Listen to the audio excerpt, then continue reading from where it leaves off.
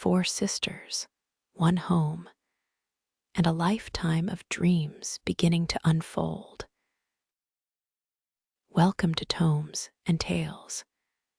This is Little Women by Louisa May Alcott, the cherished story of the March sisters as they grow through love, loss, ambition, and the quiet strength of family. Settle in for a heartfelt classic about childhood, character, and the journey into womanhood. Chapter 1. Playing Pilgrims. Christmas won't be Christmas without any presents, grumbled Joe, lying on the rug. It's so dreadful to be poor, sighed Meg, looking down at her old dress. I don't think it's fair for some girls to have plenty of pretty things, and other girls nothing at all, added little Amy, with an injured sniff. We've got father and mother, and each other, said Bate contentedly from her corner. The 4 young faces on which the firelight shone brightened at the cheerful words, but darkened again as Joe said sadly, We haven't got father, and shall not have him for a long time. She didn't say, perhaps never, but each silently added it, thinking of father far away where the fighting was. Nobody spoke for a minute. Then Meg said in an altered tone, You know the reason Mother proposed not having any presents this Christmas was because it is going to be a hard winter for everyone, and she thinks we ought not to spend money for pleasure when our men are suffering so in the army. We can't do much, but we can make our little sacrifices, and ought to do it gladly. But I am afraid I don't. And Meg shook her head as she thought regretfully of all the pretty things she wanted. But I don't think the little we should spend would do any good. We've each got $1, and the army wouldn't be much helped by our giving that.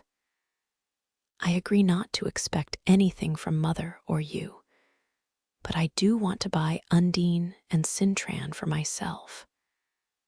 I've wanted it so long, said Joe, who was a bookworm. I plan to spend mine in new music, said Bate, with a little sigh, which no one heard but the hearth brush and kettle holder. I shall get a nice box of Faber's drawing pencils. I really need them, said Amy decidedly. Mother didn't say anything about our money, and she won't wish us to give up everything. Let's each buy what we want and have a little fun. I'm sure we work hard enough to earn it, cried Joe, examining the heels of her shoes in a gentlemanly manner. I know I do, teaching those tiresome children nearly all day. When I'm longing to enjoy myself at home, began Meg, in the complaining tone again. You don't have half such a hard time as I do, said Joe.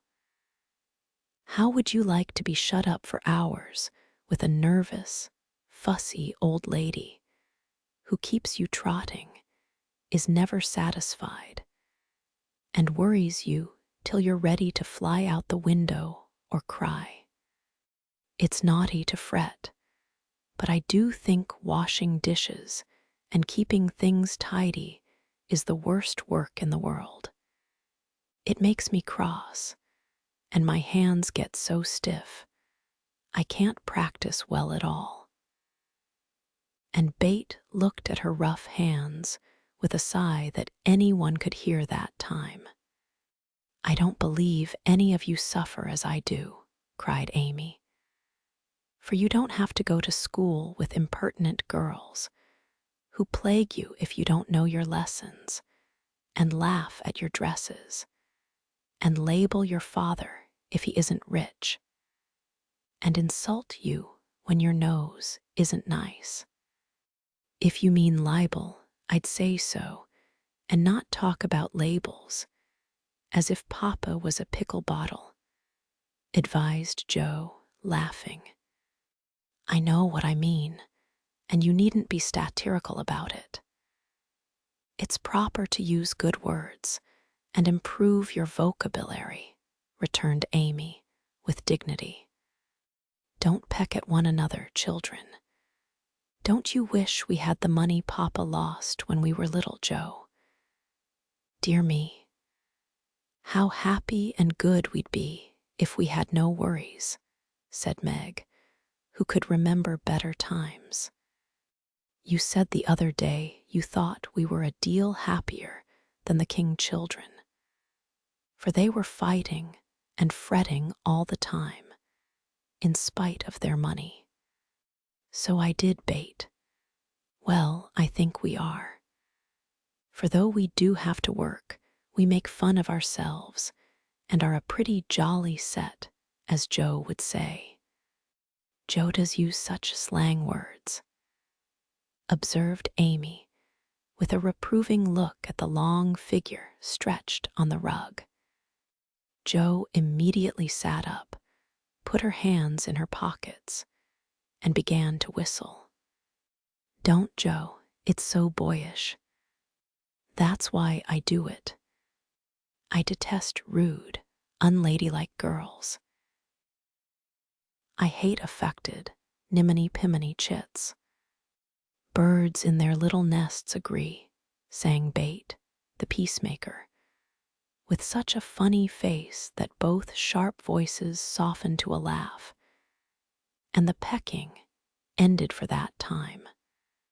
"Really, girls, you are both to be blamed," said Meg, beginning to lecture in her elder sisterly fashion.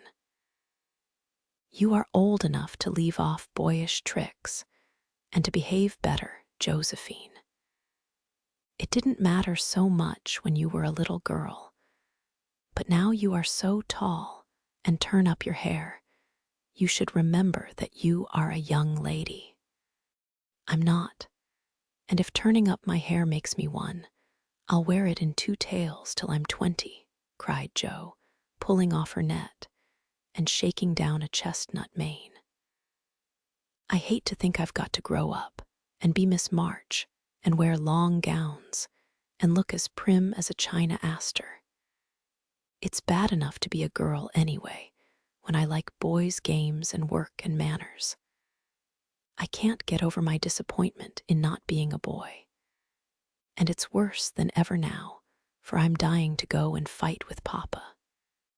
And I can only stay home and knit, like a poky old woman."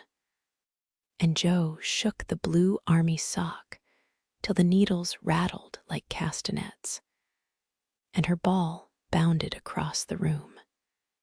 "Poor Joe, it's too bad, but it can't be helped.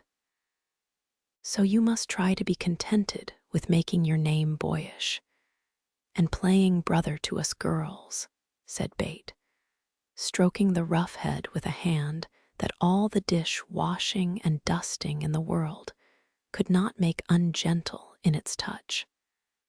"As for you, Amy," continued Meg, "you are altogether too particular and prim. Your airs are funny now, but you'll grow up an affected little goose if you don't take care. I like your nice manners and refined ways of speaking when you don't try to be elegant. But your absurd words are as bad as Joe's slang. If Joe is a tomboy and Amy a goose, what am I, please?" asked Bate, ready to share the lecture. "You're a dear and nothing else," answered Meg warmly, and no one contradicted her, for the mouse was the pet of the family. As young readers like to know how people look, we will take this moment to give them a little sketch of the 4 sisters who sat knitting away in the twilight while the December snow fell quietly without and the fire crackled cheerfully within. It was a comfortable room, though the carpet was faded and the furniture very plain, for a good picture or two hung on the walls.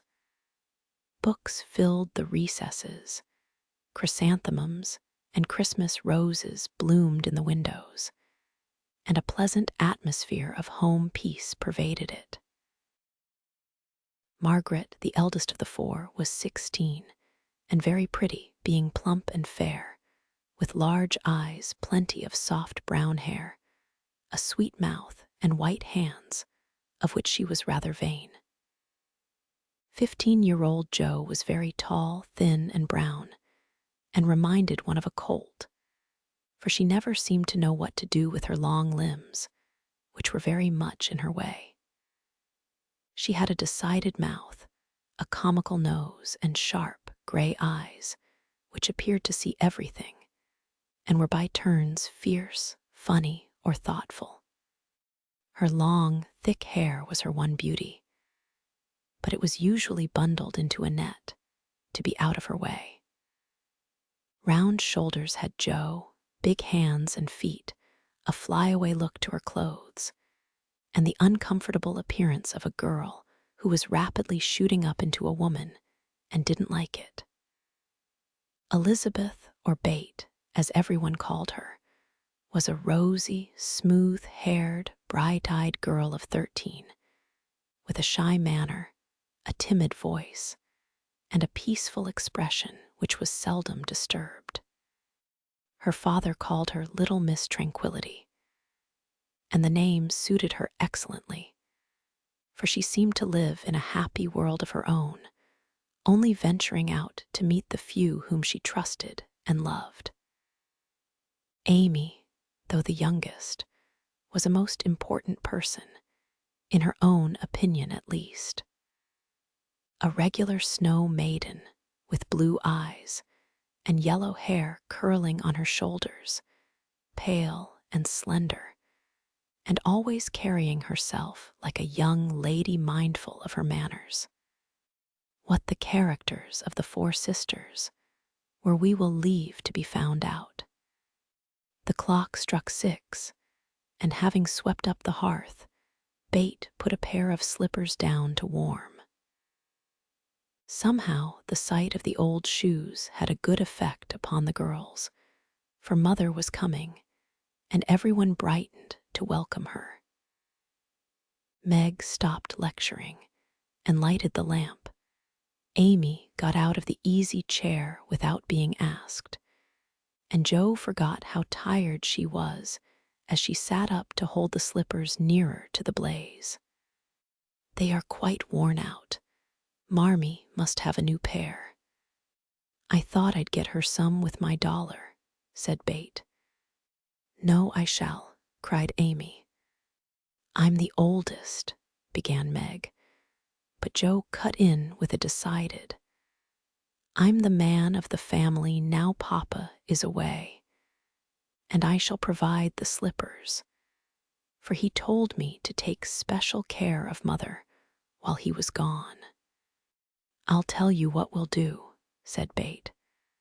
"Let's each get her something for Christmas and not get anything for ourselves." "That's like you, dear. What will we get?" exclaimed Jo. Everyone thought soberly for a minute. Then Meg announced, as if the idea was suggested by the sight of her own pretty hands, "I shall give her a nice pair of gloves." "Army shoes, best to be had," cried Jo. "Some handkerchiefs, all hemmed," said Bate. "I'll get a little bottle of cologne. She likes it, and it won't cost much, so I'll have some left to buy my pencils," added Amy. "How will we give the things?" asked Meg. "Put them on the table, and bring her in and see her open the bundles. Don't you remember how we used to do on our birthdays?" answered Jo. "I used to be so frightened when it was my turn to sit in the chair with the crown on, and see you all come marching round to give the presents, with a kiss. I liked the things and the kisses, but it was dreadful to have you sit looking at me while I opened the bundles," said Bate, who was toasting her face and the bread for tea at the same time. "Let Marmee think we are getting things for ourselves, and then surprise her. We must go shopping tomorrow afternoon, Meg. There is so much to do about the play for Christmas night," said Jo, marching up and down with her hands behind her back and her nose in the air. "I don't mean to act any more after this time. I'm getting too old for such things," observed Meg, who was as much a child as ever about dressing up frolics. "You won't stop, I know, as long as you can trail round in a white gown with your hair down and wear gold paper jewelry. You are the best actress we've got, and there'll be an end of everything if you quit the boards," said Jo. "We ought to rehearse tonight. Come here, Amy, and do the fainting scene, for you are as stiff as a poker in that." "I can't help it. I never saw anyone faint, and I don't choose to make myself all black and blue, tumbling flat as you do. If I can go down easily, I'll drop. If I can't, I shall fall into a chair and be graceful."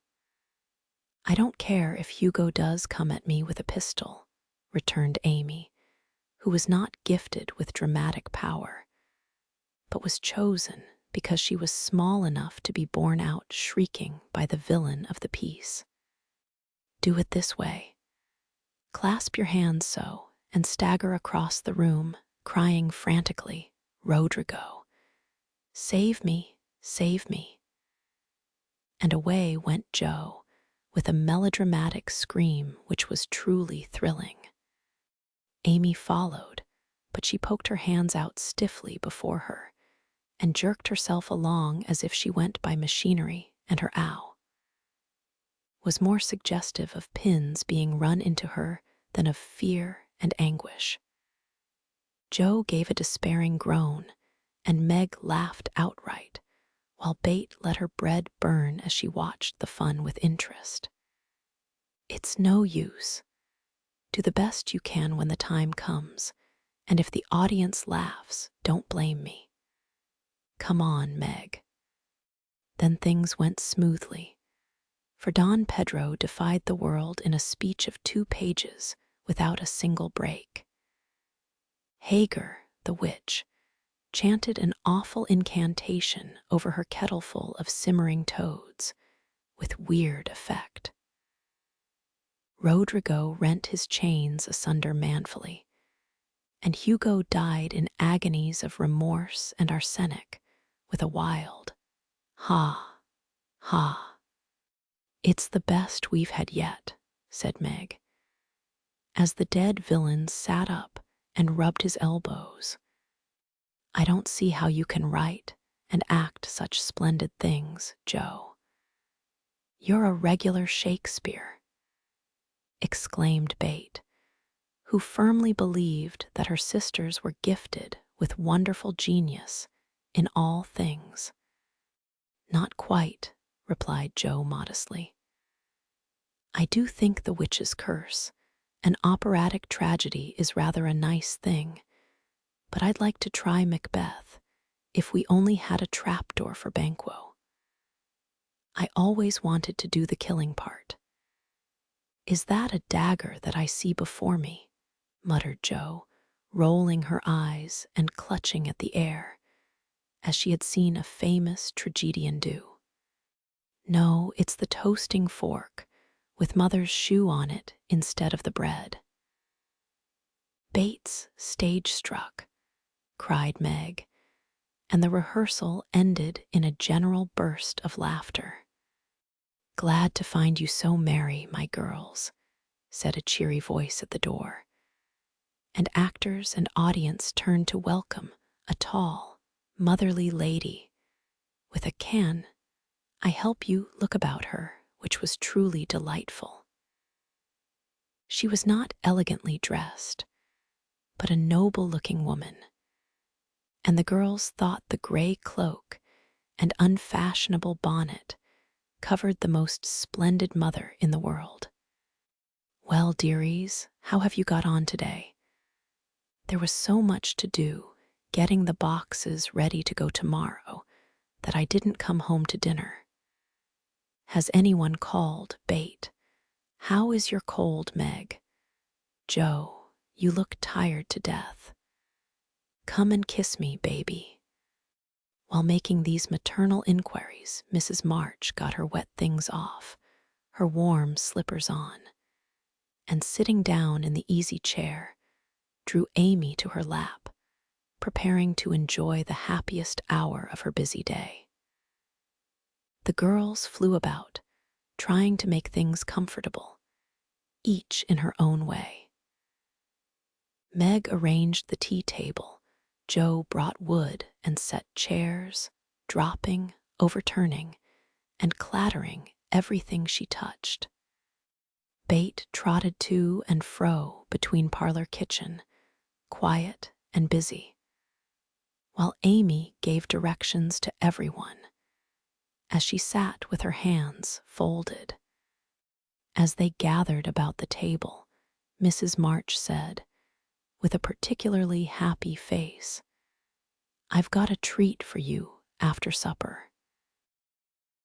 A quick, bright smile went round like a streak of sunshine. Bate clapped her hands, regardless of the biscuit she held, and Joe tossed up her napkin, crying, "A letter, a letter. 3 cheers for father. Yes, a nice long letter. He is well, and thinks he shall get through the cold season better than we feared. He sends all sorts of loving wishes for Christmas, and an especial message to you girls," said Mrs. March, patting her pocket as if she had got a treasure there. "Hurry and get done. Don't stop to quirk your little finger and simper over your plate, Amy," cried Joe, choking on her tea and dropping her bread, butter side down, on the carpet in her haste to get at the treat. Bate ate no more, but crept away to sit in her shadowy corner and brood over the delight to come, till the others were ready. I think it was so splendid in father to go as chaplain when he was too old to be drafted, and not strong enough for a soldier, said Meg warmly. Don't I wish I could go as a drummer, a Vivan, what's its name? Or a nurse, so I could be near him and help him, exclaimed Joe with a groan. It must be very disagreeable to sleep in a tent and eat all sorts of bad-tasting things, and drink out of a tin mug, sighed Amy. When will he come home, Marmee? Asked Bate, with a little quiver in her voice. Not for many months, dear, unless he is sick. He will stay and do his work faithfully as long as he can, and we won't ask for him back a minute sooner than he can be spared. Now come and hear the letter. They all drew to the fire, Mother in the big chair with Bate at her feet, Meg and Amy perched on either arm of the chair, and Joe leaning on the back, where no one would see any sign of emotion if the letter should happen to be touching. Very few letters were written in those hard times that were not touching, especially those which father sent home. In this, one little was said of the hardships endured, the dangers faced, or the homesickness conquered. It was a cheerful, hopeful letter, full of lively descriptions of camp life, marches, and military news. And only at the end did the writer's heart overflow with fatherly love and longing for the little girls at home. Give them all of my dear love and a kiss. Tell them I think of them by day, pray for them by night, and find my best comfort in their affection at all times. A year seems very long to wait before I see them, but remind them that while we wait we may all work, so that these hard days need not be wasted. I know they will remember all I said to them, that they will be loving children to you, will do their duty faithfully, fight their bosom enemies bravely, and conquer themselves so beautifully that when I come back to them, I may be fonder and prouder than ever of my little women. Everybody sniffed when they came to that part. Jo wasn't ashamed of the great tear that dropped off the end of her nose, and Amy never minded the rumpling of her curls as she hid her face on her mother's shoulder and sobbed out, "I am a selfish girl, but I'll truly try to be better, so he mayn't be disappointed in me by and by." "We all will," cried Meg. "I think too much of my looks and hate to work, but won't any more if I can help it.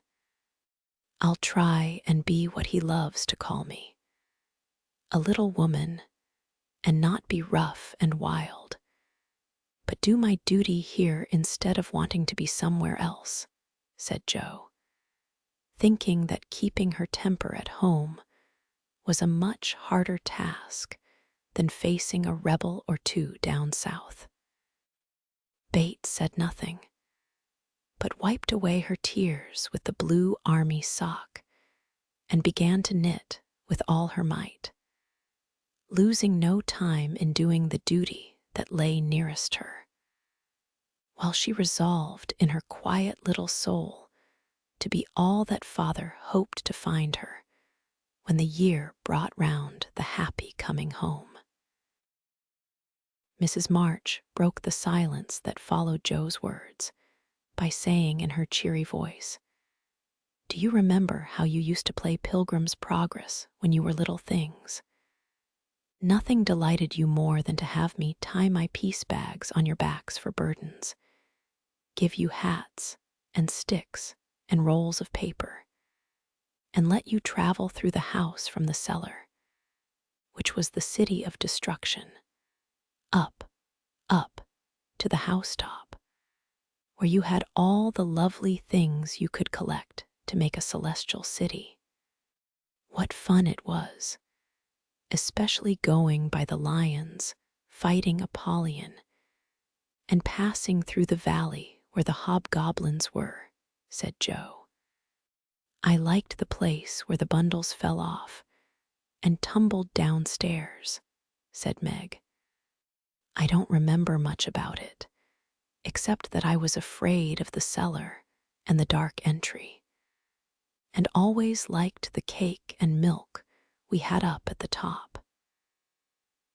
If I wasn't too old for such things, I'd rather like to play it over again," said Amy, who began to talk of renouncing childish things at the mature age of 12. "We never are too old for this, my dear, because it is a play we are playing all the time in one way or another. Our burdens are here, our road is before us, and the longing for goodness and happiness is the guide that leads us through many troubles and mistakes to the peace which is a true celestial city. Now, my little pilgrims, suppose you begin again, not in play, but in earnest, and see how far on you can get before Father comes home." "Really, Mother, where are our bundles?" asked Amy, who was a very literal young lady. "Each of you told what your burden was just now, except Bate." "I rather think she hasn't got any," said her mother. "Yes, I have.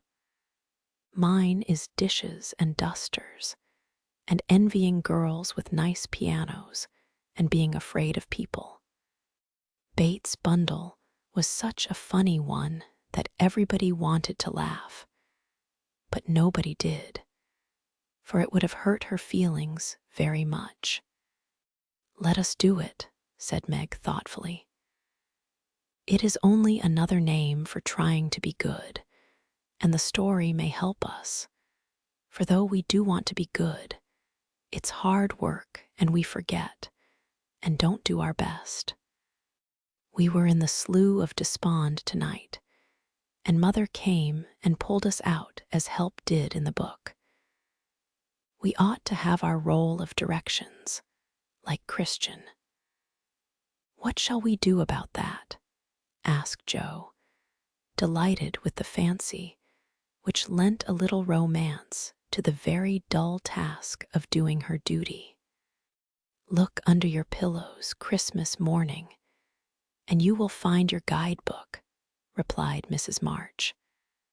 They talked over the new plan while old Hannah cleared the table. Then out came the 4 little work baskets, and the needles flew as the girls made sheets for Aunt March.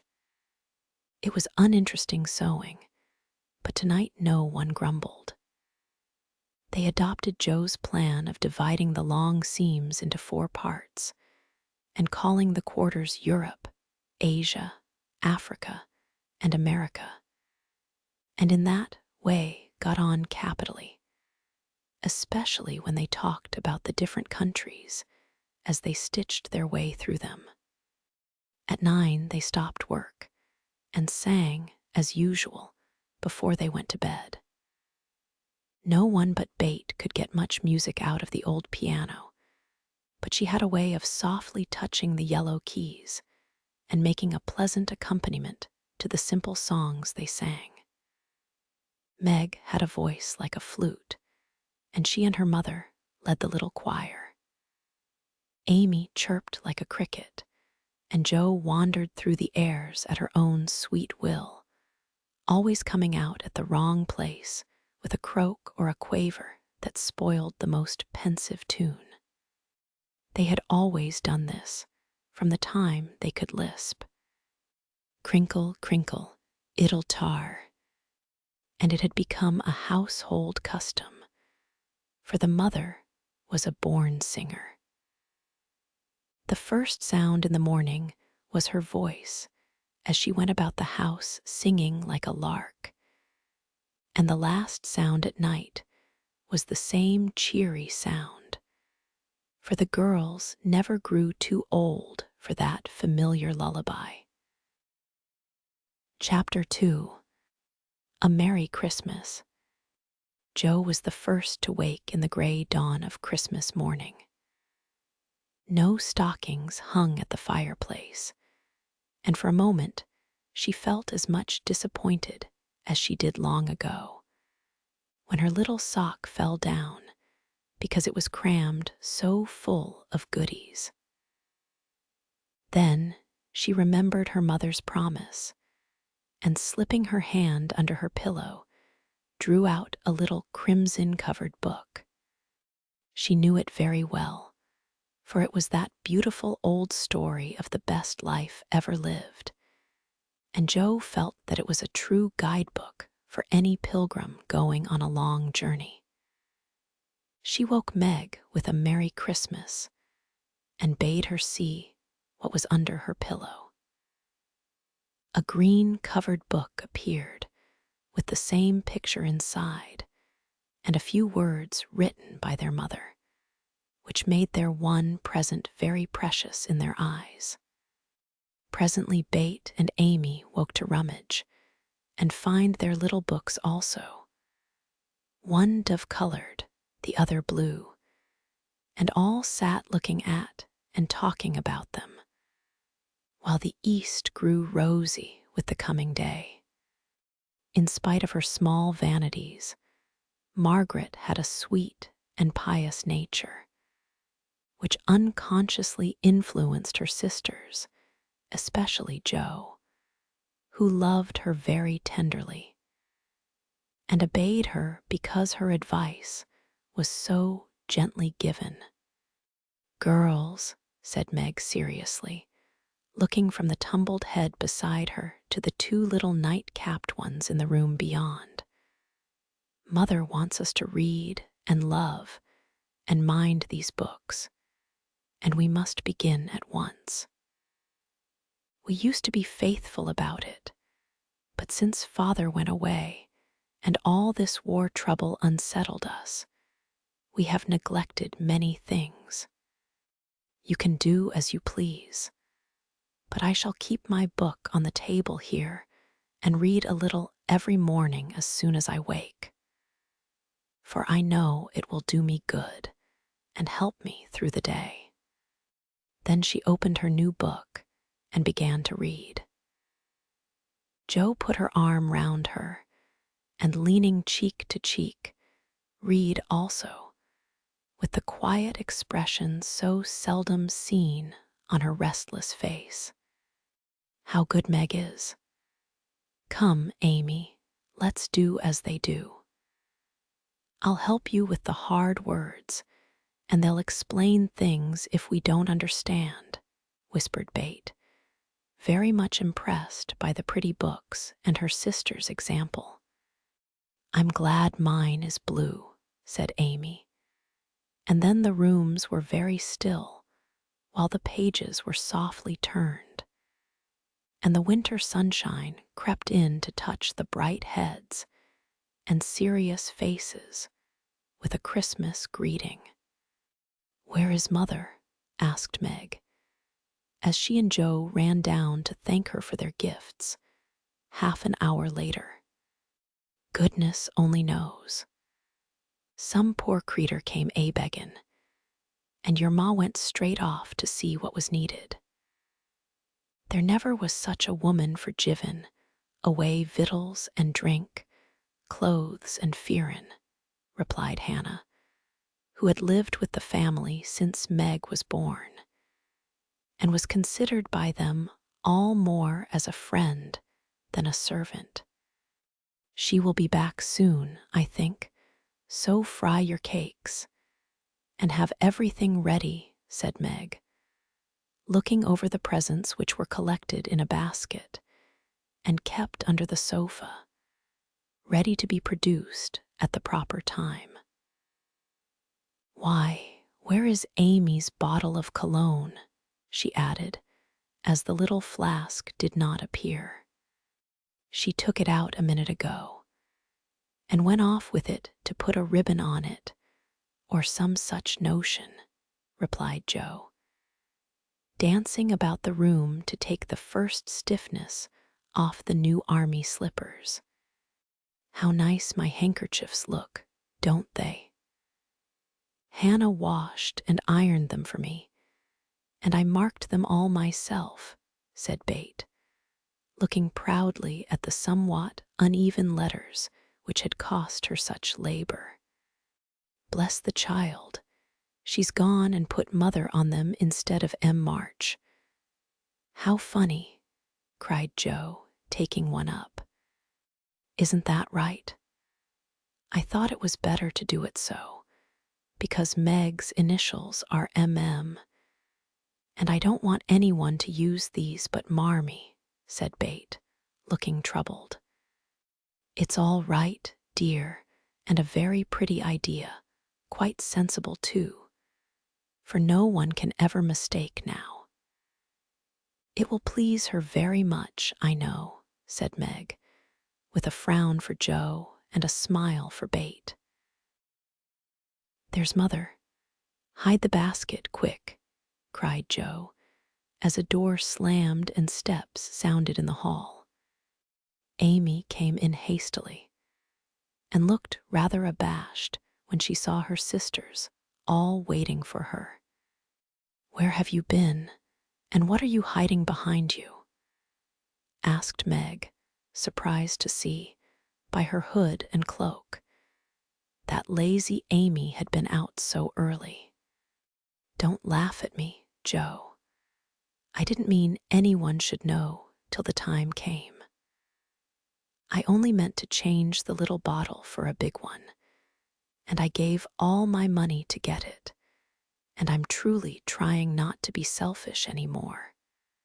As she spoke, Amy showed the handsome flask which replaced the cheap one, and looked so earnest and humble in her little effort to forget herself that Meg hugged her on the spot, and Joe pronounced her a trump, while Bate ran to the window and picked her finest rose to ornament the stately bottle. You see, I felt ashamed of my present after reading and talking about being good this morning. So I ran round the corner and changed it the minute I was up. And I'm so glad, for mine is the handsomest now. Another bang of the street door sent the basket under the sofa, and the girls to the table, eager for breakfast. "Merry Christmas, Marmee," many of them. "Thank you for our books. We read some and mean to every day," they all cried in chorus. "Merry Christmas, little daughters. I'm glad you began at once and hope you will keep on. But I want to say one word before we sit down. Not far away from here lies a poor woman with a little newborn baby. 6 children are huddled into one bed to keep from freezing, for they have no fire. There is nothing to eat over there, and the oldest boy came to tell me they were suffering hunger and cold. My girls, will you give them your breakfast as a Christmas present?" They were all unusually hungry, having waited nearly an hour. And for a minute, no one spoke, only a minute, for Joe exclaimed impetuously, "I'm so glad you came before we began. May I go and help carry the things to the poor little children?" asked Bate eagerly. "I shall take the cream and the muffins," added Amy, heroically giving up the article she most liked. Meg was already covering the buckwheats and piling the bread into one big plate. "I thought you'd do it," said Mrs. March, smiling as if satisfied. "You shall all go and help me, and when we come back, we will have bread and milk for breakfast and make it up at dinner time."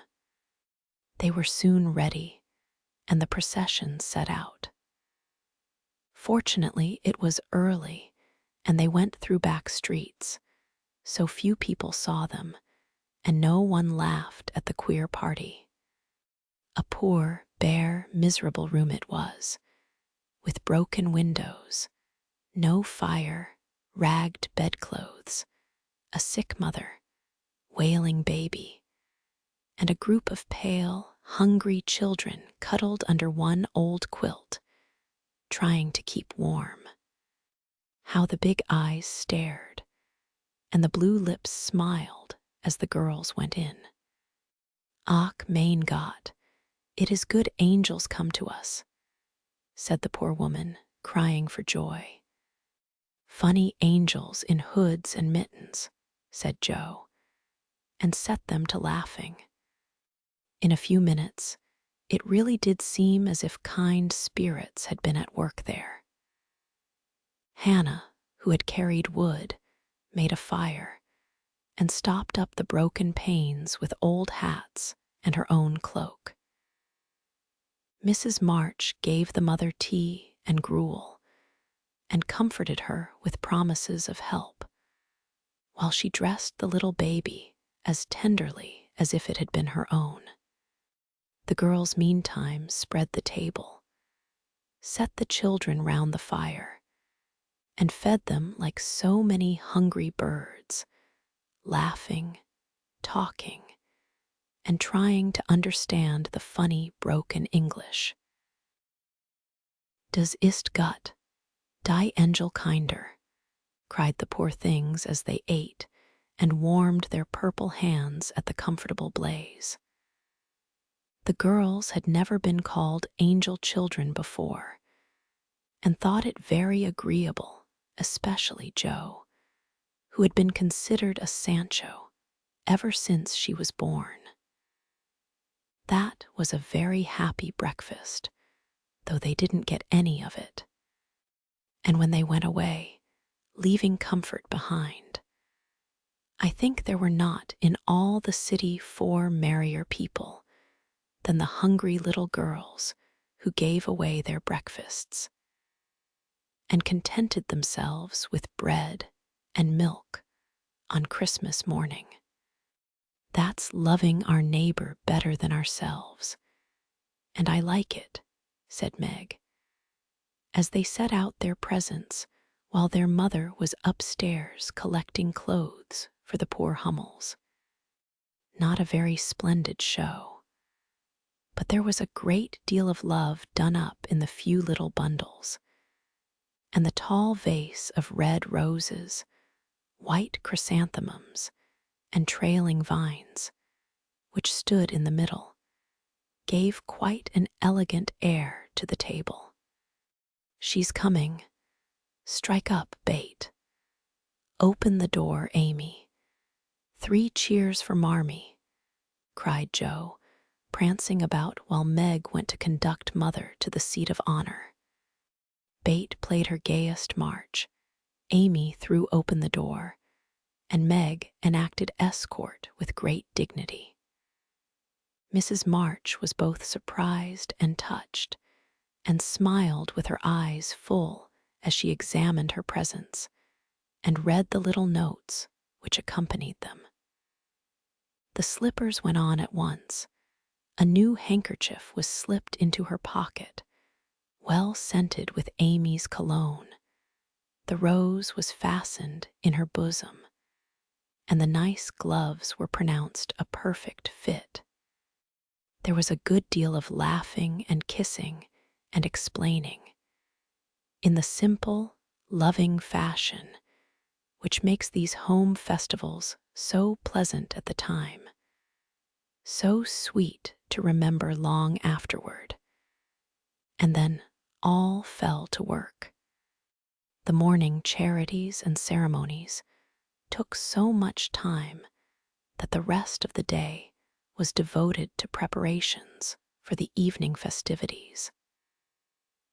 Being still too young to go often to the theater, and not rich enough to afford any great outlay for private performances, the girls put their wits to work, and necessity being the mother of invention, made whatever they needed. Very clever were some of their productions: pasteboard guitars, antique lamps made of old-fashioned butter boats covered with silver paper, gorgeous robes of old cotton, glittering with tin spangles from a pickle factory, and armor covered with the same useful diamond-shaped bits left in sheets when the lids of preserve pots were cut out. The big chamber was the scene of many innocent revels. No gentlemen were admitted, so Jo played male parts to her heart's content, and took immense satisfaction in a pair of russet leather boots given her by a friend, who knew a lady who knew an actor. These boots, an old foil, and a slashed doublet once used by an artist for some picture, were Jo's chief treasures, and appeared on all occasions. The smallness of the company made it necessary for the 2 principal actors to take several parts apiece, and they certainly deserved some credit for the hard work they did in learning 3 or 4 different parts, whisking in and out of various costumes, and managing the stage besides. It was excellent drill for their memories, a harmless amusement, and employed many hours which otherwise would have been idle, lonely, or spent in less profitable society. On Christmas night, a dozen girls piled onto the bed, which was the dress circle, and sat before the blue and yellow chintz curtains in a most flattering state of expectancy. There was a good deal of rustling and whispering behind the curtain, a trifle of lamp smoke, and an occasional giggle from Amy, who was apt to get hysterical in the excitement of the moment. Presently a bell sounded, the curtains flew apart, and the operatic tragedy began. A gloomy wood, according to the one playbill, was represented by a few shrubs in pots, green baize on the floor, and a cave in the distance. This cave was made with a clothes horse for a roof, bureaus for walls, and in it was a small furnace in full blast, with a black pot on it and an old witch bending over it. The stage was dark, and the glow of the furnace had a fine effect, especially as real steam issued from the kettle when the witch took off the cover. A moment was allowed for the first thrill to subside. Then Hugo, the villain, stalked in with a clanking sword at his side, a slouching hat, black beard, mysterious cloak, and the boots. After pacing to and fro in much agitation, he struck his forehead and burst out in a wild strain, singing of his hatred for Rodrigo, his love for Zara, and his pleasing resolution to kill the one and win the other. The gruff tones of Hugo's voice, with an occasional shout when his feelings overcame him, were very impressive, and the audience applauded the moment he paused for breath. Bowing with the air of one accustomed to public praise, he stole to the cavern and ordered Hagar to come forth with a commanding, "What ho, minion! I need thee." Out came Meg, with gray horsehair hanging about her face, a red and black robe, a staff, and cabalistic signs upon her cloak. Hugo demanded a potion to make Zara adore him, and one to destroy Rodrigo. Hagar, in a fine dramatic melody, promised both, and proceeded to call up the spirit who would bring the love philter. "Hither, hither from thy home, airy sprite, I bid thee come. Born of roses, fed on dew, charms and potions canst thou brew. Bring me here with elfin speed the fragrant philter which I need. Make it sweet and swift and strong, spirit, answer now my song." A soft strain of music sounded, and then at the back of the cave appeared a little figure in cloudy white, with glittering wings, golden hair, and a garland of roses on its head. Waving a wand, it sang, "Hither I come from my airy home, afar in the silver moon. Take the magic spell, and use it well, or its power will vanish soon." And dropping a small, gilded bottle at the witch's feet, the spirit vanished. Another chant from Hagar produced another apparition, not a lovely one, for with a bang an ugly black imp appeared, and having croaked a reply, tossed a dark bottle at Hugo and disappeared with a mocking laugh. Having warbled his thanks and put the potions in his boots, Hugo departed, and Hagar informed the audience that as he had killed a few of her friends in times past, she had cursed him and intends to thwart his plans and be revenged on him. Then the curtain fell, and the audience reposed and ate candy while discussing the merits of the play. A good deal of hammering went on before the curtain rose again. But when it became evident what a masterpiece of stage carpentry had been got up, no one murmured at the delay. It was truly superb. A tower rose to the ceiling. Halfway up appeared a window with a lamp burning in it, and behind the white curtain appeared Zara in a lovely blue and silver dress, waiting for Rodrigo.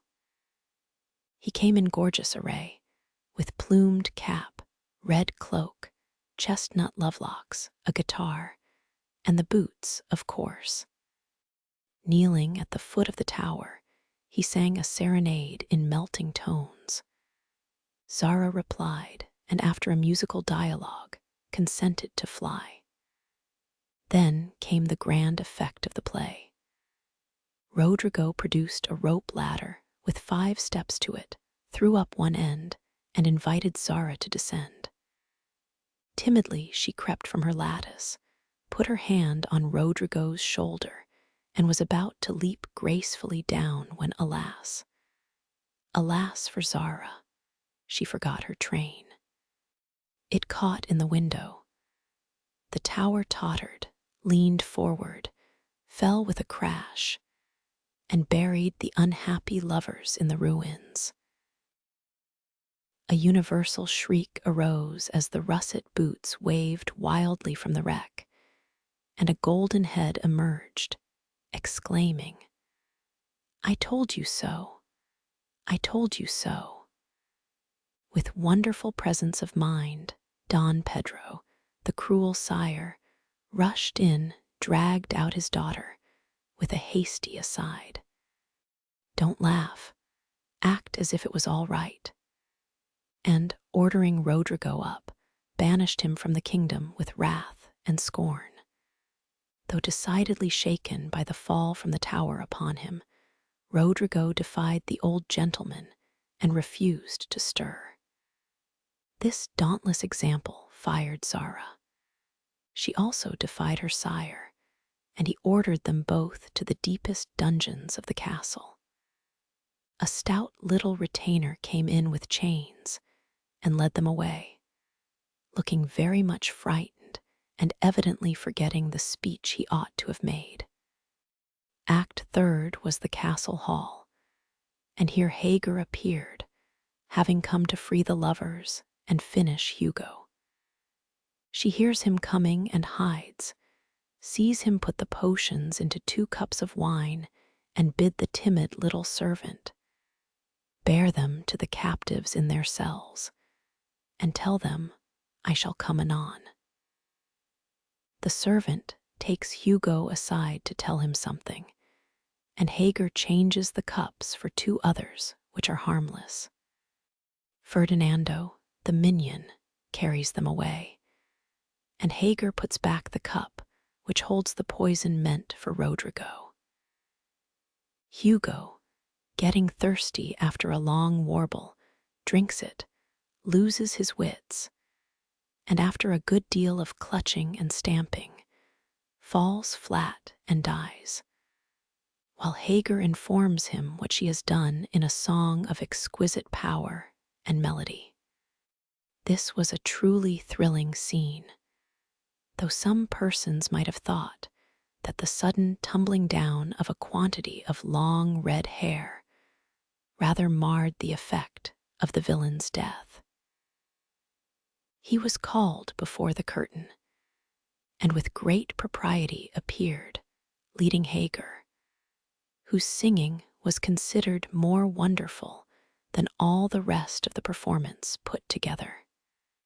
Act fourth displayed the despairing Rodrigo on the point of stabbing himself because he has been told that Zara has deserted him. Just as the dagger is at his heart, a lovely song is sung under his window, informing him that Zara is true but in danger, and he can save her if he will. A key is thrown in, which unlocks the door, and in a spasm of rapture, he tears off his chains and rushes away to find and rescue his lady love. Act Fifth opened with a stormy scene between Zara and Don Pedro.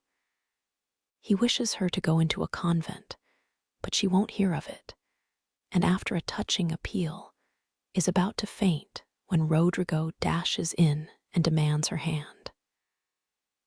Don Pedro refuses because he is not rich. They shout and gesticulate tremendously, but cannot agree, and Rodrigo is about to bear away the exhausted Zara when the timid servant enters with a letter and a bag from Hagar, who has mysteriously disappeared. The latter informs the party that she bequeaths untold wealth to the young pair and an awful doom to Don Pedro if he doesn't make them happy. The bag is opened, and several quarts of tin money shower down upon the stage till it is quite glorified with the glitter. This entirely softens the stern sire. He consents without a murmur. All join in a joyful chorus, and the curtain falls upon the lovers kneeling to receive Don Pedro's blessing in attitudes of the most romantic grace. Tumultuous applause followed, but received an unexpected check, for the cot bed, on which the dress circle was built, suddenly shut up and extinguished the enthusiastic audience. Rodrigo and Don Pedro flew to the rescue, and all were taken out unhurt, though many were speechless with laughter. The excitement had hardly subsided when Hannah appeared, with Mrs. March's compliments, and would the ladies walk down to supper. This was a surprise even to the actors, and when they saw the table, they looked at one another in rapturous amazement.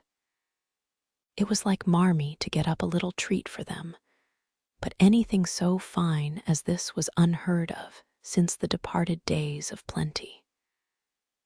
There was ice cream, actually 2 dishes of it, pink and white, and cake and fruit, and distracting French bonbons, and in the middle of the table, 4 great bouquets of hothouse flowers.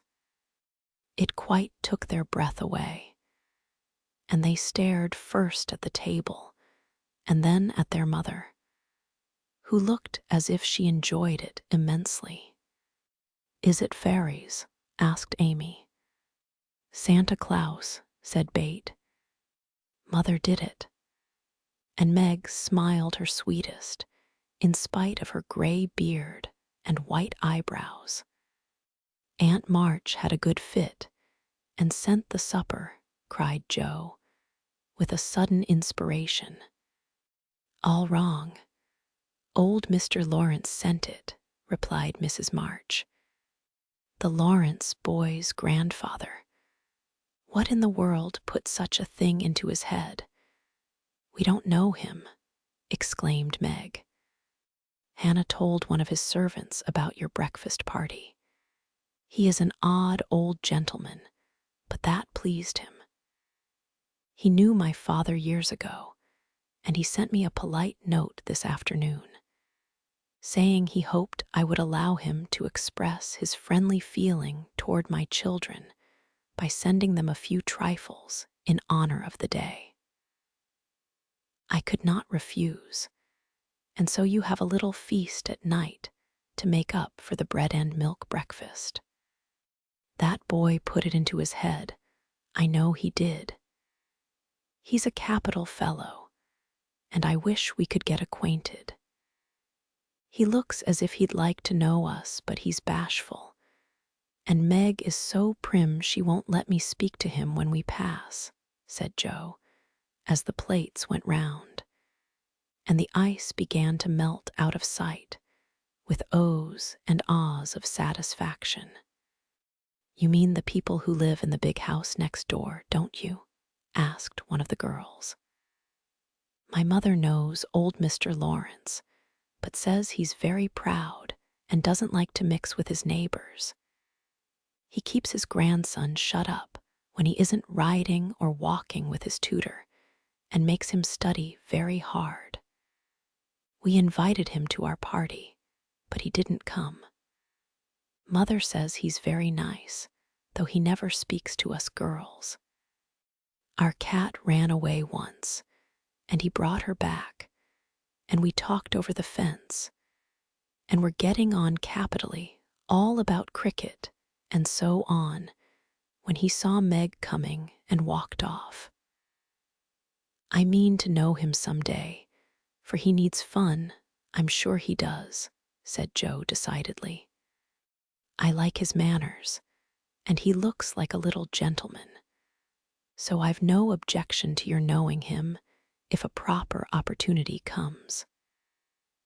He brought the flowers himself, and I should have asked him in if I had been sure what was going on upstairs. He looked so wistful as he went away, hearing the frolic and evidently having none of his own. It's a mercy you didn't, Mother, laughed Joe, looking at her boots. But we'll have another play sometime that he can see. Perhaps he'll help act.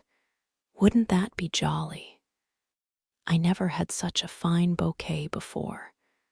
How pretty it is. And Meg examined her flowers with great interest. They are lovely. But Bates' roses are sweeter to me, said Mrs. March, smelling the half-dead posy in her belt. Bate nestled up to her and whispered softly, I wish I could send my bunch to Father. I'm afraid he isn't having such a Merry Christmas as we are. Chapter 3. The L-A-U-R-E-N-C Boy. Joe, where are you? Cried Meg at the foot of the garret stairs. Here, answered a husky voice from above, and running up, Meg found her sister eating apples and crying over the air of Redcliffe, wrapped up in a comforter on an old three-legged sofa by the sunny window. This was Jo's favorite refuge, and here she loved to retire with half a dozen russets and a nice book, to enjoy the quiet and the society of a pet rat who lived nearby and didn't mind her a particle. As Meg appeared, Scrabble whisked into his hole. Jo shook the tears off her cheeks and waited to hear the news. Such fun! Only see. A regular note of invitation from Mrs. Gardiner for tomorrow night, cried Meg, waving the precious paper, and then proceeding to read it with girlish delight. Mrs. Gardiner would be happy to see Miss March and Miss Josephine at a little dance on New Year's Eve. Marmee is willing we should go. Now, what shall we wear? What's the use of asking that, when you know we shall wear our poplins, because we haven't got anything else? Answered Jo, with her mouth full. If I only had a silk, sighed Meg. Mother says I may when I'm 18 perhaps, but 2 years is an everlasting time to wait. I'm sure our pops look like silk, and they are nice enough for us. Yours is as good as new, but I forgot the burn and the tear in mine. Whatever shall I do? The burn shows badly, and I can't take any out. You must sit still all you can and keep your back out of sight. The front is all right. I shall have a new ribbon for my hair, and Marmee will lend me her little pearl pin, and my new slippers are lovely, and my gloves will do, though they aren't as nice as I'd like. Mine are spoiled with lemonade, and I can't get any new ones, so I shall have to go without, said Jo, who never troubled herself much about dress. You must have gloves, or I won't go, cried Meg decidedly. gloves are more important than anything else. You can't dance without them, and if you don't, I should be so mortified. Then I'll stay still. I don't care much for company dancing. It's no fun to go sailing round. I like to fly about and cut capers. You can't ask Mother for new ones. They are so expensive, and you are so careless. She said when you spoiled the others that she shouldn't get you any more this winter. Can't you make them do? I can hold them crumpled up in my hand, so no one will know how stained they are. That's all I can do. No, I'll tell you how we can manage. Each wear one good one and carry a bad one. Don't you see? Your hands are bigger than mine, and you will stretch my glove dreadfully, began Meg, whose gloves were a tender point with her. Then I'll go without. I don't care what people say, cried Jo, taking up her book. You may have it, you may. Only don't stain it, and do behave nicely. Don't put your hands behind you, or stare, or say Christopher Columbus. Will you? Don't worry about me. I'll be as prim as I can and not get into any scrapes, if I can help it. Now go and answer your note, and let me finish this splendid story. So Meg went away to accept with thanks, look over her dress, and sing blithely as she did up her one real lace frill, while Jo finished her story, her 4 apples, and had a game of romps with Scrabble. On New Year's Eve, the parlor was deserted, for the 2 younger girls played dressing maids, and the 2 elder were absorbed in the all-important business of getting ready for the party. Simple as the toilets were, there was a great deal of running up and down, laughing and talking, and at one time a strong smell of burned hair pervaded the house. Meg wanted a few curls about her face, and Jo undertook to pinch the papered locks with a pair of hot tongs. Ought they to smoke like that? Asked Bate from her perch on the bed. It's the dampness drying, replied Jo. What a queer smell. It's like burned feathers, observed Amy, smoothing her own pretty curls with a superior air. There, now I'll take off the papers, and you'll see a cloud of little ringlets, said Jo, putting down the tongs.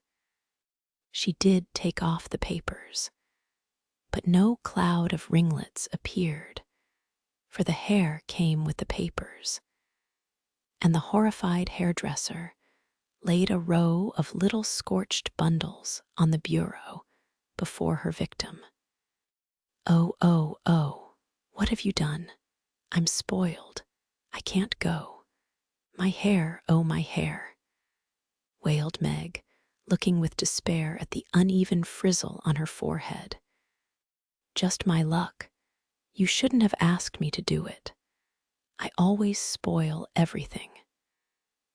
I'm so sorry, but the tongs were too hot, and so I've made a mess, groaned poor Jo, regarding the little black pancakes with tears of regret. It isn't spoiled. Just frizzle it, and tie your ribbon so the ends come on your forehead a bit, and it will look like the last fashion. I've seen many girls do it so, said Amy consolingly. Serves me right for trying to be fine. I wish I'd let my hair alone, cried Meg petulantly. So do I. It was so smooth and pretty. But it will soon grow out again, said Bate, coming to kiss and comfort the shorn sheep. After various lesser mishaps, Meg was finished at last, and by the united exertions of the entire family, Jo's hair was got up and her dress on.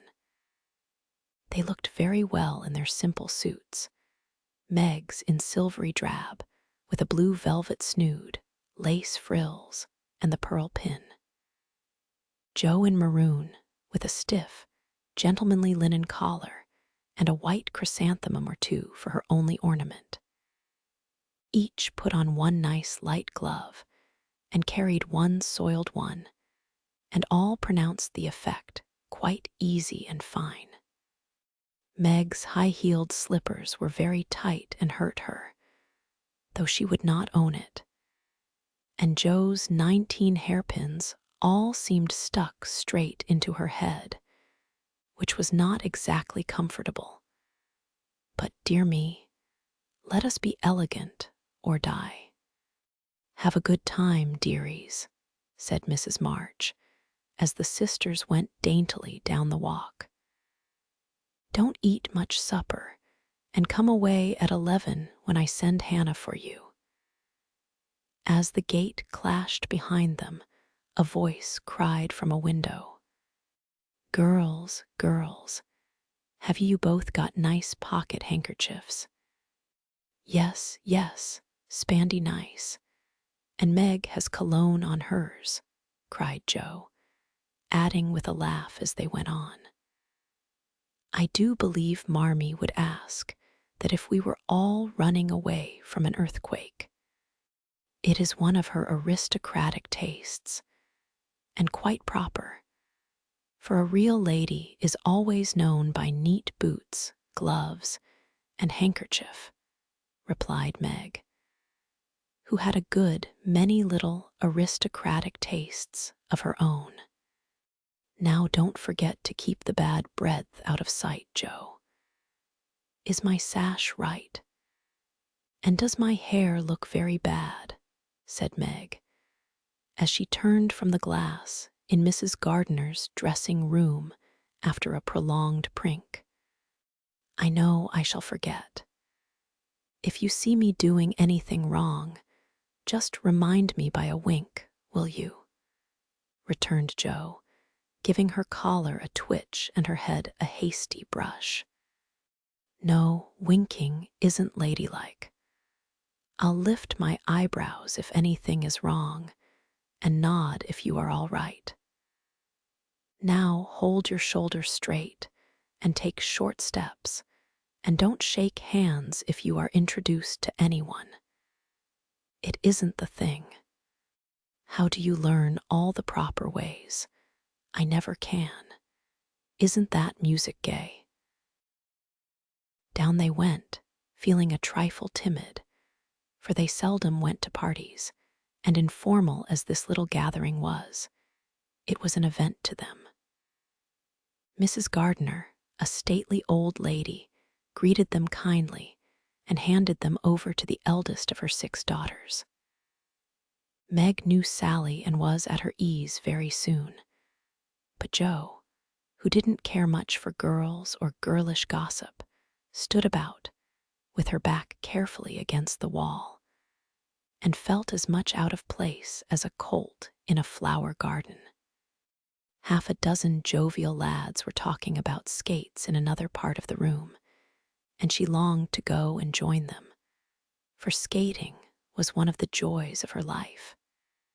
She telegraphed her wish to Meg, but the eyebrows went up so alarmingly that she dared not stir. No one came to talk to her, and one by one the group dwindled away till she was left alone.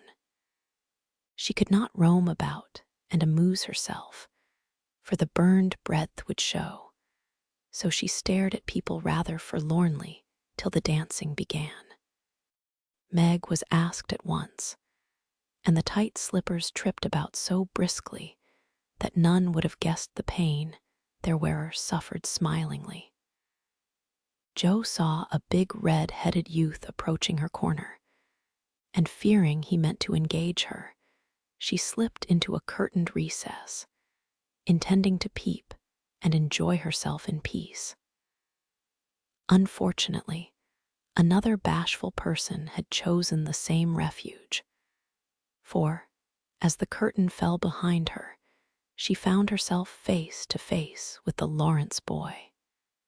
"Dear me, I didn't know anyone was here," stammered Jo, preparing to back out as speedily as she had bounced in. But the boy laughed and said pleasantly, though he looked a little startled, "Don't mind me. Stay if you like. Shan't I disturb you?" "Not a bit. I only came here because I don't know many people and felt rather strange at first, you know. So did I. Don't go away, please, unless you'd rather." The boy sat down again and looked at his pumps till Jo said, trying to be polite and easy, "I think I've had the pleasure of seeing you before. You live near us, don't you? Next door." And he looked up and laughed outright, for Jo's prim manner was rather funny when he remembered how they had chatted about cricket when he brought the cat home. That put Jo at her ease, and she laughed too, as she said, in her heartiest way, "We did have such a good time over your nice Christmas present. Grandpa sent it, but you put it into his head, didn't you now? How is your cat, Miss March?" asked the boy, trying to look sober while his black eyes shone with fun. "Nicely, thank you, Mr. Lawrence." "But I am not Miss March. I'm only Jo," returned the young lady. "I'm not Mr. Lawrence. I'm only Laurie." "Laurie Lawrence, what an odd name. My first name is Theodore, but I don't like it, for the fellows called me Dora. So I made them say Laurie instead. I hate my name, too, so sentimental. I wish everyone would say Jo instead of Josephine. How did you make the boys stop calling you Dora?" "I thrashed 'em. I can't thrash Aunt March, so I suppose I shall have to bear it." And Jo resigned herself with a sigh. "Don't you like to dance, Miss Jo?" asked Laurie, looking as if he thought the name suited her. "I like it well enough if there is plenty of room and everyone is lively. In a place like this, I'm sure to upset something, tread on people's toes, or do something dreadful. So I keep out of mischief and let Meg sail about." "Don't you dance?" "Sometimes. You see, I've been abroad a good many years and haven't been into company enough yet to know how you do things here." "Abroad?" cried Jo. "Oh, tell me about it. I love dearly to hear people describe their travels." Laurie didn't seem to know where to begin, but Jo's eager questions soon set him going, and he told her how he had been at school in Vevey, where the boys never wore hats and had a fleet of boats on the lake. And for holiday, fun went on walking trips about Switzerland with their teachers. "Don't I wish I'd been there," cried Jo. "Did you go to Paris?" "We spent last winter there." "Can you talk French?" "We were not allowed to speak anything else at Vevey." "Do say some. I can read it but can't pronounce. Quel nom a cette jeune demoiselle, en les pantoufles jolies." "How nicely you do it. Let me see. You said, 'Who is the young lady in the pretty slippers,' didn't you?" "Oui, mademoiselle." "It's my sister Margaret, and you knew it was. Do you think she is pretty?" "Yes, she makes me think of the German girls. She looks so fresh and quiet, and dances like a lady." Jo quite glowed with pleasure at this boyish praise of her sister and stored it up to repeat to Meg. Both peeped and criticized and chatted till they felt like old acquaintances. Laurie's bashfulness soon wore off, for Jo's gentlemanly demeanor amused and set him at his ease, and Jo was her merry self again, because her dress was forgotten and nobody lifted their eyebrows at her. She liked the Lawrence boy better than ever and took several good looks at him, so that she might describe him to the girls, for they had no brothers, very few male cousins, and boys were almost unknown creatures to them. Curly black hair, brown skin, big black eyes, handsome nose, fine teeth, small hands and feet, taller than I am, very polite for a boy, and altogether jolly. Wonder how old he is. It was on the tip of Jo's tongue to ask, but she checked herself in time and, with unusual tact, tried to find out in a roundabout way. I suppose you are going to college soon. I see you pegging away at your books. No, I mean studying hard. And Jo blushed at the dreadful pegging which had escaped her. Laurie smiled, but didn't seem shocked, and answered with a shrug. Not for a year or two. I won't go before 17 anyway. Aren't you but 15? Asked Jo, looking at the tall lad, whom she had imagined 17 already. 16 next month. How I wish I was going to college. You don't look as if you liked it. I hate it. Nothing but grinding or skylarking. And I don't like the way fellows do either in this country. What do you like? To live in Italy and to enjoy myself in my own way. Jo wanted very much to ask what his own way was, but his black brows looked rather threatening as he knit them.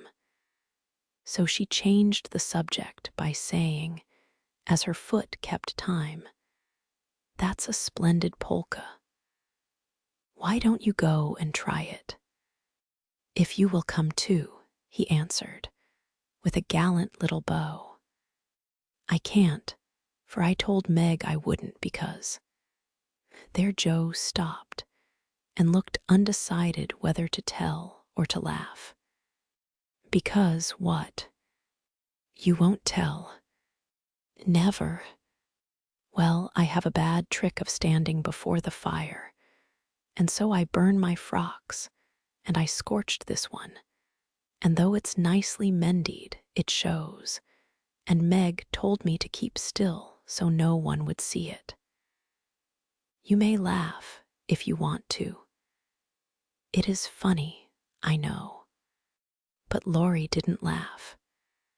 He only looked down a minute, and the expression of his face puzzled Jo when he said very gently, "Never mind that. I'll tell you how we can manage. There's a long hall out there, and we can dance grandly, and no one will see us. Please come." Jo thanked him and gladly went, wishing she had 2 neat gloves when she saw the nice, pearl-colored ones her partner wore.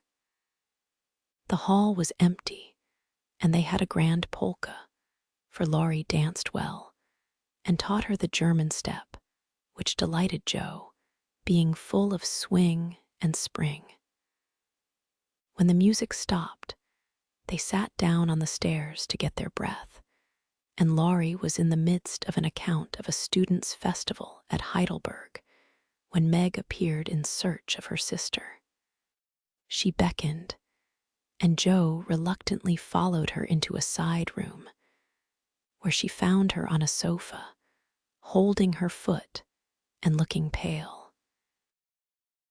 "I've sprained my ankle," That stupid high heel turned and gave me a sad wrench. It aches so, I can hardly stand, and I don't know how I'm ever going to get home, she said, rocking to and fro in pain. I knew you'd hurt your feet with those silly shoes. I'm sorry. But I don't see what you can do, except get a carriage, or stay here all night, answered Joe, softly rubbing the poor ankle as she spoke. I can't have a carriage without its costing ever so much.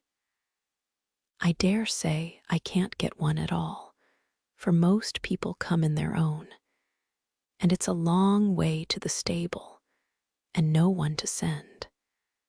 I'll go. No, indeed. It's past 9 and dark as Egypt. I can't stop here, for the house is full.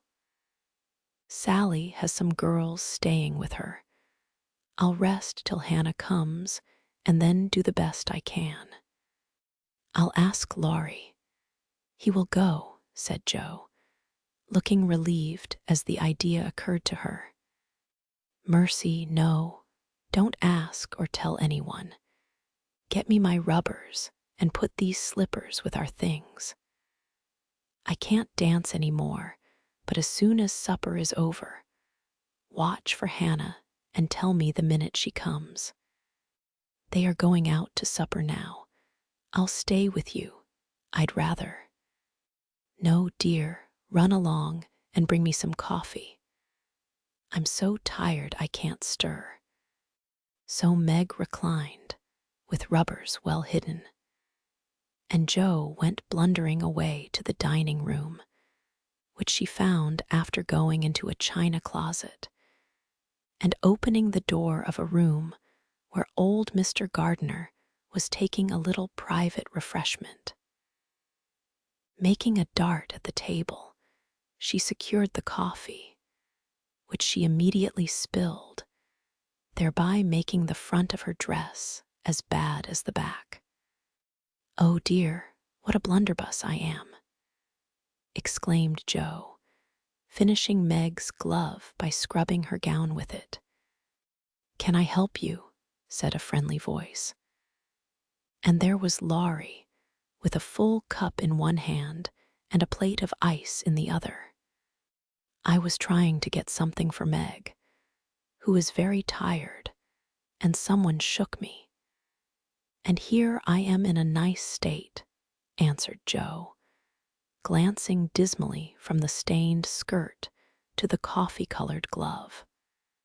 Too bad. I was looking for someone to give this to. May I take it to your sister? Oh, thank you. I'll show you where she is. I don't offer to take it myself, for I should only get into another scrape if I did. Joe led the way, and as if used to waiting on ladies, Laurie drew up a little table, brought a second installment of coffee and ice for Joe, and was so obliging that even particular Meg pronounced him a nice boy. They had a merry time over the bonbons and mottos, and were in the midst of a quiet game of buzz, with 2 or 3 other young people who had strayed in, when Hannah appeared. Meg forgot her foot and rose so quickly that she was forced to catch hold of Joe, with an exclamation of pain. Hush, don't say anything, she whispered, adding aloud, it's nothing. I turned my foot a little, that's all, and limped upstairs to put her things on. Hannah scolded, Meg cried, and Joe was at her wits' end, till she decided to take things into her own hands. Slipping out, she ran down, and finding a servant, asked if he could get her a carriage.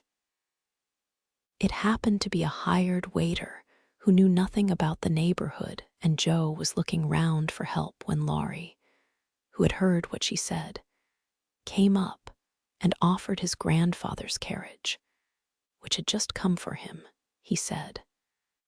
It's so early. "You can't mean to go yet," began Joe, looking relieved but hesitating to accept the offer. "I always go early, I do truly. Please let me take you home. It's all on my way, you know, and it rains, they say." That settled it, and telling him of Meg's mishap, Joe gratefully accepted and rushed up to bring down the rest of the party. Hannah hated rain as much as a cat does, so she made no trouble, and they rolled away in the luxurious close carriage, feeling very festive and elegant. Laurie went on the box so Meg could keep her foot up, and the girls talked over their party in freedom. "I had a capital time. Did you?" asked Joe, rumpling up her hair and making herself comfortable. "Yes, till I hurt myself.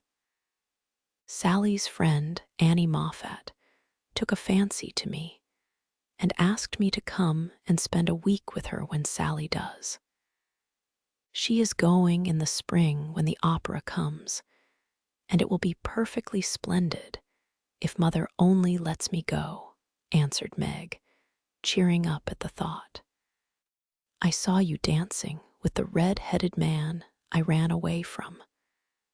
Was he nice?" "Oh, very.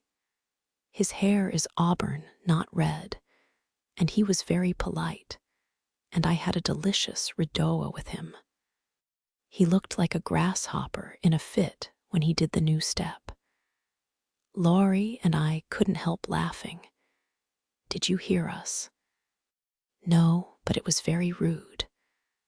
What were you about all that time, hidden away there?" Joe told her adventures, and by the time she had finished, they were at home.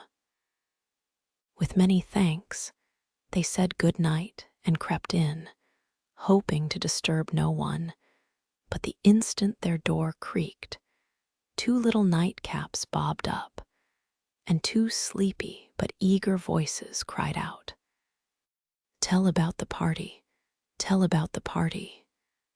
With what Meg called a great want of manners, Joe had saved some bonbons for the little girls, and they soon subsided after hearing the most thrilling events of the evening. "I declare, it really seems like being a fine young lady to come home from the party in a carriage and sit in my dressing gown with a maid to wait on me," said Meg, as Joe bound up her foot with arnica and brushed her hair. "I don't believe fine young ladies enjoy themselves a bit more than we do, in spite of our burned hair, old gowns, 1 glove apiece, and tight slippers that sprain our ankles when we are silly enough to wear them." And I think Joe was quite right. Chapter 4. Burdens. "Oh dear, how hard it does seem to take up our packs and go on," sighed Meg the morning after the party. For now the holidays were over. The week of merrymaking did not fit her for going on easily with the task she never liked. "I wish it was Christmas or New Year's all the time. Wouldn't it be fun?" answered Joe, yawning dismally. "We shouldn't enjoy ourselves half so much as we do now. But it does seem so nice to have little suppers and bouquets, and go to parties, and drive home, and read and rest, and not work. It's like other people, you know, and I always envy girls who do such things. I'm so fond of luxury," said Meg, trying to decide which of 2 shabby gowns was the least shabby. "Well, we can't have it, so don't let us grumble, but shoulder our bundles and trudge along as cheerfully as Marmee does. I'm sure Aunt March is a regular old man of the sea to me. But I suppose when I've learned to carry her without complaining, she will tumble off or get so light that I shan't mind her. This idea tickled Jo's fancy and put her in good spirits. But Meg didn't brighten, for her burden, consisting of 4 spoiled children, seemed heavier than ever. She had not heart enough even to make herself pretty as usual by putting on a blue neck ribbon and dressing her hair in the most becoming way. Where's the use of looking nice when no one sees me but those cross midgets, and no one cares whether I'm pretty or not? She muttered, shutting her drawer with a jerk. I shall have to toil and moil all my days, with only little bits of fun now and then, and get old and ugly and sour, because I'm poor and can't enjoy my life as other girls do. It's a shame. So Meg went down, wearing an injured look, and wasn't at all agreeable at breakfast time. Everyone seemed rather out of sorts and inclined to croak. Beth had a headache and lay on the sofa, trying to comfort herself with the cat and 3 kittens. Amy was fretting because her lessons were not learned and she couldn't find her rubbers. Jo would whistle and make a great racket getting ready.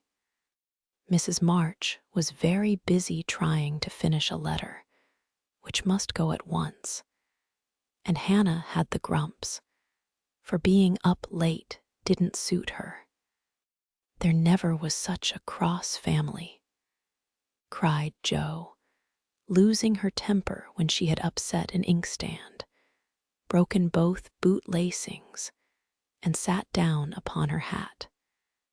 You're the crossest person in it, returned Amy, washing out the sum that was all wrong with the tears that had fallen on her slate. Beth, if you don't keep these horrid cats down cellar, I'll have them drowned, exclaimed Meg angrily, as she tried to get rid of the kitten, which had scrambled up her back and stuck like a burr just out of reach. Jo laughed, Meg scolded, Beth implored, and Amy wailed because she couldn't remember how much 9 times 12 was. Girls, girls, do be quiet 1 minute. I must get this off by the early mail, and you drive me distracted with your worry, cried Mrs. March, crossing out the 3rd spoiled sentence in her letter. There was a momentary lull, broken by Hannah, who stalked in, laid 2 hot turnovers on the table, and stalked out again. These turnovers were an institution, and the girls called them muffs, for they had no others, and found the hot pies very comforting to their hands on cold mornings. Hannah never forgot to make them, no matter how busy or grumpy she might be, for the walk was long and bleak. The poor things got no other lunch and were seldom home before 2. Cuddle your cats and get over your headache, Bethy. Goodbye, Marmee. We are a set of rascals this morning, but we'll come home regular angels. Now then, Meg. And Jo tramped away, feeling that the pilgrims were not setting out as they ought to do. They always looked back before turning the corner, for their mother was always at the window to nod and smile and wave her hand to them. Somehow it seemed as if they couldn't have got through the day without that, for whatever their mood might be, the last glimpse of that motherly face was sure to affect them like sunshine. If Marmee shook her fist instead of kissing her hand to us, It would serve us right, for more ungrateful wretches than we are were never seen," cried Joe, taking a remorseful satisfaction in the snowy walk and bitter wind. "Don't use such dreadful expressions," replied Meg from the depths of the veil, in which she had shrouded herself like a nun sick of the world. "I like good strong words that mean something," replied Joe, catching her hat as it took a leap off her head preparatory to flying away altogether. "Call yourself any names you like, but I am neither a rascal nor a wretch, and I don't choose to be called so. You're a blighted being, and decidedly cross today because you can't sit in the lap of luxury all the time. Poor dear, just wait till I make my fortune, and you shall revel in carriages, and ice cream, and high-heeled slippers, and posies, and red-headed boys to dance with." "How ridiculous you are, Joe." But Meg laughed at the nonsense and felt better in spite of herself. "Lucky for you I am, for if I put on crushed airs and tried to be dismal, as you do, we should be in a nice state. Thank goodness, I can always find something funny to keep me up. Don't croak any more, but come home jolly, there's a dear." Joe gave her sister an encouraging pat on the shoulder as they parted for the day, each going a different way, each hugging her little warm turnover, and each trying to be cheerful in spite of wintry weather, hard work, and the unsatisfied desires of pleasure-loving youth. When Mr. March lost his property in trying to help an unfortunate friend, the two oldest girls begged to be allowed to do something toward their own support, at least. Believing that they could not begin too early to cultivate energy, industry, and independence, their parents consented, and both fell to work with the hearty good will which, in spite of all obstacles, is sure to succeed at last. Margaret found a place as nursery governess and felt rich with her small salary. As she said, she was fond of luxury, and her chief trouble was poverty. She found it harder to bear than the others because she could remember a time when home was beautiful, life full of ease and pleasure, and one of any kind unknown. She tried not to be envious or discontented, but it was very natural that the young girl should long for pretty things, gay friends, accomplishments, and a happy life. At the King's, she daily saw all she wanted, for the children's older sisters were just out, and Meg caught frequent glimpses of dainty ball dresses and bouquets, heard lively gossip about theaters, concerts, sleighing parties, and merrymakings of all kinds, and saw money lavished on trifles which would have been so precious to her. Poor Meg seldom complained, but a sense of injustice made her feel bitter toward everyone sometimes, for she had not yet learned to know how rich she was in the blessings, which alone can make life happy. Joe happened to suit Aunt March, who was lame and needed an active person to wait upon her. The childless old lady had offered to adopt one of the girls when the troubles came, and was much offended because her offer was declined. Other friends told the Marches that they had lost all chance of being remembered in the rich old lady's will, but the unworldly Marches only said, "We can't give up our girls for a dozen fortunes." Rich or poor, we will keep together and be happy in one another. The old lady wouldn't speak to them for a time, but happening to meet Joe at a friend's, something in her comical face and blunt manners struck the old lady's fancy, and she proposed to take her for a companion. This did not suit Joe at all, but she accepted the place since nothing better appeared, and to everyone's surprise, got on remarkably well with her irascible relative. There was an occasional tempest, and once Joe marched home, declaring she couldn't bear it longer. But Aunt March always cleared up quickly, and sent for her to come back again with such urgency that she could not refuse. For in her heart, she rather liked the peppery old lady.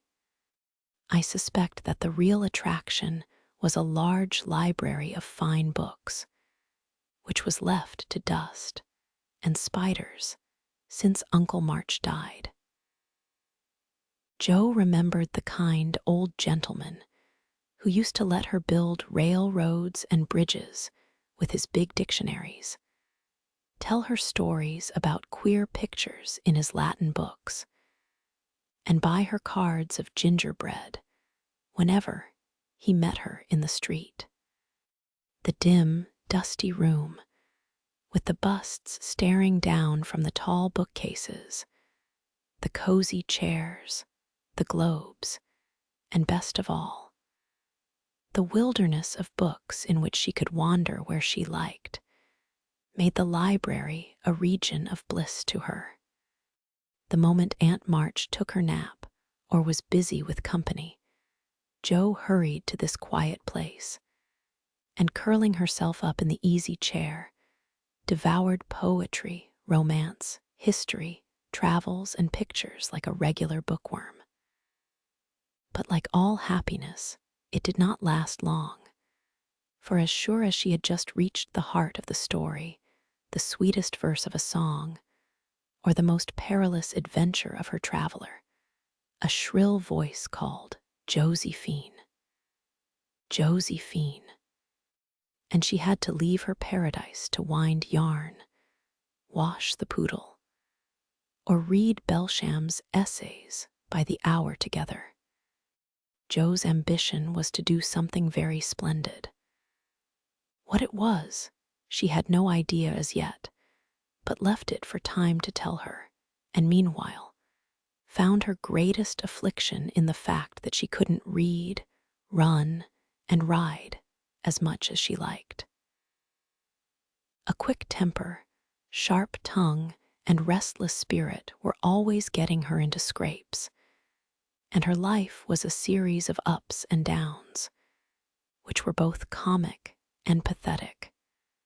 But the training she received at Aunt March's was just what she needed, and the thought that she was doing something to support herself made her happy in spite of the perpetual Josephine.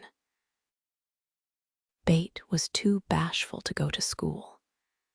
It had been tried, but she suffered so much that it was given up, and she did her lessons at home with her father. Even when he went away, and her mother was called to devote her skill and energy to soldiers' aid societies, Bate went faithfully on by herself and did the best she could. She was a housewifely little creature, and helped Hannah keep home neat and comfortable for the workers, never thinking of any reward but to be loved. Long, quiet days she spent, not lonely nor idle, for her little world was peopled with imaginary friends, and she was by nature a busy bee. There were 6 dolls to be taken up and dressed every morning, for Bate was a child still and loved her pets as well as ever. Not one whole or handsome one among them, all were outcasts till Bate took them in. For when her sisters outgrew these idols, They passed to her because Amy would have nothing old or ugly. Bate cherished them all the more tenderly for that very reason, and set up a hospital for infirm dolls. No pins were ever stuck into their cotton vitals. No harsh words or blows were ever given them. No neglect ever saddened the heart of the most repulsive. But all were fed and clothed, nursed and caressed with an affection which never failed. One forlorn fragment of Delanity had belonged to Jo, and, having led a tempestuous life, was left a wreck in the rag bag, from which dreary poorhouse it was rescued by Bate and taken to her refuge. Having no top to its head, she tied on a neat little cap, and as both arms and legs were gone, she hid these deficiencies by folding it in a blanket and devoting her best bed to this chronic invalid. If anyone had known the care lavished on that dolly, I think it would have touched their hearts, even while they laughed. She brought it bits of bouquets, she read to it, took it out to breathe fresh air, hidden under her coat. She sang it lullabies, and never went to bed without kissing its dirty face and whispering tenderly, "I hope you'll have a good night, my poor dear." Bate had her troubles as well as the others, and not being an angel but a very human little girl, she often wept a little weep, as Jo said, because she couldn't take music lessons and have a fine piano. She loved music so dearly, tried so hard to learn, and practiced away so patiently at the jingling old instrument that it did seem as if someone, not to hint Aunt March, ought to help her. Nobody did, however, and nobody saw Bate wipe the tears off the yellow keys that wouldn't keep in tune when she was all alone. She sang like a little lark about her work, never was too tired for Marmee and the girls, and day after day said hopefully to herself, "I know I'll get my music sometime if I'm good." There are many Bates in the world, shy and quiet, sitting in corners till needed, and living for others so cheerfully that no one sees the sacrifices till the little cricket on the hearth stops chirping, and the sweet, sunshiny presence vanishes, leaving silence and shadow behind.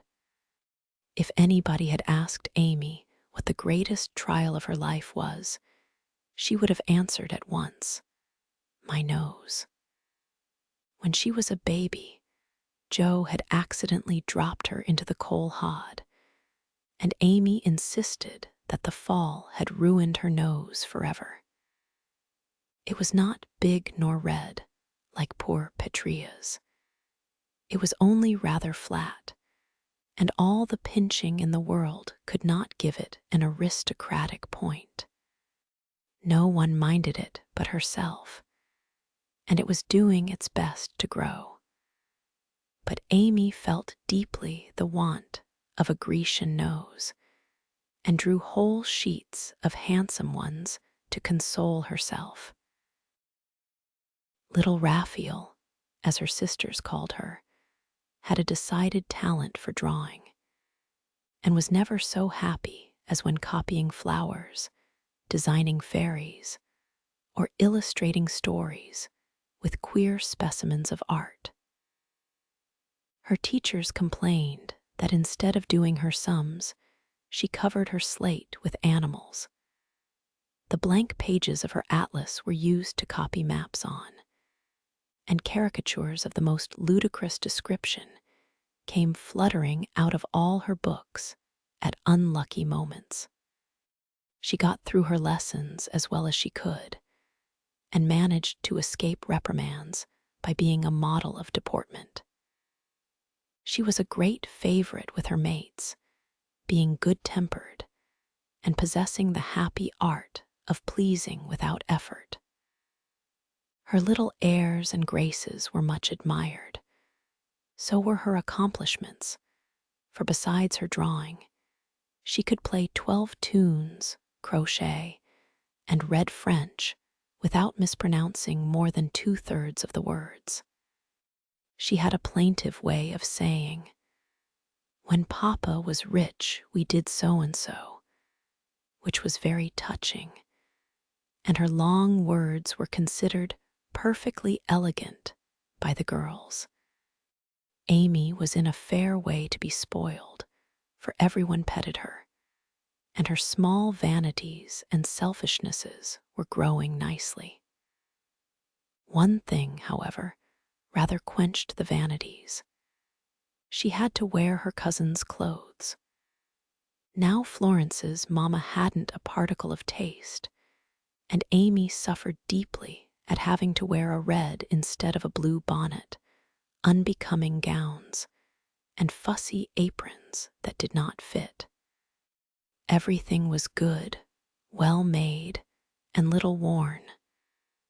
But Amy's artistic eyes were much afflicted, especially this winter, when her school dress was a dull purple with yellow dots and no trimming.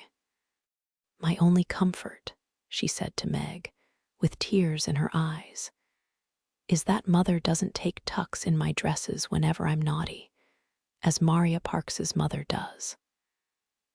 "My dear, it's really dreadful, for sometimes she is so bad her frock is up to her knees, and she can't come to school. When I think of this degradation, I figure I can bear even my flat nose and purple gown with yellow skyrockets on it." Meg was Amy's confidant and monitor, and by some strange attraction of opposites, Jo was gentle Bates. To Jo alone did the shy child tell her thoughts, and over her big harum-scarum sister Bate unconsciously exercised more influence than anyone in the family. The two older girls were a great deal to one another, but each took one of the younger sisters into her keeping and watched over her in her own way. Playing mother, they called it, and put their sisters in the places of discarded dolls with the maternal instinct of little women. Has anybody got anything to tell? "It's been such a dismal day, I'm really dying for some amusement," said Meg, as they sat sewing together that evening. "I had a queer time with Aunt today, and as I got the best of it, I'll tell you about it," began Jo, who dearly loved to tell stories. "I was reading that everlasting Belsham and droning away as I always do, for Aunt soon drops off, and then I take out some nice book and read like fury till she wakes up. I actually made myself sleepy, and before she began to nod, I gave such a gape that she asked me what I meant by opening my mouth wide enough to take the whole book in at once. "I wish I could, and be done with it," said I, trying not to be saucy. Then she gave me a long lecture on my sins and told me to sit and think them over while she just lost herself for a moment. She never finds herself very soon, so the minute her cap began to bob like a top-heavy dahlia, I whipped the Vicar of Wakefield out of my pocket and read away, with one eye on him and one on Aunt. I just got to where they all tumbled into the water when I forgot and laughed out loud. Aunt woke up and, being more good-natured after her nap, told me to read a bit and show what frivolous work I preferred to the worthy and instructive Belsham. I did my very best, and she liked it, though she only said, "I don't understand what it's all about. Go back and begin it, child." Back I went, and made the primroses as interesting as ever I could. Once I was wicked enough to stop in a thrilling place and say meekly, "I'm afraid it tires you, ma'am. Shan't I stop now?" She caught up her knitting, which had dropped out of her hands, gave me a sharp look through her specs, and said, in her short way, "Finish the chapter, and don't be impertinent, miss." "Did she own she liked it?" asked Meg. "Oh, bless you, no. But she let old Belsham rest, and when I ran back after my gloves this afternoon, there she was, so hard at the vicar that she didn't hear me laugh as I danced a jig in the hall because of the good time coming. What a pleasant life she might have if only she chose. I don't envy her much, in spite of her money, for after all, rich people have about as many worries as poor ones, I think," added Joe. "That reminds me," said Meg, "that I've got something to tell. It isn't funny like Joe's story, but I thought about it a good deal as I came home. At the King's today, I found everybody in a flurry, and one of the children said that her oldest brother had done something dreadful, and Papa had sent him away. I heard Mrs. King crying and Mr. King talking very loud, and Grace and Ellen turned away their faces when they passed me, so I shouldn't see how red and swollen their eyes were. I didn't ask any questions, of course, but I felt so sorry for them, and was rather glad I hadn't any wild brothers to do wicked things and disgrace the family. I think being disgraced in school is a great deal tringer than anything bad boys can do," said Amy, shaking her head, as if her experience of life had been a deep one. "Susie Perkins came to school today with a lovely red carnelian ring. I wanted it dreadfully, and wished I was her with all my might. Well, she drew a picture of Mr. Davis, with a monstrous nose and a hump, and the words, 'Young ladies, my eye is upon you,' coming out of his mouth in a balloon thing. We were laughing over it when all of a sudden his eye was on us, and he ordered Susie to bring up her slate. She was paralyzed with fright, but she went, and oh, what do you think he did? He took her by the ear, just fancy how horrid, and led her to the recitation platform and made her stand there half an hour, holding the slate so everyone could see." "Didn't the girls laugh at the picture?" asked Joe, who relished the scrape. "Laugh? Not one. They sat still as mice, and Susie cried quarts. I know she did. I didn't envy her then, for I felt that millions of carnelian rings wouldn't have made me happy after that. I never should have got over such a agonizing mortification."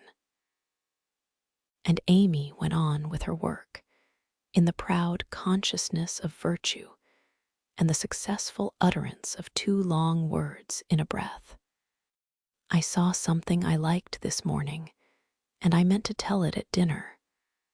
But I forgot," said Bate, putting Joe's topsy-turvy basket in order as she talked. "When I went to get some oysters for Hannah, Mr. Lawrence was in the fish shop, but he didn't see me, for I kept behind the fish barrel, and he was busy with Mr. Cutter the fishman. A poor woman came in with a pail and a mop, and asked Mr. Cutter if he would let her do some scrubbing for a bit of fish, because she hadn't any dinner for her children, and had been disappointed of a day's work. Mr. Cutter was in a hurry and said no rather crossly, so she was going away, looking hungry and sorry, when Mr. Lawrence hooked up a big fish with the crooked end of his cane and held it out to her. She was so glad and surprised she took it right into her arms and thanked him over and over. He told her to go along and cook it, and she hurried off, so happy. Wasn't it good of him?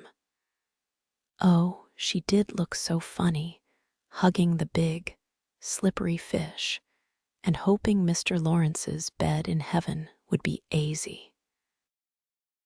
When they had laughed at Bates' story, they asked their mother for one, and after a moment's thought, she said soberly, "As I sat cutting out blue flannel jackets today at the rooms, I felt very anxious about Father and thought how lonely and helpless we should be if anything happened to him. It was not a wise thing to do, but I kept on worrying till an old man came in with an order for some clothes. He sat down near me, and I began to talk to him, for he looked poor and tired and anxious. 'Have you sons in the army?' I asked, for the note he brought was not to me. 'Yes, ma'am. I had 4, but 2 were killed. One is a prisoner, and I'm going to the other, who is very sick in a Washington hospital.' He answered quietly. 'You have done a great deal for your country, sir,' I said, feeling respect now, instead of pity. 'Not a mite more than I ought, ma'am. I'd go myself if I was any use. As I ain't, I give my boys and give 'em free.' He spoke so cheerfully, looked so sincere, and seemed so glad to give his all that I was ashamed of myself. I'd given 1 man and thought it too much, while he gave 4 without grudging them. I had all my girls to comfort me at home, and his last son was waiting, miles away, to say goodbye to him, perhaps. I felt so rich, so happy thinking of my blessings, that I made him a nice bundle, gave him some money, and thanked him heartily for the lesson he had taught me. 'Tell another story, mother, one with a moral to it, like this.' 'I like to think about them afterward, if they are real and not too preachy,' said Joe, after a minute's silence. Mrs. March smiled and began at once, for she had told stories to this little audience for many years and knew how to please them. Once upon a time, there were 4 girls who had enough to eat and drink and wear, a good many comforts and pleasures, kind friends and parents who loved them dearly, and yet they were not contented. Here the listeners stole sly looks at one another and began to sew diligently. These girls were anxious to be good and made many excellent resolutions, but they did not keep them very well, and were constantly saying, "If only we had this," or "if we could only do that," quite forgetting how much they already had and how many things they actually could do. So they asked an old woman what spell they could use to make them happy, and she said, "When you feel discontented, think over your blessings and be grateful." Here Joe looked up quickly, as if about to speak, but changed her mind, seeing that the story was not done yet. Being sensible girls, they decided to try her advice, and soon were surprised to see how well off they were. One discovered that money couldn't keep shame and sorrow out of rich people's houses. Another that, though she was poor, she was a great deal happier, with her youth, health, and good spirits, than a certain fretful, feeble old lady who couldn't enjoy her comforts. A third that, disagreeable as it was to help get dinner, it was harder still to go begging for it. And the fourth, that even carnelian rings were not so valuable as good behavior. So they agreed to stop complaining, to enjoy the blessings already possessed, and try to deserve them, lest they should be taken away entirely instead of increased. And I believe they were never disappointed or sorry that they took the old woman's advice. Now, Marmee, that is very cunning of you to turn our own stories against us and give us a sermon instead of a romance, cried Meg. I like that kind of sermon. It's the sort Father used to tell us, said Bate thoughtfully, putting the needles straight on Joe's cushion. I don't complain near as much as the others do, and I shall be more careful than ever now. For I've had warning from Susie's downfall, said Amy morally. We needed that lesson, and we won't forget it.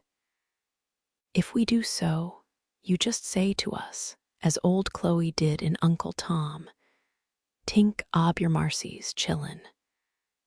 Tink ob your marcies, added Joe, who could not, for the life of her, help getting a morsel of fun out of the little sermon, though she took it to heart as much as any of them. Chapter 5. Being neighborly. What in the world are you going to do now, Joe?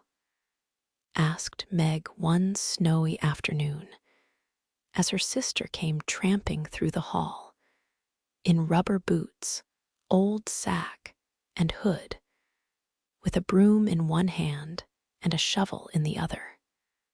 Going out for exercise, answered Joe, with a mischievous twinkle in her eyes. I should think 2 long walks this morning would have been enough. It's cold and dull out, and I advise you to stay warm and dry by the fire, as I do, said Meg with a shiver. Never take advice. Can't keep still all day, and not being a pussycat, I don't like to doze by the fire. I like adventures, and I'm going to find some. Meg went back to toast her feet and read Ivanhoe, and Joe began to dig paths with great energy. The snow was light, and with her broom she soon swept a path all round the garden, for Bate to walk in when the sun came out, and the invalid dolls needed air. Now, the garden separated the Marches' house from that of Mr. Lawrence. Both stood in a suburb of the city, which was still country-like, with groves and lawns, large gardens, and quiet streets. A low hedge parted the 2 estates. On one side was an old, brown house, looking rather bare and shabby, robbed of the vines that in summer covered its walls and the flowers, which then surrounded it. On the other side was a stately stone mansion, plainly betokening every sort of comfort and luxury, from the big coach house and well-kept grounds to the conservatory, and the glimpses of lovely things one caught between the rich curtains. Yet it seemed a lonely, lifeless sort of house, for no children frolicked on the lawn, no motherly face ever smiled at the windows, and few people went in and out, except the old gentleman and his grandson. To Joe's lively fancy, this fine house seemed a kind of enchanted palace, full of splendors and delights which no one enjoyed. She had long wanted to behold these hidden glories, and to know the Lawrence boy, who looked as if he would like to be known, if he only knew how to begin. Since the party, she had been more eager than ever and had planned many ways of making friends with him, but he had not been seen lately, and Joe began to think he had gone away. When she one day spied a brown face at an upper window, looking wistfully down into their garden, where Bate and Amy were snowballing one another. "That boy is suffering for society and fun," she said to herself. "His grandpa does not know what's good for him and keeps him shut up all alone. He needs a party of jolly boys to play with, or somebody young and lively. I've a great mind to go over and tell the old gentleman so." The idea amused Joe, who liked to do daring things and was always scandalizing Meg by her queer performances.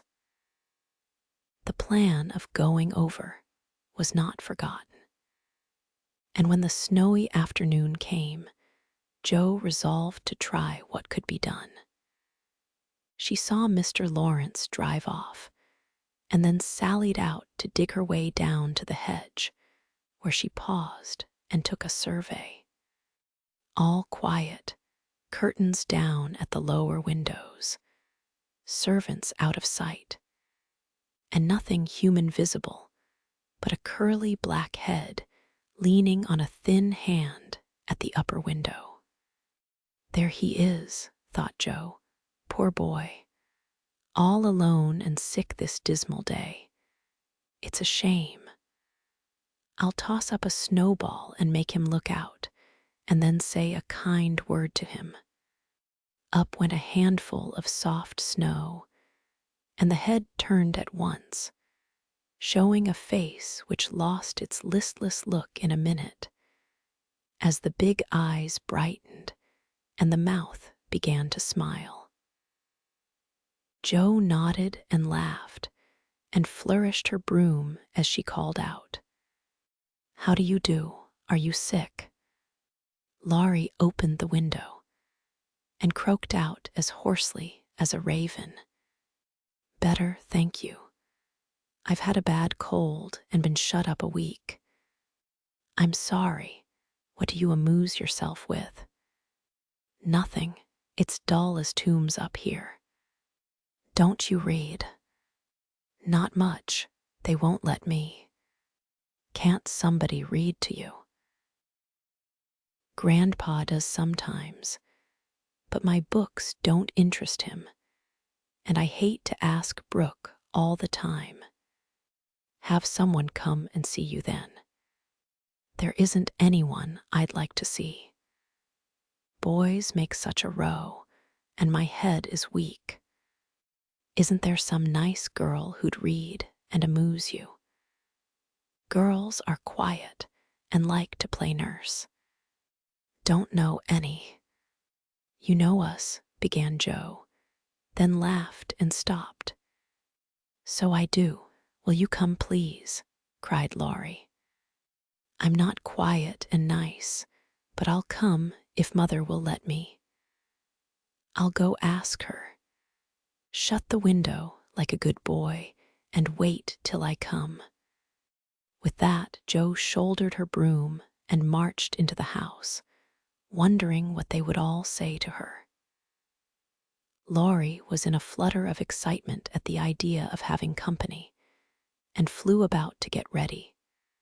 For as Mrs. March said, he was a little gentleman, and did honor to the coming guest by brushing his curly pate, putting on a fresh color, and trying to tidy up the room, which in spite of half a dozen servants, was anything but neat. Presently there came a loud ring, then a decided voice asking for Mr. Laurie, and a surprised-looking servant came running up to announce a young lady. "All right, show her up. It's Miss Joe," said Laurie, going to the door of his little parlor to meet Joe, who appeared looking rosy and quite at her ease, with a covered dish in one hand and Bates' 3 kittens in the other. "Here I am, bag and baggage," she said briskly. "Mother sent her love and was glad if I could do anything for you. Meg wanted me to bring some of her blanc mange. She makes it very nicely, and Bate thought her cats would be comforting. I knew you'd laugh at them, but I couldn't refuse. She was so anxious to do something.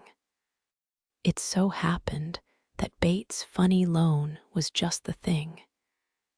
For in laughing over the kits, Laurie forgot his bashfulness and grew sociable at once. "That looks too pretty to eat," he said, smiling with pleasure as Joe uncovered the dish and showed the blanc mange, surrounded by a garland of green leaves and the scarlet flowers of Amy's pet geranium. "It isn't anything, only they all felt kindly and wanted to show it. Tell the girl to put it away for your tea. It's so simple you can eat it, and being soft, it will slip down without hurting your sore throat. What a cozy room this is. It might be if it was kept nice, but the maids are lazy, and I don't know how to make them mind. It worries me, though. I'll write it up in 2 minutes, for it only needs to have the hearth brushed, so, and the things made straight on the mantelpiece, so, and the books put here, and the bottles there, and your sofa turned from the light, and the pillows plumped up a bit. Now then, you're fixed." And so he was, for, as she laughed and talked, Joe had whisked things into place and given quite a different air to the room. Laurie watched her in respectful silence, and when she beckoned him to his sofa, he sat down with a sigh of satisfaction, saying gratefully, "How kind you are. Yes, that's what it wanted. Now please take the big chair and let me do something to amuse my company." "No, I came to amuse you. Shall I read aloud?" And Joe looked affectionately toward some inviting books nearby. "Thank you, I've read all those, and if you don't mind, I'd rather talk," answered Laurie. "Not a bit. I'll talk all day if you'll only set me going. Bate says I never know when to stop. Is Bate the rosy one who stays at home good deal and sometimes goes out with a little basket?" asked Laurie with interest. "Yes, that's Bate. She's my girl, and a regular good one she is, too. The pretty one is Meg, and the curly-haired one is Amy, I believe. How did you find that out?" Laurie colored up, but answered frankly, "Why, you see, I often hear you calling to one another, and when I'm alone up here, I can't help looking over at your house. You always seem to be having such good times. I beg your pardon for being so rude, but sometimes you forget to put down the curtain at the window where the flowers are. And when the lamps are lighted, it's like looking at a picture to see the fire, and you all around the table with your mother. Her face is right opposite, and it looks so sweet behind the flowers. I can't help watching it. I haven't got any mother, you know." And Laurie poked the fire to hide a little twitching of the lips that he could not control. The solitary, hungry look in his eyes went straight to Joe's warm heart. She had been so simply taught that there was no nonsense in her head, and at 15, she was as innocent and frank as any child. Laurie was sick and lonely, and feeling how rich she was in home and happiness, she gladly tried to share it with him. Her face was very friendly, and her sharp voice unusually gentle as she said, "We'll never draw that curtain anymore, and I give you leave to look as much as you like. I just wish, though, instead of peeping, you'd come over and see us. Mother is so splendid, she'd do you heaps of good, and Bate would sing to you if I begged her to, and Amy would dance. Meg and I would make you laugh over our funny stage properties, and we'd have jolly times. Wouldn't your grandpa let you? I think he would if your mother asked him. He's very kind, though he does not look so, and he lets me do what I like, pretty much. Only he's afraid I might be a bother to strangers," began Laurie, brightening more and more. "We are not strangers. We are neighbors, and you needn't think you'd be a bother. We want to know you, and I've been trying to do it this ever so long. We haven't been here a great while, you know, but we have got acquainted with all our neighbors but you. You see, Grandpa lives among his books and doesn't mind much what happens outside. Mr. Brooke, my tutor, doesn't stay here, you know, and I have no one to go about with me, so I just stop at home and get on as I can. That's bad. You ought to make an effort and go visiting everywhere you are asked. Then you'll have plenty of friends and pleasant places to go to. Never mind being bashful. It won't last long if you keep going." Laurie turned red again, but wasn't offended at being accused of bashfulness. For there was so much good will in Joe, it was impossible not to take her blunt speeches as kindly as they were meant. "Do you like your school?" asked the boy, changing the subject after a little pause, during which he stared at the fire and Joe looked about her, well pleased. "Don't go to school. I'm a businessman girl, I mean. I go to wait on my great aunt, and a dear, cross old soul she is, too," answered Joe. Laurie opened his mouth to ask another question, but remembering just in time that it wasn't manners to make too many inquiries into people's affairs, he shut it again and looked uncomfortable. Joe liked his good breeding and didn't mind having a laugh at Aunt March, so she gave him a lively description of the fidgety old lady, her fat poodle, the parrot that talked Spanish, and the library where she reveled.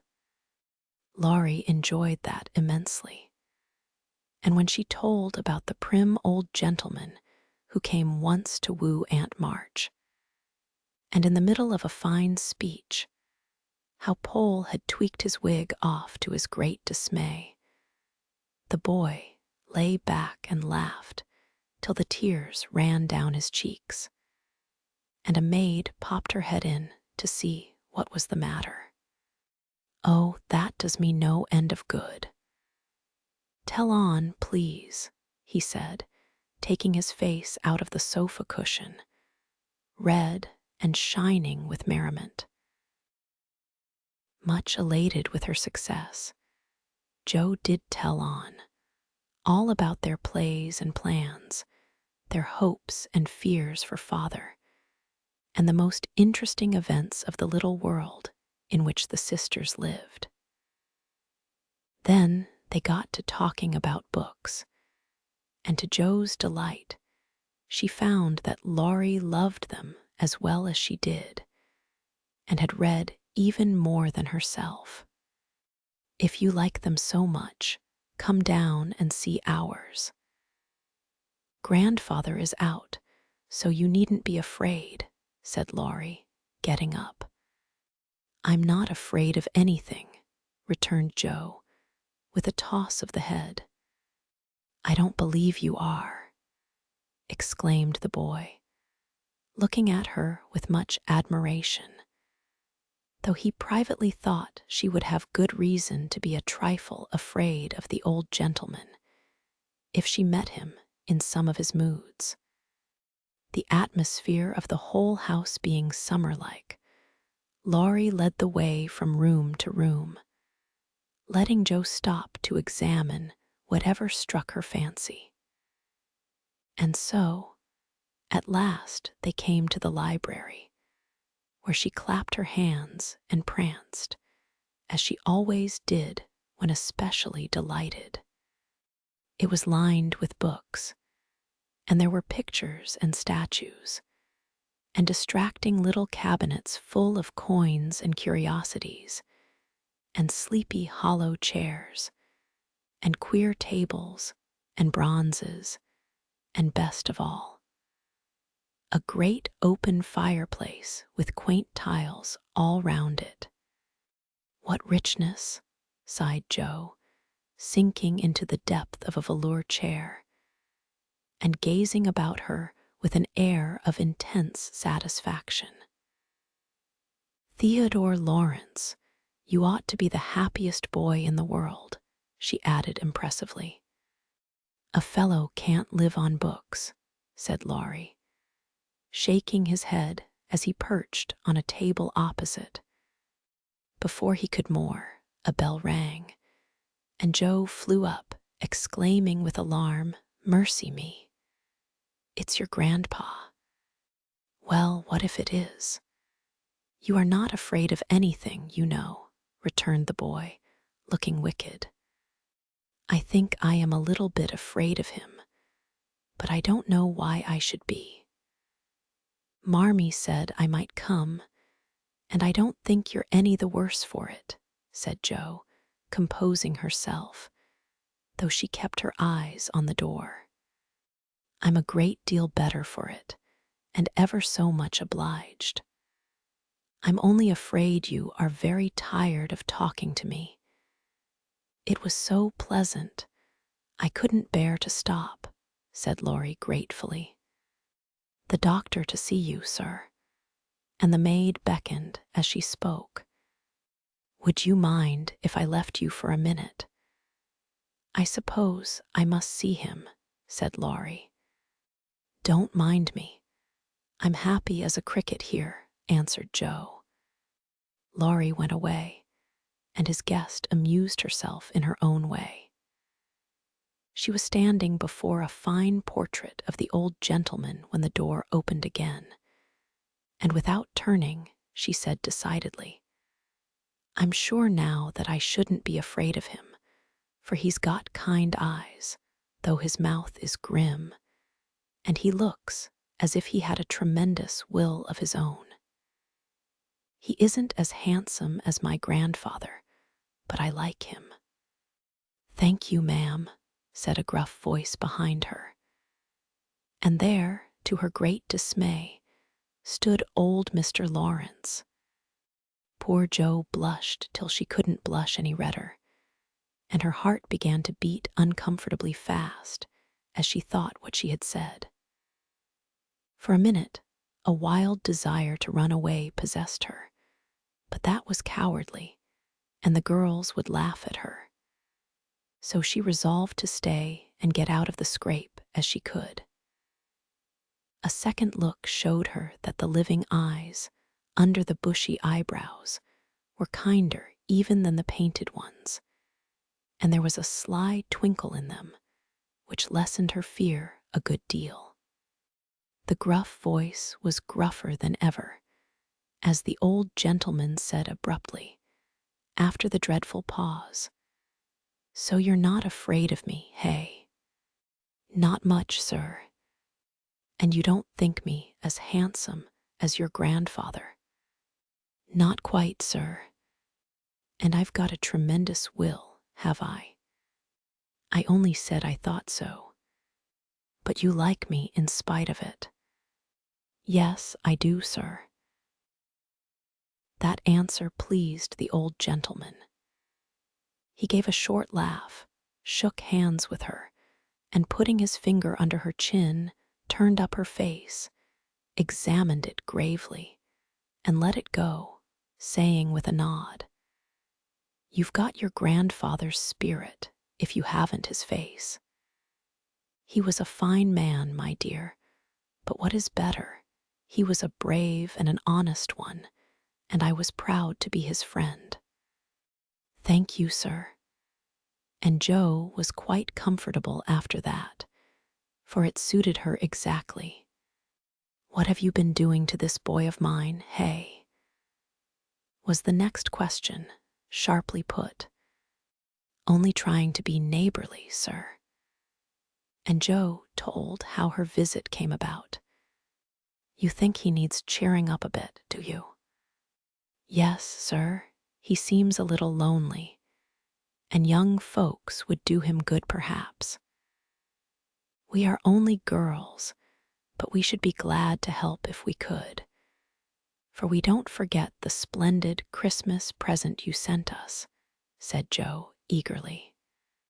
"Tut, tut, tut, that was the boy's affair. How is the poor woman?" "Doing nicely, sir."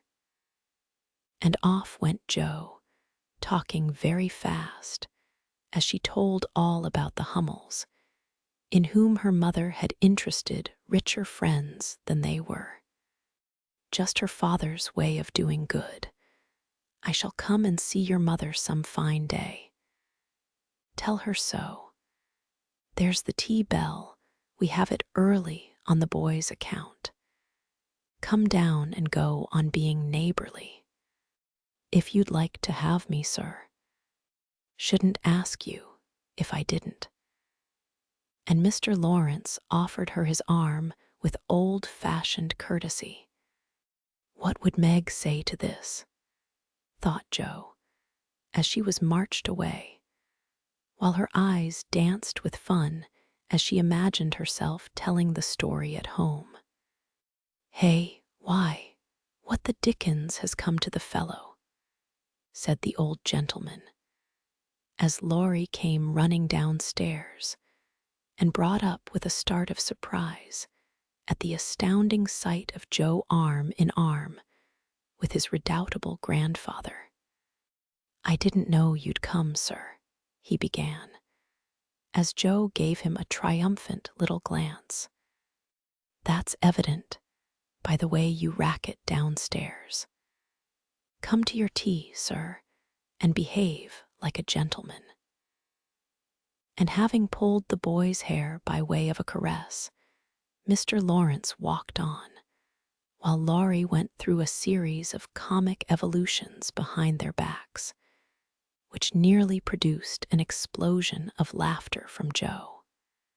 The old gentleman did not say much as he drank his 4 cups of tea, but he watched the young people, who soon chatted away like old friends, and the change in his grandson did not escape him. There was color, light, and life in the boy's face now, vivacity in his manner, and genuine merriment in his laugh. "She's right, the lad is lonely. I'll see what these little girls can do for him," thought Mr. Lawrence, as he looked and listened. He liked Jo, for her odd, blunt ways suited him, and she seemed to understand the boy almost as well as if she had been one herself.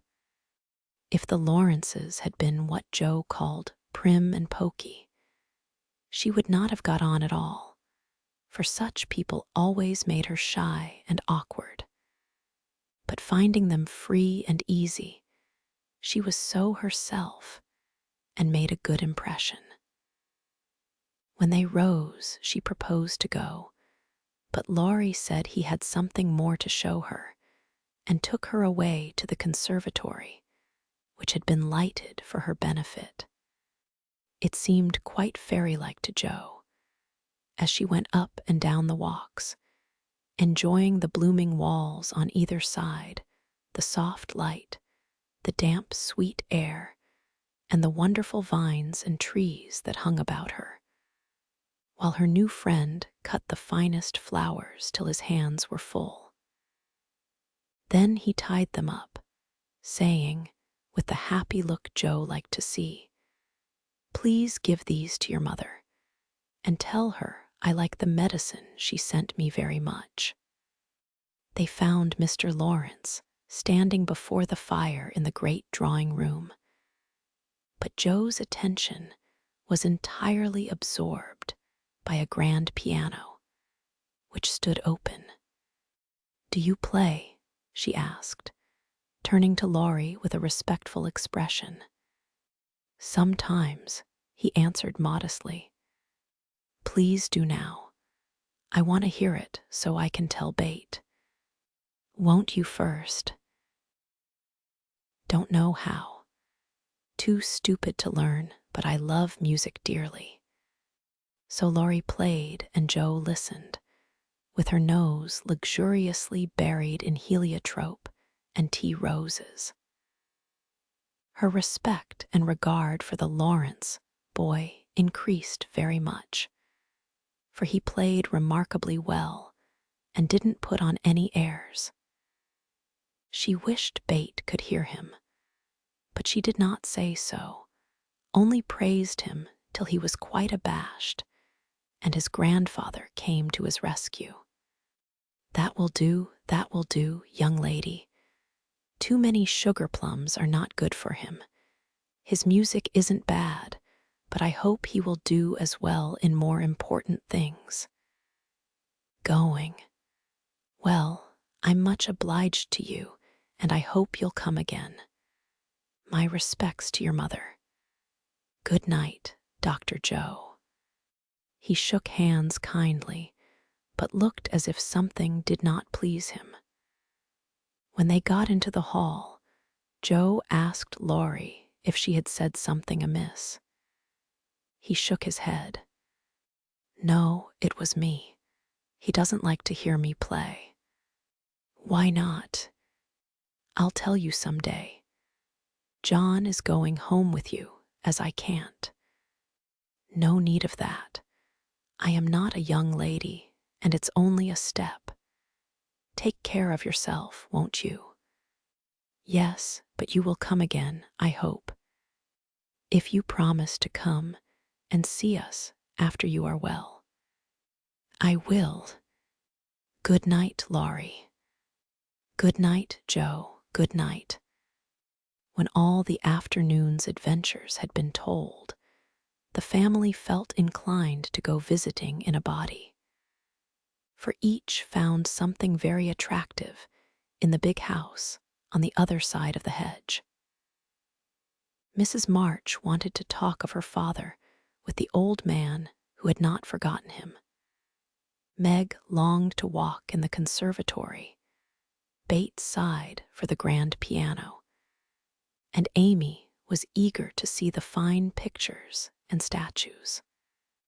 "Mother, why didn't Mr. Lawrence like to have Laurie play?" asked Joe, who was of an inquiring disposition. "I am not sure, but I think it was because his son, Laurie's father, married an Italian lady, a musician, which displeased the old man, who is very proud. The lady was good and lovely and accomplished, but he did not like her and never saw his son after he married. They both died when Laurie was a little child, and then his grandfather took him home.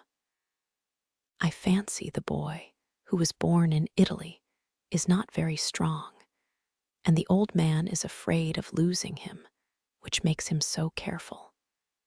Laurie comes naturally by his love of music, for he is like his mother, and I dare say his grandfather fears that he may want to be a musician. At any rate, his skill reminds him of the woman he did not like, and so he glowered, as Joe said. "Dear me, how romantic," exclaimed Meg. "How silly," said Joe. "Let him be a musician if he wants to, and not plague his life out sending him to college when he hates to go. That's why he has such handsome black eyes and pretty manners, I suppose." "Italians are always nice," said Meg, who was a little sentimental. "What do you know about his eyes and his manners?" "You never spoke to him, hardly," cried Joe, who was not sentimental. "I saw him at the party, and what you tell shows that he knows how to behave." That was a nice little speech about the medicine Mother sent him. He meant the blancmange, I suppose. "How stupid you are, child. He meant you, of course." "Did he?" And Joe opened her eyes as if it had never occurred to her before. "I never saw such a girl." "You don't know a compliment when you get it," said Meg, with the air of a young lady who knew all about the matter. "I think they are great nonsense, and I'll thank you not to be silly and spoil my fun. Laurie's a nice boy and I like him, and I won't have any sentimental stuff about compliments and such rubbish.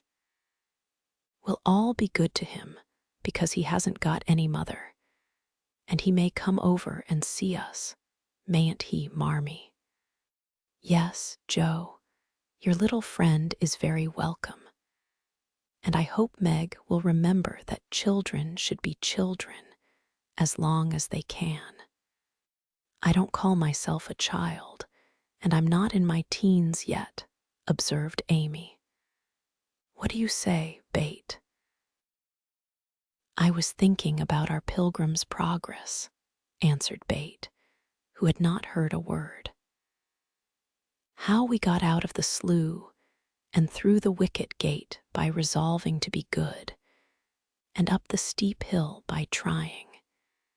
And that maybe the house over there, full of splendid things, is going to be our palace beautiful.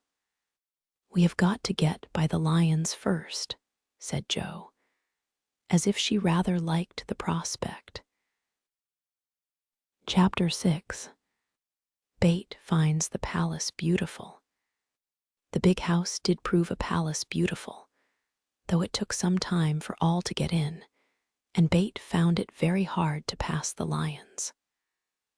Old Mr. Lawrence was the biggest one, but after he had called, said something funny or kind to each one of the girls, and talked over old times with their mother, nobody felt much afraid of him, except timid Bate.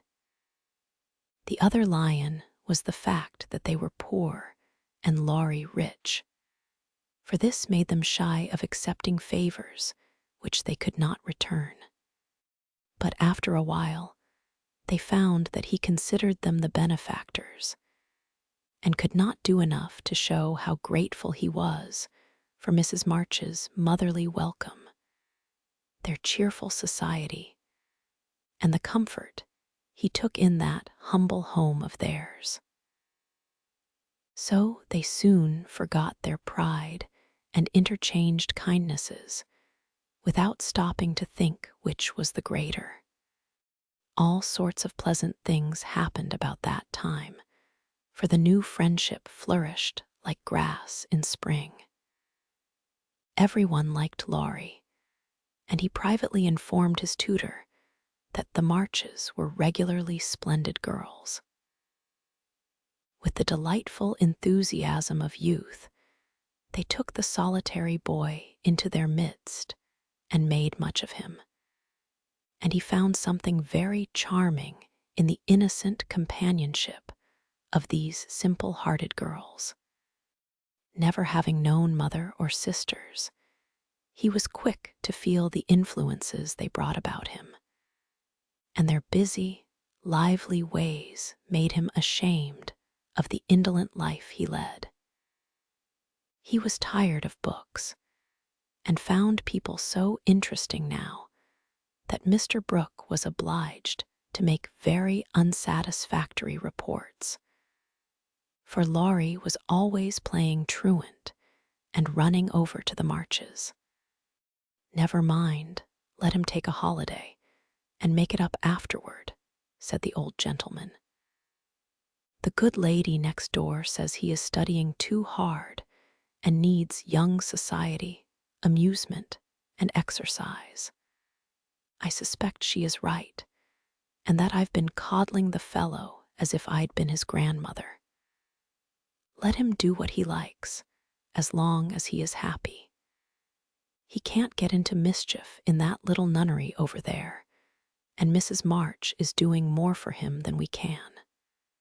What good times they had, to be sure.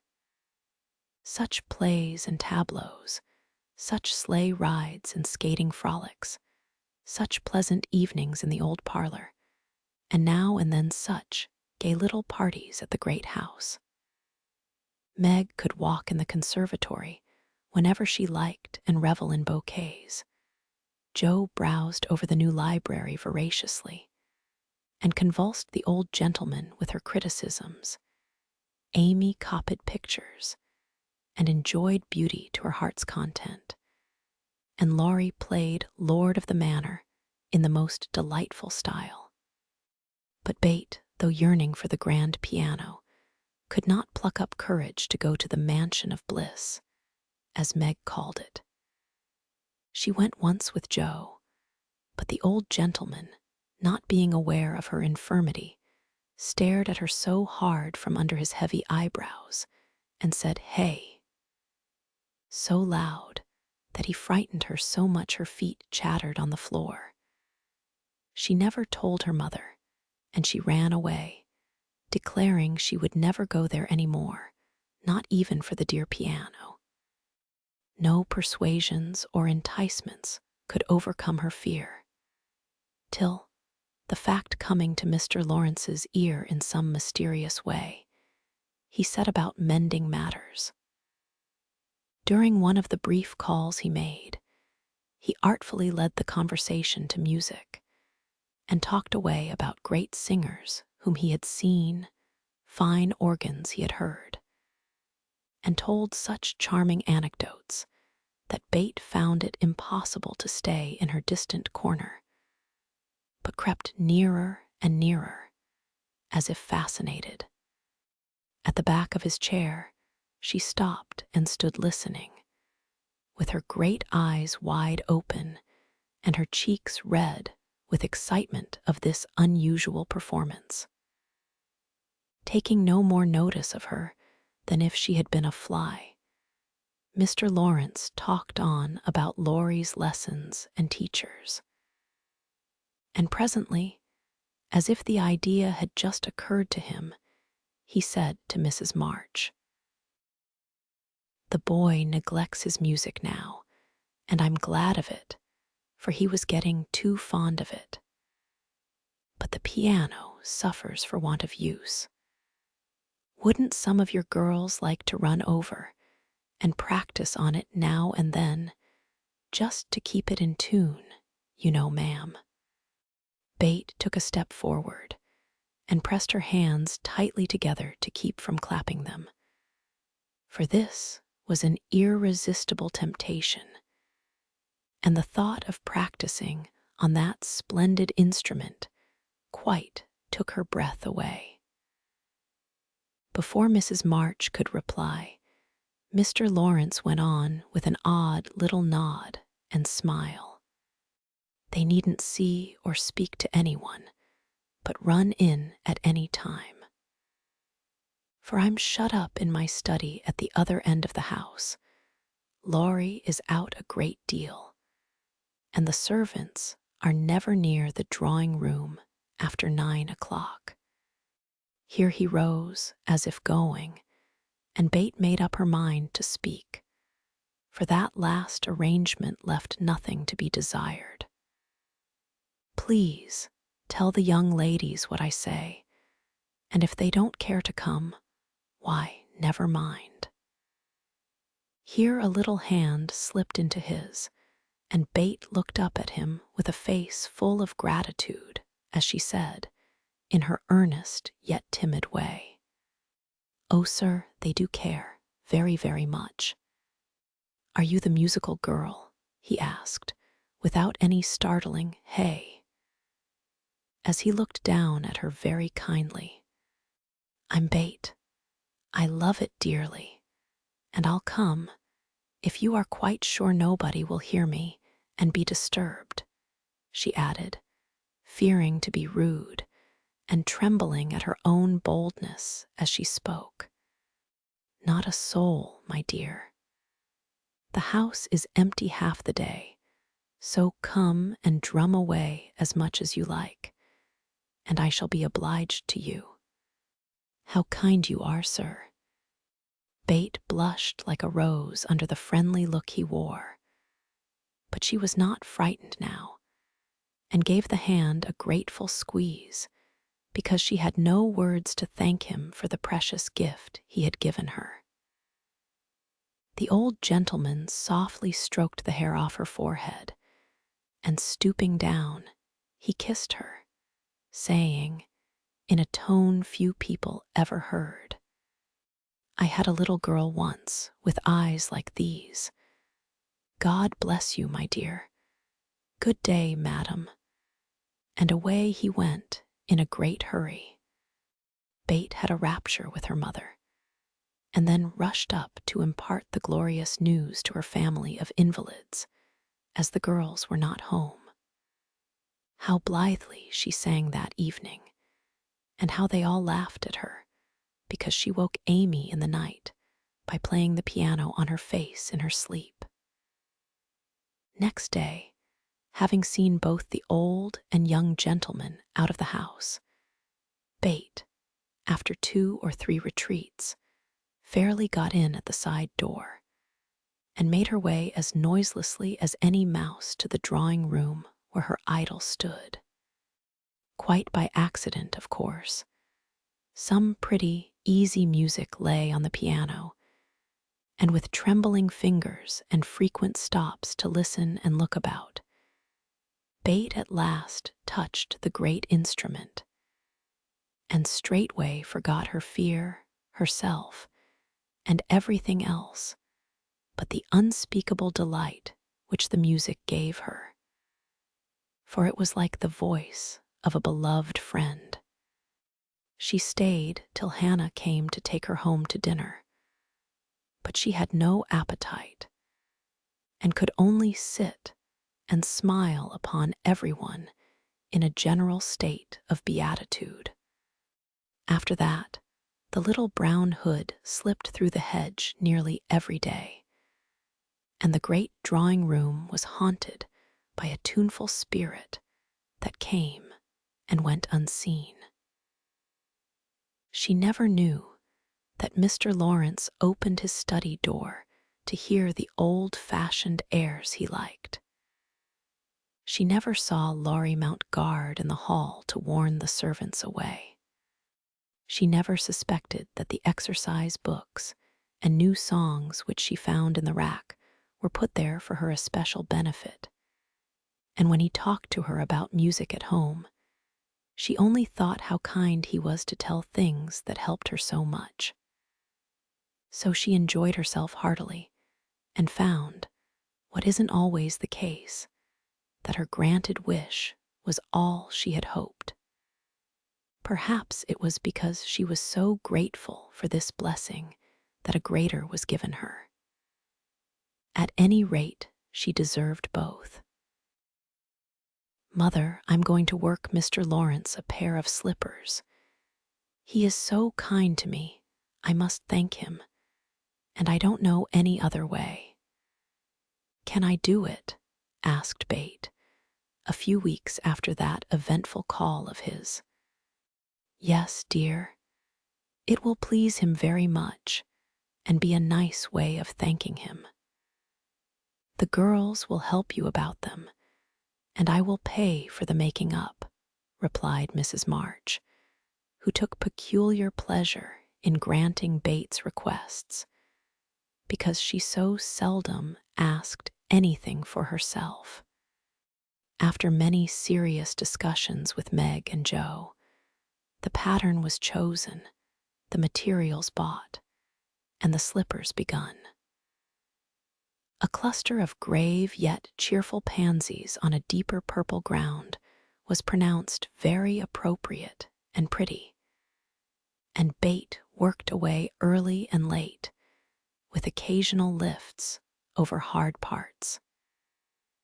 She was a nimble little needlewoman, and they were finished before anyone got tired of them.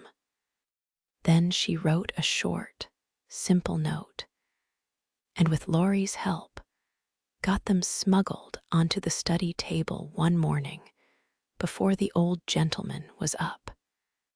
When this excitement was over, Bate waited to see what would happen. All day passed, and a part of the next before any acknowledgement arrived, and she was beginning to fear she had offended her crotchety friend. On the afternoon of the second day, she went out to do an errand and give poor Joanna, the invalid doll, her daily exercise. As she came up the street, on her return, she saw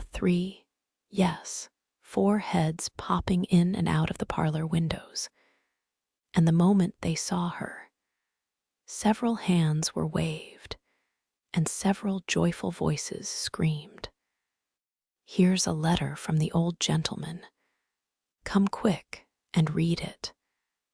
"Oh, Bate, he sent you," began Amy, gesticulating with unseemly energy, but she got no further, for Joe quenched her by slamming down the window. Bate hurried on in a flutter of suspense. At the door, her sisters seized and bore her to the parlor in a triumphal procession, all pointing and all saying at once, "Look there, look there." Bate did look, and turned pale with delight and surprise, for there stood a little cabinet piano with a letter lying on the glossy lid, directed like a sign board to Miss Elizabeth March. "For me," gasped Bate, holding onto Joe and feeling as if she should tumble down. It was such an overwhelming thing altogether. "Yes, all for you, my precious. Isn't it splendid of him? Don't you think he's the dearest old man in the world? Here's the key in the letter. We didn't open it, but we are dying to know what he says," cried Joe, hugging her sister and offering the note. "You read it. I can't. I feel so queer." "Oh, it is too lovely."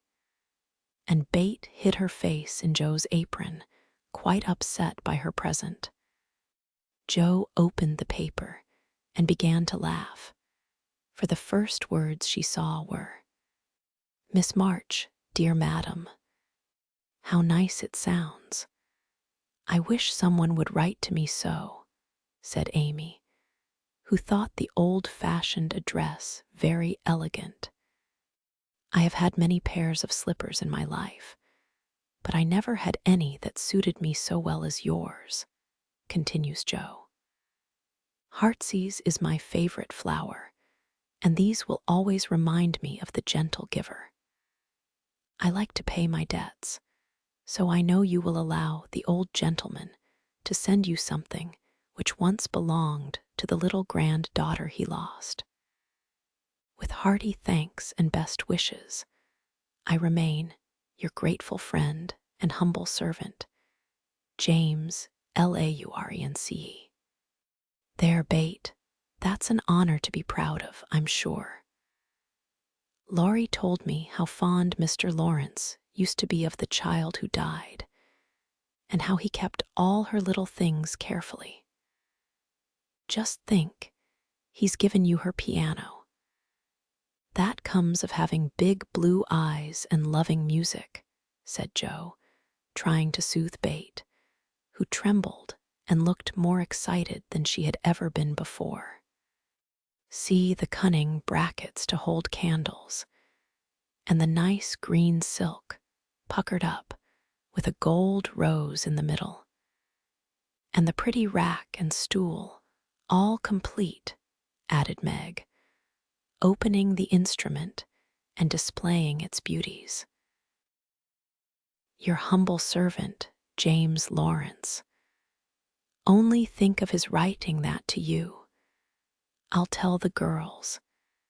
They'll think it's splendid, said Amy, much impressed by the note.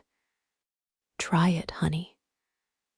Let's hear the sound of the baby peony, said Hannah, who always took a share in the family joys and sorrows. So Bate tried it, and everyone pronounced it the most remarkable piano ever heard. It had evidently been newly tuned and put in apple pie order. But perfect as it was, I think the real charm lay in the happiest of all happy faces which leaned over it, as Bate lovingly touched the beautiful black and white keys and pressed the bright petals. You'll have to go and thank him, said Jo, by way of a joke, for the idea of the child's really going never entered her head. Yes, I mean to. I guess I'll go now, before I get frightened thinking about it. And to the utter amazement of the assembled family, Bate walked deliberately down the garden, through the hedge, and in at the Lawrences' door. Well, I wish I may die if it ain't the queerest thing I ever see. The peony has turned her head. She'd never have gone in her right mind, cried Hannah, staring after her, while the girls were rendered quite speechless by the miracle. They would have been still more amazed if they had seen what Bate did afterward. If you will believe me, she went and knocked at the study door before she gave herself time to think, and when a gruff voice called out, "Come in," she did go in, right up to Mr. Lawrence, who looked quite taken aback, and held out her hand, saying, with only a small quaver in her voice, "I came to thank you, sir, for—" But she didn't finish, for he looked so friendly that she forgot her speech, and only remembering that he had lost the little girl he loved, she put both arms round his neck and kissed him. If the roof of the house had suddenly flown off, the old gentleman wouldn't have been more astonished. But he liked it. Oh dear, yes, he liked it amazingly, and was so touched and pleased by that confiding little kiss that all his crustiness vanished, and he just set her on his knee and laid his wrinkled cheek against her rosy one, feeling as if he had got his own little granddaughter back again. Bate ceased to fear him from that moment, and sat there talking to him as cozily as if she had known him all her life, for love casts out fear, and gratitude can conquer pride. When she went home, he walked with her to her own gate, shook hands cordially, and touched his hat as he marched back again, looking very stately and erect, like a handsome, soldierly old gentleman as he was. When the girls saw that performance, Jo began to dance a jig by way of expressing her satisfaction. Amy nearly fell out of the window in her surprise, and Meg exclaimed, with uplifted hands, "Well, I do believe the world is coming to an end." Chapter 7. Amy's Valley of Humiliation. "That boy is a perfect cyclops, isn't he?" said Amy one day, as Laurie clattered by on horseback, with a flourish of his whip as he passed. "How dare you say so?" when he's got both his eyes. And very handsome ones they are, too, cried Jo, who resented any slighting remarks about her friend. I didn't say anything about his eyes, and I don't see why you need fire up when I admire his writing.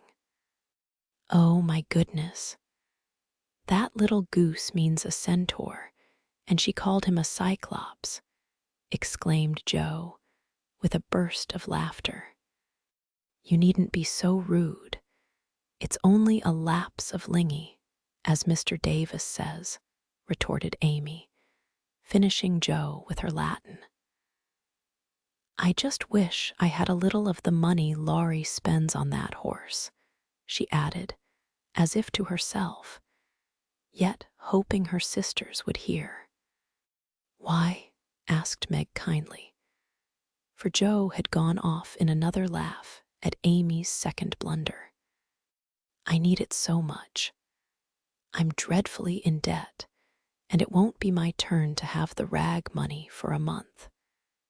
In debt, Amy? What do you mean? And Meg looked sober. Why, I owe at least a dozen pickled limes, and I can't pay them, you know, till I have money. For Marmee forbade my having anything charged at the shop. Tell me all about it. Are limes the fashion now? It used to be pricking bits of rubber to make balls. And Meg tried to keep her countenance. Amy looked so grave and important. Why, you see, the girls are always buying them, and unless you want to be thought mean, you must do it too. It's nothing but limes now, for everyone is sucking them in their desks in school time and trading them off for pencils, bead rings, paper dolls, or something else at recess. If one girl likes another, she gives her a lime. If she's mad with her, she eats one before her face and doesn't offer even a suck. They treat by turns, and I've had ever so many but haven't returned them. And I ought, for they are debts of honor, you know. How much will pay them off and restore your credit? Asked Meg, taking out her purse. A quarter would more than do it, and leave a few cents over for a treat for you. Don't you like limes? Not much. You may have my share. Here's the money. Make it last as long as you can, for it isn't very plenty, you know. Oh, thank you.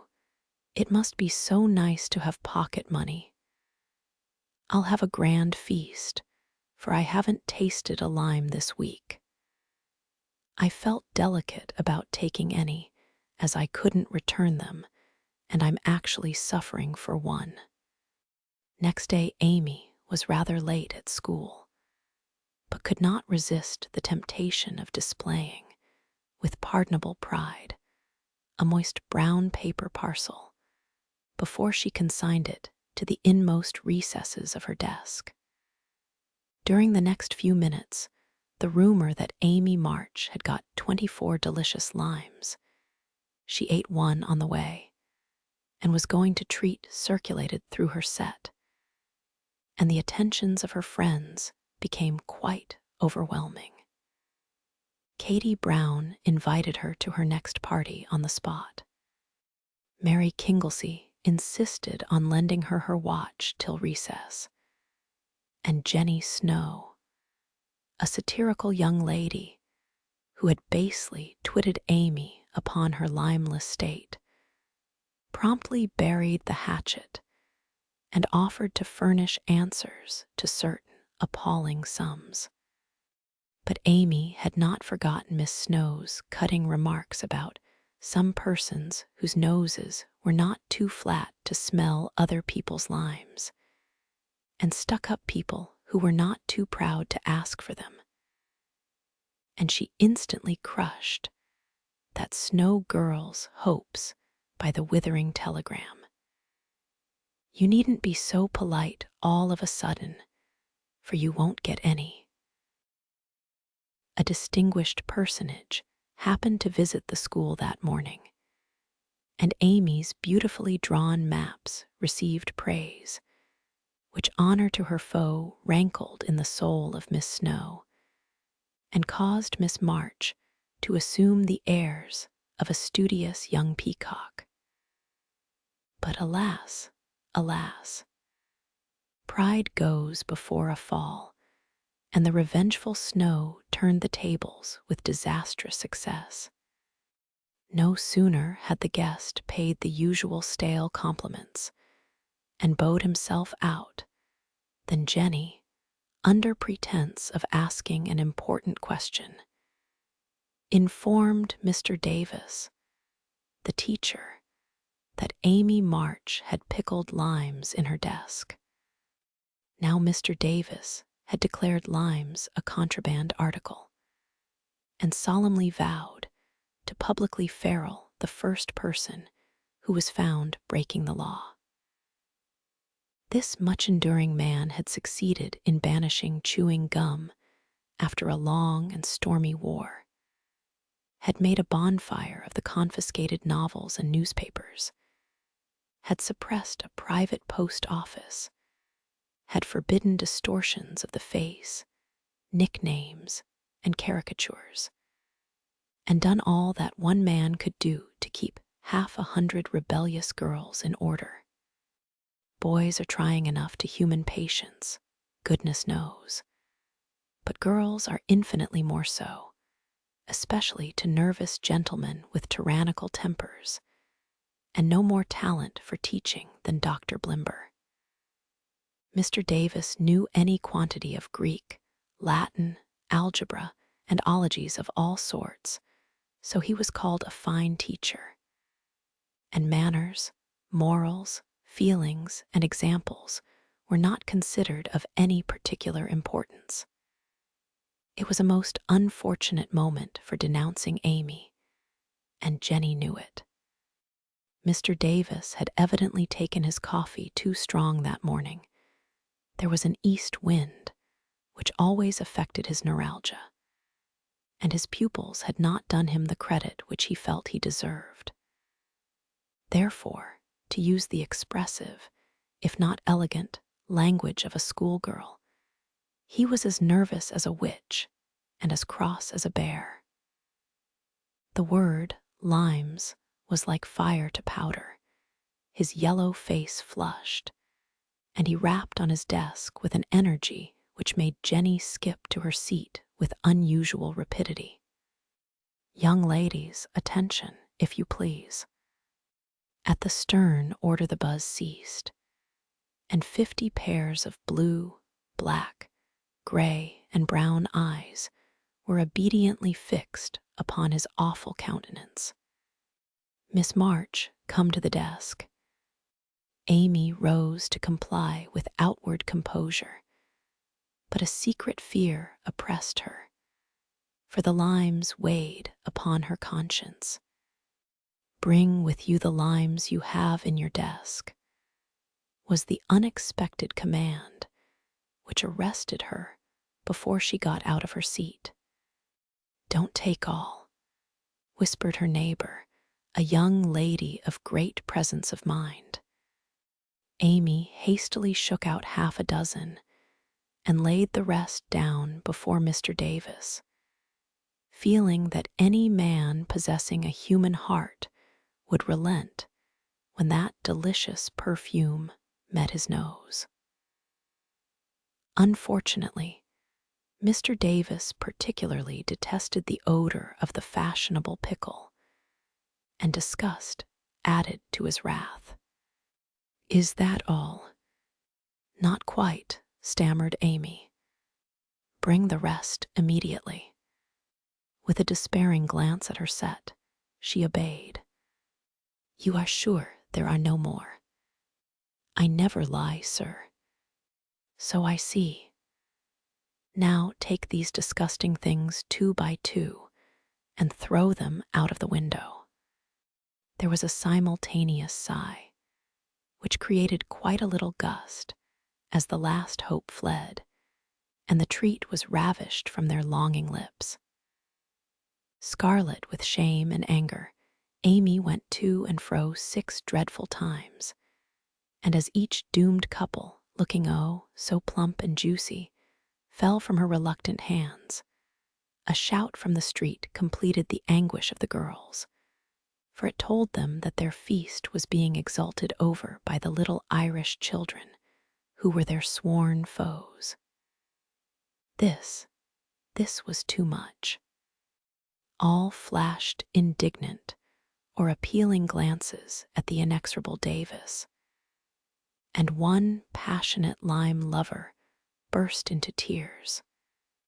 As Amy returned from her last trip, Mr. Davis gave a portentous hem and said, in his most impressive manner, "Young ladies, you remember what I said to you a week ago. I am sorry this has happened, but I never allow my rules to be infringed, and I never break my word. Miss March, hold out your hand." Amy started and put both hands behind her, turning on him an imploring look which pleaded for her better than the words she could not utter. She was rather a favorite with old Davis, as, of course, he was called, and it's my private belief that he would have broken his word if the indignation of one irrepressible young lady had not found vent in a hiss. That hiss, faint as it was, irritated the irascible gentleman and sealed the culprit's fate. "Your hand, Miss March," was the only answer her mute appeal received, and too proud to cry or beseech, Amy set her teeth, threw back her head defiantly, and bore, without flinching, several tingling blows on her little palm. They were neither many nor heavy, but that made no difference to her. For the first time in her life she had been struck, and the disgrace in her eyes was as deep as if he had knocked her down. "You will now stand on the platform till recess," said Mr. Davis, resolved to do the thing thoroughly, since he had begun. That was dreadful. It would have been bad enough to go to her seat and see the pitying faces of her friends or the satisfied ones of her few enemies, but to face the whole school with that shame fresh upon her seemed impossible, and for a second she felt as if she could only drop down where she stood and break her heart with crying. A bitter sense of wrong and the thought of Jenny Snow helped her to bear it, and taking the ignominious place, she fixed her eyes on the stove funnel above what now seemed a sea of faces, and stood there, so motionless and white that the girls found it hard to study with that pathetic figure before them. During the 15 minutes that followed, the proud and sensitive little girl suffered a shame and pain which she never forgot. To others it might seem a ludicrous or trivial affair, but to her it was a hard experience, for during the 12 years of her life she had been governed by love alone, and a blow of that sort had never touched her before. The smart of her hand and the ache of her heart were forgotten in the sting of the thought, "I shall have to tell at home, and they will be so disappointed in me." The 15 minutes seemed an hour, but they came to an end at last, and the word recess had never seemed so welcome to her before. "You can go, Miss March," said Mr. Davis, looking, as he felt, uncomfortable. He did not soon forget the reproachful glance Amy gave him as she went, without a word to anyone, straight into the anteroom, snatched her things, and left the place forever, as she passionately declared to herself.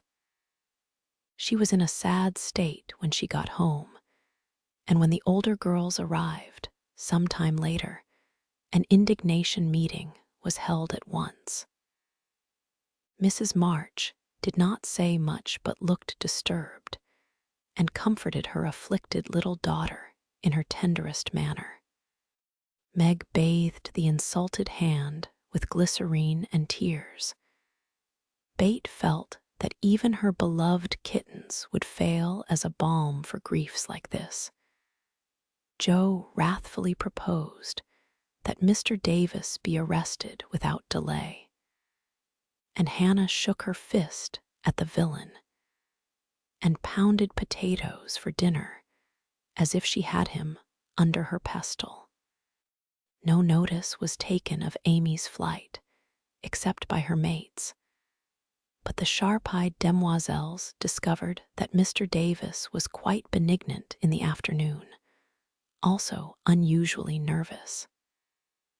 Just before school closed, Jo appeared, wearing a grim expression as she stalked up to the desk, and delivered a letter from her mother, then collected Amy's property, and departed, carefully scraping the mud from her boots on the doormat, as if she shook the dust of the place off her feet. "Yes, you can have a vacation from school, but I want you to study a little every day with Bate," said Mrs. March that evening.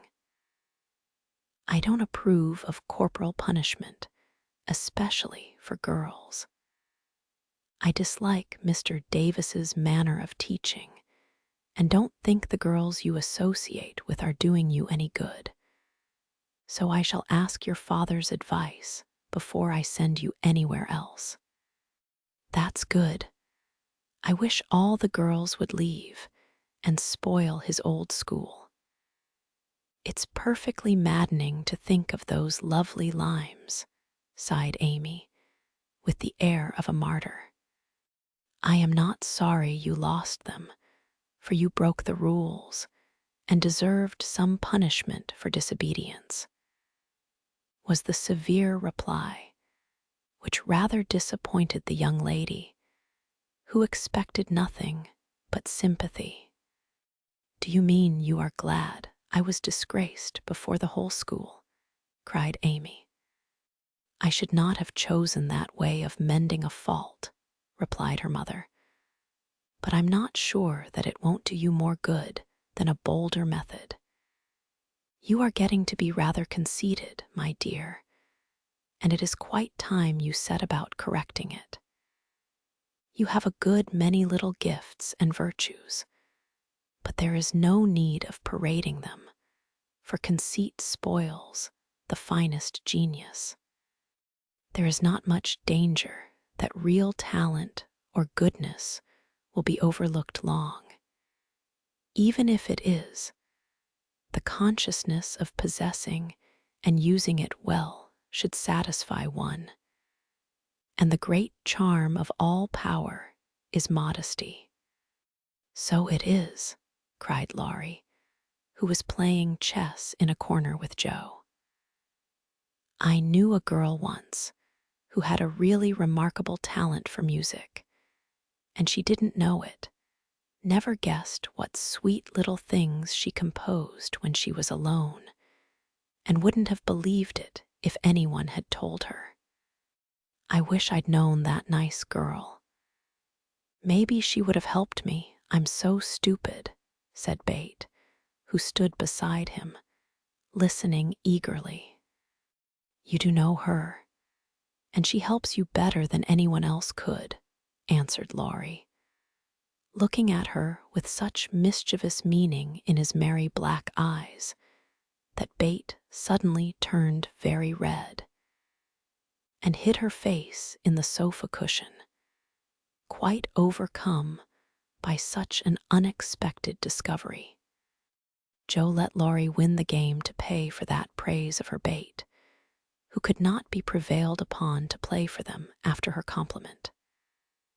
So Laurie did his best and sang delightfully, being in a particularly lively humor, for to the Marches he seldom showed the moody side of his character.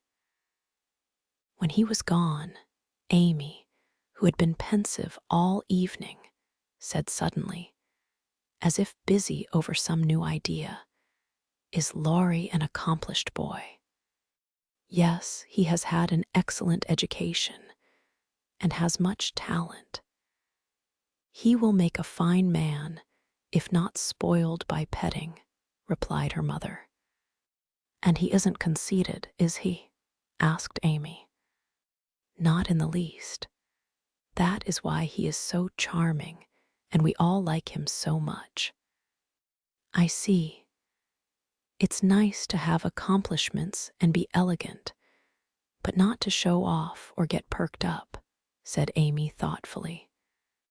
"These things are always seen and felt in a person's manner and conversations, if modestly used, but it is not necessary to display them," said Mrs. March, "any more than it's proper to wear all your bonnets and gowns and ribbons at once. That folks may know you've got them," added Joe, and the lecture ended in a laugh. Chapter 8. Jomeets Apollyon. "Girls, where are you going?" asked Amy, coming into their room one Saturday afternoon, and finding them getting ready to go out with an air of secrecy which excited her curiosity. "Never mind. Little girls shouldn't ask questions," returned Joe sharply. "Now, if there is anything mortifying to our feelings when we are young, it is to be told that, and to be bidden to run away, dear, is still more trying to us." Amy bridled up at this insult and determined to find out the secret if she teased for an hour. Turning to Meg, who never refused her anything very long, she said coaxingly, "Do tell me. I should think you might let me go too, for Bate is fussing over her piano, and I haven't got anything to do, and am so lonely." "I can't, dear, because you aren't invited," began Meg, but Joe broke in impatiently. "Now, Meg, be quiet, or you will spoil it all." "You can't go, Amy, so don't be a baby and whine about it. You are going somewhere with Laurie, I know you are. You were whispering and laughing together on the sofa last night, and you stopped when I came in. Aren't you going with him?" "Yes, we are. Now do be still and stop bothering." Amy held her tongue, but used her eyes, and saw Meg slip a fan into her pocket. I know. You're going to the theater to see the 7 Castles," she cried, adding resolutely. "And I shall go, for Mother said I might see it, and I've got my rag money, and it was mean not to tell me in time. Just listen to me a minute, and be a good child," said Meg soothingly. "Mother doesn't wish you to go this week, because your eyes are not well enough yet to bear the light of this fairy piece. Next week, you can go with Bate and Hannah and have a nice time. I don't like that half as well as going with you and Laurie. Please let me. I've been sick with this cold so long, and shut up, I'm dying for some fun." "Do, Meg. I'll be ever so good," pleaded Amy, looking as pathetic as she could. "Suppose we take her. I don't believe Mother would mind if we bundle her up well," began Meg. "If she goes, I shan't. And if I don't, Laurie won't like it, and it will be very rude, after he invited only us, to go and drag in Amy." "I should think she'd hate to poke herself where she isn't wanted," said Jo crossly, for she disliked the trouble of overseeing a fidgety child when she wanted to enjoy herself. Her tone and manner angered Amy, who began to put her boots on, saying, in her most aggravating way, "I shall go. Meg says I may, and if I pay for myself, Laurie hasn't anything to do with it. You can't sit with us, for our seats are reserved, and you mustn't sit alone. So Laurie will give you his place, and that will spoil our pleasure. Or he'll get another seat for you, and that isn't proper when you weren't asked. You shan't stir a step, so you may just stay where you are," scolded Jo, crosser than ever, having just pricked her finger in her hurry. Sitting on the floor with one boot on, Amy began to cry and Meg to reason with her when Laurie called from below, and the two girls hurried down, leaving their sister wailing. For now and then she forgot her grown-up ways and acted like a spoiled child. Just as the party was setting out, Amy called over the banisters in a threatening tone, "You'll be sorry for this, Jo March. See if you ain't." "Fiddlesticks," returned Jo, slamming the door. They had a charming time, for the 7 castles of the Diamond Lake was as brilliant and wonderful as heart could wish. But in spite of the comical red imps, sparkling elves, and the gorgeous princes and princesses, Jo's pleasure had a drop of bitterness in it. The fairy queen's yellow curls reminded her of Amy, and between the acts she amused herself with wondering what her sister would do to make her sorry for it. She and Amy had had many lively skirmishes in the course of their lives, for both had quick tempers and were apt to be violent when fairly roused. Amy teased Jo, and Jo irritated Amy, and semi-occasional explosions occurred, of which both were much ashamed afterward. Although the oldest, Jo had the least self-control and had hard times trying to curb the fiery spirit which was continually getting her into trouble. Her anger never lasted long, and having humbly confessed her fault, she sincerely repented and tried to do better. Her sisters used to say that they rather liked to get Jo into a fury because she was such an angel afterward. Poor Jo tried desperately to be good, but her bosom enemy was always ready to flame up and defeat her, and it took years of patient effort to subdue it. When they got home, they found Amy reading in the parlor.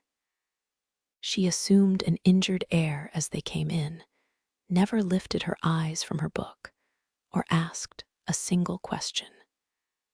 Perhaps curiosity might have conquered resentment if Bate had not been there to inquire and receive a glowing description of the play.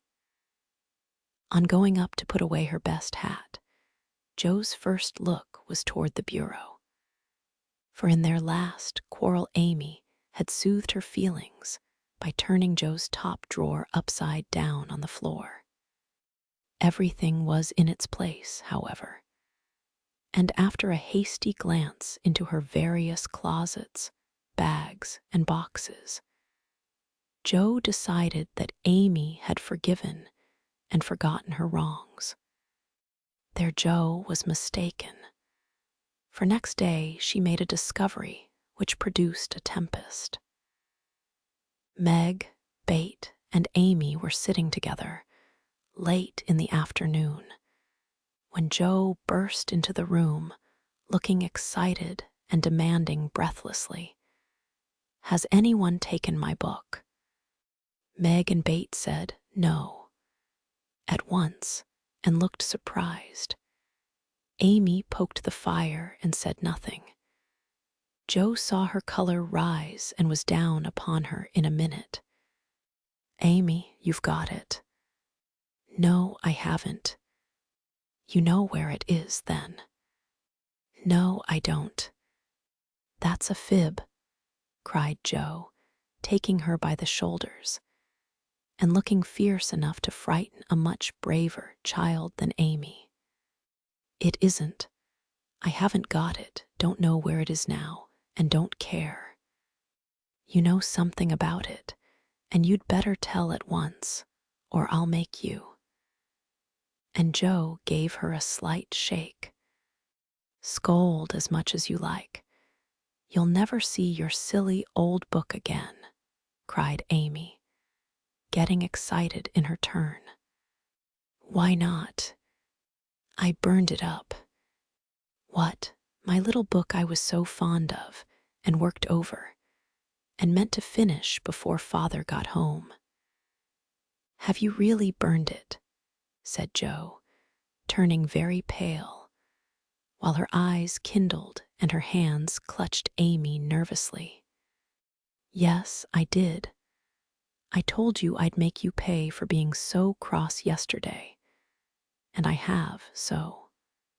Amy got no farther, for Jo's hot temper mastered her, and she shook Amy till her teeth chattered in her head, crying in a passion of grief and anger. "You wicked, wicked girl. I never can write it again, and I'll never forgive you as long as I live." Meg flew to rescue Amy and bait to pacify Jo. But Jo was quite beside herself, and with a parting box on her sister's ear, she rushed out of the room up to the old sofa in the garret and finished her fight alone. The storm cleared up below, for Mrs. March came home, and having heard the story, soon brought Amy to a sense of the wrong she had done her sister. Jo's book was the pride of her heart and was regarded by her family as a literary sprout of great promise.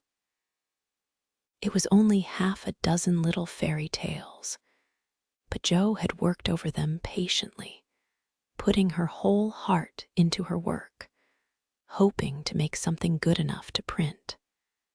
She had just copied them with great care and had destroyed the old manuscript, so that Amy's bonfire had consumed the loving work of several years. It seemed a small loss to others, but to Jo it was a dreadful calamity, and she felt that it never could be made up to her. Bate mourned as for a departed kitten, and Meg refused to defend her pet. Mrs. March looked grave and grieved, and Amy felt that no one would love her till she had asked pardon for the act, which she now regretted more than any of them. When the tea bell rang, Jo appeared, looking so grim and unapproachable that it took all Amy's courage to say meekly, "Please forgive me, Jo. I'm very, very sorry." "I never shall forgive you," was Jo's stern answer. And from that moment, she ignored Amy entirely. No one spoke of the great trouble, not even Mrs. March, for all had learned by experience that when Jo was in that mood words were wasted, and the wisest course was to wait till some little accident, or her own generous nature, softened Jo's resentment and healed the breach. It was not a happy evening, for though they sewed as usual, while their mother read aloud from Bremer, Scott, or Edgeworth, something was wanting, and the sweet home peace was disturbed. They felt this most when singing time came, for Bate could only play. Jo stood dumb as a stone, and Amy broke down. So Meg and Mother sang alone. But in spite of their efforts to be as cheery as larks, the flute-like voices did not seem to chord as well as usual, and all felt out of tune. As Jo received her good-night kiss, Mrs. March whispered gently, "My dear, don't let the sun go down upon your anger. Forgive each other, help each other, and begin again tomorrow." Jo wanted to lay her head down on that motherly bosom and cry her grief and anger all away. But tears were an unmanly weakness, and she felt so deeply injured that she really couldn't quite forgive yet. So she winked hard, shook her head, and said gruffly, because Amy was listening, "It was an abominable thing, and she doesn't deserve to be forgiven." With that, she marched off to bed, and there was no merry or confidential gossip that night. Amy was much offended that her overtures of peace had been repulsed, and began to wish she had not humbled herself, to feel more injured than ever, and to plume herself on her superior virtue in a way which was particularly exasperating. Jo still looked like a thunder cloud, and nothing went well all day. It was bitter cold in the morning. She dropped her precious turnover in the gutter. Aunt March had an attack of the fidgets. Meg was sensitive. Bate would look grieved and wistful when she got home. And Amy kept making remarks about people who were always talking about being good, and yet wouldn't even try when other people set them a virtuous example. "Everybody is so hateful. I'll ask Laurie to go skating. He is always kind and jolly and will put me to rights. I know," said Jo to herself, and off she went. Amy heard the clash of skates and looked out with an impatient exclamation. "There, she promised I should go next time, for this is the last ice we shall have. But it's no use to ask such a crossbatch to take me." "Don't say that. You were very naughty, and it is hard to forgive the loss of her precious little book. But I think she might do it now, and I guess she will, if you try her at the right minute," said Meg. "Go after them. Don't say anything till Jo has got good-natured with Laurie. Then take a quiet minute and just kiss her, or do some kind thing, and I'm sure she'll be friends again with all her heart." "I'll try," said Amy, for the advice suited her. And after a flurry to get ready, she ran after the friends, who were just disappearing over the hill. It was not far to the river, but both were ready before Amy reached them. Jo saw her coming and turned her back.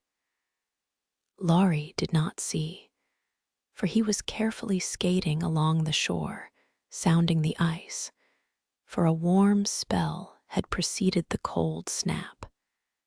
"I'll go on to the first bend and see if it's all right before we begin to race," Amy heard him say as he shot away, looking like a young Russian in his fur-trimmed coat and cap.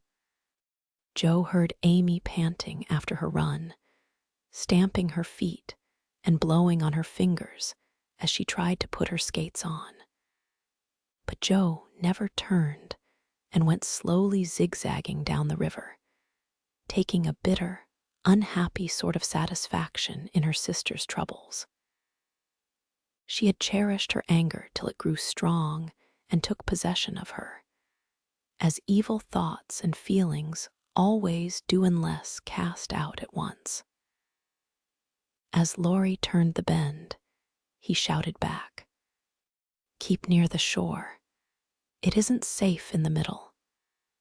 Joe heard, but Amy was struggling to her feet and did not catch a word. Joe glanced over her shoulder, and the little demon she was harboring said in her ear, "No matter whether she heard or not, let her take care of herself." Laurie had vanished round the bend. Joe was just at the turn, and Amy far behind, striking out toward the smoother ice in the middle of the river. For a minute, Joe stood still with a strange feeling in her heart. Then she resolved to go on, but something held and turned her round, just in time to see Amy throw up her hands and go down, with a sudden crash of rotten ice, the splash of water, and a cry that made Joe's heart stand still with fear. She tried to call Laurie, but her voice was gone. She tried to rush forward, but her feet seemed to have no strength in them, and for a second she could only stand motionless, staring with a terror-stricken face at the little blue hood above the black water. Something rushed swiftly by her, and Laurie's voice cried out, "Bring a rail, quick, quick." How she did it, she never knew.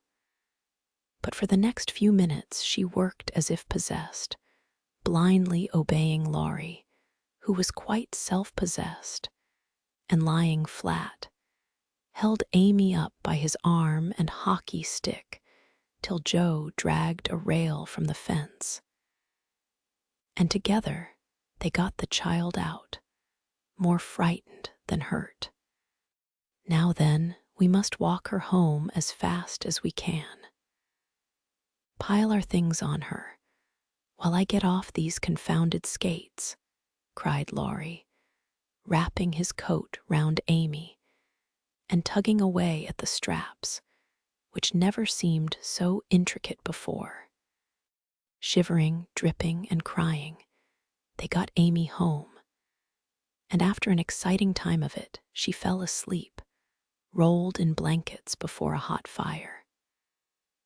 During the bustle, Joe had scarcely spoken but flown about, looking pale and wild with her things half off, her dress torn, and her hands cut and bruised by ice and rails and refractory buckles. When Amy was comfortably asleep, the house quiet, and Mrs. March sitting by the bed, she called Joe to her and began to bind up the hurt hands. "Are you sure she is safe?" whispered Joe, looking remorsefully at the golden head, which might have been swept away from her sight forever under the treacherous ice. "Quite safe, dear. She is not hurt, and won't even take cold, I think. You were so sensible in covering and getting her home quickly," replied her mother cheerfully. "Laurie did it all. I only let her go. Mother, if she should die, it would be my fault." And Joe dropped down beside the bed in a passion of penitent tears, telling all that had happened, bitterly condemning her hardness of heart, and sobbing out her gratitude for being spared the heavy punishment which might have come upon her. "It's my dreadful temper. I try to cure it, I think I have, and then it breaks out worse than ever. Oh, Mother, what shall I do? What shall I do?" cried poor Joe in despair. "Watch and pray, dear. Never get tired of trying, and never think it is impossible to conquer your fault," said Mrs. March, drawing the blowsy head to her shoulder and kissing the wet cheek so tenderly that Joe cried even harder. "You don't know, you can't guess how bad it is. It seems as if I could do anything when I'm in a passion. I get so savage, I could hurt anyone and enjoy it. I'm afraid I shall do something dreadful someday and spoil my life and make everybody hate me. Oh, Mother, help me. Do help me. I will, my child, I will. Don't cry so bitterly, but remember this day and resolve with all your soul that you will never know another like it. Joe, dear, we all have our temptations, some far greater than yours, and it often takes us all our lives to conquer them. You think your temper is the worst in the world, but mine used to be just like it. Yours, Mother, why, you are never angry. And for the moment, Joe forgot remorse in surprise. I've been trying to cure it for 40 years, and have only succeeded in controlling it. I am angry nearly every day of my life, Joe, but I have learned not to show it, and I still hope to learn not to feel it, though it may take me another 40 years to do so. The patience and the humility of the face she loved so well was a better lesson to Joe than the wisest lecture, the sharpest reproof. She felt comforted at once by the sympathy and confidence given her. The knowledge that her mother had a fault like hers and tried to mend it made her own easier to bear and strengthened her resolution to cure it, though 40 years seemed rather a long time to watch and pray to a girl of 15. Mother, are you angry when you fold your lips tight together and go out of the room sometimes? When Aunt March scolds or people worry you? Asked Joe, feeling nearer and dearer to her mother than ever before. Yes, I've learned to check the hasty words that rise to my lips, and when I feel that they mean to break out against my will, I just go away for a minute and give myself a little shake for being so weak and wicked, answered Mrs. March with a sigh and a smile, as she smoothed and fastened up Joe's disheveled hair. How did you learn to keep still? That is what troubles me, for the sharp words fly out before I know what I'm about, and the more I say, the worse I get, till it's a pleasure to hurt people's feelings and say dreadful things. Tell me how you do it, Marmee dear. My good mother used to help me, as you do us, interrupted Joe with a grateful kiss. But I lost her when I was a little older than you are, and for years had to struggle on alone, for I was too proud to confess my weakness to anyone else. I had a hard time, Joe, and shed a good many bitter tears over my failures, for in spite of my efforts, I never seemed to get on. Then your father came, and I was so happy that I found it easy to be good. But by and by, when I had 4 little daughters round me and we were poor, then the old trouble began again. For I am not patient by nature, and it tried me very much to see my children wanting anything. Poor mother, what helped you then? Your father, Joe. He never loses patience, never doubts or complains, but always hopes, and works and waits so cheerfully that one is ashamed to do otherwise before him. He helped and comforted me, and showed me that I must try to practice all the virtues I would have my little girls possess, for I was their example. It was easier to try for your sakes than for my own. A startled or surprised look from one of you when I spoke sharply rebuked me more than any words could have done.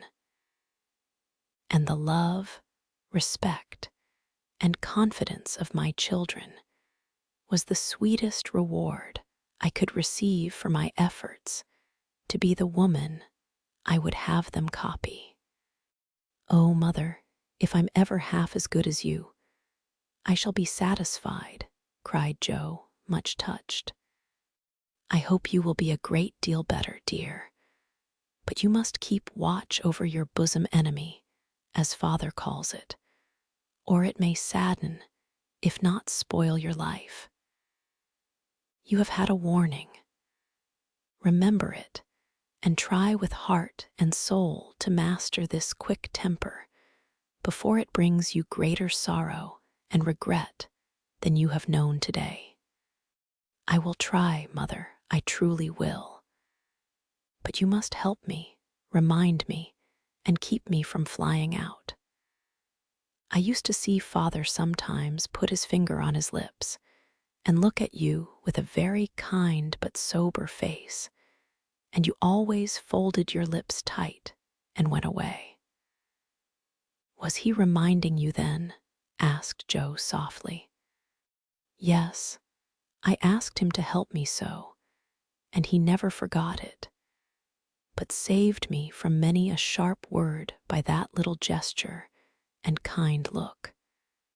Joe saw that her mother's eyes filled and her lips trembled as she spoke, and fearing that she had said too much, she whispered anxiously, "Was it wrong to watch you and to speak of it? I didn't mean to be rude, but it's so comfortable to say all I think to you and feel so safe and happy here. My Joe, you may say anything to your mother, for it is my greatest happiness and pride to feel that my girls confide in me and know how much I love them. I thought I'd grieved you. No, dear, but speaking of Father reminded me how much I miss him, how much I owe him, and how faithfully I should watch and work to keep his little daughters safe and good for him. Yet you told him to go, Mother, and didn't cry when he went, and never complain now, or seem as if you needed any help," said Joe, wondering. "I gave my best to the country I love, and kept my tears till he was gone. Why should I complain when we both have merely done our duty and will surely be the happier for it in the end?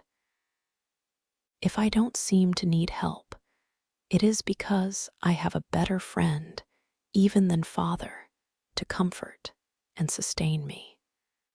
My child, the troubles and temptations of your life are beginning, and may be many.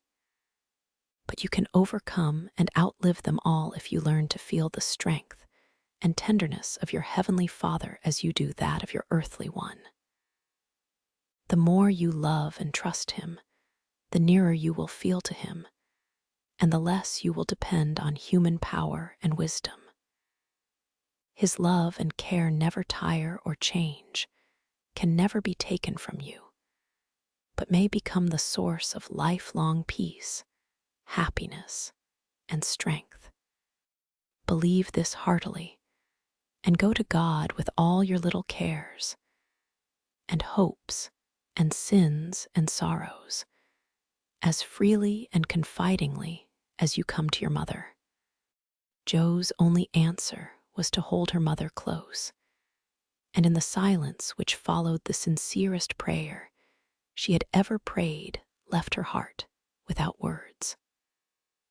For in that sad yet happy hour, she had learned not only the bitterness of remorse and despair, but the sweetness of self-denial and self-control, and led by her mother's hand, she had drawn nearer to the friend who always welcomes every child with a love stronger than that of any father, tenderer than that of any mother.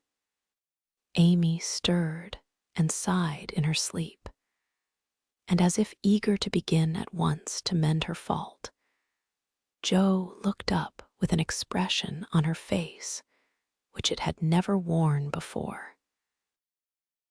I let the sun go down on my anger. I wouldn't forgive her, and today, if it hadn't been for Laurie, it might have been too late. How could I be so wicked? Said Jo, half aloud, as she leaned over her sister, softly stroking the wet hair scattered on the pillow. As if she heard, Amy opened her eyes and held out her arms with a smile that went straight to Jo's heart. Neither said a word, but they hugged one another close in spite of the blankets, and everything was forgiven and forgotten in one hearty kiss. Chapter 9. Meg Goes to Vanity Fair. I do think it was the most fortunate thing in the world that those children should have the measles just now, said Meg, one April day, as she stood packing the go-abroady trunk in her room, surrounded by her sisters. And so nice of Annie Moffat not to forget her promise. A whole fortnight of fun will be regularly splendid, replied Jo, looking like a windmill as she folded skirts with her long arms. And such lovely weather. I'm so glad of that, added Bate, tidily sorting neck and hair ribbons in her best box, lent for the great occasion. I wish I was going to have a fine time and wear all these nice things, said Amy, with her mouth full of pins, as she artistically replenished her sister's cushion. I wish you were all going, but as you can't, I shall keep my adventures to tell you when I come back. I'm sure it's the least I can do when you have been so kind, lending me things and helping me get ready, said Meg, glancing round the room at the very simple outfit, which seemed nearly perfect in their eyes. What did Mother give you out of the treasure box? Asked Amy, who had not been present at the opening of a certain cedar chest in which Mrs. March kept a few relics of past splendor, as gifts for her girls when the proper time came. A pair of silk stockings, that pretty carved fan, and a lovely blue sash. I wanted the violet silk, but there isn't time to make it over, so I must be contented with my old tarlatan. It will look nice over my new muslin skirt, and the sash will set it off beautifully. I wish I hadn't smashed my coral bracelet, for you might have had it, said Jo, who loved to give and lend, but whose possessions were usually too dilapidated to be of much use. There is a lovely old-fashioned pearl set in the treasure chest, but Mother said real flowers were the prettiest ornament for a young girl, and Laurie promised to send me all I want, replied Meg. Now, let me see, there's my new gray walking suit. Just curl up the feather in my hat, Bate, then my poplin for Sunday and the small party. It looks heavy for spring, doesn't it? The violet silk would be so nice. Oh dear. Never mind. You've got the tarlatan for the big party. And you always look like an angel in white, said Amy, brooding over the little store of finery in which her soul delighted. It isn't low-necked, and it doesn't sweep enough, but it will have to do. My blue house dress looks so well turned and freshly trimmed that I feel as if I'd got a new one. My silk sack isn't a bit the fashion, and my bonnet doesn't look like Sally's. I didn't like to say anything, but I was sadly disappointed in my umbrella. I told Mother Black with a white handle, but she forgot and bought a green one with a yellowish handle. It's strong and neat, so I ought not to complain. But I know I shall feel ashamed of it beside Annie's silk one with a gold top, sighed Meg, surveying the little umbrella with great disfavor. Change it, advised Joe. I won't be so silly or hurt Marmie's feelings when she took so much pains to get my things. It's a nonsensical notion of mine, and I'm not going to give up to it. My silk stockings and 2 pairs of new gloves are my comfort. You are a dear to lend me yours, Joe. I feel so rich and sort of elegant, with 2 new pairs, and the old ones cleaned up for common. And Meg took a refreshing peep at her glove box. Annie Moffat has blue and pink bows on her nightcaps. Would you put some on mine? She asked, as Bate brought up a pile of snowy muslins, fresh from Hannah's hands. No, I wouldn't, for the smart caps won't match the plain gowns without any trimming on them. Poor folks shouldn't rig, said Joe decidedly. I wonder if I shall ever be happy enough to have real lace on my clothes and bows on my caps, said Meg impatiently.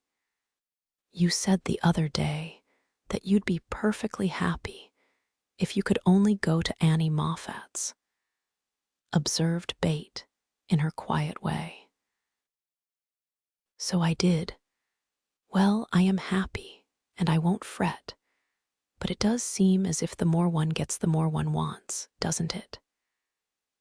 There now, the trays are ready, and everything in but my ball dress, which I shall leave for Mother to pack, said Meg, cheering up, as she glanced from the half-filled trunk to the many times pressed and mended white tarlatan, which she called her ball dress with an important air.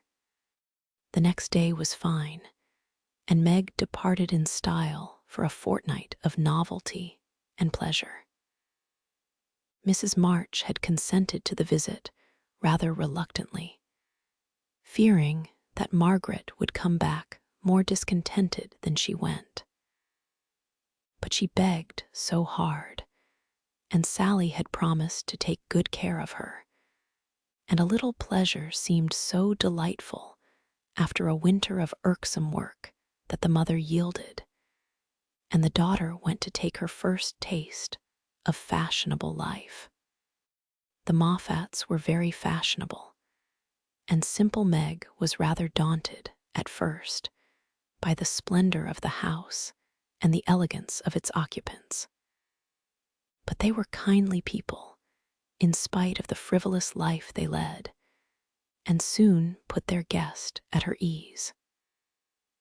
Perhaps Meg felt, without understanding why, that they were not particularly cultivated or intelligent people, and that all their gilding could not quite conceal the ordinary material of which they were made. It certainly was agreeable to fare sumptuously, drive in a fine carriage, wear her best frock every day, and do nothing but enjoy herself. It suited her exactly, and soon she began to imitate the manners and conversation of those about her, to put on little airs and graces, use French phrases, crimp her hair, take in her dresses, and talk about the fashions as well as she could. The more she saw of Annie Moffat's pretty things, the more she envied her and sighed to be rich. Home now looked bare and dismal as she thought of it. Work grew harder than ever, and she felt that she was a very destitute and much-injured girl, in spite of the new gloves and silk stockings. She had not much time for repining, however, for the three young girls were busily employed in having a good time. They shopped, walked, rode, and called all day, went to theaters and operas, or frolicked at home in the evening. For Annie had many friends and knew how to entertain them. Her older sisters were very fine young ladies, and one was engaged, which was extremely interesting and romantic, Meg thought. Mr. Moffat was a fat, jolly old gentleman who knew her father, and Mrs. Moffat, a fat, jolly old lady who took as great a fancy to Meg as her daughter had done. Everyone petted her, and Daisy, as they called her, was in a fair way to have her head turned. When the evening for the small party came, she found that the poplin wouldn't do at all, for the other girls were putting on thin dresses and making themselves very fine indeed. So out came the tarlatan, looking older, limper, and shabbier than ever beside Sally's crisp new one. Meg saw the girls glance at it, and then at one another, and her cheeks began to burn, for with all her gentleness she was very proud. No one said a word about it, but Sally offered to dress her hair, and Annie to tie her sash, and Belle, the engaged sister, praised her white arms. But in their kindness, Meg saw only pity for her poverty, and her heart felt very heavy as she stood by herself, while the others laughed, chattered, and flew about like gauzy butterflies. The hard, bitter feeling was getting pretty bad when the maid brought in a box of flowers. Before she could speak, Annie had the cover off, and all were exclaiming at the lovely roses, heath, and fern within. "It's for Belle, of course. George always sends her some. But these are altogether ravishing," cried Annie, with a great sniff. "They are for Miss March," the man said. "And here's a note," put in the maid, holding it to Meg. "What fun! Who are they from?" "Didn't know you had a lover," cried the girls, fluttering about Meg in a high state of curiosity and surprise. "The note is from Mother, and the flowers from Laurie," said Meg simply, yet much gratified that he had not forgotten her. "Oh, indeed," said Annie with a funny look, as Meg slipped the note into her pocket as a sort of talisman against envy, vanity, and false pride. For the few loving words had done her good, and the flowers cheered her up by their beauty. Feeling almost happy again, she laid by a few ferns and roses for herself, and quickly made up the rest in dainty bouquets for the breasts, hair, or skirts of her friends, offering them so prettily that Clara, the elder sister, told her she was the sweetest little thing she ever saw, and they looked quite charmed with her small attention. Somehow the kind act finished her despondency, and when all the rest went to show themselves to Mrs. Moffat, she saw a happy, bright-eyed face in the mirror, as she laid her ferns against her rippling hair, and fastened the roses in the dress that didn't strike her as so very shabby now. She enjoyed herself very much that evening, for she danced to her heart's content.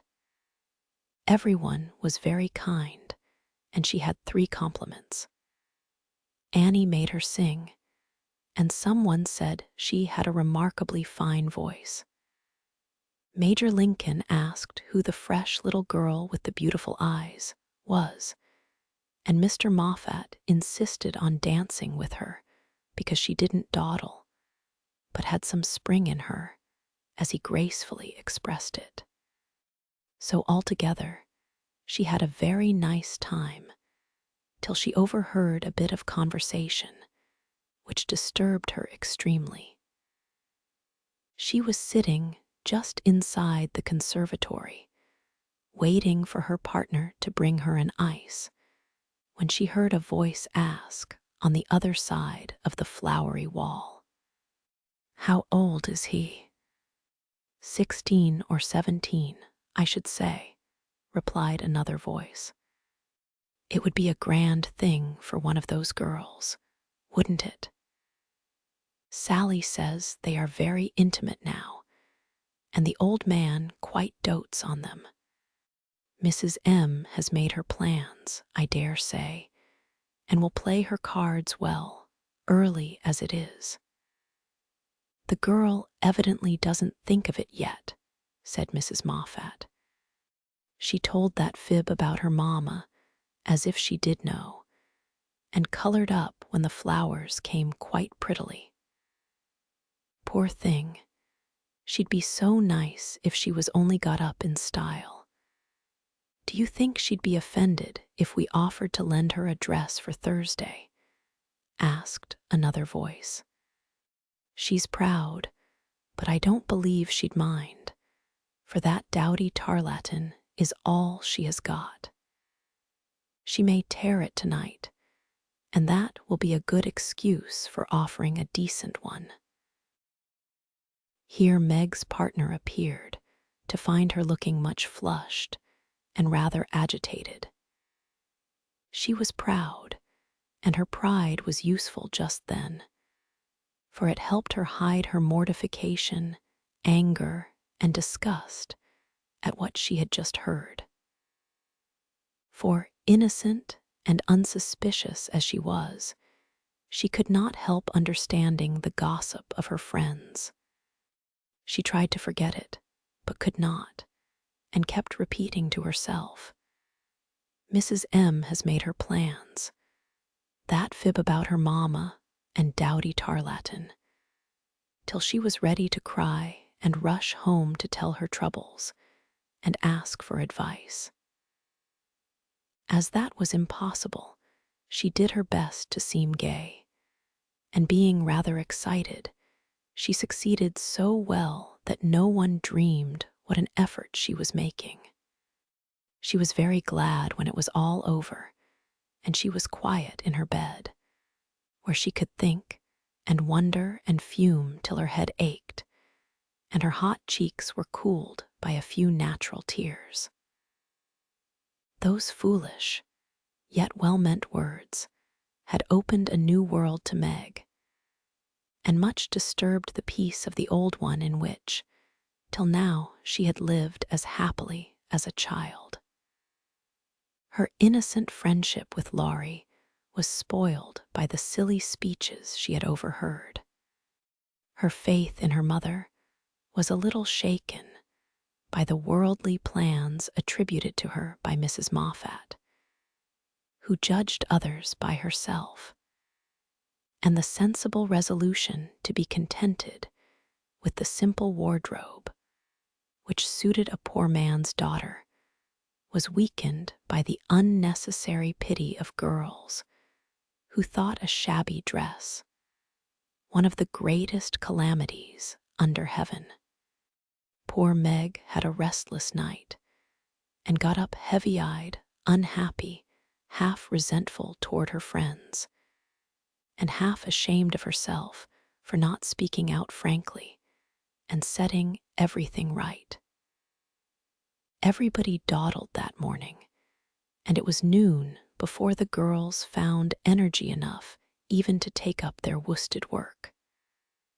Something in the manner of her friends struck Meg at once.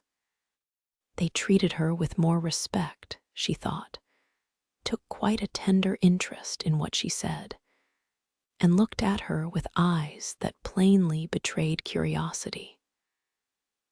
All this surprised and flattered her, though she did not understand it till Miss Bell looked up from her writing and said, with a sentimental air. "Daisy, dear, I've sent an invitation to your friend, Mr. Lawrence, for Thursday. We should like to know him, and it's only a proper compliment to you." Meg colored, but a mischievous fancy to tease the girls made her reply demurely. "You are very kind, but I'm afraid he won't come." "Why not, chérie?" asked Miss Bell. "He's too old." "My child, what do you mean? What is his age, I beg to know?" cried Miss Clara. "Nearly 70, I believe," answered Meg, counting stitches to hide the merriment in her eyes. "You sly creature." "Of course we meant the young man," exclaimed Miss Bell, laughing. "There isn't any. Laurie is only a little boy." And Meg laughed also at the queer look which the sisters exchanged as she thus described her supposed lover. "About your age," Nan said. "Nearer my sister Jo's." "I am 17 in August," returned Meg, tossing her head. "It's very nice of him to send you flowers, isn't it?" said Annie, looking wise about nothing. "Yes, he often does to all of us, for their house is full, and we are so fond of them. My mother and old Mr. Lawrence are friends, you know, so it is quite natural that we children should play together." And Meg hoped they would say no more. "It's evident Daisy isn't out yet," said Miss Clara to Belle with a nod. "Quite a pastoral state of innocence, all round," returned Miss Bell with a shrug. "I'm going out to get some little matters for my girls. Can I do anything for you, young ladies?" asked Mrs. Moffat, lumbering in like an elephant in silk and lace. "No, thank you, ma'am," replied Sally. "I've got my new pink silk for Thursday and don't want a thing." "Nor I," began Meg, but stopped because it occurred to her that she did want several things and could not have them. "What shall you wear?" asked Sally. "My old white one again, if I can mend it fit to be seen. It got sadly torn last night," said Meg, trying to speak quite easily, but feeling very uncomfortable. "Why don't you send home for another?" said Sally, who was not an observing young lady. "I haven't got any other." It cost Meg an effort to say that, but Sally did not see it and exclaimed in amiable surprise, "Only that? How funny." She did not finish her speech, for Belle shook her head at her and broke in, saying kindly, "Not at all. Where is the use of having a lot of dresses when she isn't out yet? There's no need of sending home Daisy, even if you had a dozen, for I've got a sweet blue silk laid away, which I've outgrown, and you shall wear it to please me, won't you, dear?" "You are very kind, but I don't mind my old dress if you don't. It does well enough for a little girl like me," said Meg. "Now do let me please myself by dressing you up in style. I admire to do it, and you'd be a regular little beauty with a touch here and there. I shan't let anyone see you till you are done, and then we'll burst upon them like Cinderella and her godmother going to the ball," said Belle in her persuasive tone. Meg couldn't refuse the offer so kindly made, for a desire to see if she would be a little beauty. After touching up caused her to accept and forget all her former uncomfortable feelings toward the Moffats. On the Thursday evening, Belle shut herself up with her maid, and between them they turned Meg into a fine lady. They crimped and curled her hair, they polished her neck and arms with some fragrant powder, touched her lips with coralline salve to make them redder, and Hortense would have added a soupçon of rouge if Meg had not rebelled. They laced her into a sky-blue dress, which was so tight she could hardly breathe, and so low in the neck that modest Meg blushed at herself in the mirror. A set of silver filigree was added, bracelets, necklace, brooch, and even earrings, for Hortense tied them on with a bit of pink silk which did not show. A cluster of tea rose buds at the bosom, and a ruche reconciled Meg to the display of her pretty white shoulders, and a pair of high-heeled silk boots satisfied the last wish of her heart. A lace handkerchief, a plumy fan, and a bouquet in a shoulder holder finished her off, and Miss Belle surveyed her with the satisfaction of a little girl with a newly dressed doll. "Mademoiselle is charmante, très jolie, is she not?" cried Hortense, clasping her hands in an affected rapture. "Come and show yourself," said Miss Belle, leading the way to the room where the others were waiting. As Meg went rustling after, with her long skirts trailing, her earrings tinkling, her curls waving, and her heart beating, she felt as if her fun had really begun at last, for the mirror had plainly told her that she was a little beauty. Her friends repeated the pleasing phrase enthusiastically, and for several minutes she stood, like a jackdaw in the fable, enjoying her borrowed plumes, while the rest chattered like a party of magpies. "While I dress, do you drill her, Nan, in the management of her skirt and those French heels, or she will trip herself up. Take your silver butterfly and catch up that long curl on the left side of her head, Clara, and don't any of you disturb the charming work of my hands," said Belle, as she hurried away, looking well pleased with her success. "You don't look a bit like yourself, but you are very nice. I'm nowhere beside you, for Belle has heaps of taste, and you're quite French, I assure you. Let your flowers hang, don't be so careful of them, and be sure you don't trip," returned Sally, trying not to care that Meg was prettier than herself. Keeping that warning carefully in mind, Margaret got safely downstairs and sailed into the drawing rooms where the Moffats and a few early guests were assembled. She very soon discovered that there is a charm about fine clothes which attracts a certain class of people and secures their respect. Several young ladies, who had taken no notice of her before, were very affectionate all of a sudden.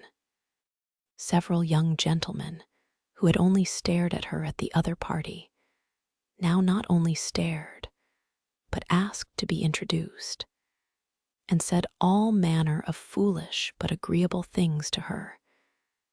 And several old ladies, who sat on the sofas and criticized the rest of the party, inquired who she was with an air of interest.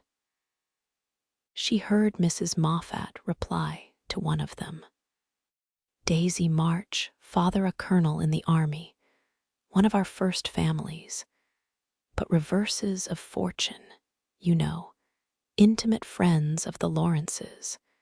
Sweet creature, I assure you. My Ned is quite wild about her."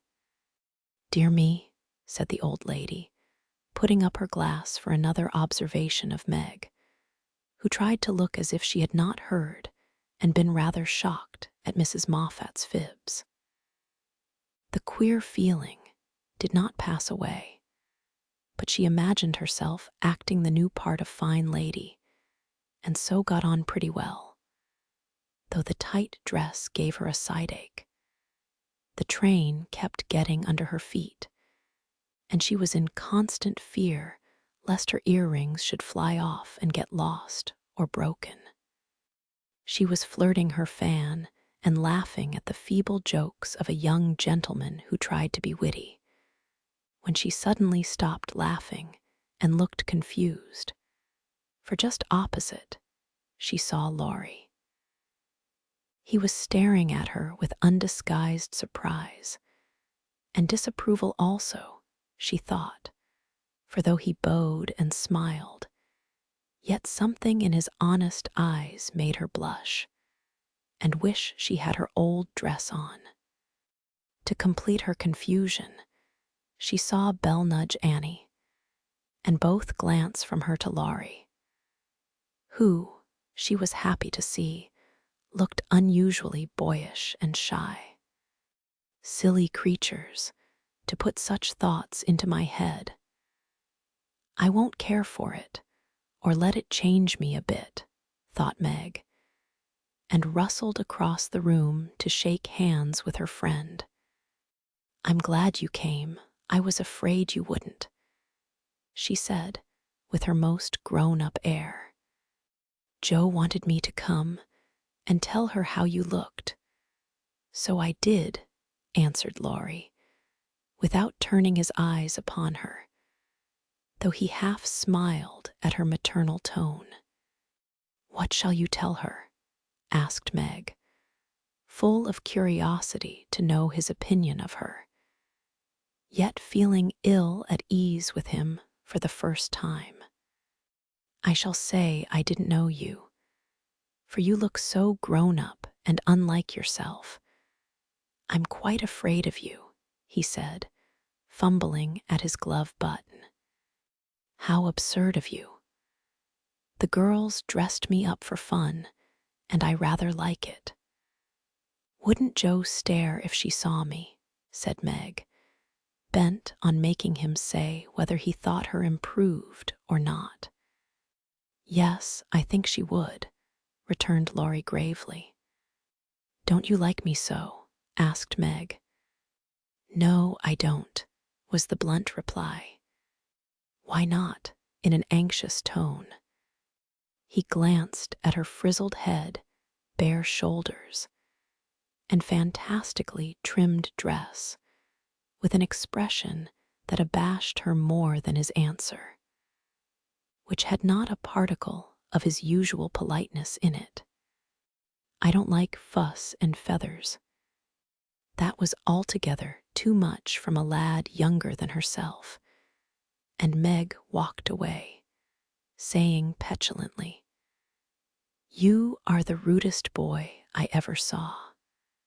Feeling very much ruffled, she went and stood at a quiet window to cool her cheeks, for the tight dress gave her an uncomfortably brilliant color.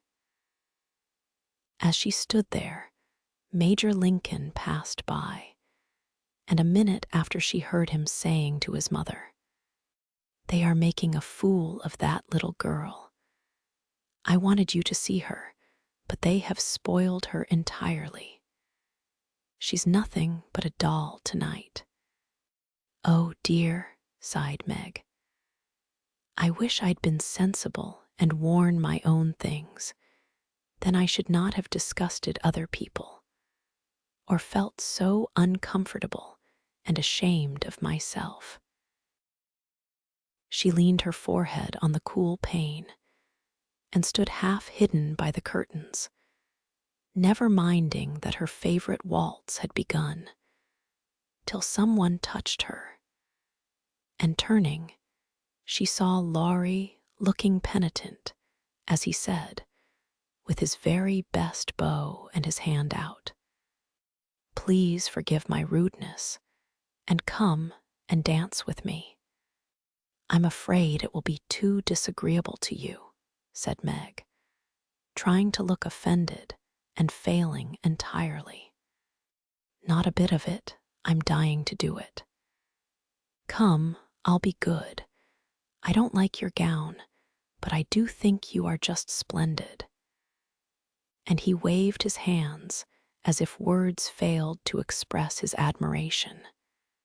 Meg smiled and relented, and whispered as they stood waiting to catch the time, "Take care my skirt doesn't trip you up. It's the plague of my life, and I was a goose to wear it. Pin it round your neck, and then it will be useful," said Laurie, looking down at the little blue boots, which he evidently approved of. Away they went fleetly and gracefully, for having practiced at home, they were well matched, and the blithe young couple were a pleasant sight to see, as they twirled merrily round and round, feeling more friendly than ever after their small tiff. "Laurie, I want you to do me a favor, will you?" said Meg, as he stood fanning her when her breath gave out, which it did very soon, though she would not own why. "Won't I?" said Laurie with alacrity. "Please don't tell them at home about my dress tonight. They won't understand the joke, and it will worry Mother." "Then why did you do it?" said Laurie's eyes, so plainly that Meg hastily added, "I shall tell them myself all about it, and fess to Mother how silly I've been. But I'd rather do it myself. So you'll not tell, will you?" "I give you my word I won't. Only what shall I say when they ask me?" "Just say I looked pretty well and was having a good time." "I'll say the first with all my heart, but how about the other?" "You don't look as if you were having a good time. Are you?" And Laurie looked at her with an expression which made her answer in a whisper, "No, not just now. Don't think I'm horrid. I only wanted a little fun, but this sort doesn't pay, I find, and I'm getting tired of it. Here comes Ned Moffat." "What does he want?" said Laurie, knitting his black brows as if he did not regard his young host in the light of a pleasant addition to the party. "He put his name down for 3 dances, and I suppose he's coming for them." "What a bore," said Meg, assuming a languid air which amused Laurie immensely. He did not speak to her again till supper time, when he saw her drinking champagne with Ned and his friend Fisher, who were behaving like a pair of fools, as Laurie said to himself, for he felt a brotherly sort of right to watch over the marches and fight their battles whenever a defender was needed. "You'll have a splitting headache tomorrow if you drink much of that." "I wouldn't, Meg. Your mother doesn't like it, you know," he whispered, leaning over her chair, as Ned turned to refill her glass and Fisher stooped to pick up her fan. "I'm not Meg tonight. I'm a doll who does all sorts of crazy things. Tomorrow I shall put away my fuss and feathers and be desperately good again," she answered with an affected little laugh. "Wish tomorrow was here then," muttered Laurie, walking off, ill-pleased at the change he saw in her. Meg danced and flirted, chattered and giggled, as the other girls did. After supper, she undertook the German and blundered through it, nearly upsetting her partner with her long skirt, and romping in a way that scandalized Laurie, who looked on and meditated a lecture. But he got no chance to deliver it, for Meg kept away from him till he came to say good night. "Remember," she said, trying to smile, for the splitting headache had already begun. "Silence à la mort," replied Laurie, with a melodramatic flourish as he went away. This little bit of byplay excited Annie's curiosity, but Meg was too tired for gossip and went to bed, feeling as if she had been to a masquerade and hadn't enjoyed herself as much as she expected.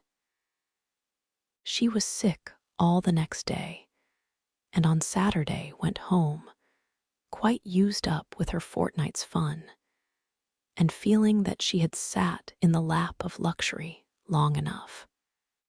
It does seem pleasant to be quiet and not have company manners on all the time.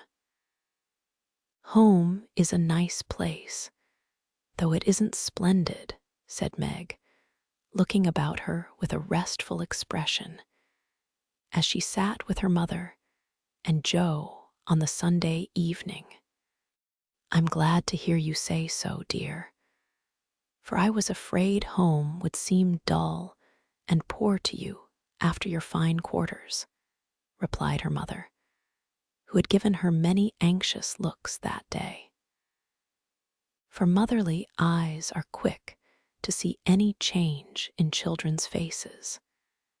Meg had told her adventures gaily and said over and over what a charming time she had had, but something still seemed to weigh upon her spirits, and when the younger girls were gone to bed, she sat thoughtfully staring at the fire, saying little and looking worried.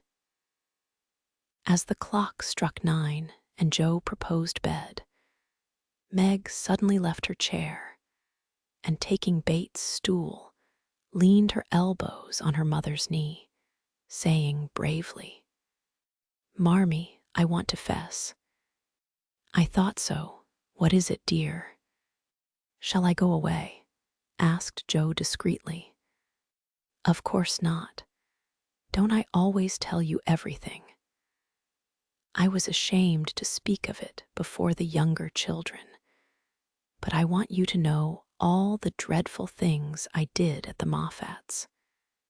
"We are prepared," said Mrs. March, smiling but looking a little anxious. "I told you they dressed me up, but I didn't tell you that they powdered and squeezed and frizzled and made me look like a fashion plate. Laurie thought I wasn't proper. I know he did, though he didn't say so, and one man called me a doll.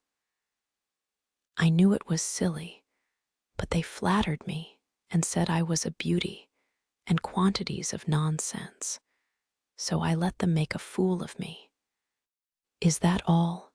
asked Joe, as Mrs. March looked silently at the downcast face of her pretty daughter, and could not find it in her heart to blame her little follies.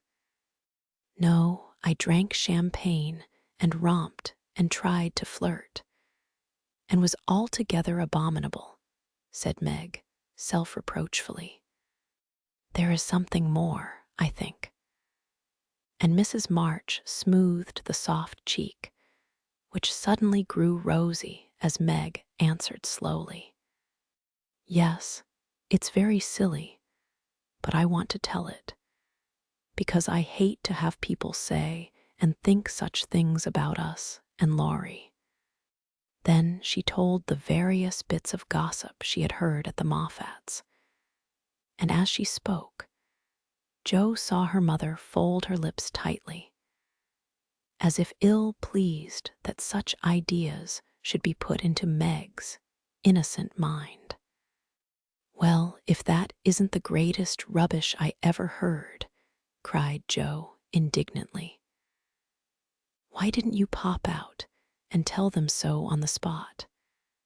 "I couldn't. It was so embarrassing for me.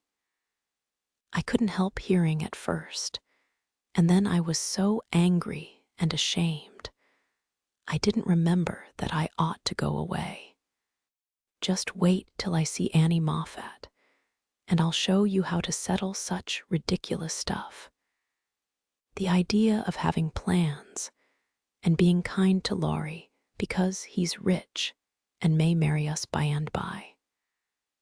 Won't he shout when I tell him what those silly things say about us poor children? And Joe laughed, as if on second thoughts the thing struck her as a good joke. If you tell Laurie, I'll never forgive you. She mustn't, must she, Mother? Said Meg, looking distressed. No, never repeat that foolish gossip, and forget it as soon as you can, said Mrs. March gravely. I was very unwise to let you go among people of whom I know so little, kind, I dare say, but worldly, ill-bred, and full of these vulgar ideas about young people. I am more sorry than I can express for the mischief this visit may have done you, Meg. Don't be sorry, I won't let it hurt me. I'll forget all the bad and remember only the good, for I did enjoy a great deal, and thank you very much for letting me go. I'll not be sentimental or dissatisfied, Mother. I know I'm a silly little girl, and I'll stay with you till I'm fit to take care of myself. But it is nice to be praised and admired, and I can't help saying I like it, said Meg, looking half ashamed of the confession. That is perfectly natural and quite harmless, if the liking does not become a passion and lead one to do foolish or unmaidenly things. Learn to know and value the praise which is worth having, and to excite the admiration of excellent people by being modest as well as pretty, Meg. Margaret sat thinking a moment, while Jo stood with her hands behind her, looking both interested and a little perplexed. For it was a new thing to see Meg blushing and talking about admiration, lovers, and things of that sort. And Jo felt as if during that fortnight her sister had grown up amazingly and was drifting away from her into a world where she could not follow. Mother, do you have plans? As Mrs. Moffat said, asked Meg bashfully. Yes, my dear, I have a great many, all mothers do. But mine differ somewhat from Mrs. Moffat's, I suspect. I will tell you some of them, for the time has come when a word may set this romantic little head and heart of yours right on a very serious subject. You are young, Meg, but not too young to understand me, and Mother's lips are the fittest to speak of such things to girls like you. Jo, your turn will come in time, perhaps, so listen to my plans, and help me carry them out, if they are good. Jo went and sat on one arm of the chair, looking as if she thought they were about to join in some very solemn affair. Holding a hand of each, and watching the two young faces wistfully, Mrs. March said, in her serious yet cheery way, I want my daughters to be beautiful, accomplished, and good, to be admired, loved, and respected, to have a happy youth, to be well and wisely married, and to lead useful, pleasant lives, with as little care and sorrow to try them as God sees fit to send. To be loved and chosen by a good man is the best and sweetest thing which can happen to a woman, and I sincerely hope my girls may know this beautiful experience. It is natural to think of it, Meg, right to hope and wait for it, and wise to prepare for it, so that when the happy time comes, you may feel ready for the duties and worthy of the joy.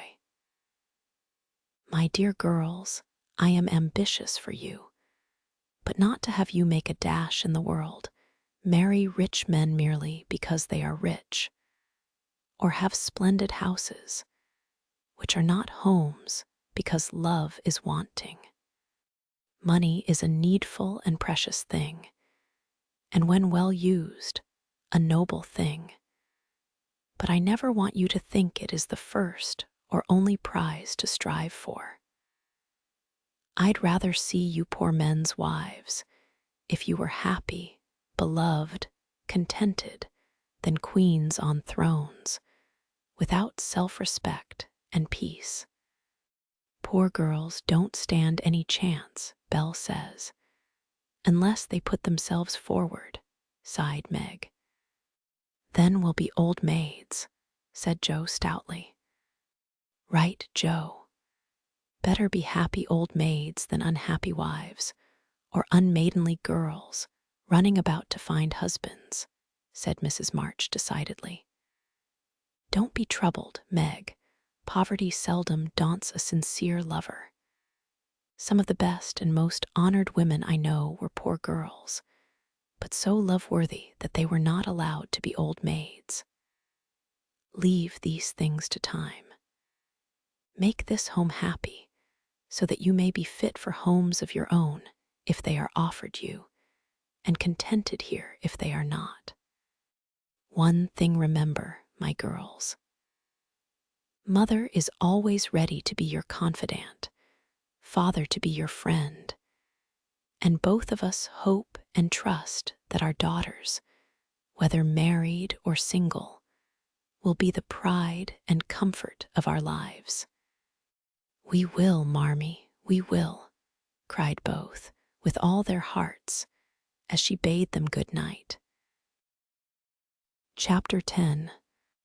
The PC and P.O.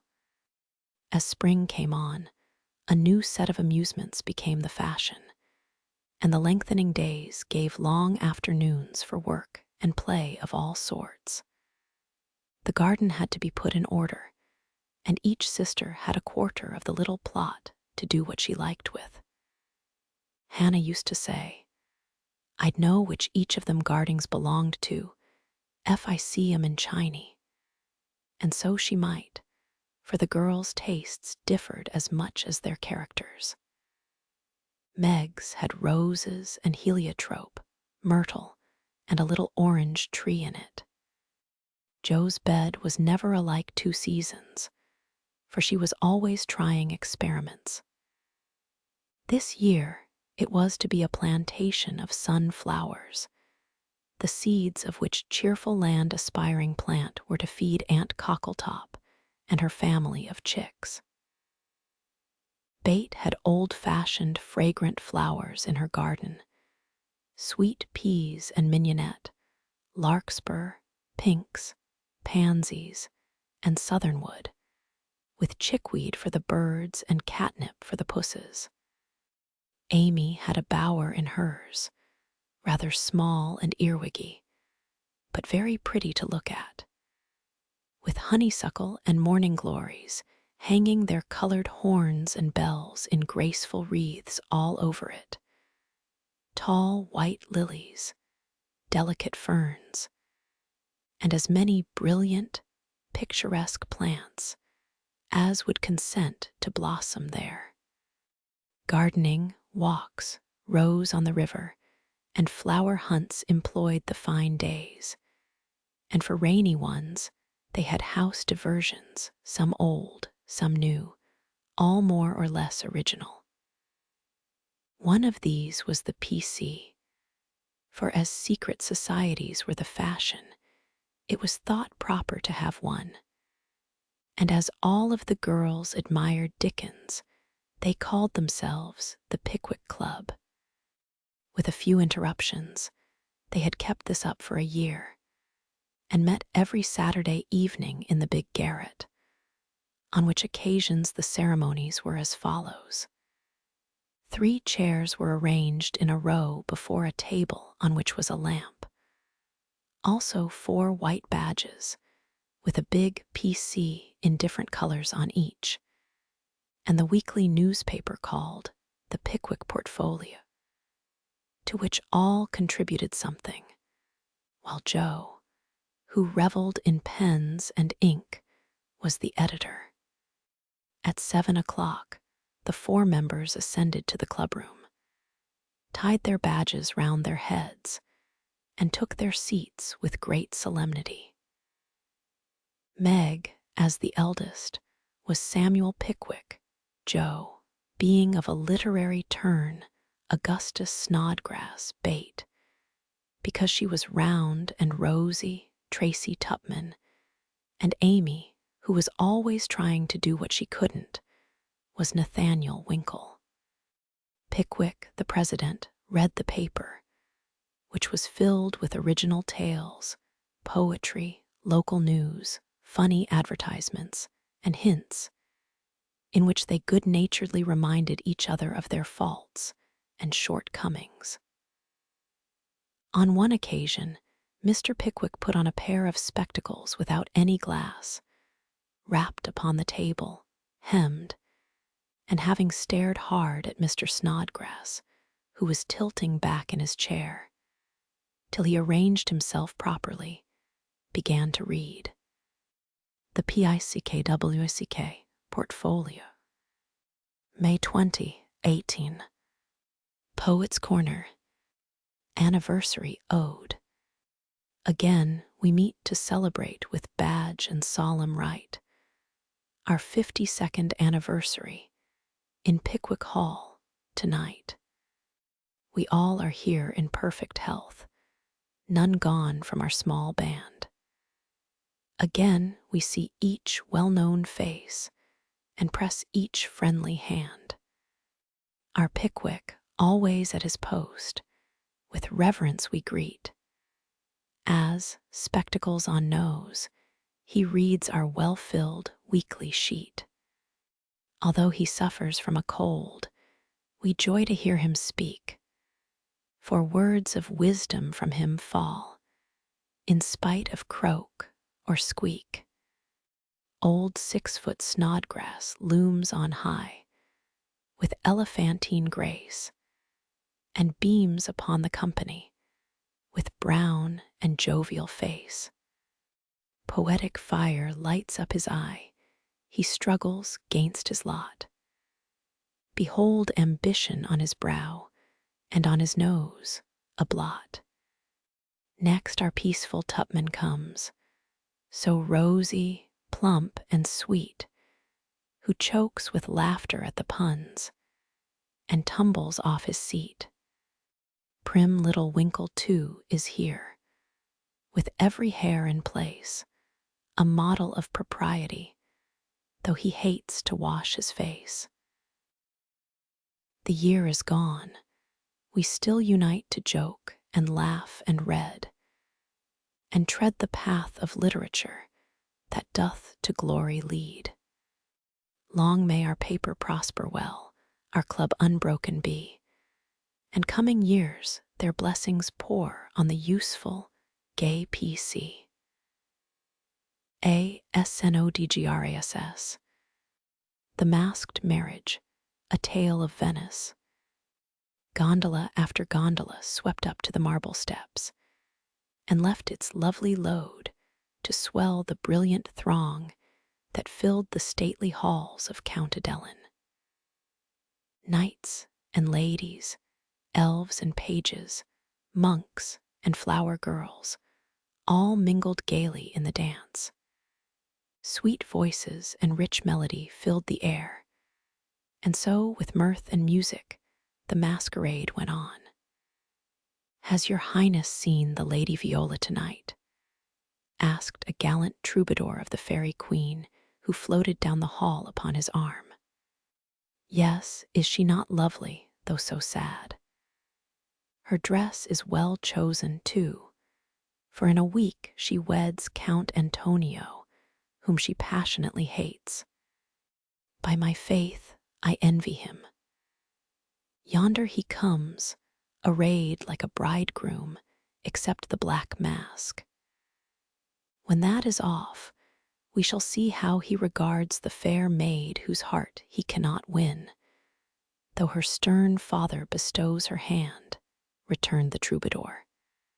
Tease whispered that she loves the young English artist who haunts her steps, and is spurned by the old count, said the lady, as they joined the dance. The revel was at its height when a priest appeared, and withdrawing the young pair to an alcove hung with purple velvet, he motioned them to kneel. Instant silence fell on the gay throng, and not a sound, but the dash of fountains or the rustle of orange groves sleeping in the moonlight, broke the hush, as Count d'Adelin spoke thus: "My lords and ladies, pardon the ruse by which I have gathered you here to witness the marriage of my daughter. Father, we wait your services." All eyes turned toward the bridal party, and a murmur of amazement went through the throng, for neither bride nor groom removed their masks. Curiosity and wonder possessed all hearts, but respect restrained all tongues till the holy rite was over. Then the eager spectators gathered round the count, demanding an explanation. Gladly would I give it if I could, but I only know that it was the whim of my timid Viola, and I yielded to it. Now, my children, let the play end. Unmask and receive my blessing. But neither bent the knee, for the young bridegroom replied in a tone that startled all listeners as the mask fell, disclosing the noble face of Ferdinand de Veru, the artist lover, and leaning on the breast where now flashed the star of an English earl was the lovely Viola, radiant with joy and beauty. "My lord, you scornfully bade me claim your daughter when I could boast as high a name and vast a fortune as the Count Antonio. I can do more, for even your ambitious soul cannot refuse the Earl of de Veru and de Vere, when he gives his ancient name and boundless wealth in return for the beloved hand of this fair lady, now my wife." The Count stood like one changed to stone, and turning to the bewildered crowd, Ferdinand added, with a gay smile of triumph, "To you, my gallant friends, I can only wish that your wooing may prosper as mine has done, and that you may all win as fair a bride as I have by this masked marriage." S.P.I.C.K.W.I.C.K. Why is the P.C. like the Tower of Babel? It is full of unruly members. The history of a squash. Once upon a time, a farmer planted a little seed in his garden, and after a while it sprouted and became a vine and bore many squashes. One day in October, when they were ripe, he picked one and took it to market. A grocerman bought and put it in his shop. That same morning, a little girl in a brown hat and blue dress, with a round face and snub nose, went and bought it for her mother. She lugged it home, cut it up, and boiled it in the big pot, mashed some of it with salt and butter for dinner. And to the rest, she added a pint of milk, 2 eggs, 4 spoons of sugar, nutmeg, and some crackers, put it in a deep dish, and baked it till it was brown and nice. And next day it was eaten by a family named March. T.U.P.M.A.N. Mr. Pickwick, sir, I address you upon the subject of sin. The sinner, I mean, is a man named Winkle who makes trouble in his club by laughing, and sometimes won't write his piece in this fine paper.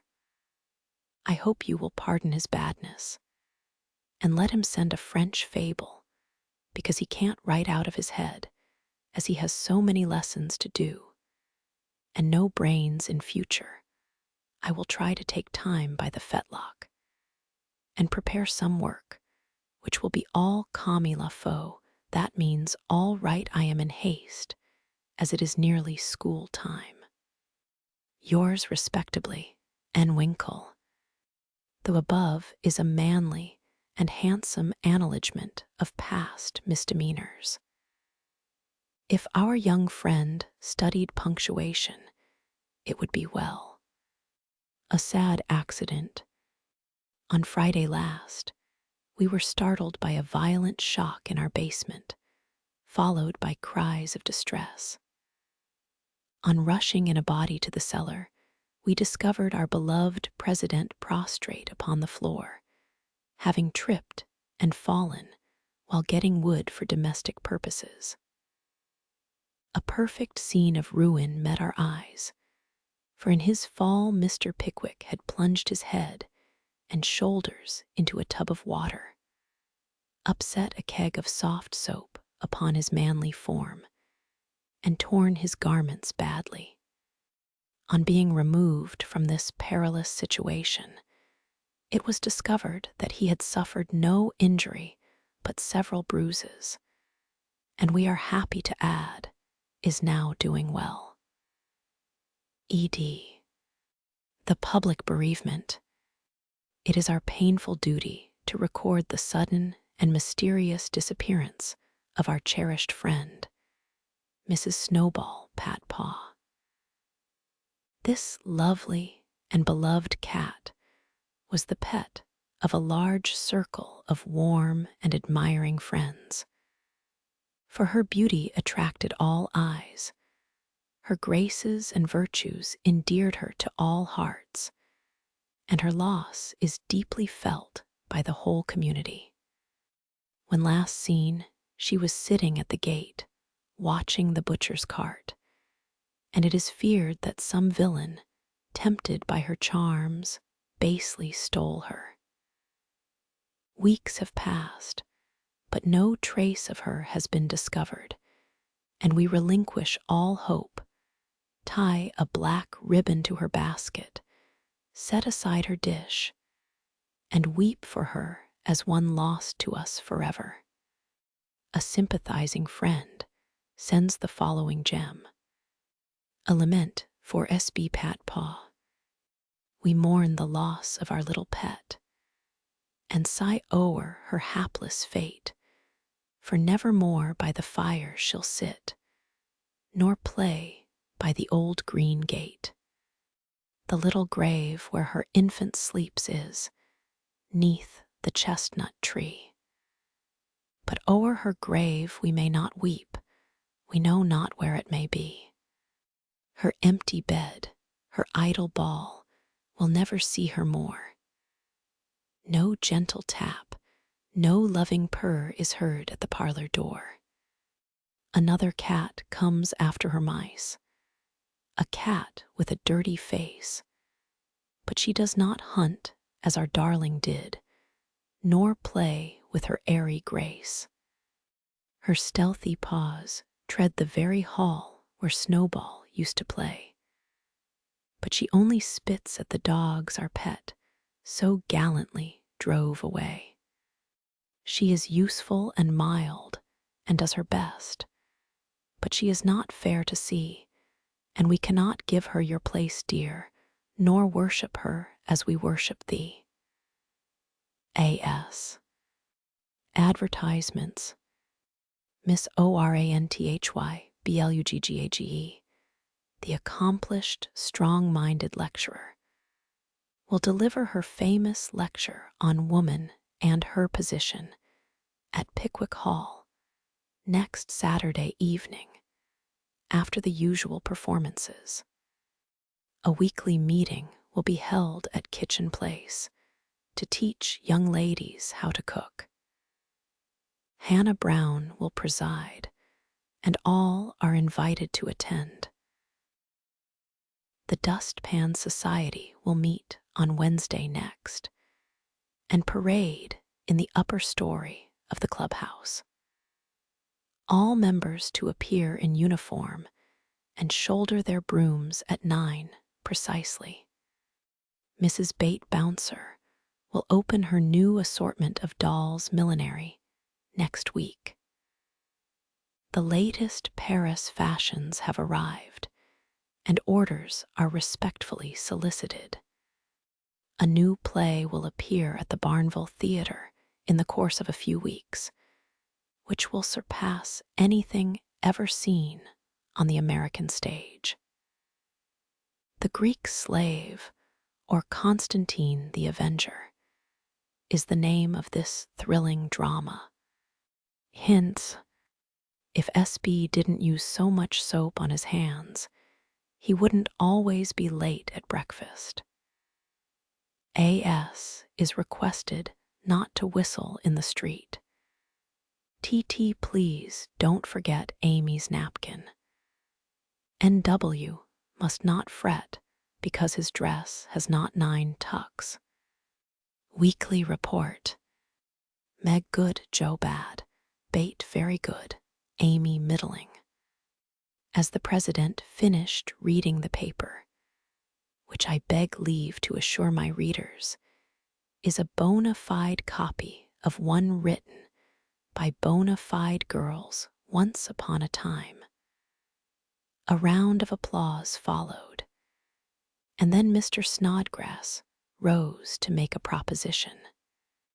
Mr. President and gentlemen, he began, assuming a parliamentary attitude and tone, I wish to propose the admission of a new member, one who highly deserves the honor, would be deeply grateful for it, and would add immensely to the spirit of the club, the literary value of the paper, and be no end jolly and nice. I propose Mr. Theodore Lawrence as an honorary member of the PC. Come now. Do have him.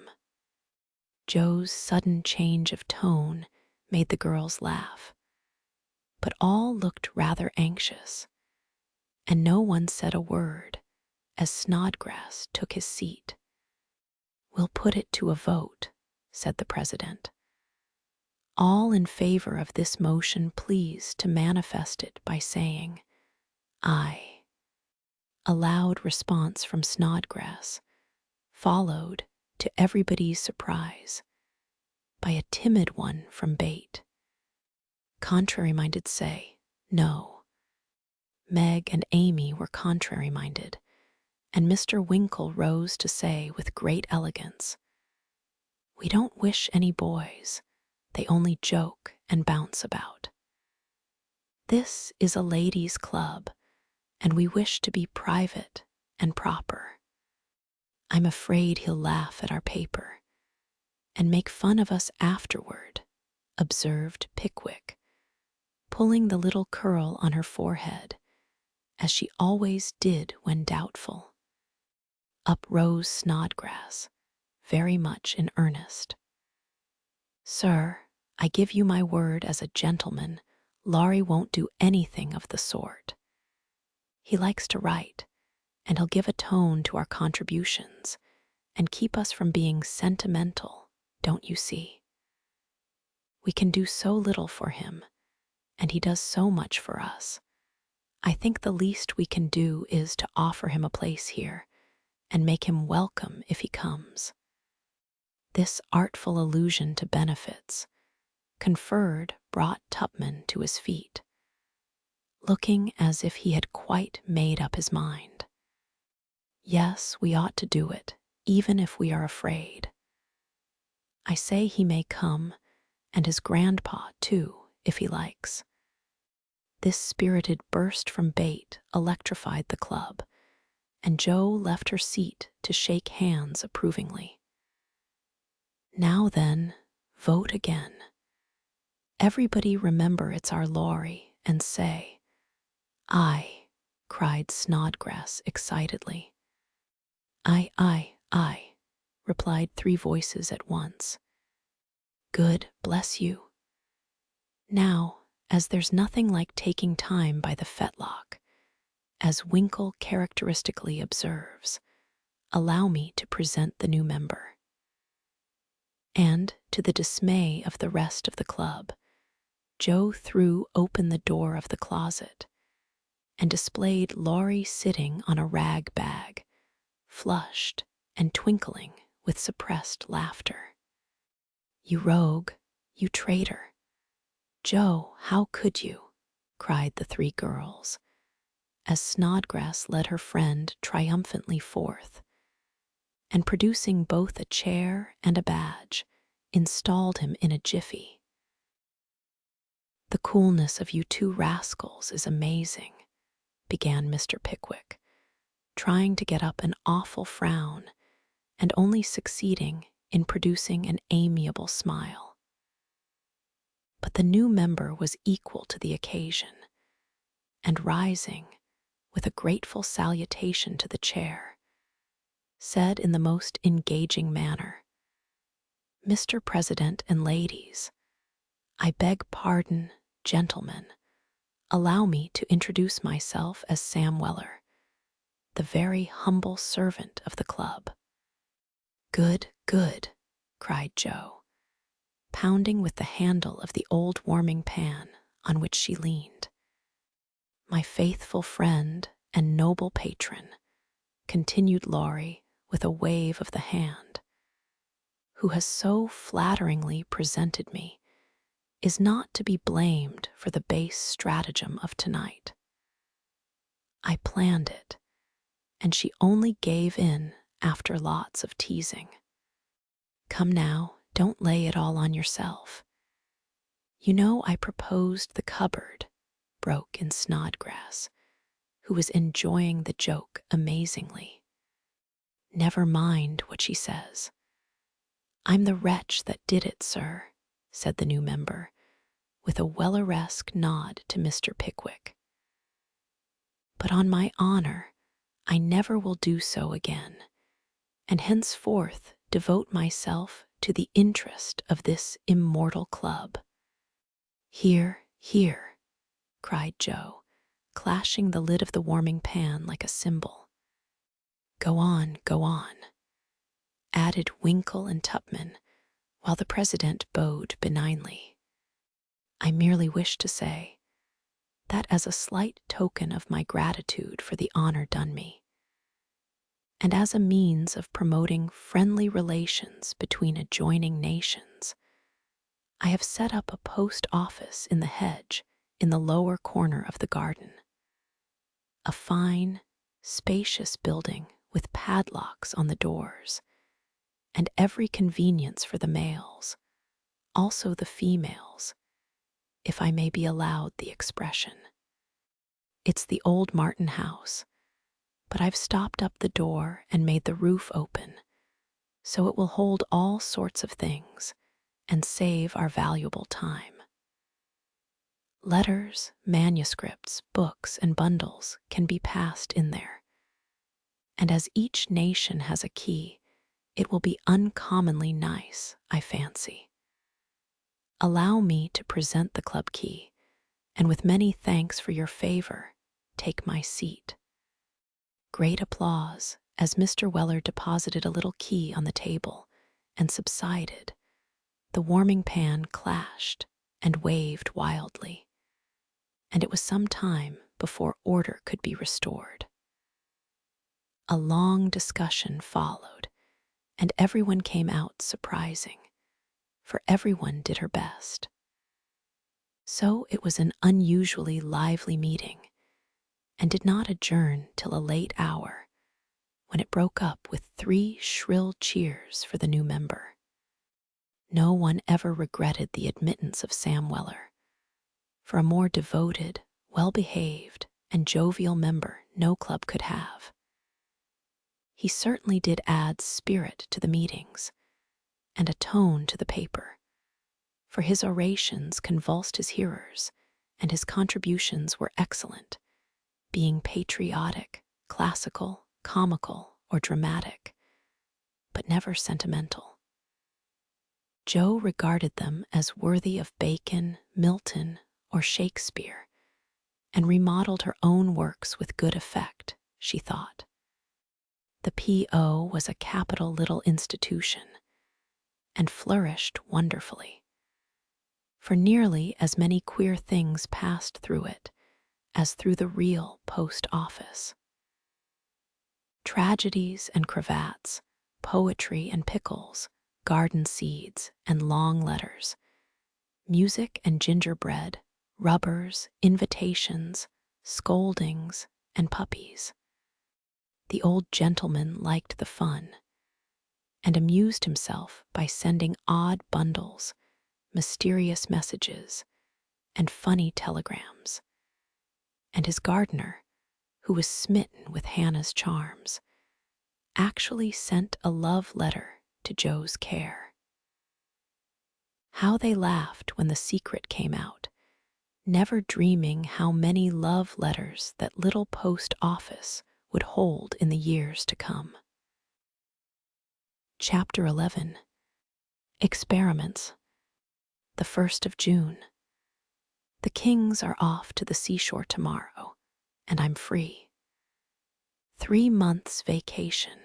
How I shall enjoy it, exclaimed Meg, coming home one warm day to find Joe laid upon the sofa in an unusual state of exhaustion, while Bate took off her dusty boots, and Amy made lemonade for the refreshment of the whole party. Aunt March went today, for which, oh, be joyful, said Joe. I was mortally afraid she'd ask me to go with her. If she had, I should have felt as if I ought to do it, but Plumfield is about as gay as a churchyard, you know, and I'd rather be excused.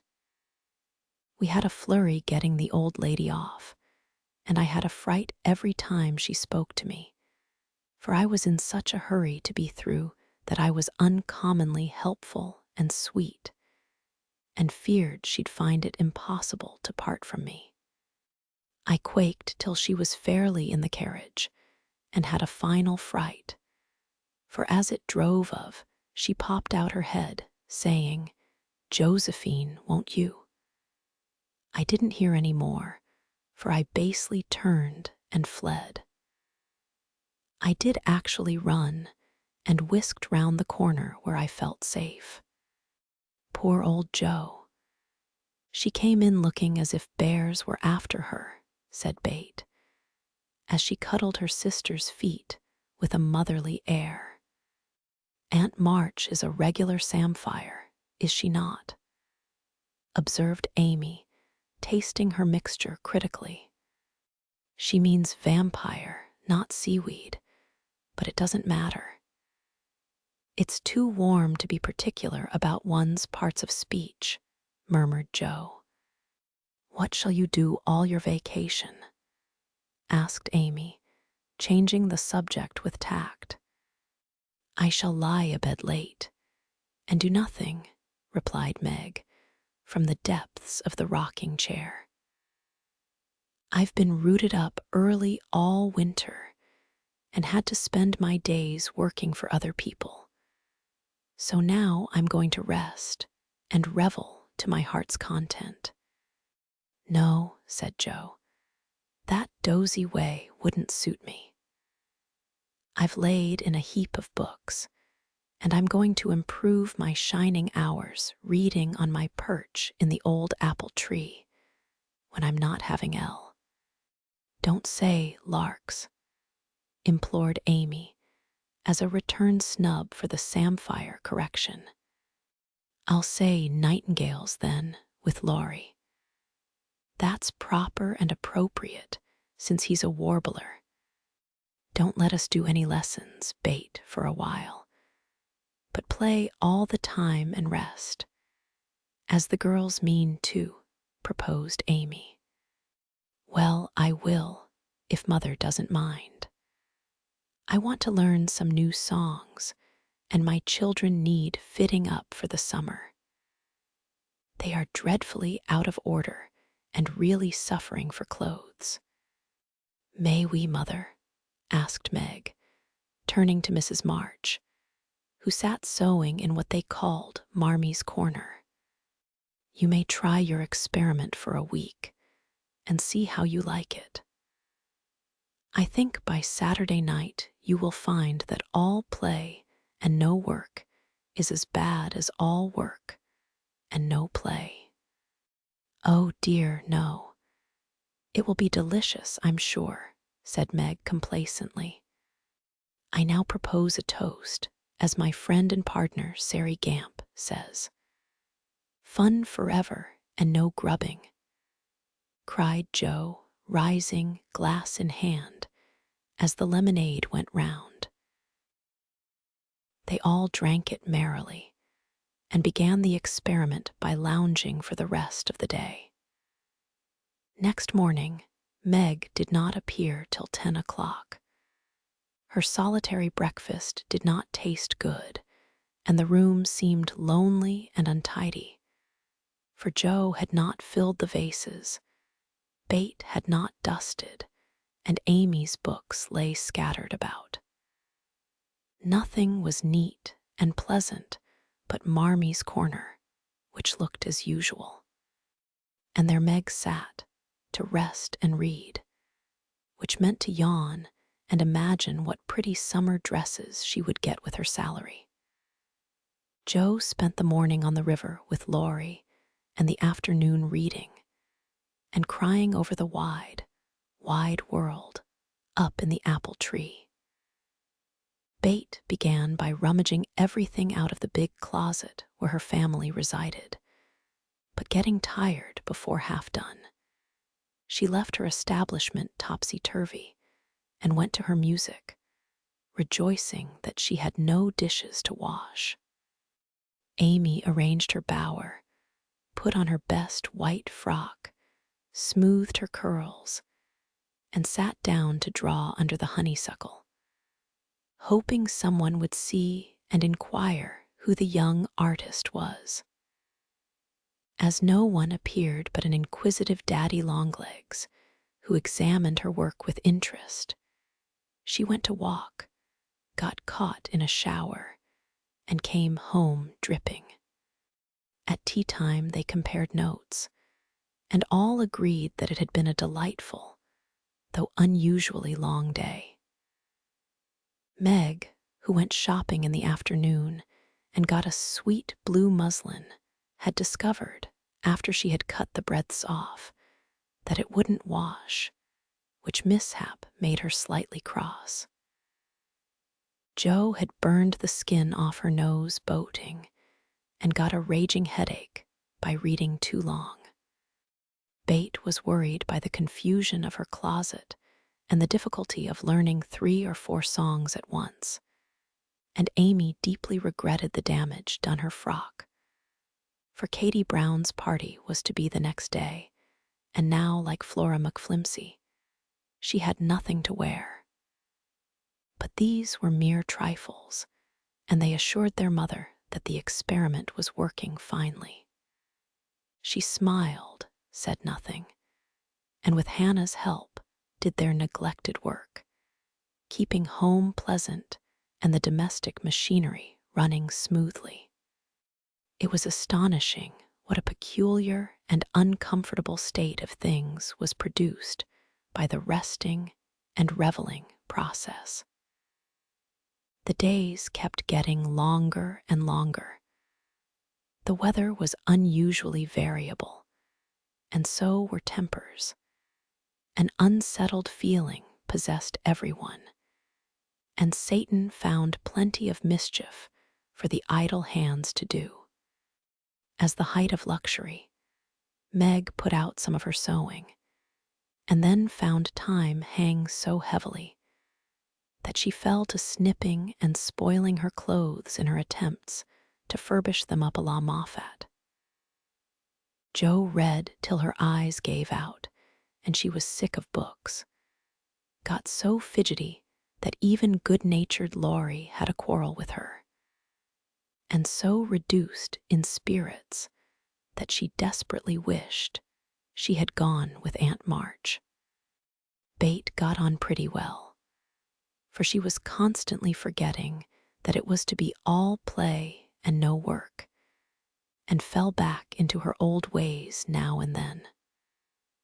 But but something in the air affected her, and more than once her tranquility was much disturbed, so much so that on one occasion she actually shook poor dear Joanna and told her she was a fright.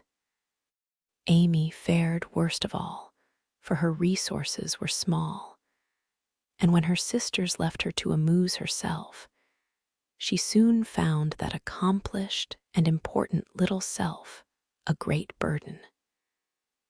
She didn't like dolls, fairy tales were childish, and one couldn't draw all the time. Tea parties didn't amount to much, neither did picnics, unless very well conducted.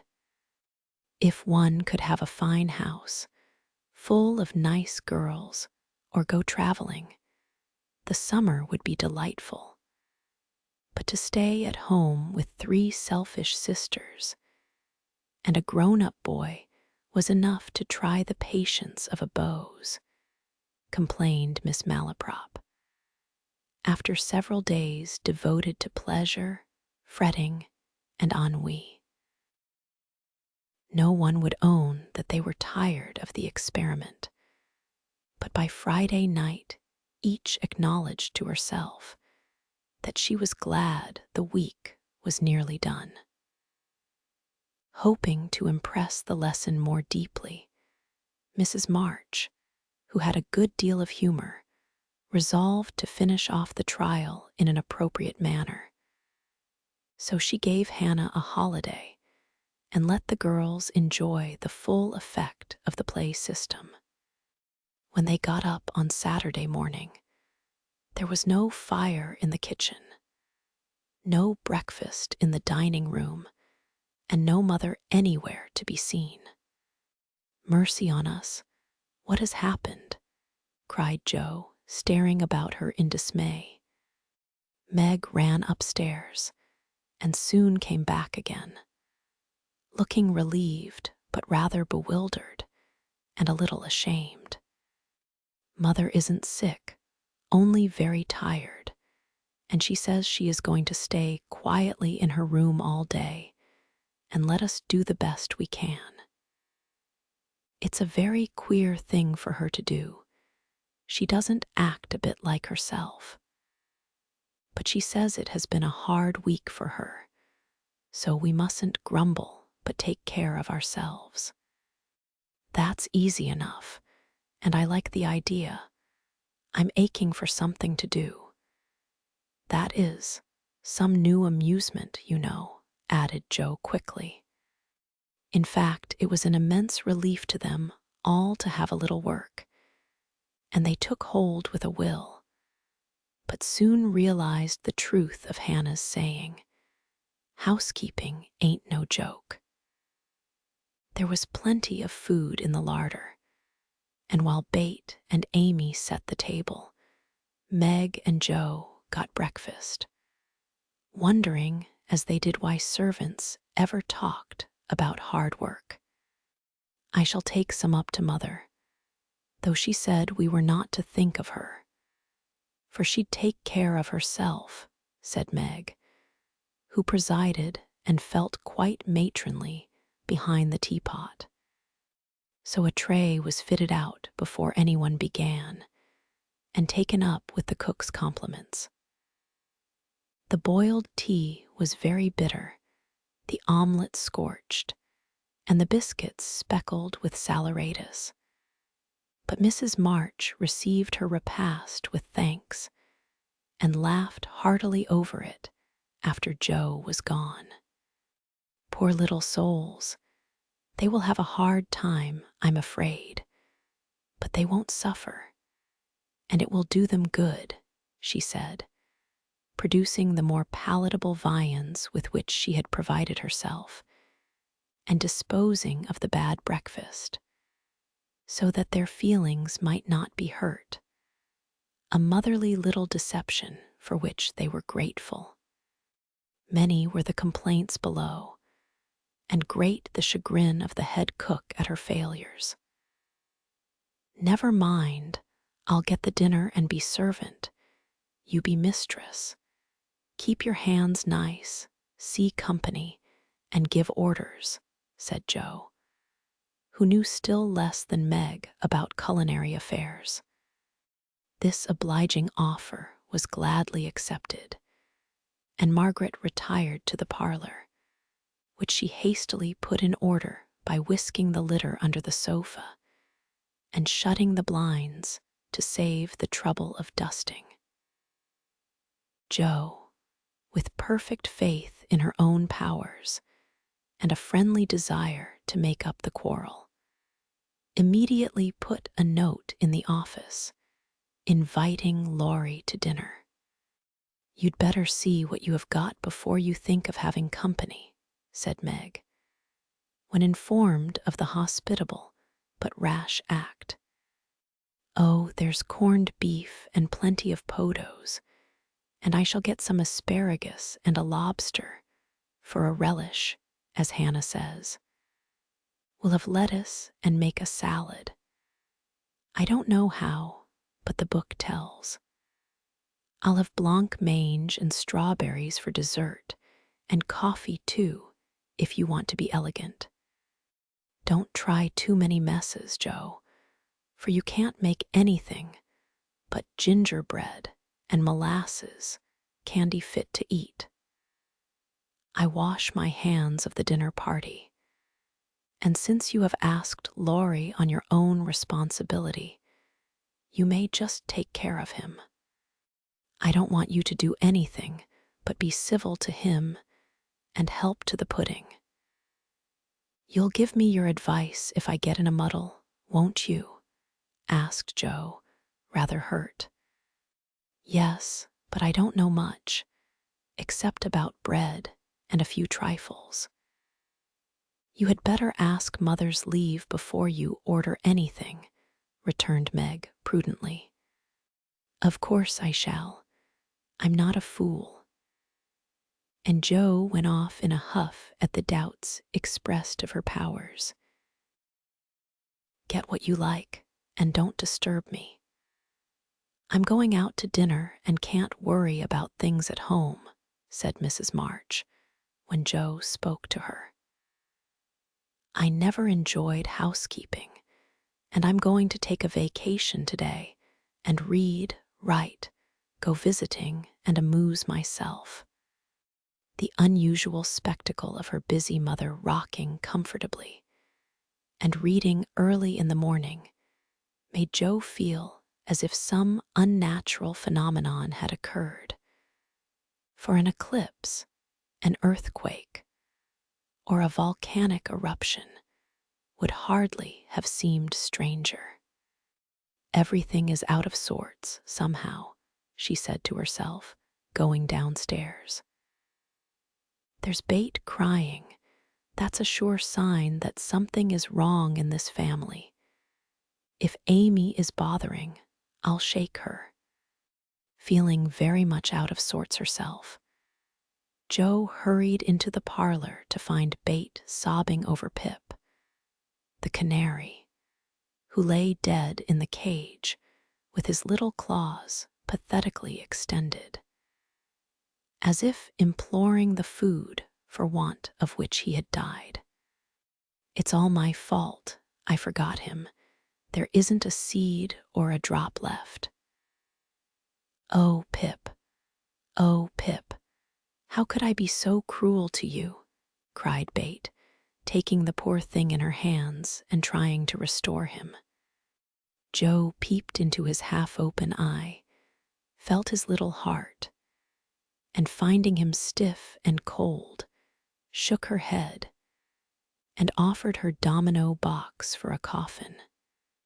"Put him in the oven, and maybe he will get warm and revive," said Amy hopefully. "He's been starved, and he shan't be baked now he's dead. I'll make him a shroud, and he shall be buried in the garden, and I'll never have another bird, never, my Pip." "For I am too bad to own one," murmured Bate, sitting on the floor with her pet folded in her hands. "The funeral shall be this afternoon, and we will all go." Now, don't cry, Bethy. It's a pity, but nothing goes right this week, and Pip has had the worst of the experiment.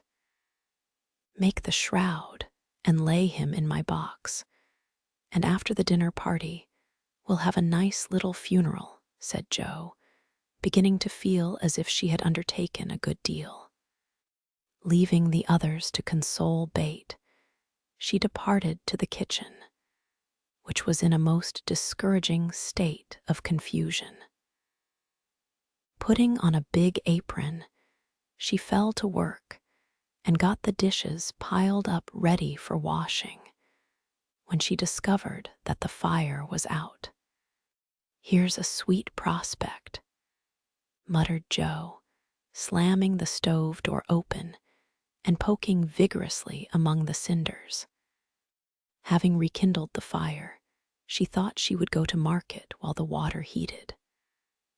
The walk revived her spirits, and flattering herself that she had made good bargains, she trudged home again after buying a very young lobster, some very old asparagus, and 2 boxes of acid strawberries. By the time she got cleared up, the dinner arrived and the stove was red hot. Hannah had left a pan of bread to rise. Meg had worked it up early, set it on the hearth for a second rising, and forgotten it. Meg was entertaining Sally Gardner in the parlor when the door flew open and a flowery, crocky, flushed, and disheveled figure appeared, demanding tartly, "I say, isn't bread Riz enough when it runs over the pans?" Sally began to laugh, but Meg nodded and lifted her eyebrows as high as they would go, which caused the apparition to vanish and put the sour bread into the oven without further delay. Mrs. March went out, after peeping here and there to see how matters went, also saying a word of comfort to Bate, who sat making a winding sheet, while the dear departed lay in state in the domino box.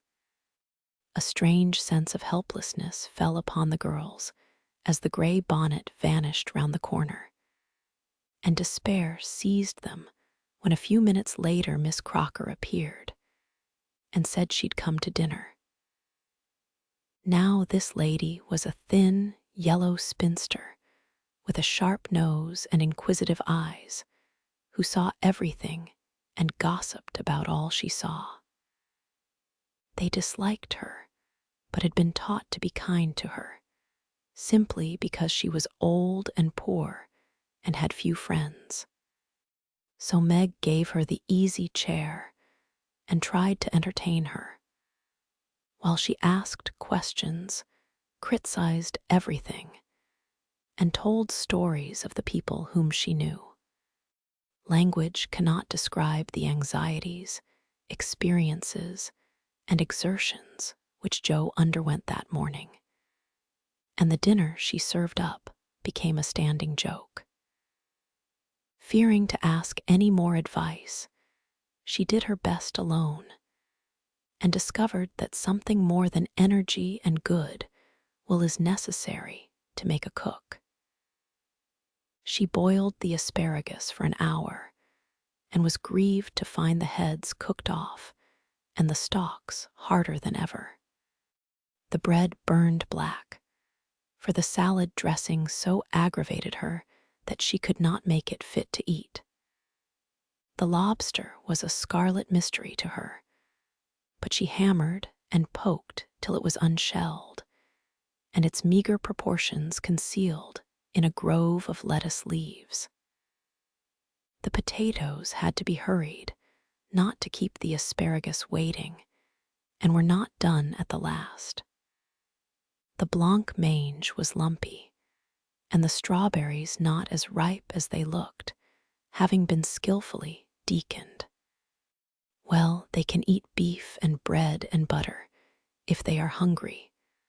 Only it's mortifying to have to spend your whole morning for nothing, thought Jo, as she rang the bell half an hour later than usual, and stood, hot, tired, and dispirited, surveying the feast spread before Laurie, accustomed to all sorts of elegance, and Miss Crocker, whose tattling tongue would report them far and wide.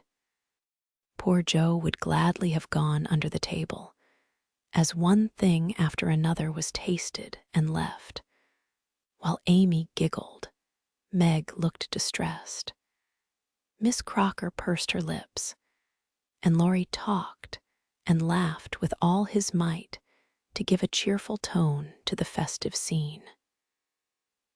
Joe's one strong point was the fruit, for she had sugared it well, and had a pitcher of rich cream to eat with it.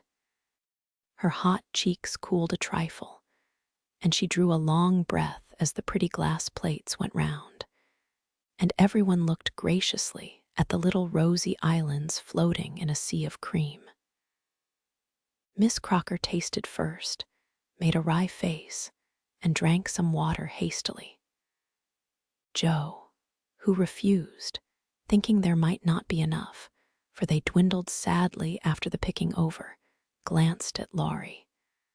But he was eating away manfully, though there was a slight pucker about his mouth, and he kept his eye fixed on his plate.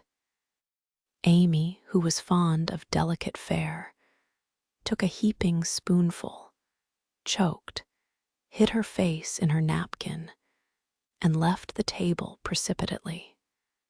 "Oh, what is it?" exclaimed Joe, trembling. "Salt instead of sugar, and the cream is sour," replied Meg with a tragic gesture. Joe uttered a groan and fell back in her chair, remembering that she had given a last hasty powdering to the berries out of one of the 2 boxes on the kitchen table, and had neglected to put the milk in the refrigerator. She turned scarlet and was on the verge of crying when she met Laurie's eyes, which would look merry in spite of his heroic efforts. The comical side of the affair suddenly struck her, and she laughed till the tears ran down her cheeks. So did everyone else, even Croker, as the girls called the old lady, and the unfortunate dinner ended gaily, with bread and butter, olives, and fun. "I haven't strength of mind enough to clear up now, so we will sober ourselves with a funeral," said Joe, as they rose, and Miss Crocker made ready to go, being eager to tell the new story at another friend's dinner table. They did sober themselves for Bates' sake. Laurie dug a grave under the ferns in the grove. Little Pip was laid in, with many tears by his tender-hearted mistress, and covered with moss, while a wreath of violets and chickweed was hung on the stone which bore his epitaph, composed by Joe while she struggled with the dinner. "Here lies Pip March, who died the 7th of June, loved and lamented sore, and not forgotten soon." At the conclusion of the ceremonies, Bate retired to her room, overcome with emotion and lobster. But there was no place of repose, for the beds were not made, and she found her grief much assuaged by beating up the pillows and putting things in order. Meg helped Joe clear away the remains of the feast, which took half the afternoon, and left them so tired that they agreed to be contented with tea and toast for supper. Laurie took Amy to drive, which was a deed of charity, for the sour cream seemed to have had a bad effect upon her temper. Mrs. March came home to find the 3 older girls hard at work in the middle of the afternoon, and a glance at the closet gave her an idea of the success of one part of the experiment. Before the housewives could rest, several people called, and there was a scramble to get ready to see them. Then tea must be got, errands done, and one or two necessary bits of sewing neglected until the last minute. As twilight fell, dewy and still, one by one they gathered on the porch where the June roses were budding beautifully, and each groaned or sighed as she sat down, as if tired or troubled. "What a dreadful day this has been," began Joe, usually the first to speak. "It has seemed shorter than usual, but so uncomfortable," said Meg. "Not a bit like home," added Amy. "It can't seem so without Marmee and little Pip," sighed Bate, glancing with full eyes at the empty cage above her head. "Here's Mother, dear, and you shall have another bird tomorrow if you want it." As she spoke, Mrs. March came and took her place among them, looking as if her holiday had not been much pleasanter than theirs. "Are you satisfied with your experiment, girls, or do you want another week of it?" she asked, as Bate nestled up to her, and the rest turned toward her with brightening faces, as flowers turn toward the sun. "I don't," cried Joe decidedly. "Nor I," echoed the others. "You think, then, that it is better to have a few duties and live a little for others, do you?" "Lounging and larking doesn't pay," observed Joe, shaking her head. "I'm tired of it and mean to go to work at something right off. Suppose you learn plain cooking. That's a useful accomplishment which no woman should be without," said Mrs. March, laughing inaudibly at the recollection of Joe's dinner party, for she had met Miss Crocker and heard her account of it. "Mother, did you go away and let everything be, just to see how we'd get on?" cried Meg, who had suspicions all day. "Yes, I wanted you to see how the comfort of all depends on each doing her share faithfully. While Hannah and I did your work, you got on pretty well, though I don't think you were very happy or amiable. So I thought, as a little lesson, I would show you what happens when everyone thinks only of herself. Don't you feel that it is pleasanter to help one another, to have daily duties which make leisure sweet when it comes, and to bear and forbear, that home may be comfortable and lovely to us all?" "We do, Mother, we do," cried the girls. "Then let me advise you to take up your little burdens again, for though they seem heavy sometimes, they are good for us, and lighten as we learn to carry them. Work is wholesome, and there is plenty for everyone. It keeps us from ennui and mischief, is good for health and spirits, and gives us a sense of power and independence better than money or fashion. We'll work like bees, and love it too, see if we don't," said Joe. "I'll learn plain cooking for my holiday task, and the next dinner party I have shall be a success. I'll make the set of shirts for Father instead of letting you do it, Marmee. I can and I will, though I'm not fond of sewing. That will be better than fussing over my own things, which are plenty nice enough as they are," said Meg. "I'll do my lessons every day and not spend so much time with my music and dolls. I am a stupid thing and ought to be studying, not playing," was Bates' resolution. while Amy followed their example by heroically declaring, "I shall learn to make buttonholes and attend to my parts of speech." Very good. Then I am quite satisfied with the experiment, and fancy that we shall not have to repeat it. Only don't go to the other extreme and delve like slaves. Have regular hours for work and play. Make each day both useful and pleasant, and prove that you understand the worth of time by employing it well. Then youth will be delightful, old age will bring few regrets, and life become a beautiful success, in spite of poverty. We'll remember, Mother, and they did. Chapter 12. Camp Leornc.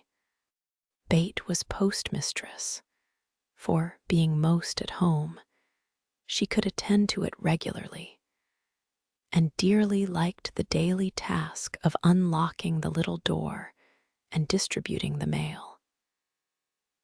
One July day, she came in with her hands full, and went about the house, leaving letters and parcels like the penny post.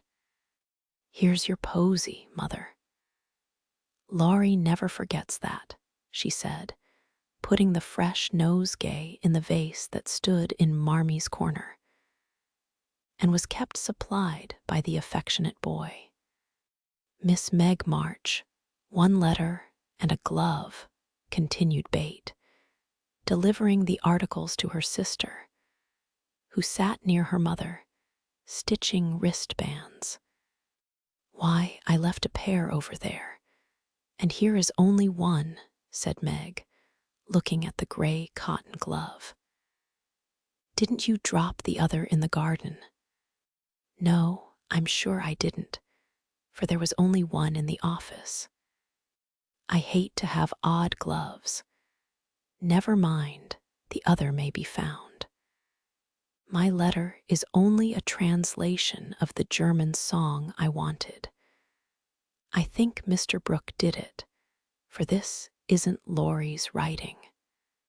Mrs. March glanced at Meg, who was looking very pretty in her gingham morning gown, with the little curls blowing about her forehead, and very womanly as she sat sewing at her little work table, full of tidy white rolls, so unconscious of the thought in her mother's mind as she sewed and sang, while her fingers flew and her thoughts were busied with girlish fancies as innocent and fresh as the pansies in her belt, that Mrs. March smiled and was satisfied.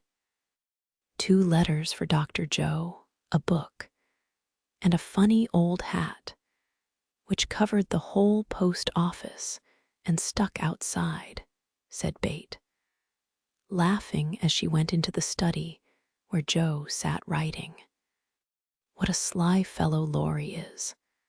I said I wished bigger hats were the fashion, because I burn my face every hot day. He said, 'Why mind the fashion? Wear a big hat and be comfortable.' I said I would if I had one, and he has sent me this to try me. I'll wear it for fun and show him I don't care for the fashion." And hanging the antique broad brim on a bust of Plato, Jo read her letters. One from her mother made her cheeks glow and her eyes fill, for it said to her, "My dear, I write a little word to tell you with how much satisfaction I watch your efforts to control your temper.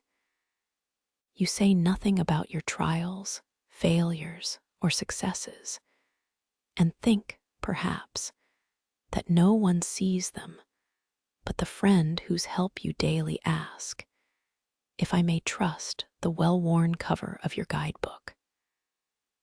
I, too, have seen them all, and heartily believe in the sincerity of your resolution, since it begins to bear fruit.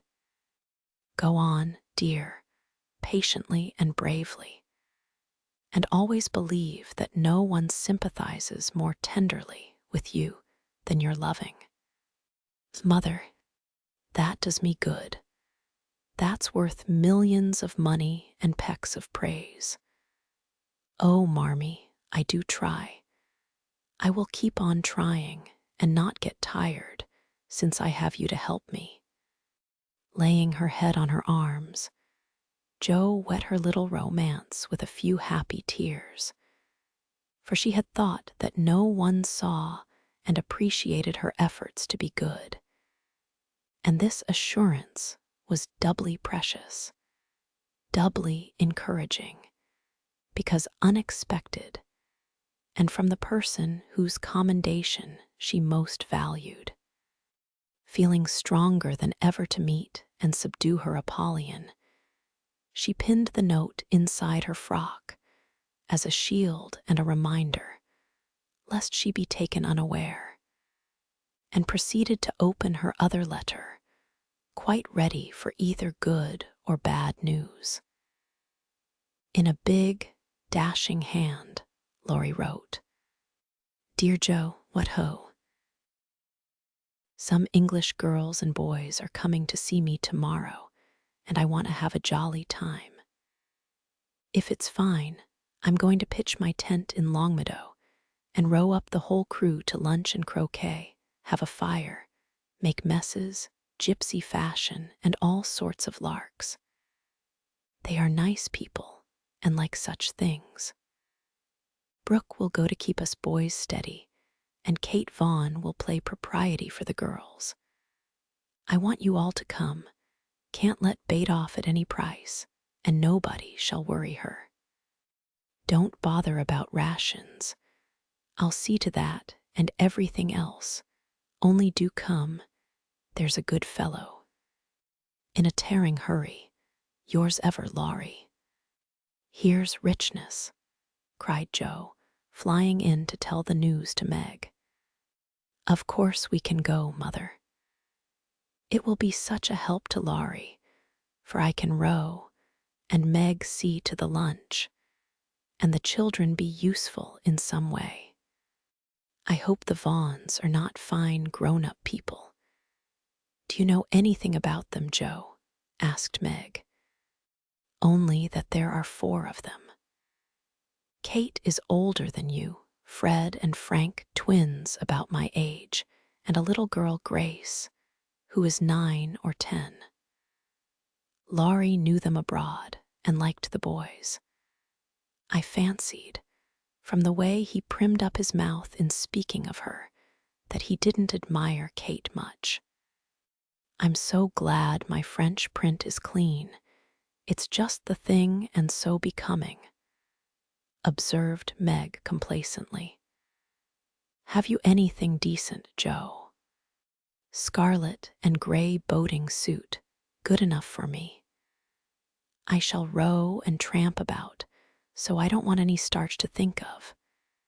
You'll come, Betty, if you won't let any boys talk to me." "Not a boy. I like to please Laurie, and I'm not afraid of Mr. Brooke. He is so kind. But I don't want to play or sing or say anything.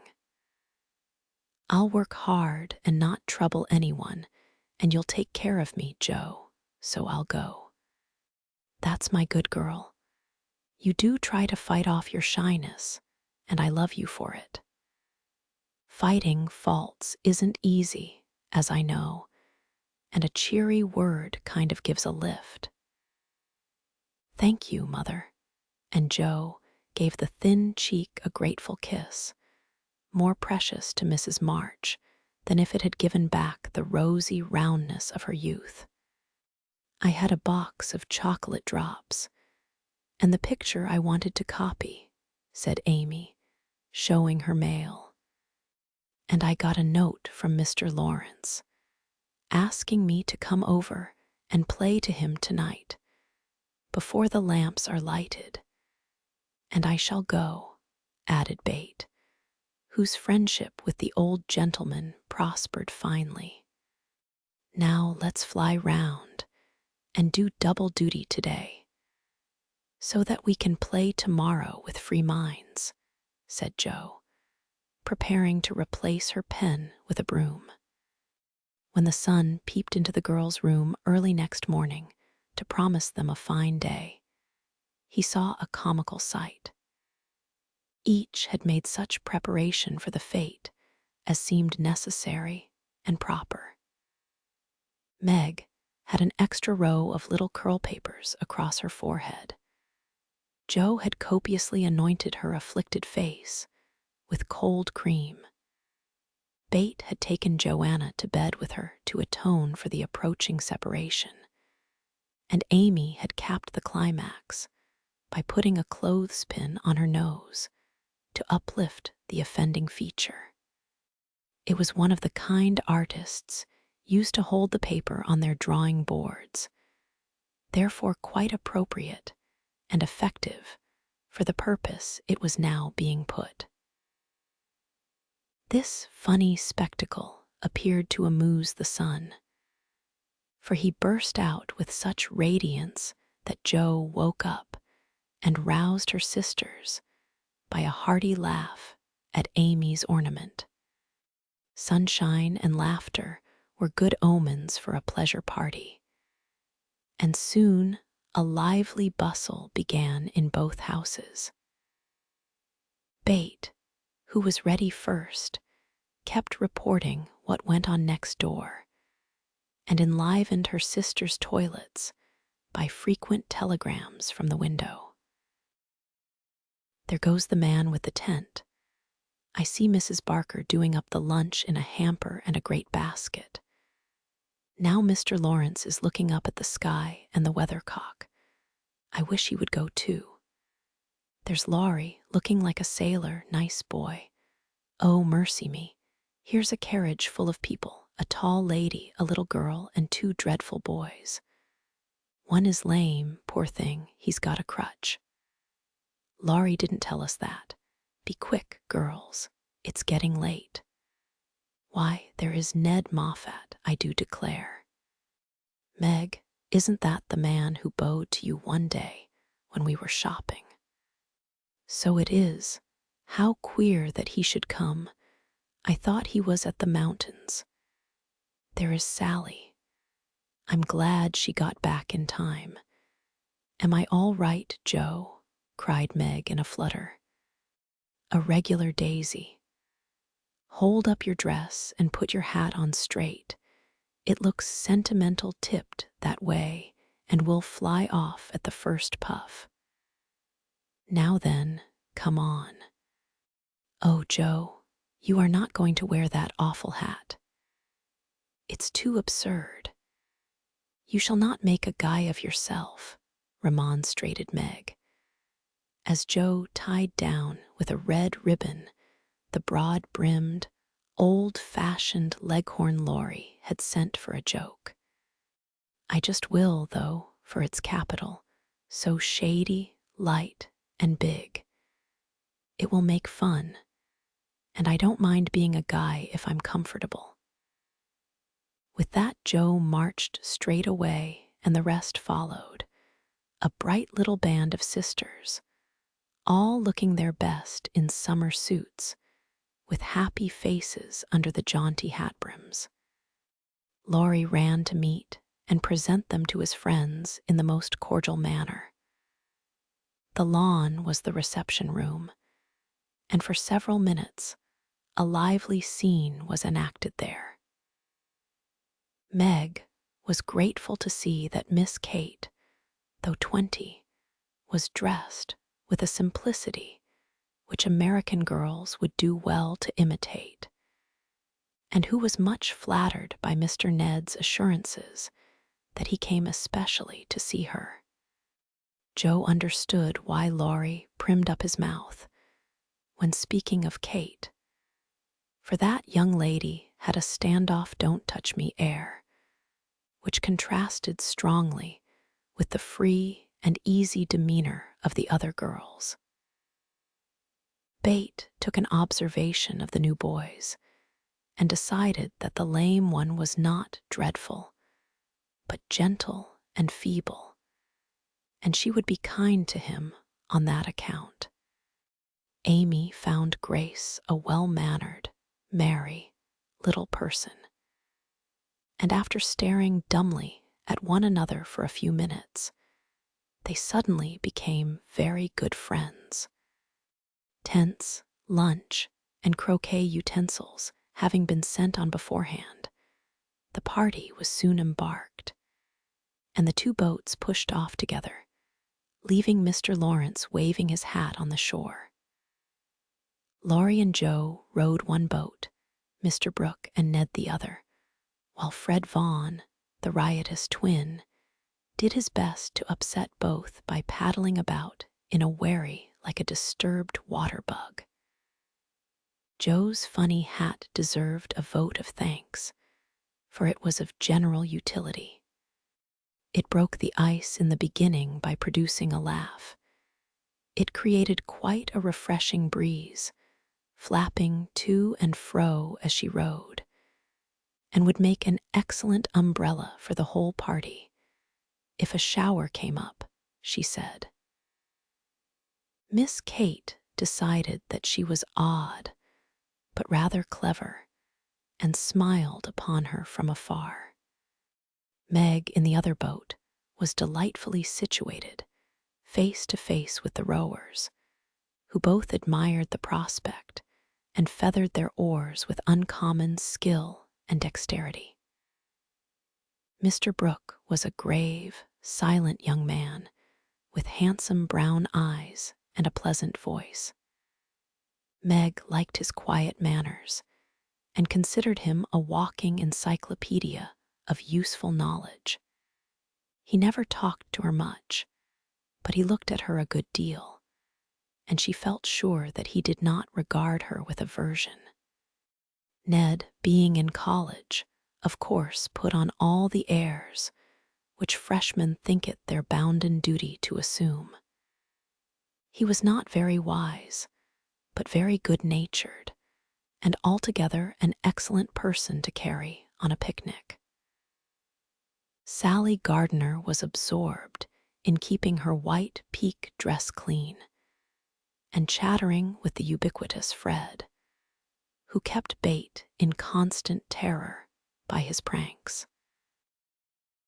It was not far to Longmeadow, but the tent was pitched and the wickets down by the time they arrived. A pleasant green field with 3 wide-spreading oaks in the middle and a smooth strip of turf for croquet. "Welcome to Camp Lawrence," said the young host, as they landed with exclamations of delight. "Brooke is commander-in-chief, I am commissary general, the other fellows are staff officers, and you ladies are company. The tent is for your especial benefit, and that oak is your drawing room. This is the mess room, and the third is the camp kitchen. Now, let's have a game before it gets hot, and then we'll see about dinner."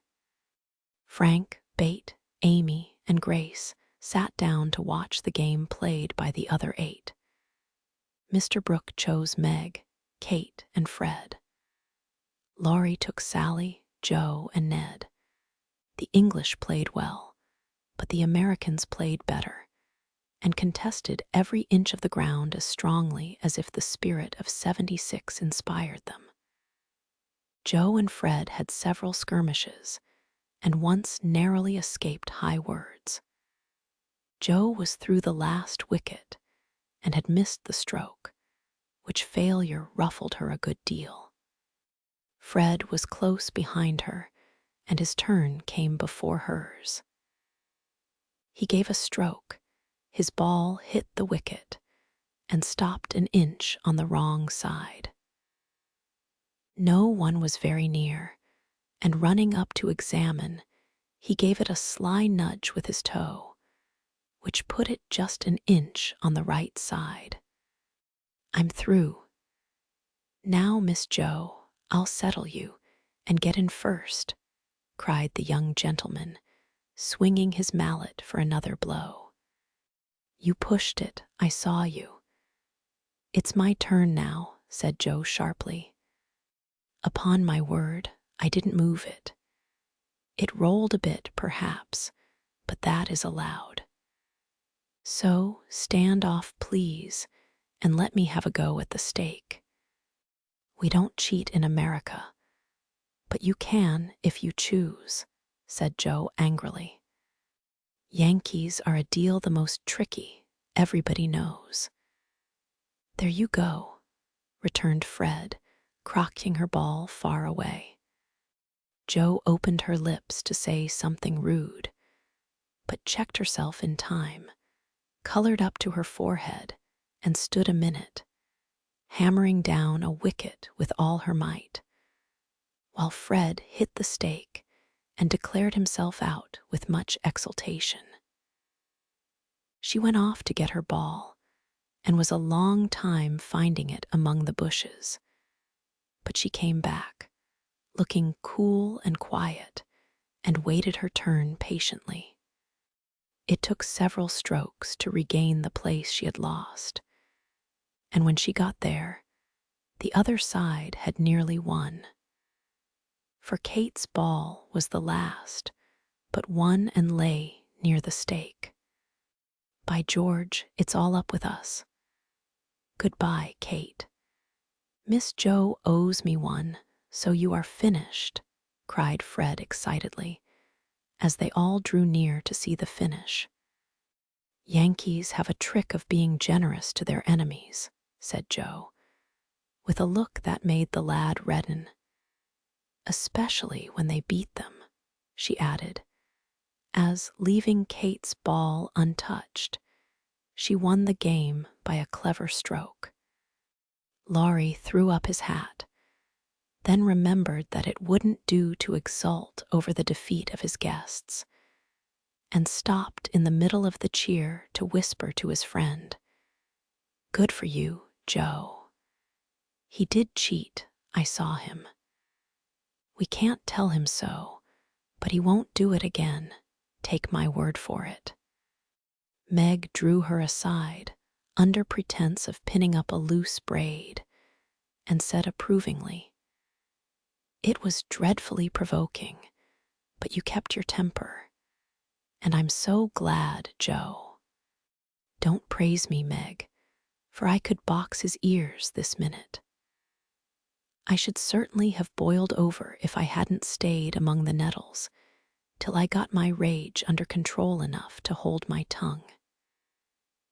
It's simmering now, so I hope he'll keep out of my way," returned Joe, biting her lips as she glowered at Fred from under her big hat. "Time for lunch," said Mr. Brooke, looking at his watch. "Commissary General, will you make the fire and get water, while Miss March, Miss Sally, and I spread the table? Who can make good coffee?" "Joe can," said Meg, glad to recommend her sister. So Joe, feeling that her late lessons in cookery were to do her honor, went to preside over the coffee pot, while the children collected dry sticks, and the boys made a fire and got water from a spring nearby. Miss Kate sketched and Frank talked to Bate, who was making little mats of braided rushes to serve as plates. The commander-in-chief and his aides soon spread the tablecloth with an inviting array of eatables and drinkables, prettily decorated with green leaves. Joe announced that the coffee was ready, and everyone settled themselves to a hearty meal, for youth is seldom dyspeptic, and exercise develops wholesome appetites. A very merry lunch it was, for everything seemed fresh and funny, and frequent peals of laughter startled a venerable horse who fed nearby. There was a pleasing inequality in the table, which produced many mishaps to cups and plates. Acorns dropped in the milk. Little black ants partook of the refreshments without being invited, and fuzzy caterpillars swung down from the tree to see what was going on.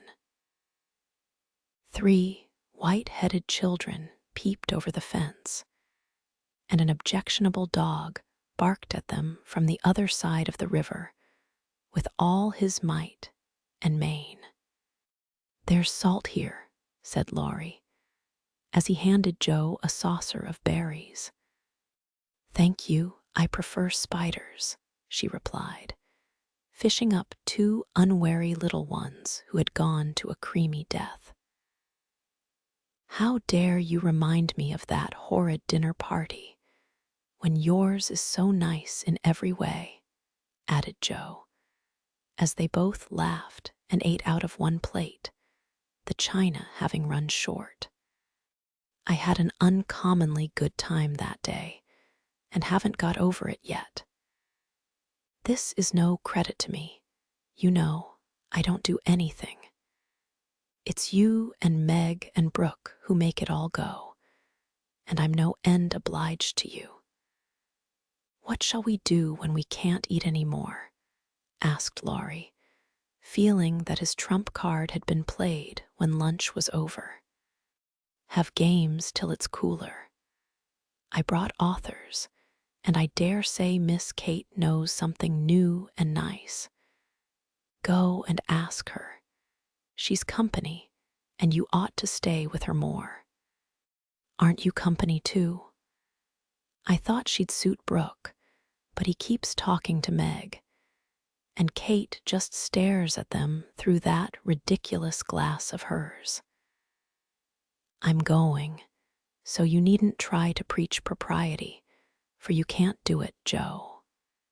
Miss Kate did know several new games, and as the girls would not, and the boys could not, eat any more, they all adjourned to the drawing room to play Rigmarole. One person begins a story, any nonsense you like, and tells as long as he pleases, only taking care to stop short at some exciting point, when the next takes it up and does the same. It's very funny when well done, and makes a perfect jumble of tragical comical stuff to laugh over. "Please start it, Mr. Brooke," said Kate, with a commanding air which surprised Meg, who treated the tutor with as much respect as any other gentleman. Lying on the grass at the feet of the 2 young ladies, Mr. Brooke obediently began the story, with the handsome brown eyes steadily fixed upon the sunshiny river. Once on a time, a knight went out into the world to seek his fortune, for he had nothing but his sword and his shield. He traveled a long while, nearly 28 years, and had a hard time of it, till he came to the palace of a good old king, who had offered a reward to anyone who could tame and train a fine but unbroken colt, of which he was very fond. The knight agreed to try, and got on slowly but surely, for the colt was a gallant fellow, and soon learned to love his new master, though he was freakish and wild. Every day, when he gave his lessons to this pet of the king's, the knight rode him through the city, and as he rode, he looked everywhere for a certain beautiful face, which he had seen many times in his dreams, but never found. One day, as he went prancing down a quiet street, he saw at the window of a ruinous castle the lovely face. He was delighted, inquired who lived in this old castle, and was told that several captive princesses were kept there by a spell, and spun all day to lay up money to buy their liberty. The knight wished intensely that he could free them, but he was poor and could only go by each day, watching for the sweet face and longing to see it out in the sunshine. At last, he resolved to get into the castle and ask how he could help them. He went and knocked. The great door flew open, and he beheld a ravishingly lovely lady who exclaimed with a cry of rapture, "At last, at last," continued Kate, who had read French novels and admired the style. "'Tis she," cried Count Gustave, and fell at her feet in an ecstasy of joy. "Oh, rise," she said, extending a hand of marble fairness. "Never, till you tell me how I may rescue you," swore the knight, still kneeling. "Alas, my cruel fate condemns me to remain here till my tyrant is destroyed. Where is the villain?" "In the mauve salon. Go, brave heart, and save me from despair." "I obey, and return victorious or dead."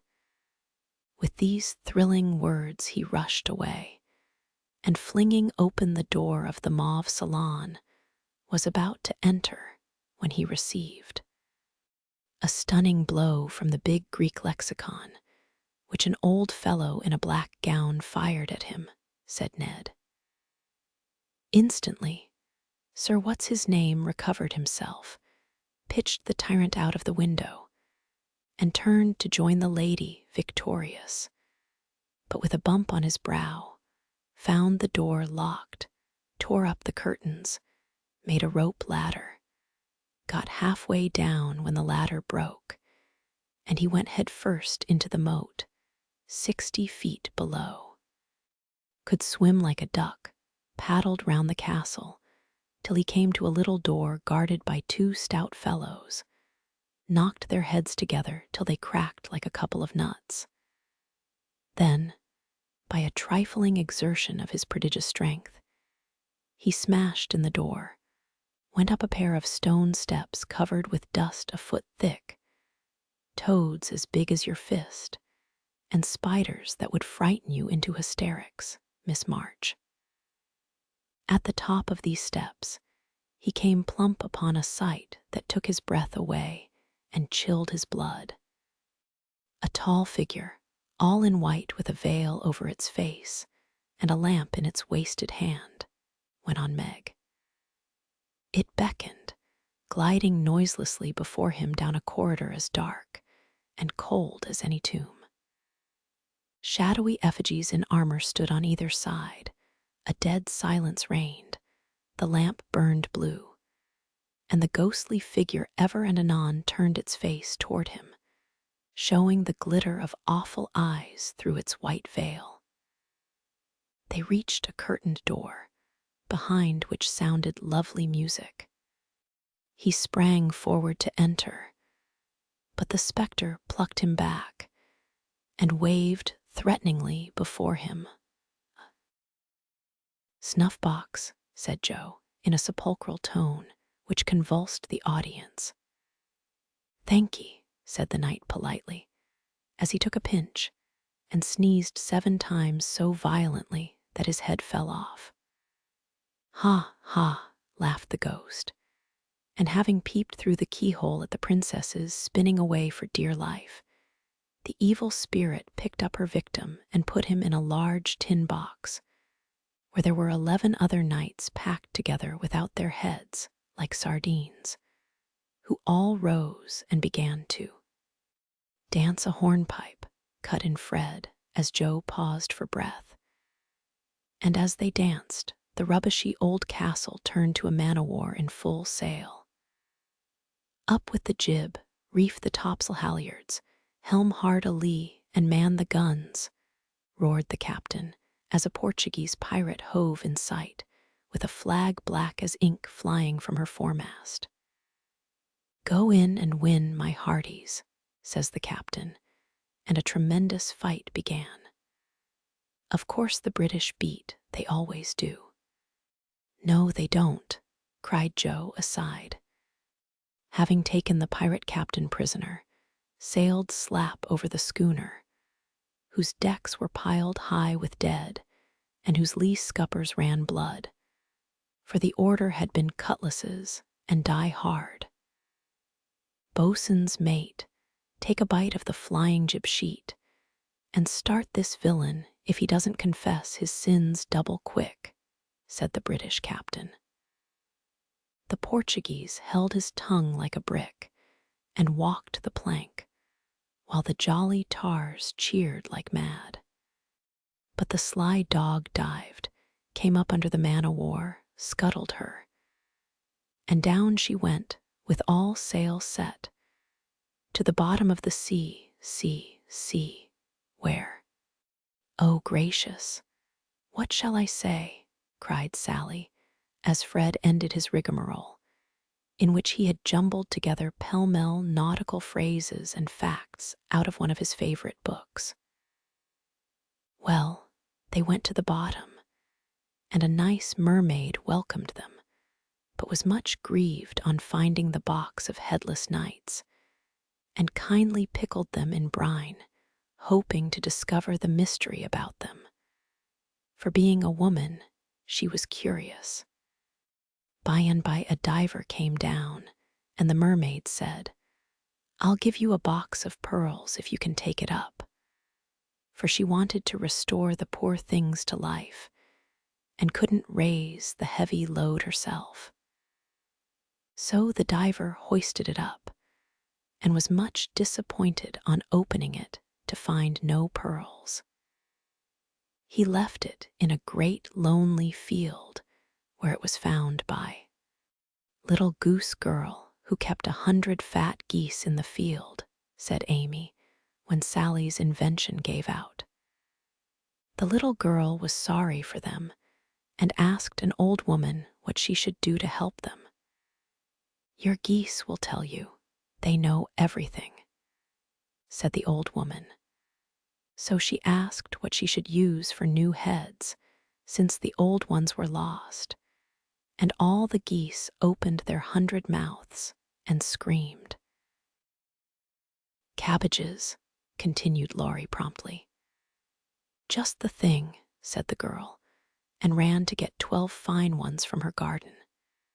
She put them on.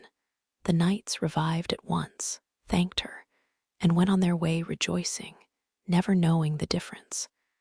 For there were so many other heads like them in the world that no one thought anything of it. The knight in whom I'm interested went back to find the pretty face, and learned that the princesses had spun themselves free and all gone and married, but one. He was in a great state of mind at that, and mounting the colt, who stood by him through thick and thin, rushed to the castle to see which was left. Peeping over the hedge, he saw the queen of his affections picking flowers in her garden. "Will you give me a rose?" said he. "You must come and get it." "I can't come to you, it isn't proper," said she, as sweet as honey. He tried to climb over the hedge, but it seemed to grow higher and higher. Then he tried to push through, but it grew thicker and thicker, and he was in despair. So he patiently broke twig after twig till he had made a little hole through which he peeped, saying imploringly, "Let me in, let me in." But the pretty princess did not seem to understand, for she picked her roses quietly and left him to fight his way in. Whether he did or not, Frank will tell you. "I can't. I'm not playing. I never do," said Frank, dismayed at the sentimental predicament out of which he was to rescue the absurd couple. Bate had disappeared behind Joe, and Grace was asleep. So the poor knight is to be left sticking in the hedge. "Is he?" asked Mr. Brooke, still watching the river and playing with the wild rose in his buttonhole. "I guess the princess gave him a posy and opened the gate after a while," said Laurie, smiling to himself, as he threw acorns at his tutor. "What a piece of nonsense we have made. With practice, we might do something quite clever. Do you know Truth?" "I hope so," said Meg soberly. The game, I mean. What is it? Said Fred. Why, you pile up your hands, choose a number, and draw out in turn. And the person who draws at the number has to answer truly any question put by the rest. It's great fun. Let's try it, said Joe, who liked new experiments. Miss Kate and Mr. Brooke, Meg and Ned declined. But Fred, Sally, Joe, and Laurie piled and drew. And the lot fell to Laurie. Who are your heroes? Asked Joe. Grandfather and Napoleon. Which lady here do you think prettiest? Said Sally. Margaret. Which do you like best? From Fred. Joe, of course. What silly questions you ask. And Joe gave a disdainful shrug as the rest laughed at Laurie's matter-of-fact tone. Try again. Truth isn't a bad game, said Fred. It's a very good one for you, retorted Joe in a low voice. Her turn came next. What is your greatest fault? Asked Fred, by way of testing in her the virtue he lacked himself. A quick temper. What do you most wish for? Said Laurie. A pair of boot-lacings, returned Joe, guessing and defeating his purpose. Not a true answer. You must say what you really do want most. Genius, don't you wish you could give it to me, Laurie? And she slyly smiled in his disappointed face. What virtues do you most admire in a man? Asked Sally. Courage and honesty. Now my turn, said Fred, as his hand came last. Let's give it to him, whispered Laurie to Joe, who nodded and asked at once. Didn't you cheat at croquet? Well, yes, a little bit. Good. Didn't you take your story out of the Sea Lion? Said Laurie. Rather. Don't you think the English nation perfect in every respect? Asked Sally. I should be ashamed of myself if I didn't. He's a true John Bull. Now, Miss Sally, you shall have a chance without waiting to draw. I'll harrow up your feelings first by asking if you don't think you are something of a flirt, said Laurie, as Joe nodded to Fred as a sign that peace was declared. You impertinent boy. Of course I'm not, exclaimed Sally, with an air that proved the contrary. What do you hate most? Asked Fred. Spiders and rice pudding. What do you like best? Asked Joe. Dancing and French gloves. Well, I think truth is a very silly play. Let's have a sensible game of authors to refresh our minds, proposed Joe. Ned, Frank, and the little girls joined in this, and while it went on, the three elders sat apart, talking. Miss Kate took out her sketch again, and Margaret watched her, while Mr. Brooke lay on the grass with a book, which he did not read. How beautifully you do it. I wish I could draw, said Meg, with mingled admiration and regret in her voice. Why don't you learn? I should think you had taste and talent for it, replied Miss Kate graciously. I haven't time. Your mamma prefers other accomplishments, I fancy. So did mine, but I proved to her that I had talent by taking a few lessons privately, and then she was quite willing I should go on. Can't you do the same with your governess? I have none. I forgot young ladies in America go to school more than with us. Very fine schools they are, too, Papa says. You go to a private one, I suppose. I don't go at all. I am a governess myself.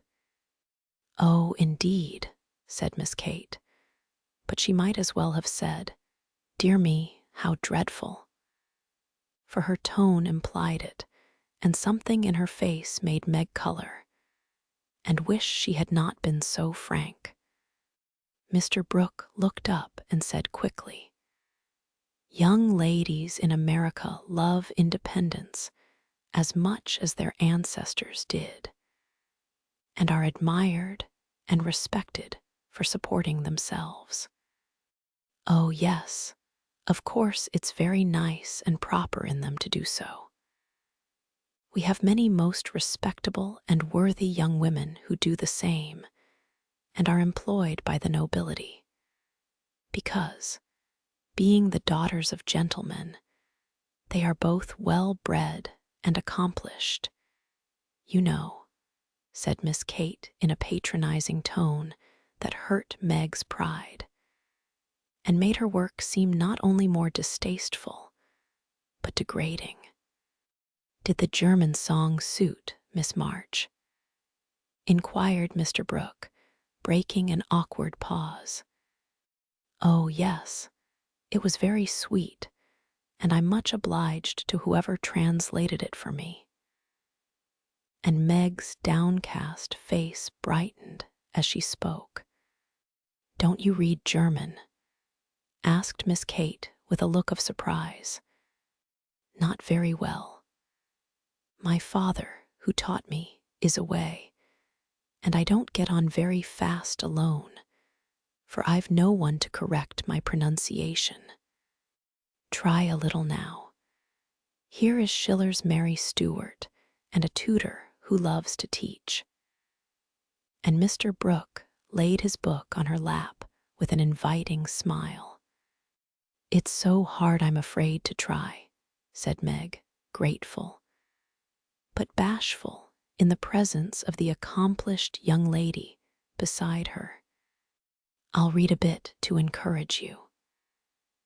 And Miss Kate read one of the most beautiful passages in a perfectly correct but perfectly expressionless manner.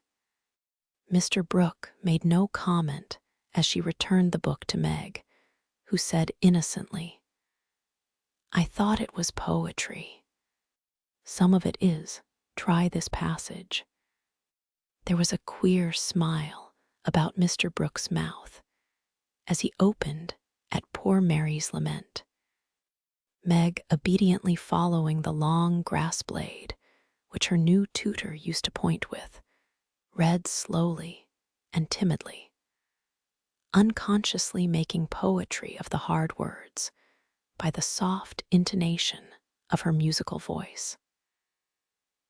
Down the page went the green guide, and presently, forgetting her listener in the beauty of the sad scene, Meg read as if alone, giving a little touch of tragedy to the words of the unhappy queen. If she had seen the brown eyes then, she would have stopped short, but she never looked up, and the lesson was not spoiled for her. Very well indeed, said Mr. Brooke, as she paused, quite ignoring her many mistakes, and looking as if he did indeed love to teach. Miss Kate put up her glass, and having taken a survey of the little tableau before her, shut her sketchbook, saying with condescension, You've a nice accent and in time will be a clever reader. I advise you to learn, for German is a valuable accomplishment to teachers. I must look after Grace, she is romping. And Miss Kate strolled away, adding to herself with a shrug, I didn't come to chaperone a governess, though she is young and pretty. What odd people these Yankees are. I'm afraid Laurie will be quite spoiled among them. I forgot that English people rather turn up their noses at governesses, and don't treat them as we do. said Meg, looking after the retreating figure with an annoyed expression. Tutors also have rather a hard time of it there, as I know to my sorrow. There's no place like America for us workers, Miss Margaret. And Mr. Brooke looked so contented and cheerful that Meg was ashamed to lament her hard lot. I'm glad I live in it then. I don't like my work, but I get a good deal of satisfaction out of it after all, so I won't complain. I only wished I liked teaching as you do. I think you would if you had Laurie for a pupil. I shall be very sorry to lose him next year, said Mr. Brooke, busily punching holes in the turf. Going to college, I suppose. Meg's lips asked the question, but her eyes added, and what becomes of you? Yes, it's high time he went, for he is ready, and as soon as he is off, I shall turn soldier. I am needed. I am glad of that, exclaimed Meg. I should think every young man would want to go, though it is hard for the mothers and sisters who stay at home, she added sorrowfully. I have neither, and very few friends to care whether I live or die, said Mr. Brooke, rather bitterly, as he absently put the dead rose in the hole he had made and covered it up, like a little grave. Laurie and his grandfather would care a great deal, and we should all be very sorry to have any harm happen to you, said Meg heartily. Thank you, that sounds pleasant, began Mr. Brooke, looking cheerful again. But before he could finish his speech, Ned, mounted on the old horse, came lumbering up to display his equestrian skill before the young ladies, and there was no more quiet that day. Don't you love to ride? Asked Grace of Amy, as they stood resting after a race round the field with the others, led by Ned. I dote upon it. My sister, Meg, used to ride when Papa was rich, but we don't keep any horses now, except Ellen Tree, added Amy, laughing. Tell me about Ellen Tree. Is it a donkey? Asked Grace curiously. Why, you see, Joe is crazy about horses, and so am I. But we've only got an old side saddle and no horse. Out in our garden is an apple tree that has a nice low branch. So Joe put the saddle on it, fixed some reins on the part that turns up, and we bounce away on Ellen Tree whenever we like. How funny, laughed Grace. I have a pony at home and ride nearly every day in the park with Fred and Kate. It's very nice, for my friends go too, and the row is full of ladies and gentlemen. Dear, how charming. I hope I shall go abroad some day, but I'd rather go to Rome than the row, said Amy, who had not the remotest idea what the row was and wouldn't have asked for the world. Frank, sitting just behind the little girls, heard what they were saying and pushed his crutch away from him with an impatient gesture as he watched the active lads going through all sorts of comical gymnastics. Bate, who was collecting the scattered author cards, looked up and said, in her shy yet friendly way, I'm afraid you are tired. Can I do anything for you? Talk to me, please. It's dull, sitting by myself, answered Frank, who had evidently been used to being made much of at home. If he asked her to deliver a Latin oration, it would not have seemed a more impossible task to bashful Bate. But there was no place to run to, no Joe to hide behind now. And the poor boy looked so wistfully at her that she bravely resolved to try. "What do you like to talk about?" she asked, fumbling over the cards and dropping half as she tried to tie them up.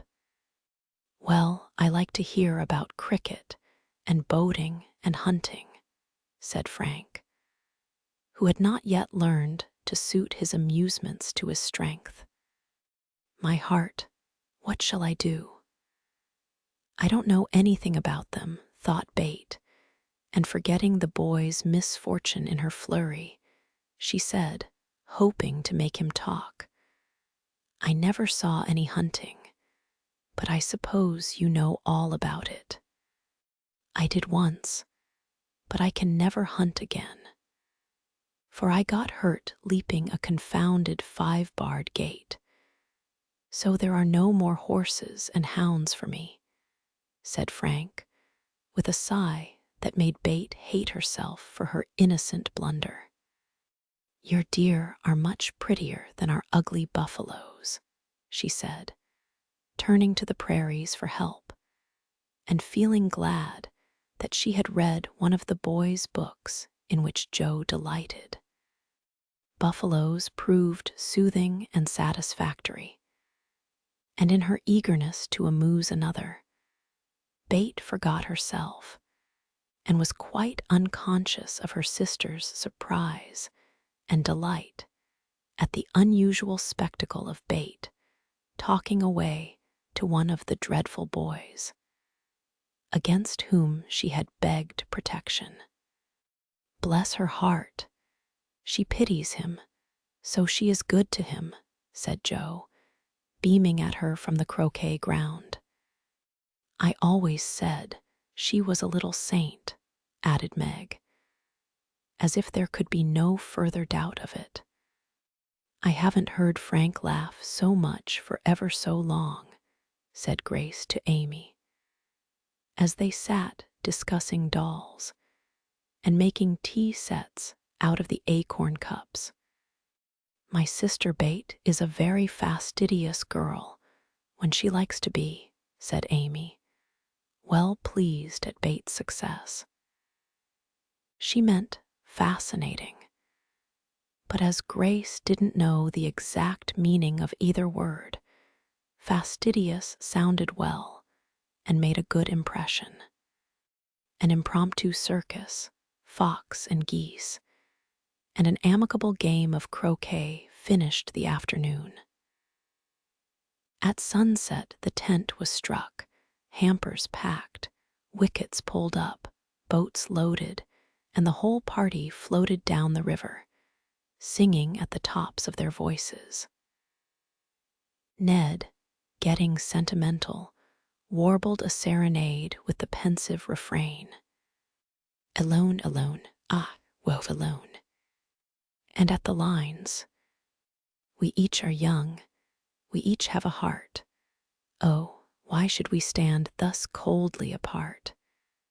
He looked at Meg with such a lackadaisical expression that she laughed outright and spoiled his song. "How can you be so cruel to me?" he whispered, under cover of a lively chorus. "You've kept close to that starched-up Englishwoman all day, and now you snub me." "I didn't mean to, but you looked so funny I really couldn't help it," replied Meg, passing over the first part of his reproach. For it was quite true that she had shunned him, remembering the Moffat party and the talk after it. Ned was offended and turned to Sally for consolation, saying to her rather pettishly, "There isn't a bit of flirt in that girl, is there?" "Not a particle, but she's a dear," returned Sally, defending her friend even while confessing her shortcomings. "She's not a stricken deer anyway," said Ned, trying to be witty. and succeeding as well as very young gentlemen usually do. On the lawn where it had gathered, the little party separated with cordial good nights and goodbyes, for the Vaughans were going to Canada. As the four sisters went home through the garden, Miss Kate looked after them, saying, without the patronizing tone in her voice, "In spite of their demonstrative manners, American girls are very nice when one knows them." "I quite agree with you," said Mr. Brooke. Chapter 13. Castles in the Air. Laurie lay luxuriously swinging to and fro in his hammock one warm September afternoon, wondering what his neighbors were about, but too lazy to go and find out. He was in one of his moods, for the day had been both unprofitable and unsatisfactory, and he was wishing he could live it over again. The hot weather made him indolent, and he had shirked his studies, tried Mr. Brooke's patience to the utmost, displeased his grandfather by practicing half the afternoon, frightened the maidservants half out of their wits by mischievously hinting that one of his dogs was going mad, and after high words with the stableman about some fancied neglect of his horse, he had flung himself into his hammock to fume over the stupidity of the world in general, till the peace of the lovely day quieted him in spite of himself. Staring up into the green gloom of the horse-chestnut trees above him, he dreamed dreams of all sorts, and was just imagining himself tossing on the ocean in a voyage round the world, when the sound of voices brought him ashore in a flash. Peeping through the meshes of the hammock, he saw the marches coming out, as if bound on some expedition. "What in the world are those girls about now?" thought Laurie, opening his sleepy eyes to take a good look, for there was something rather peculiar in the appearance of his neighbors. Each wore a large, flapping hat, a brown linen pouch slung over one shoulder, and carried a long staff. Meg had a cushion, Joe a book, Bate a basket, and Amy a portfolio. All walked quietly through the garden, out at the little back gate, and began to climb the hill that lay between the house and river. "Well, that's cool," said Laurie to himself, "to have a picnic and never ask me. They can't be going in the boat, for they haven't got the key. Perhaps they forgot it. I'll take it to them and see what's going on." Though possessed of half a dozen hats, it took him some time to find one. Then there was a hunt for the key, which was at last discovered in his pocket, so that the girls were quite out of sight when he leaped the fence and ran after them. Taking the shortest way to the boathouse, he waited for them to appear, but no one came, and he went up the hill to take an observation. A grove of pines covered one part of it, and from the heart of this green spot came a clearer sound than the soft sigh of the pines or the drowsy chirp of the crickets. "Here's a landscape," thought Laurie, peeping through the bushes and looking wide awake and good-natured already. It was a rather pretty little picture, for the sisters sat together in the shady nook, with sun and shadow flickering over them, the aromatic wind lifting their hair and cooling their hot cheeks, and all the little wood people going on with their affairs, as if these were no strangers, but old friends. Meg sat upon her cushion, sewing daintily with her white hands, and looking as fresh and sweet as a rose in her pink dress among the green. Bate was sorting the cones that lay thick under the hemlock nearby, for she made pretty things with them. Amy was sketching a group of ferns, and Jo was knitting as she read aloud. A shadow passed over the boy's face as he watched them, feeling that he ought to go away because uninvited, yet lingering because home seemed very lonely, and this quiet party in the woods most attractive to his restless spirit. He stood so still that a squirrel, busy with its harvesting, ran down a pine close beside him, saw him suddenly, and skipped back, scolding so shrilly that Bate looked up, espied the wistful face behind the birches, and beckoned with a reassuring smile. "May I come in, please? Or shall I be a bother?" he asked, advancing slowly. Meg lifted her eyebrows, but Jo scowled at her defiantly and said at once, "Of course you may. We should have asked you before, only we thought you wouldn't care for such a girl's game as this." "I always like your games, but if Meg doesn't want me, I'll go away. I've no objection if you do something." "It's against the rules to be idle here," replied Meg gravely, but graciously. "Much obliged. I'll do anything if you'll let me stop a bit, for it's as dull as the desert of Sahara down there. Shall I sew, read, cone, draw, or do all at once?" "Bring on your bears. I'm ready."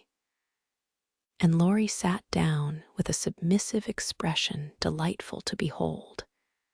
"Finish this story while I set my heel," said Jo, handing him the book.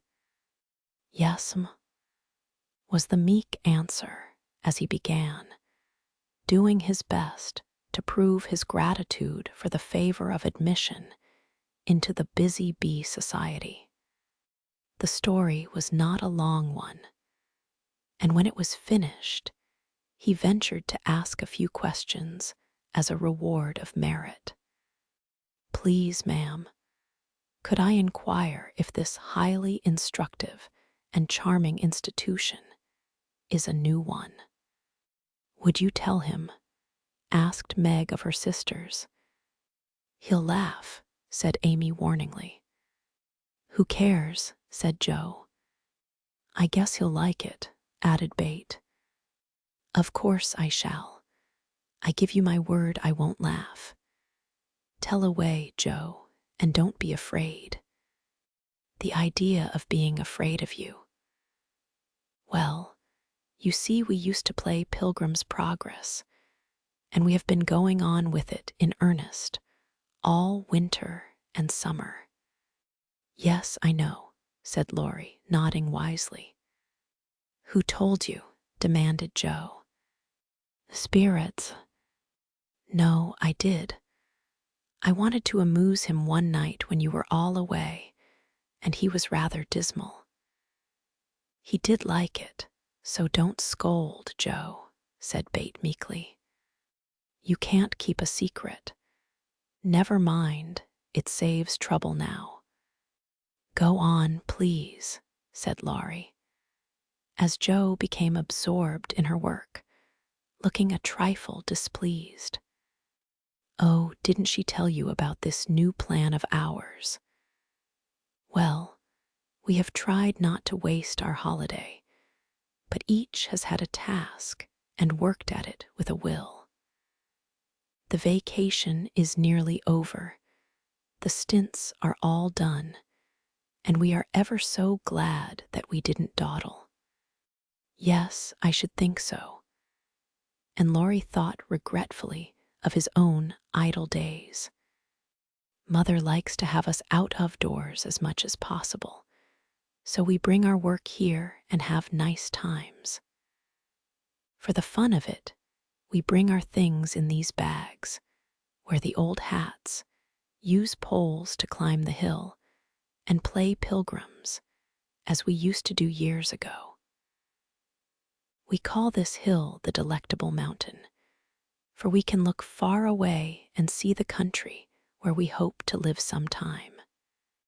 Joe pointed, and Laurie sat up to examine, for through an opening in the wood one could look across the wide, blue river, the meadows on the other side, far over the outskirts of the great city, to the green hills that rose to meet the sky. The sun was low, and the heavens glowed with the splendor of an autumn sunset. Gold and purple clouds lay on the hilltops, and rising high into the ruddy light were silvery white peaks that shone like the airy spires of some celestial city. "How beautiful that is," said Laurie softly, for he was quick to see and feel beauty of any kind. "It's often so, and we like to watch it, for it is never the same, but always splendid," replied Amy, wishing she could paint it. "Joe talks about the country where we hope to live sometime, the real country, she means, with pigs and chickens and haymaking. It would be nice, but I wish the beautiful country up there was real, and we could ever go to it," said Bate musingly. "There is a lovelier country even than that, where we shall go by and by, when we are good enough," answered Meg with her sweetest voice. "It seems so long to wait, so hard to do. I want to fly away at once, as those swallows fly, and go in at that splendid gate." "You'll get there, Bate, sooner or later. No fear of that," said Joe. "I'm the one that will have to fight and work, and climb and wait, and maybe never get in after all. You'll have me for company, if that's any comfort. I shall have to do a deal of traveling before I come in sight of your celestial city. If I arrive late, you'll say a good word for me, won't you, Bate?" Something in the boy's face troubled his little friend, but she said cheerfully, with her quiet eyes on the changing clouds, "If people really want to go, and really try all their lives, I think they will get in. For I don't believe there are any locks on that door or any guards at the gate. I always imagine it is as it is in the picture, where the shining ones stretch out their hands to welcome poor Christian as he comes up from the river. Wouldn't it be fun if all the castles in the air which we make could come true, and we could live in them?" said Joe, after a little pause. "I've made such quantities it would be hard to choose which I'd have," said Laurie, lying flat and throwing cones at the squirrel who had betrayed him. "You'd have to take your favorite one." "What is it?" asked Meg. "If I tell mine, will you tell yours?" "Yes, if the girls will too." "We will, now, Laurie. After I'd seen as much of the world as I want to, I'd like to settle in Germany and have just as much music as I choose. I'm to be a famous musician myself, and all creation is to rush to hear me. And I'm never to be bothered about money or business, but just enjoy myself and live for what I like. That's my favorite castle. What's yours, Meg?" Margaret seemed to find it a little hard to tell hers, and waved a break before her face, as if to disperse imaginary gnats, while she said slowly, "I should like a lovely house, full of all sorts of luxurious things, nice food, pretty clothes, handsome furniture, pleasant people, and heaps of money. I am to be mistress of it and manage it as I like, with plenty of servants, so I never need work a bit. How I should enjoy it! For I wouldn't be idle, but do good, and make everyone love me dearly. Wouldn't you have a master for your castle in the air? Asked Laurie slyly. I said pleasant people, you know. And Meg carefully tied up her shoe as she spoke, so that no one saw her face. Why don't you say you'd have a splendid, wise, good husband, and some angelic little children? You know your castle wouldn't be perfect without, said blunt Joe, who had no tender fancies yet, and rather scorned romance, except in books. You'd have nothing but horses, inkstands, and novels in yours, answered Meg petulantly. Wouldn't I, though? I'd have a stable full of Arabian steeds, rooms piled high with books, and I'd write out of a magic inkstand, so that my works should be as famous as Laurie's music. I want to do something splendid before I go into my castle, something heroic or wonderful that won't be forgotten after I'm dead. I don't know what, but I'm on the watch for it, and mean to astonish you all some day. I think I shall write books and get rich and famous. That would suit me, so that is my favorite dream. Mine is to stay at home safe with father and mother, and help take care of the family, said Bate contentedly. Don't you wish for anything else? Asked Laurie. Since I had my little piano, I am perfectly satisfied. I only wish we may all keep well and be together, nothing else.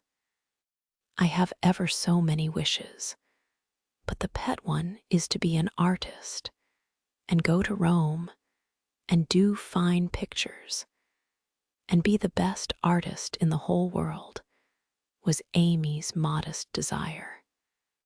We're an ambitious set, aren't we?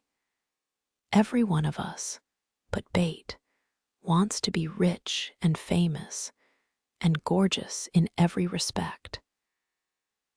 I do wonder if any of us will ever get our wishes, said Laurie, chewing grass like a meditative calf. I've got the key to my castle in the air, but whether I can unlock the door remains to be seen, observed Joe mysteriously. I've got the key to mine, but I'm not allowed to try it. Hang college, muttered Laurie with an impatient sigh.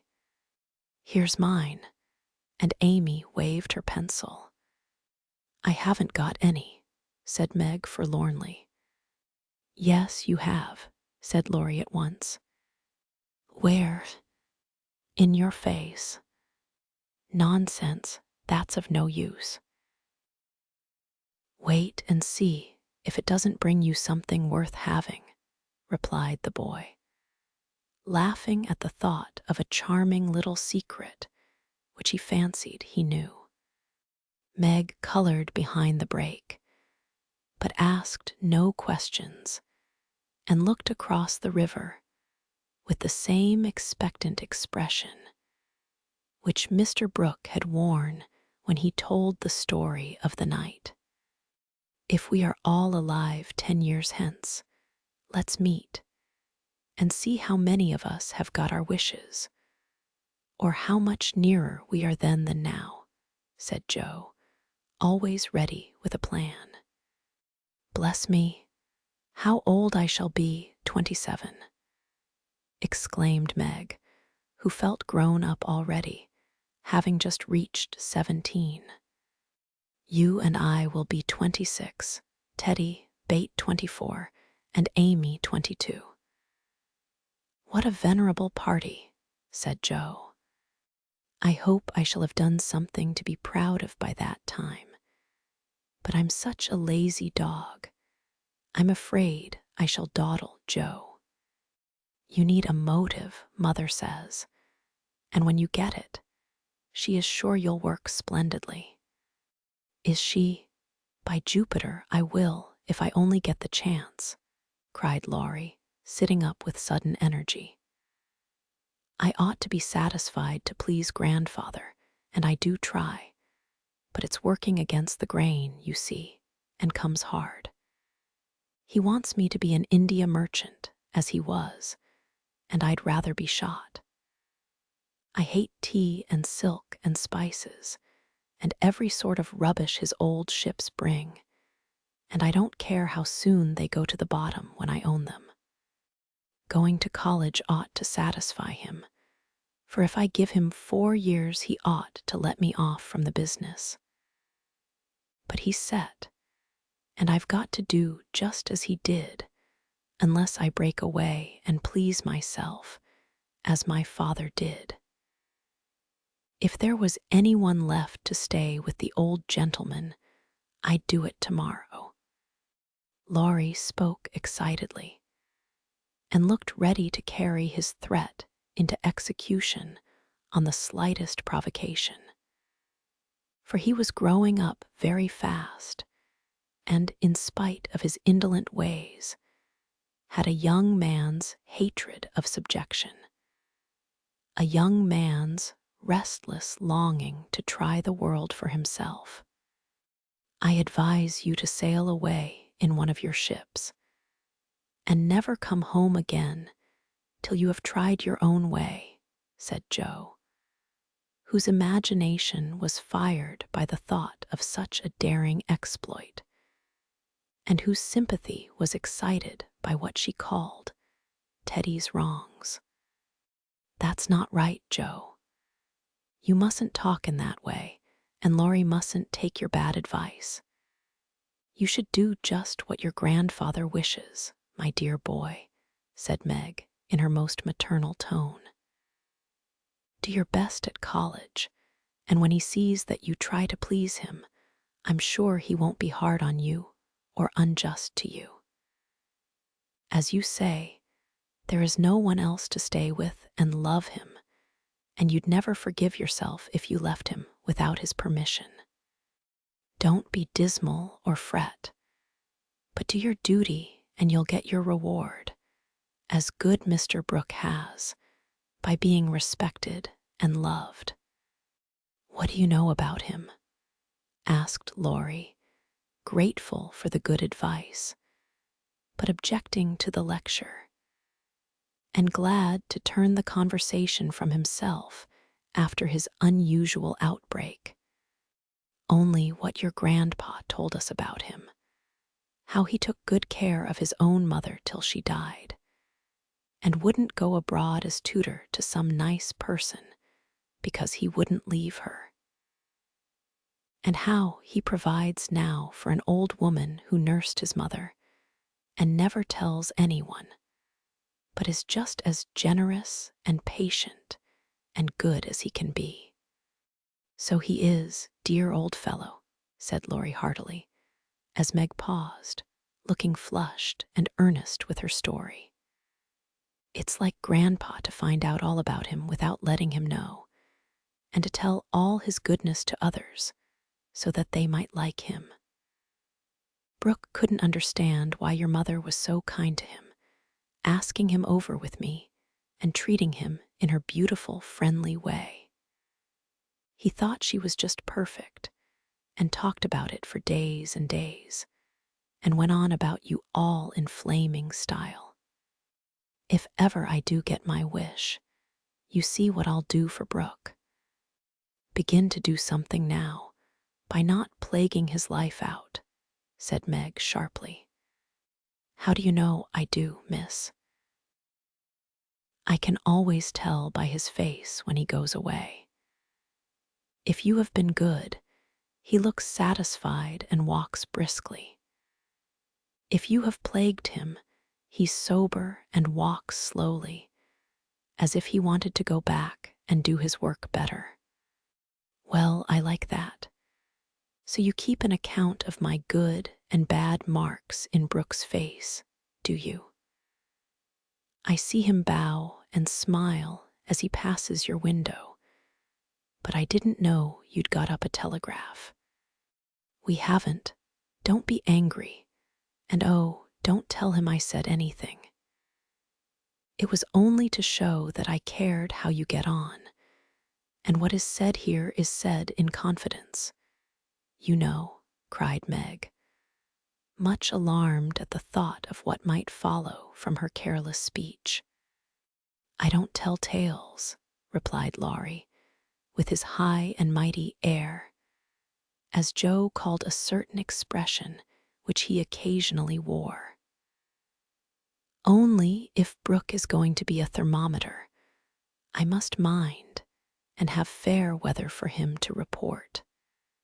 Please don't be offended. I didn't mean to preach or tell tales or be silly. I only thought Joe was encouraging you in a feeling which you'd be sorry for by and by. You are so kind to us. We feel as if you were our brother and say just what we think. Forgive me, I meant it kindly." And Meg offered her hand with a gesture both affectionate and timid. Ashamed of his momentary pique, Laurie squeezed the kind little hand and said frankly, "I'm the one to be forgiven. I'm cross and have been out of sorts all day. I like to have you tell me my faults and be sisterly, so don't mind if I am grumpy sometimes. I thank you all the same." Bent on showing that he was not offended, he made himself as agreeable as possible, wound cotton for Meg, recited poetry to please Joe, shook down cones for bait, and helped Amy with her ferns, proving himself a fit person to belong to the Busy Bee Society. In the midst of an animated discussion on the domestic habits of turtles, one of those amiable creatures having strolled up from the river, the faint sound of a bell warned them that Hannah had put the tea to draw, and they would just have time to get home to supper. "May I come again?" asked Laurie. "Yes, if you are good and love your book, as the boys in the primer are told to do," said Meg, smiling. "I'll try. Then you may come, and I'll teach you to knit as the Scotchmen do. There's a demand for socks just now," added Joe, waving hers like a big blue worsted banner as they parted at the gate.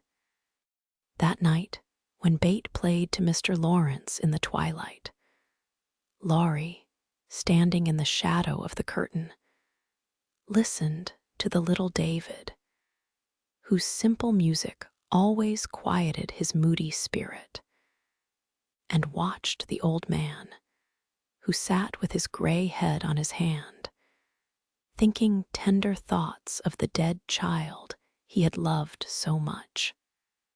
Remembering the conversation of the afternoon, the boy said to himself, with the resolve to make the sacrifice cheerfully, "I'll let my castle go and stay with the dear old gentleman while he needs me, for I am all he has." Chapter 14. SECRETS.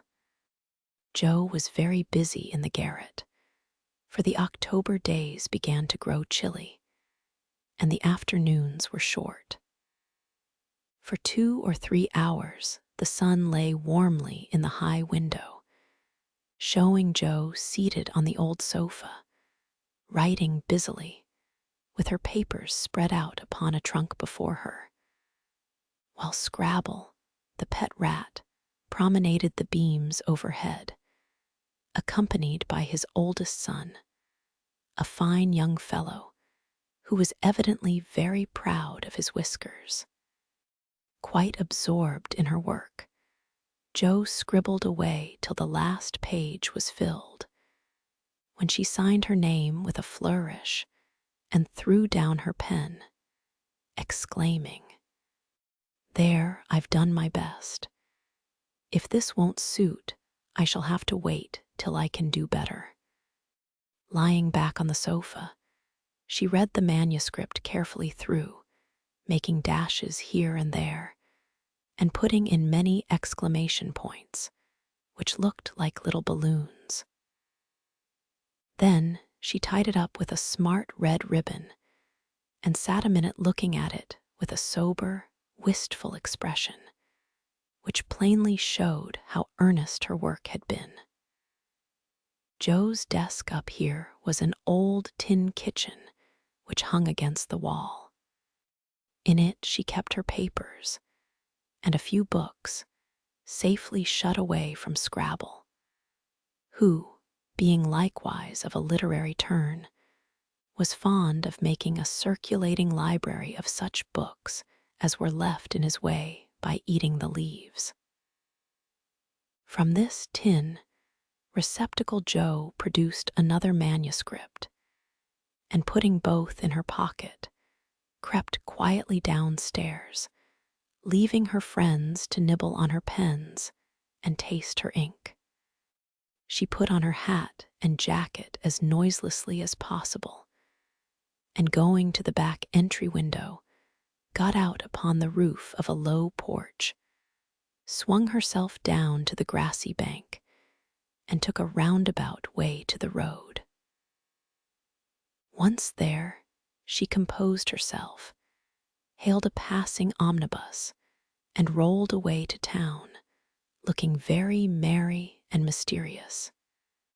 If anyone had been watching her, he would have thought her movements decidedly peculiar, for on alighting, she went off at a great pace till she reached a certain number in a certain busy street.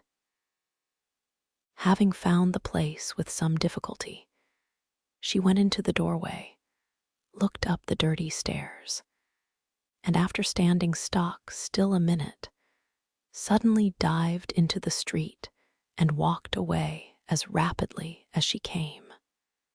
This maneuver she repeated several times, to the great amusement of a black-eyed young gentleman lounging in the window of a building opposite. On returning for the third time, Jo gave herself a shake, pulled her hat over her eyes, and walked up the stairs, looking as if she were going to have all her teeth out. There was a dentist's sign, among others, which adorned the entrance, and after staring a moment at the pair of artificial jaws, which slowly opened and shut to draw attention to a fine set of teeth, the young gentleman put on his coat, took his hat, and went down to post himself in the opposite doorway, saying with a smile and a shiver, "It's like her to come alone, but if she has a bad time, she'll need someone to help her home." In 10 minutes, Jo came running downstairs with a very red face and the general appearance of a person who had just passed through a trying ordeal of some sort. When she saw the young gentleman, she looked anything but pleased and passed him with a nod. But he followed, asking with an air of sympathy, "Did you have a bad time?" "Not very." "You got through quickly." "Yes, thank goodness." "Why did you go alone?" "Didn't want anyone to know." "You're the oddest fellow I ever saw. How many did you have out?" Jo looked at her friend as if she did not understand him, then began to laugh, as if mightily amused at something. "There are 2 which I want to have come out, but I must wait a week." "What are you laughing at?" "You are up to some mischief, Jo," said Laurie, looking mystified. "So are you.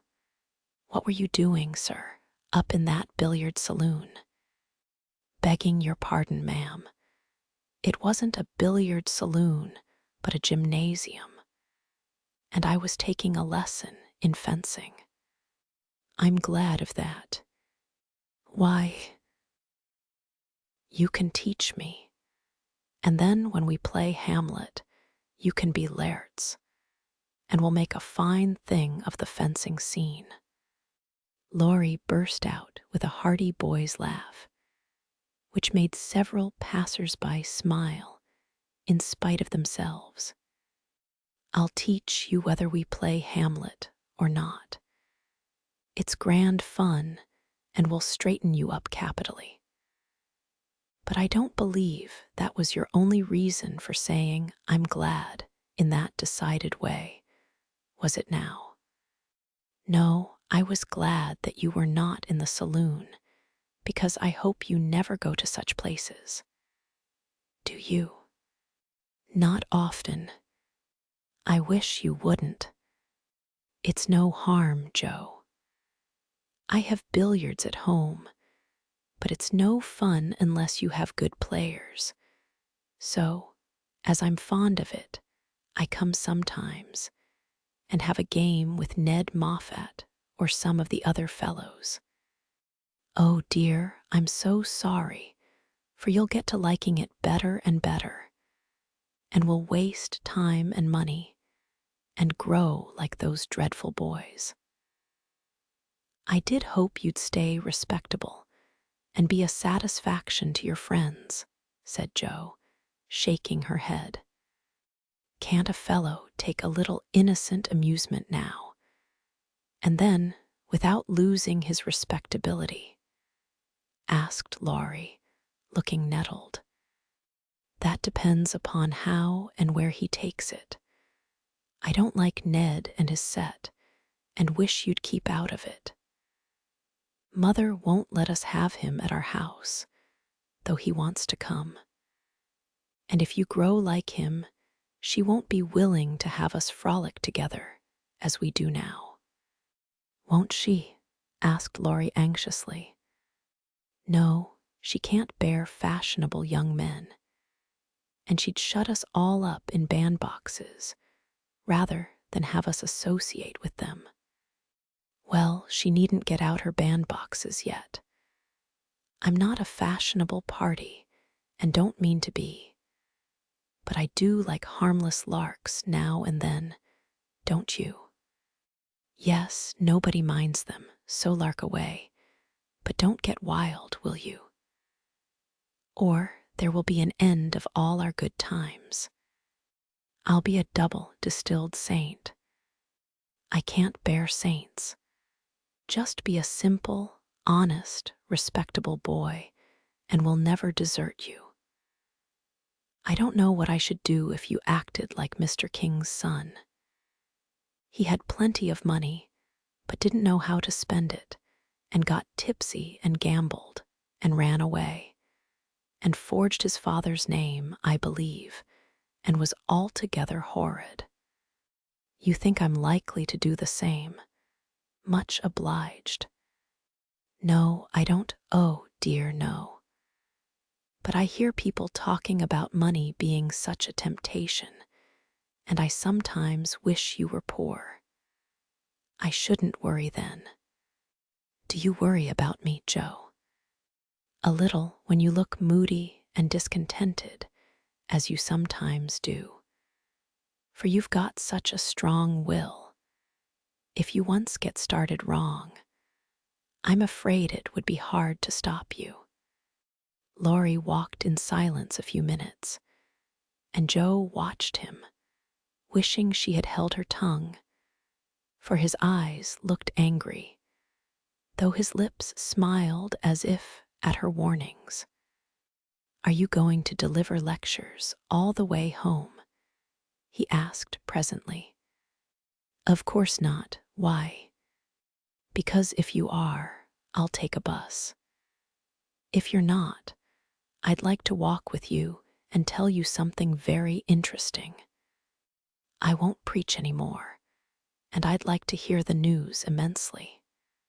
"Very well, then, come on.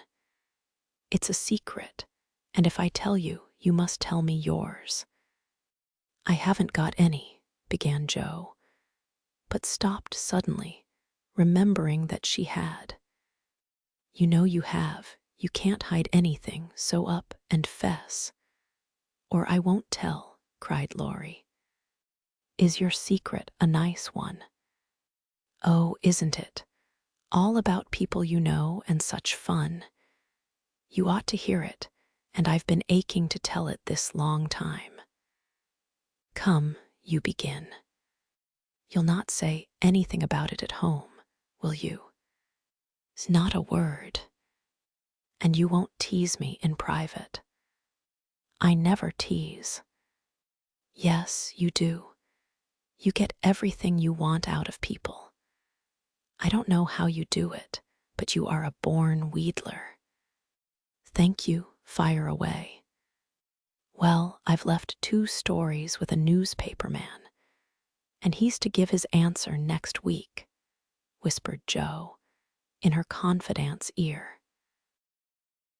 Hurrah for Miss March, the celebrated American authoress, cried Laurie, throwing up his hat and catching it again, to the great delight of 2 ducks, 4 cats, 5 hens, and half a dozen Irish children, for they were out of the city now.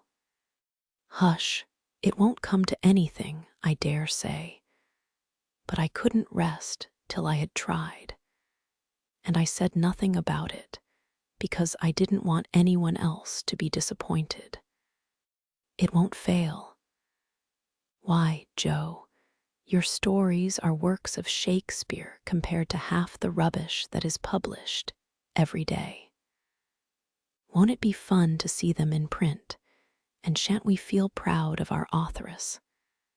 Jo's eyes sparkled, for it is always pleasant to be believed in, and a friend's praise is always sweeter than a dozen newspaper puffs. Where's your secret?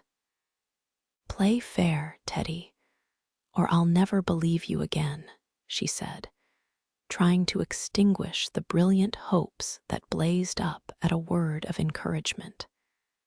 I may get into a scrape for telling, but I didn't promise not to, so I will. For I never feel easy in my mind till I've told you any plummy bit of news I get. I know where Meg's glove is. Is that all? Said Jo, looking disappointed, as Laurie nodded and twinkled with a face full of mysterious intelligence. It's quite enough for the present, as you'll agree when I tell you where it is. Tell then. Laurie bent and whispered 3 words in Jo's ear, which produced a comical change. She stood and stared at him for a minute, looking both surprised and displeased, then walked on, saying sharply, How do you know? Saw it. Where? Pocket. All this time. Yes, isn't that romantic? No, it's horrid. Don't you like it? Of course I don't. It's ridiculous. It won't be allowed. My patience. What would Meg say? You are not to tell anyone. Mind that. I didn't promise. That was understood, and I trusted you.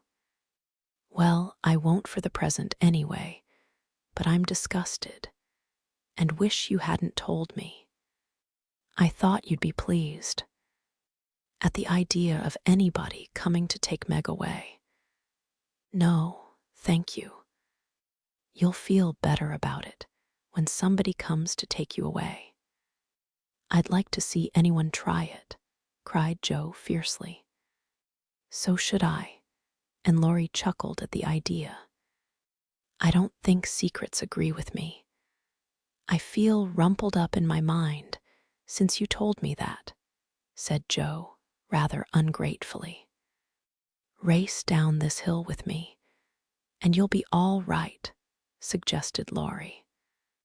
No one was in sight, The smooth road sloped invitingly before her, and finding the temptation irresistible, Jo darted away, soon leaving hat and comb behind her and scattering hairpins as she ran. Laurie reached the goal first and was quite satisfied with the success of his treatment. For his Atlanta came panting up with flying hair, bright eyes, ruddy cheeks, and no signs of dissatisfaction in her face. I wish I was a horse, then I could run for miles in this splendid air and not lose my breath. It was capital, but see what a guy it's made me. Go, pick up my things like a cherub as you are, said Jo, dropping down under a maple tree, which was carpeting the bank with crimson leaves. Laurie leisurely departed to recover the lost property, and Jo bundled up her braids, hoping no one would pass by till she was tidy again. But someone did pass, and who should it be but Meg, looking particularly ladylike in her state and festival suit, for she had been making calls. "What in the world are you doing here?" she asked, regarding her disheveled sister with well-bred surprise. "Getting leaves," meekly answered Jo, sorting the rosy handful she had just swept up. "And hairpins," added Laurie, throwing half a dozen into Jo's lap. "They grow on this road, Meg, so do combs and brown straw hats. You have been running, Jo. How could you? When will you stop such romping ways?" said Meg reprovingly, as she settled her cuffs and smoothed her hair, with which the wind had taken liberties. "Never till I'm stiff and old and have to use a crutch. Don't try to make me grow up before my time, Meg. It's hard enough to have you change all of a sudden. Let me be a little girl as long as I can." As she spoke, Jo bent over the leaves to hide the trembling of her lips, for lately she had felt that Margaret was fast getting to be a woman, and Laurie's secret made her dread the separation, which must surely come some time, and now seemed very near. He saw the trouble in her face and drew Meg's attention from it by asking quickly, "Where have you been calling, all so fine?"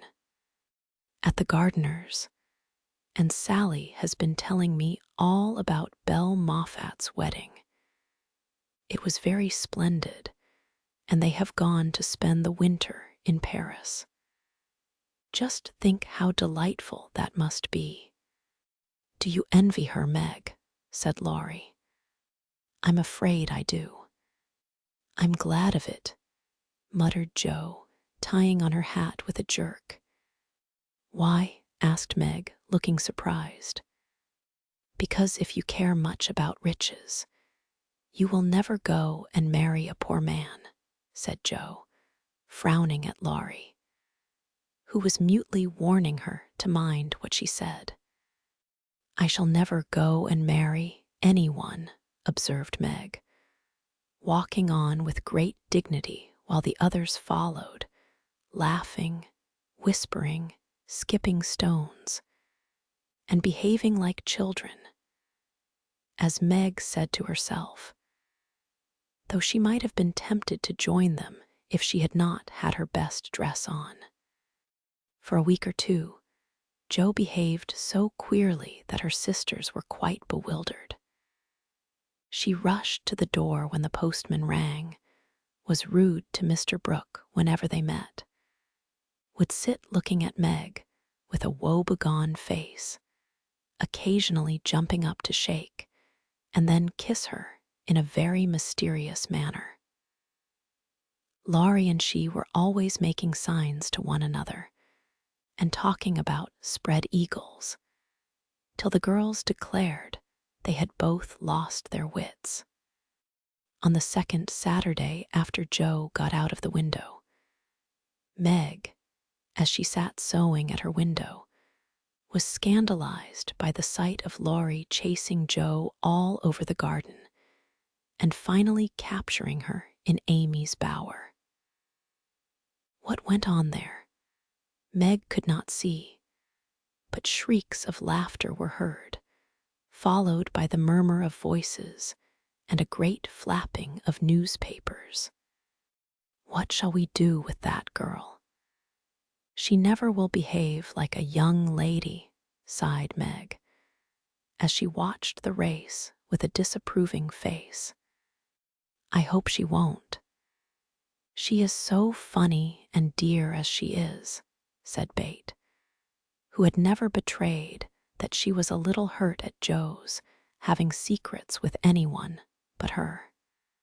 "It's very trying, but we never can make her comme il faut," added Amy, who sat making some new frills for herself, with her curls tied up in a very becoming way. Two agreeable things that made her feel unusually elegant and ladylike. In a few minutes, Joe bounced in, laid herself on the sofa, and affected to read. "Have you anything interesting there?" asked Meg with condescension. "Nothing but a story.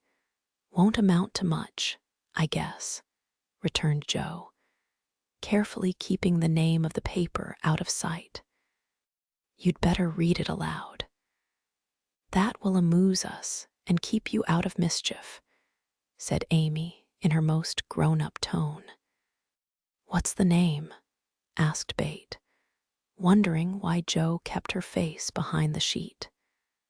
"The Rival Painters." "That sounds well. Read it," said Meg. With a loud hem and a long breath, Joe began to read very fast. The girls listened with interest, for the tale was romantic and somewhat pathetic, as most of the characters died in the end. "I like that about the splendid picture," was Amy's approving remark as Joe paused. "I prefer the lovering part. Viola and Angelo are two of our favorite names. Isn't that queer?" said Meg, wiping her eyes, for the lovering part was tragical. "Who wrote it?" asked Bate, who had caught a glimpse of Joe's face. The reader suddenly sat up, cast away the paper, displaying a flushed countenance, and with a funny mixture of solemnity and excitement replied in a loud voice, "Your sister." "You?" cried Meg, dropping her work. "It's very good," said Amy critically. I knew it. Oh, my Joe, I am so proud." And Bate ran to hug her sister and exult over this splendid success. Dear me, how delighted they all were, to be sure. How Meg wouldn't believe it till she saw the words. "Miss Josephine March," actually printed in the paper. How graciously Amy criticized the artistic parts of the story and offered hints for a sequel, which unfortunately couldn't be carried out, as the hero and heroine were dead. How Bate got excited and skipped and sang with joy. How Hannah came in to exclaim, "Sakes alive, well, I never," in great astonishment at that Joe's doings. How proud Mrs. March was when she knew it. How Joe laughed, with tears in her eyes, as she declared she might as well be a peacock and done with it. And how the spread eagle might be said to flap his wings triumphantly over the house of March, as the paper passed from hand to hand. "Tell us about it. When did it come? How much did you get for it? What will father say? Won't Laurie laugh? Cried the family, all in one breath as they clustered about Joe, for these foolish, affectionate people made a jubilee of every little household joy.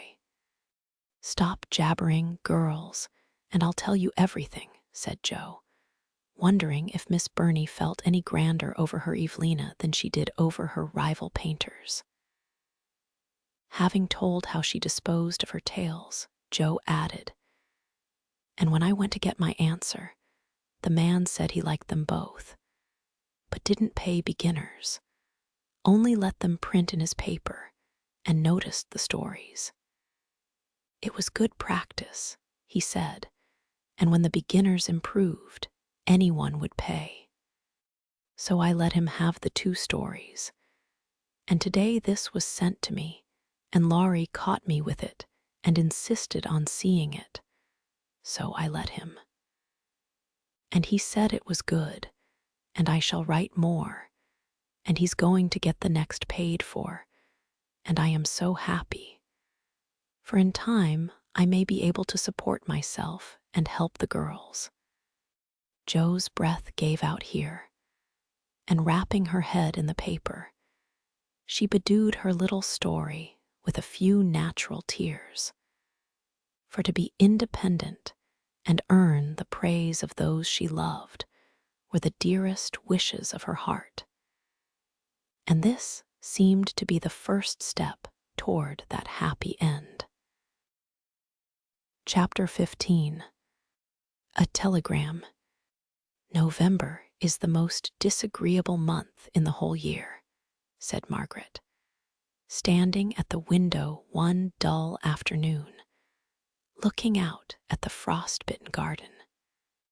That's the reason I was born in it, observed Joe pensively, quite unconscious of the blot on her nose. If something very pleasant should happen now, we should think it a delightful month, said Bate, who took a hopeful view of everything, even November.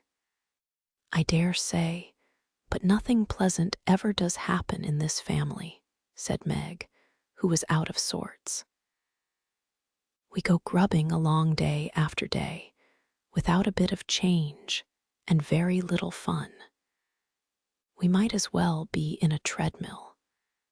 My patience, how blue we are, cried Joe. I don't much wonder, poor dear, for you see other girls having splendid times, while you grind, year in and year out. Oh, don't I wish I could manage things for you as I do for my heroines. You're pretty enough and good enough already, so I'd have some rich relation leave you a fortune unexpectedly. Then you dash out as an heiress, scorn everyone who has slighted you, go abroad, and come home my lady something in a blaze of splendor and elegance. People don't have fortunes left them in that style nowadays. Men have to work, and women marry for money. It's a dreadfully unjust world, said Meg bitterly. Joe and I are going to make fortunes for you all. Just wait 10 years, and see if we don't, said Amy, who sat in a corner making mud pies, as Hannah called her little clay models of birds, fruit, and faces. Can't wait, and I'm afraid I haven't much faith in ink and dirt, though I'm grateful for your good intentions. Meg sighed and turned to the frost-bitten garden again. Joe groaned and leaned both elbows on the table in a despondent attitude, but Amy spatted away energetically, and Bate, who sat at the other window, said, smiling, 2 pleasant things are going to happen right away. Marmee is coming down the street, and Laurie is tramping through the garden as if he had something nice to tell. In they both came, Mrs. March with her usual question, any letter from father, girls? And Laurie to say in his persuasive way, Won't some of you come for a drive? I've been working away at mathematics till my head is in a muddle, and I'm going to freshen my wits by a brisk turn. It's a dull day, but the air isn't bad, and I'm going to take Brooke home, so it will be gay inside if it isn't out. Come, Joe, you and Bate will go, won't you? Of course we will. Much obliged, but I'm busy. And Meg whisked out her work basket, for she had agreed with her mother that it was best, for her at least, not to drive too often with the young gentleman. We three will be ready in a minute, cried Amy, running away to wash her hands. Can I do anything for you, Madam Mother? Asked Laurie, leaning over Mrs. March's chair with the affectionate look and tone he always gave her. No, thank you, except call at the office, if you'll be so kind, dear. It's our day for a letter, and the postman hasn't been. Father is as regular as the sun, but there's some delay on the way, perhaps. A sharp ring interrupted her, and a minute after Hannah came in with a letter. It's one of them horrid telegraph things. Mum, she said, handling it as if she was afraid it would explode and do some damage.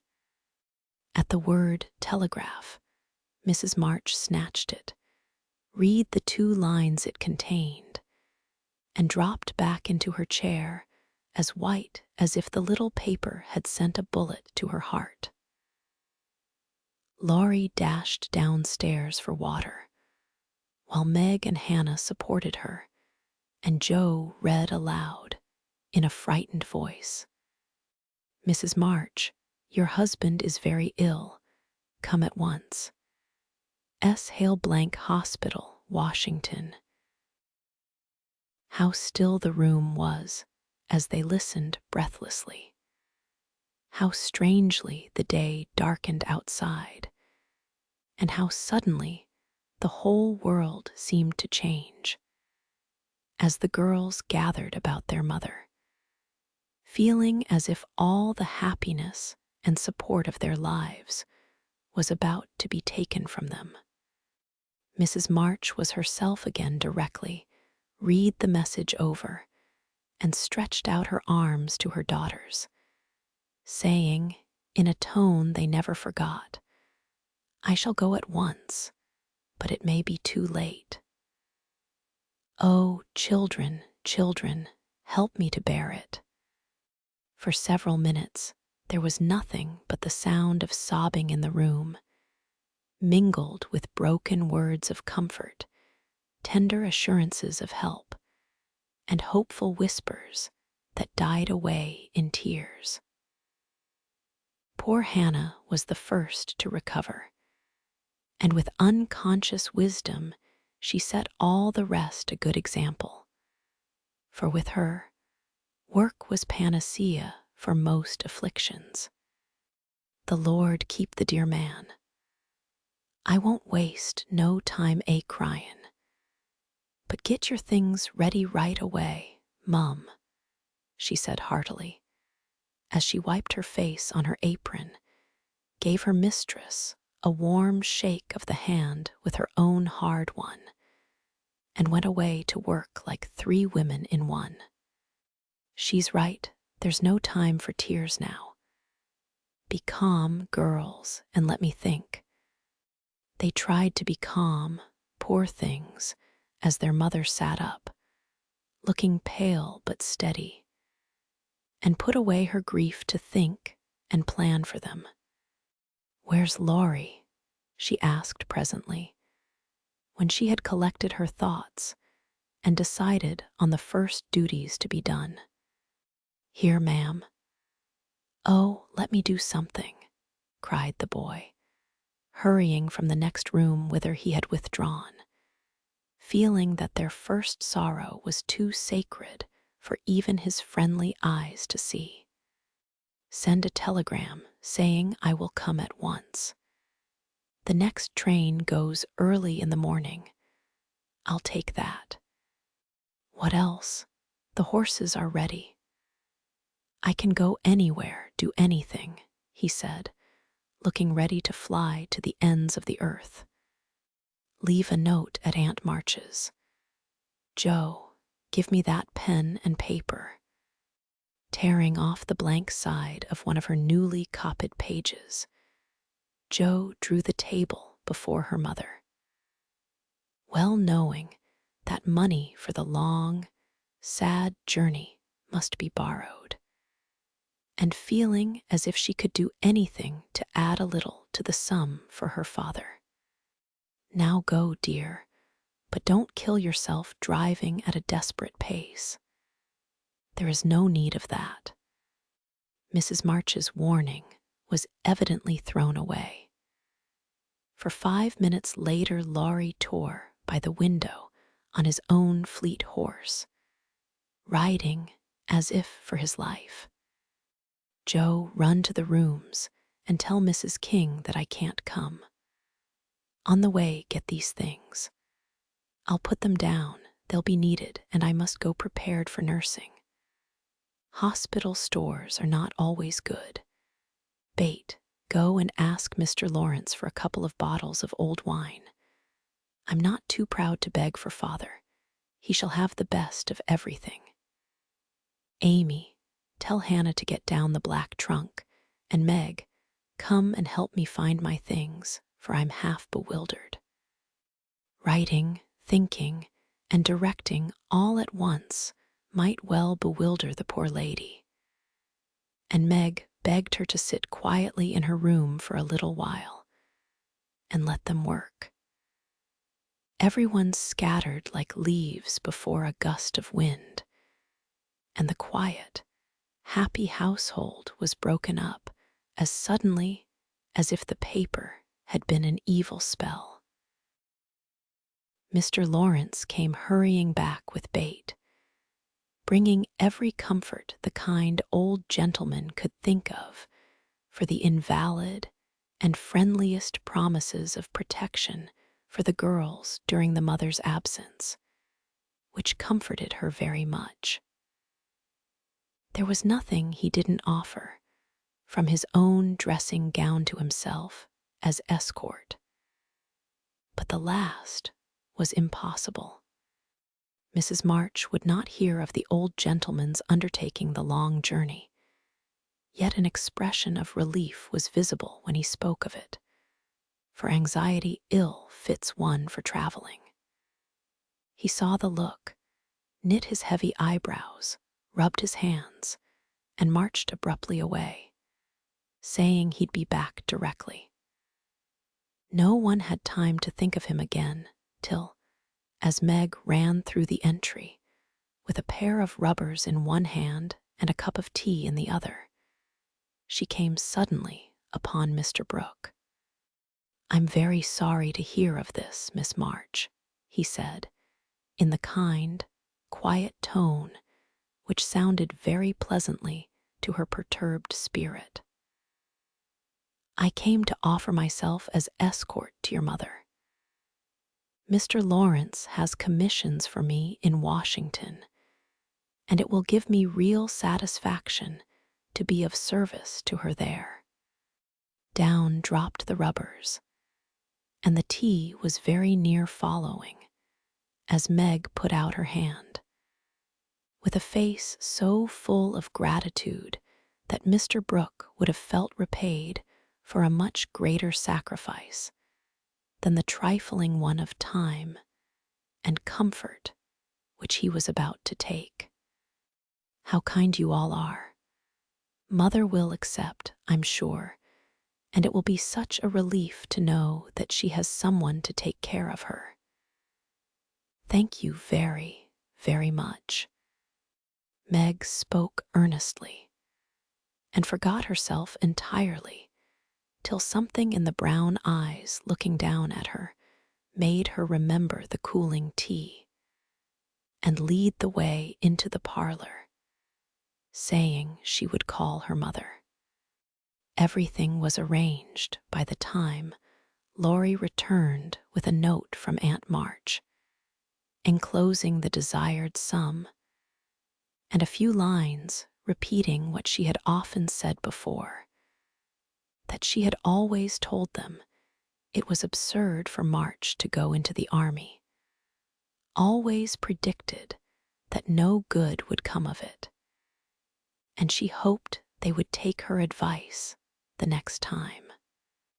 Mrs. March put the note in the fire, the money in her purse, and went on with her preparations, with her lips folded tightly in a way which Joe would have understood if she had been there. The short afternoon wore away.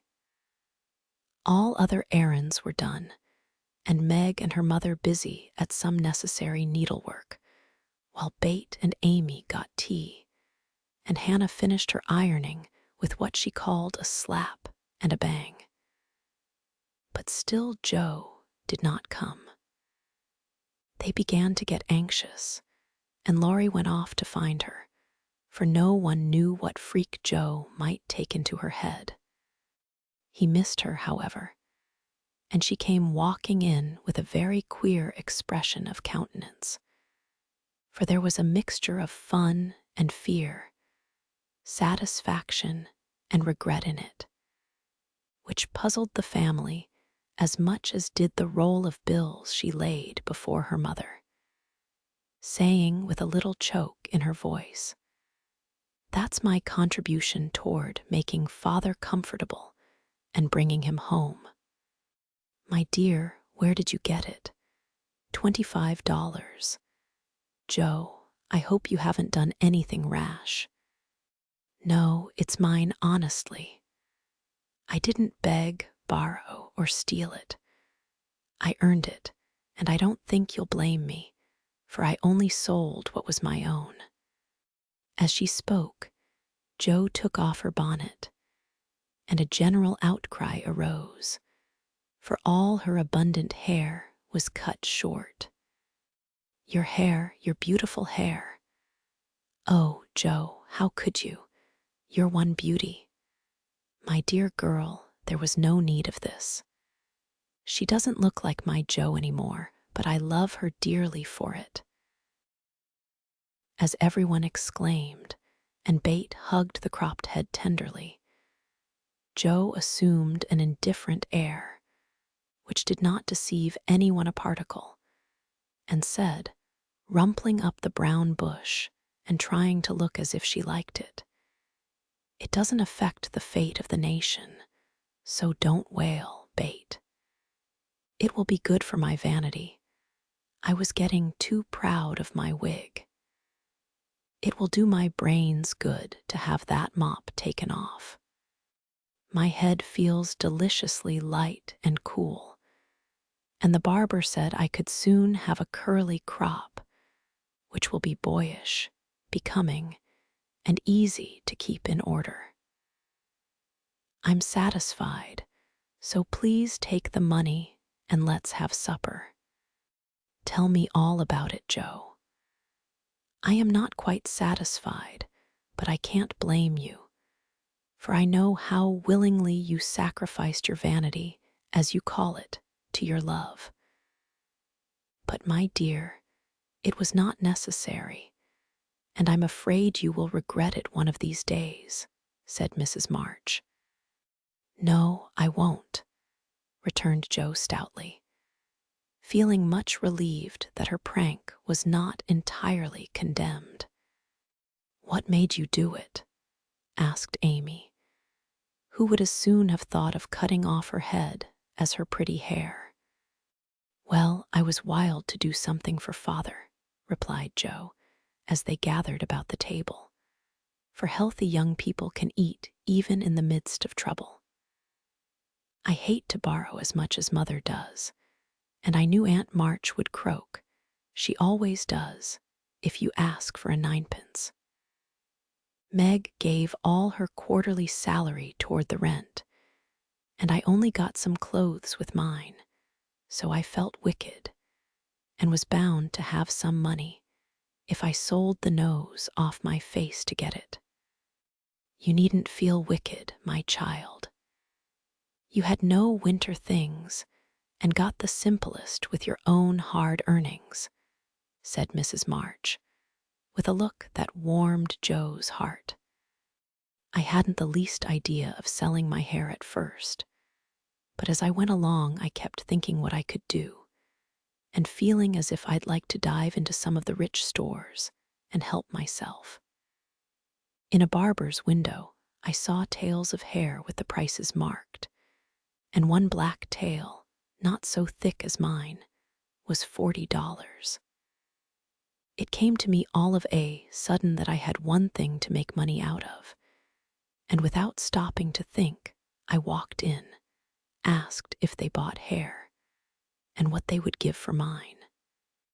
I don't see how you dared to do it, said Bate, in a tone of awe. Oh, he was a little man who looked as if he merely lived to oil his hair. He rather stared at first, as if he wasn't used to having girls bounce into his shop and ask him to buy their hair. He said he didn't care about mine. It wasn't the fashionable color, and he never paid much for it in the first place. The work put into it made it dear, and so on. It was getting late, and I was afraid if it wasn't done right away that I shouldn't have it done at all. And you know, when I start to do a thing, I hate to give it up. So I begged him to take it and told him why I was in such a hurry. It was silly, I dare say, but it changed his mind, for I got rather excited and told the story in my topsy-turvy way, and his wife heard and said so kindly, "Take it, Thomas, and oblige the young lady. I'd do as much for our Jimmy any day if I had a spire of hair worth selling." Who was Jimmy? Asked Amy, who liked to have things explained as they went along. Her son, she said, who was in the army. How friendly such things make strangers feel, don't they? She talked away all the time the man clipped and diverted my mind nicely. Didn't you feel dreadfully when the first cut came? Asked Meg, with a shiver. I took a last look at my hair while the man got his things, and that was the end of it. I never snivel over trifles like that. I will confess, though, I felt queer when I saw the dear old hair laid out on the table, and felt only the short, rough ends of my head. It almost seemed as if I'd an arm or leg off. The woman saw me look at it and picked out a long lock for me to keep. "I'll give it to you, Marmee, just to remember past glories by. For a crop is so comfortable, I don't think I shall ever have a mane again." Mrs. March folded the wavy chestnut lock and laid it away with a short gray one in her desk. She only said, "Thank you, dearie," but something in her face made the girls change the subject and talk as cheerfully as they could about Mr. Brooks' kindness, the prospect of a fine day tomorrow, and the happy times they would have when father came home to be nursed. No one wanted to go to bed when at 10 o'clock Mrs. March put by the last finished job and said, "Come, girls." Bate went to the piano and played the father's favorite hymn. All began bravely, but broke down one by one till Bate was left alone, singing with all her heart, for to her music was always a sweet consoler. "Go to bed and don't talk, for we must be up early and shall need all the sleep we can get." "Good night, my darlings," said Mrs. March, as the hymn ended, for no one cared to try another. They kissed her quietly and went to bed as silently as if the dear invalid lay in the next room. Bate and Amy soon fell asleep in spite of the great trouble, but Meg lay awake, thinking the most serious thoughts she had ever known in her short life. Jo lay motionless, and her sister fancied that she was asleep, till a stifled sob made her exclaim as she touched a wet cheek. "Jo, dear, what is it? Are you crying about father?" "No, not now." "What then?" My hair," burst out poor Jo, trying vainly to smother her emotion in the pillow. It did not seem at all comical to Meg, who kissed and caressed the afflicted heroine in the tenderest manner. "I'm not sorry," protested Jo, with a choke. "I'd do it again tomorrow, if I could. It's only the vain part of me that goes and cries in this silly way. Don't tell anyone. It's all over now. I thought you were asleep, so I just made a little private moan for my one beauty. How came you to be awake?"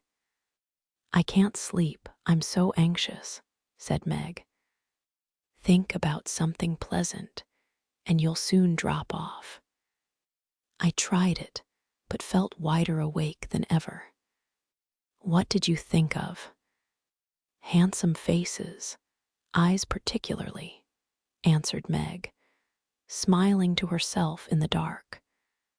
"What color do you like best?" "Brown, that is, sometimes. Blue are lovely." Jo laughed, and Meg sharply ordered her not to talk, then amiably promised to make her hair curl, and fell asleep to dream of living in her castle in the air.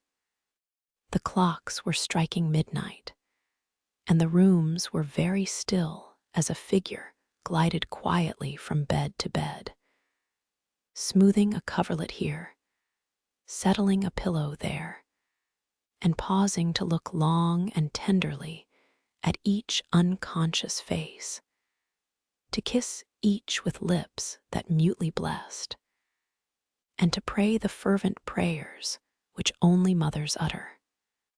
As she lifted the curtain to look out into the dreary night, the moon broke suddenly from behind the clouds and shone upon her like a bright, benignant face, which seemed to whisper in the silence, "Be comforted, dear soul. There is always light behind the clouds." Chapter 16. Letters. In the cold gray dawn the sisters lit their lamp and read their chapter with an earnestness never felt before. For now the shadow of a real trouble had come. The little books were full of help and comfort, and as they dressed, they agreed to say goodbye cheerfully and hopefully, and send their mother on her anxious journey unsaddened by tears or complaints from them. Everything seemed very strange when they went down, so dim and still outside, so full of light and bustle within. Breakfast at that early hour seemed odd, and even Hannah's familiar face looked unnatural as she flew about her kitchen with her nightcap on. The big trunk stood ready in the hall. Mother's cloak and bonnet lay on the sofa, and Mother herself sat trying to eat, but looking so pale and worn with sleeplessness and anxiety that the girls found it very hard to keep their resolution. Meg's eyes kept filling in spite of herself.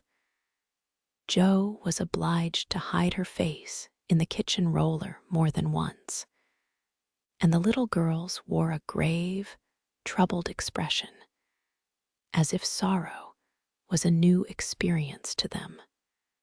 Nobody talked much, But as the time drew very near and they sat waiting for the carriage, Mrs. March said to the girls, who were all busied about her, one folding her shawl, another smoothing out the strings of her bonnet, a third putting on her overshoes, and a fourth fastening up her traveling bag.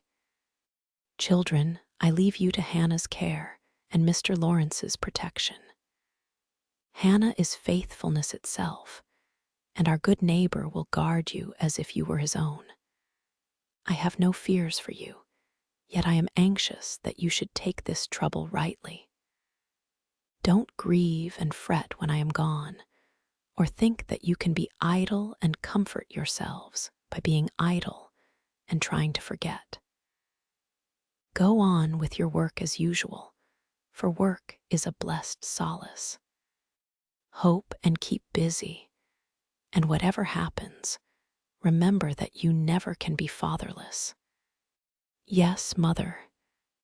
Meg, dear, be prudent. Watch over your sisters, consult Hannah, and in any perplexity, go to Mr. Lawrence.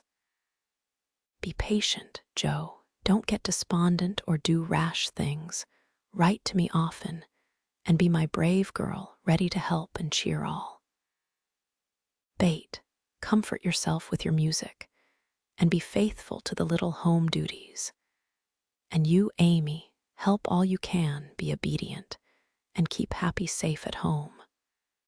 We will, Mother, we will. The rattle of an approaching carriage made them all start and listen. That was the hard minute, but the girls stood it well. No one cried, no one ran away or uttered a lamentation, though their hearts were very heavy as they sent loving messages to Father, remembering, as they spoke, that it might be too late to deliver them. They kissed their mother quietly, clung about her tenderly, and tried to wave their hands cheerfully when she drove away. Laurie and his grandfather came over to see her off, and Mr. Brooke looked so strong and sensible and kind that the girls christened him Mr. Greatheart on the spot. Good be my darlings. God bless and keep us all, whispered Mrs. March, as she kissed one dear little face after the other and hurried into the carriage. As she rolled away, the sun came out, and looking back, she saw it shining on the group at the gate like a good omen. They saw it also, and smiled and waved their hands, and the last thing she beheld as she turned the corner was the 4 bright faces, and behind them, like a bodyguard, old Mr. Lawrence, faithful Hannah, and devoted Laurie.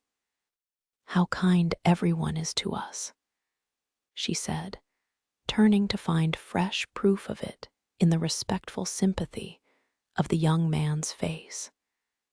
I don't see how they can help it, returned Mr. Brooke, laughing so infectiously that Mrs. March could not help smiling.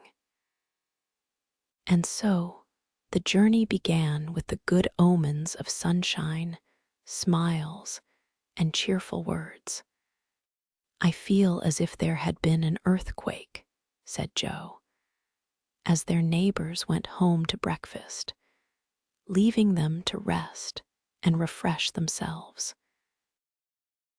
It seems as if half the house was gone, added Meg forlornly.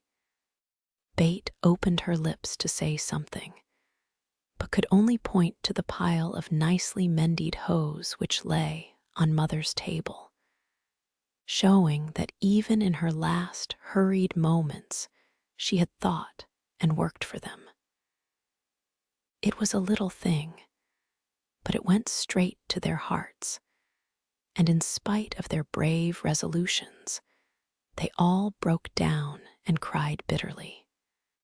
Hannah wisely allowed them to relieve their feelings, and when the shower showed signs of clearing up, she came to the rescue, armed with a coffee pot. "Now, my dear young ladies, remember what your ma said, and don't fret. Come and have a cup of coffee all round, and then let's fall to work and be a credit to the family." Coffee was a treat, and Hannah showed great tact in making it that morning. No one could resist her persuasive nods or the fragrant invitation issuing from the nose of the coffee pot. They drew up to the table, exchanged their handkerchiefs for napkins, and in 10 minutes were all right again. Hope and keep busy, that's the motto for us, so let's see who will remember it best. I shall go to Aunt March as usual. "Oh, won't she lecture, though?" said Jo, as she sipped with returning spirit. "I shall go to my Kings, though I'd much rather stay at home and attend to things here," said Meg, wishing she hadn't made her eyes so red. "No need of that. Bate and I can keep house perfectly well," put in Amy with an important air. "Hannah will tell us what to do, and we'll have everything nice when you come home," added Bate, getting out her mop and dish tub without delay. "I think anxiety is very interesting," observed Amy, eating sugar pensively. The girls couldn't help laughing and felt better for it, though Meg shook her head at the young lady who could find consolation in a sugar bowl. The sight of the turnovers made Jo sober again, and when the two went out to their daily tasks, they looked sorrowfully back at the window where they were accustomed to see their mother's face. It was gone, but Bate had remembered the little household ceremony, and there she was, nodding away at them like a rosy-faced mandarin.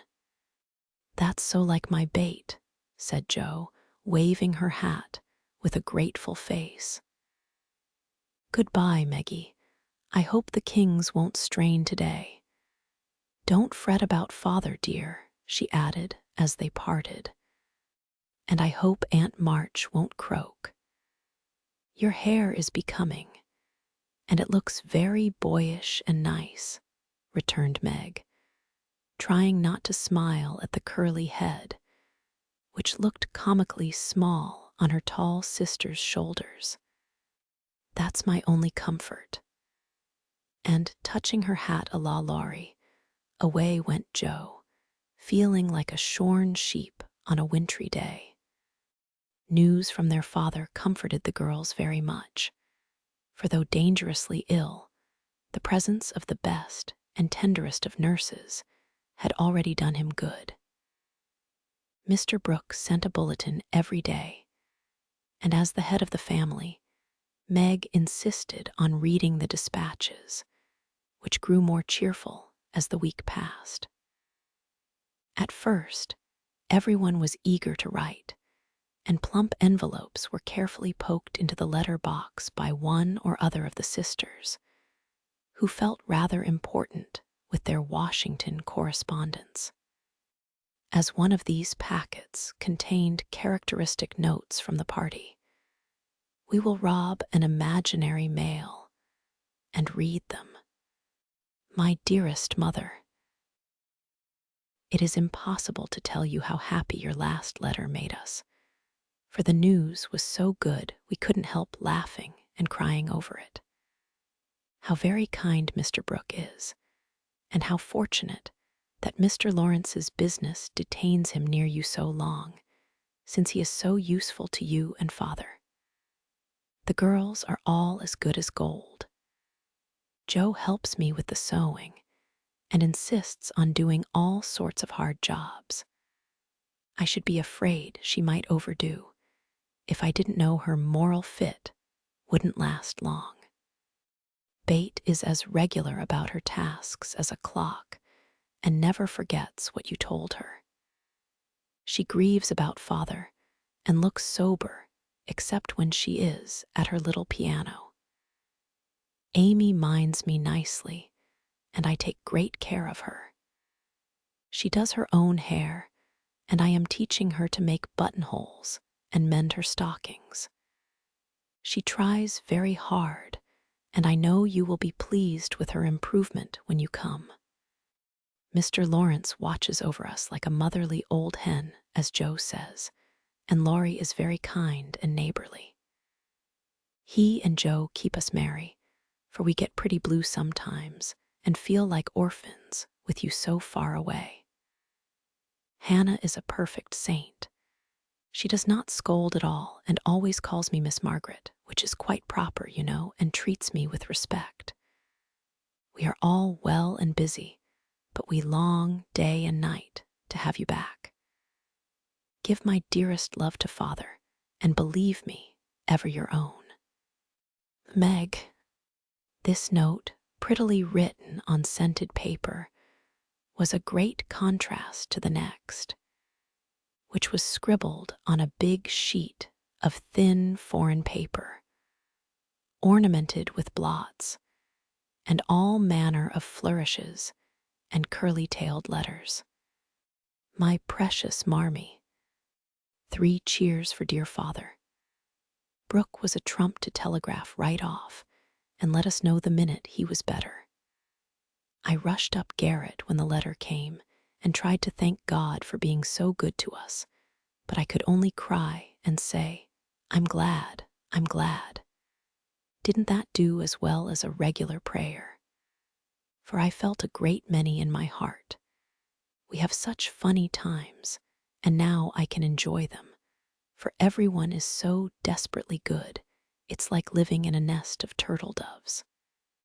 You'd laugh to see Meg head the table and try to be motherish. She gets prettier every day, and I'm in love with her sometimes.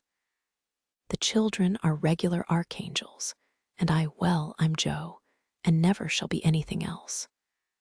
Oh, I must tell you that I came near having a quarrel with Laurie. I freed my mind about a silly little thing, and he was offended. I was right, but didn't speak as I ought, and he marched home, saying he wouldn't come again till I begged pardon. I declared I wouldn't and got mad. It lasted all day. I felt bad and wanted you very much. Laurie and I are both so proud, it's hard to beg pardon. But I thought he'd come to it, for I was in the right. He didn't come, and just at night I remembered what you said when Amy fell into the river. I read my little book, felt better, resolved not to let the sun set on my anger, and ran over to tell Laurie I was sorry. I met him at the gate, coming for the same thing. We both laughed, begged each other's pardon, and felt all good and comfortable again. I made a poem yesterday when I was helping Hannah wash, and as father likes my silly little things, I put it in to amuse him. Give him my lovingest hug that ever was, and kiss yourself 12 times for your J.O. A song from the Suds. Queen of my tub, I merrily sing, while the white foam rises high, and sturdily wash and rinse and wring, and fasten the clothes to dry. Then out in the free fresh air they swing, under the sunny sky. I wish we could wash from our hearts and souls the stains of the week away, and let water and air by their magic make ourselves as pure as they. Then on the earth there would be indeed a glorious washing day. Along the path of a useful life will heartsease ever bloom. The busy mind has no time to think of sorrow or care or gloom, and anxious thoughts may be swept away as we bravely wield a broom. I am glad a task to me is given to labor at day by day, for it brings me health and strength and hope, and I cheerfully learn to say, head, you may think, heart, you may feel, but hand, you shall work alway. Dear mother, there is only room for me to send my love, and some pressed pansies from the root I have been keeping safe in the house for father to see. I read every morning, try to be good all day, and sing myself to sleep with father's tune. I can't sing Land of the Leal now, it makes me cry. Everyone is very kind, and we are as happy as we can be without you. Amy wants the rest of the page, so I must stop. I didn't forget to cover the holders, and I wind the clock and air the rooms every day. Kiss dear father on the cheek he calls mine. Oh, do come soon to your loving. Little bait, ma cheer mama. We are all well, I do my lessons always, and never corroborate the girls. Meg says I mean contradict, so I put in both words, and you can take the properest.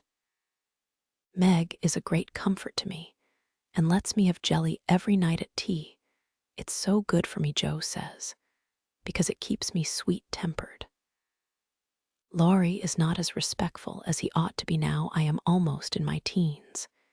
He calls me chick, and hurts my feelings by talking French to me very fast when I say merci or bonjour as Hattie King does. The sleeves of my blue dress were all worn out, and Meg put in new ones, but the full front came wrong, and they are more blue than the dress. I felt bad, but did not fret. I bear my troubles well, but I do wish Hannah would put more starch in my aprons and have buckwheats every day. Can't she? Didn't I make that interrogation point nice? Meg says my punctuation and spelling are disgraceful, and I am mortified, but dear me, I have so many things to do. I can't stop. Adieu, I send heaps of love to Papa.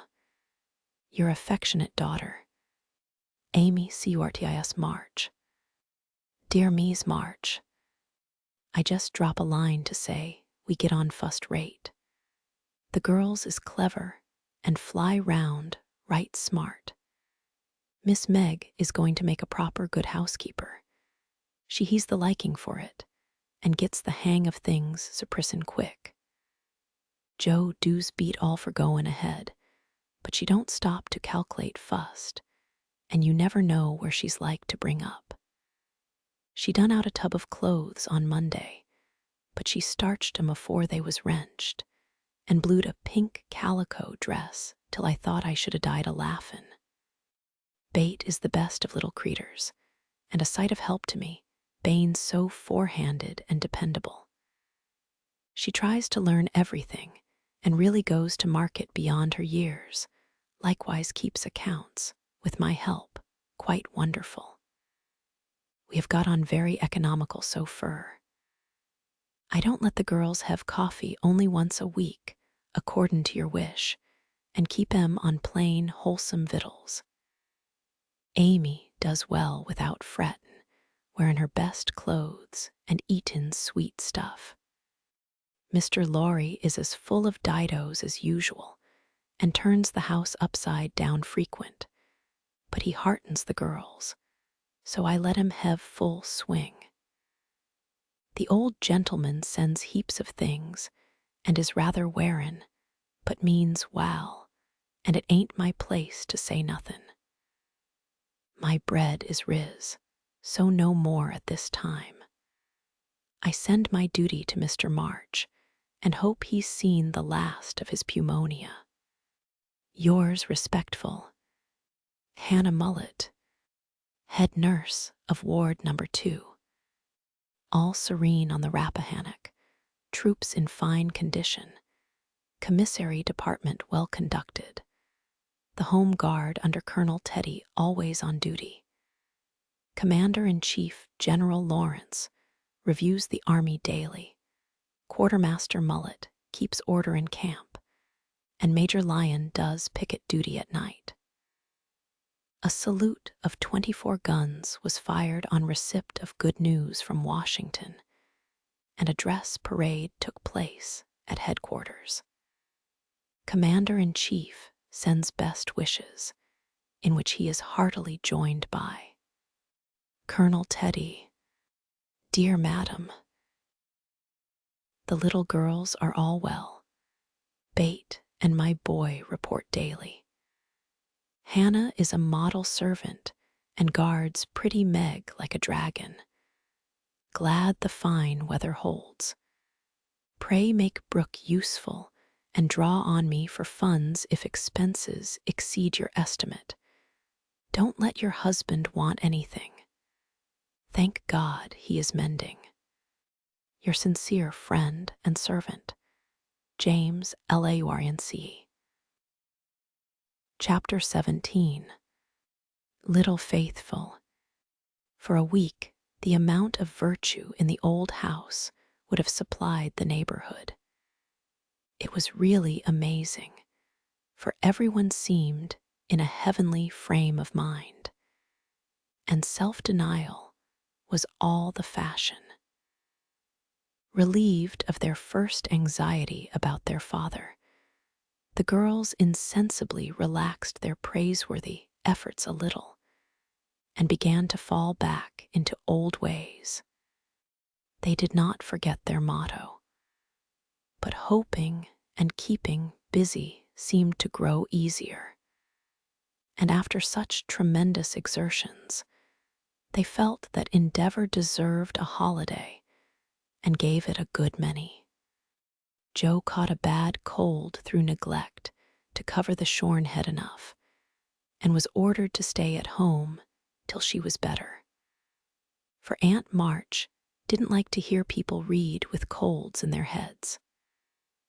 Joe liked this, and after an energetic rummage from garret to cellar, subsided on the sofa to nurse her cold with arsenicum and books. Amy found that housework and art did not go well together and returned to her mud pies. Meg went daily to her pupils and sewed, or thought she did, at home.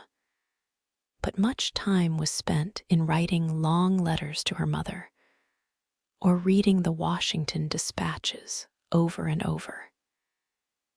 Bate kept on, with only slight relapses into idleness or grieving. All the little duties were faithfully done each day, and many of her sisters also, for they were forgetful. And the house seemed like a clock whose pendulum was gone a-visiting. When her heart got heavy with longings for mother or fears for father, she went away into a certain closet, hid her face in the folds of a dear old gown, and made her little moan, and prayed her little prayer quietly by herself.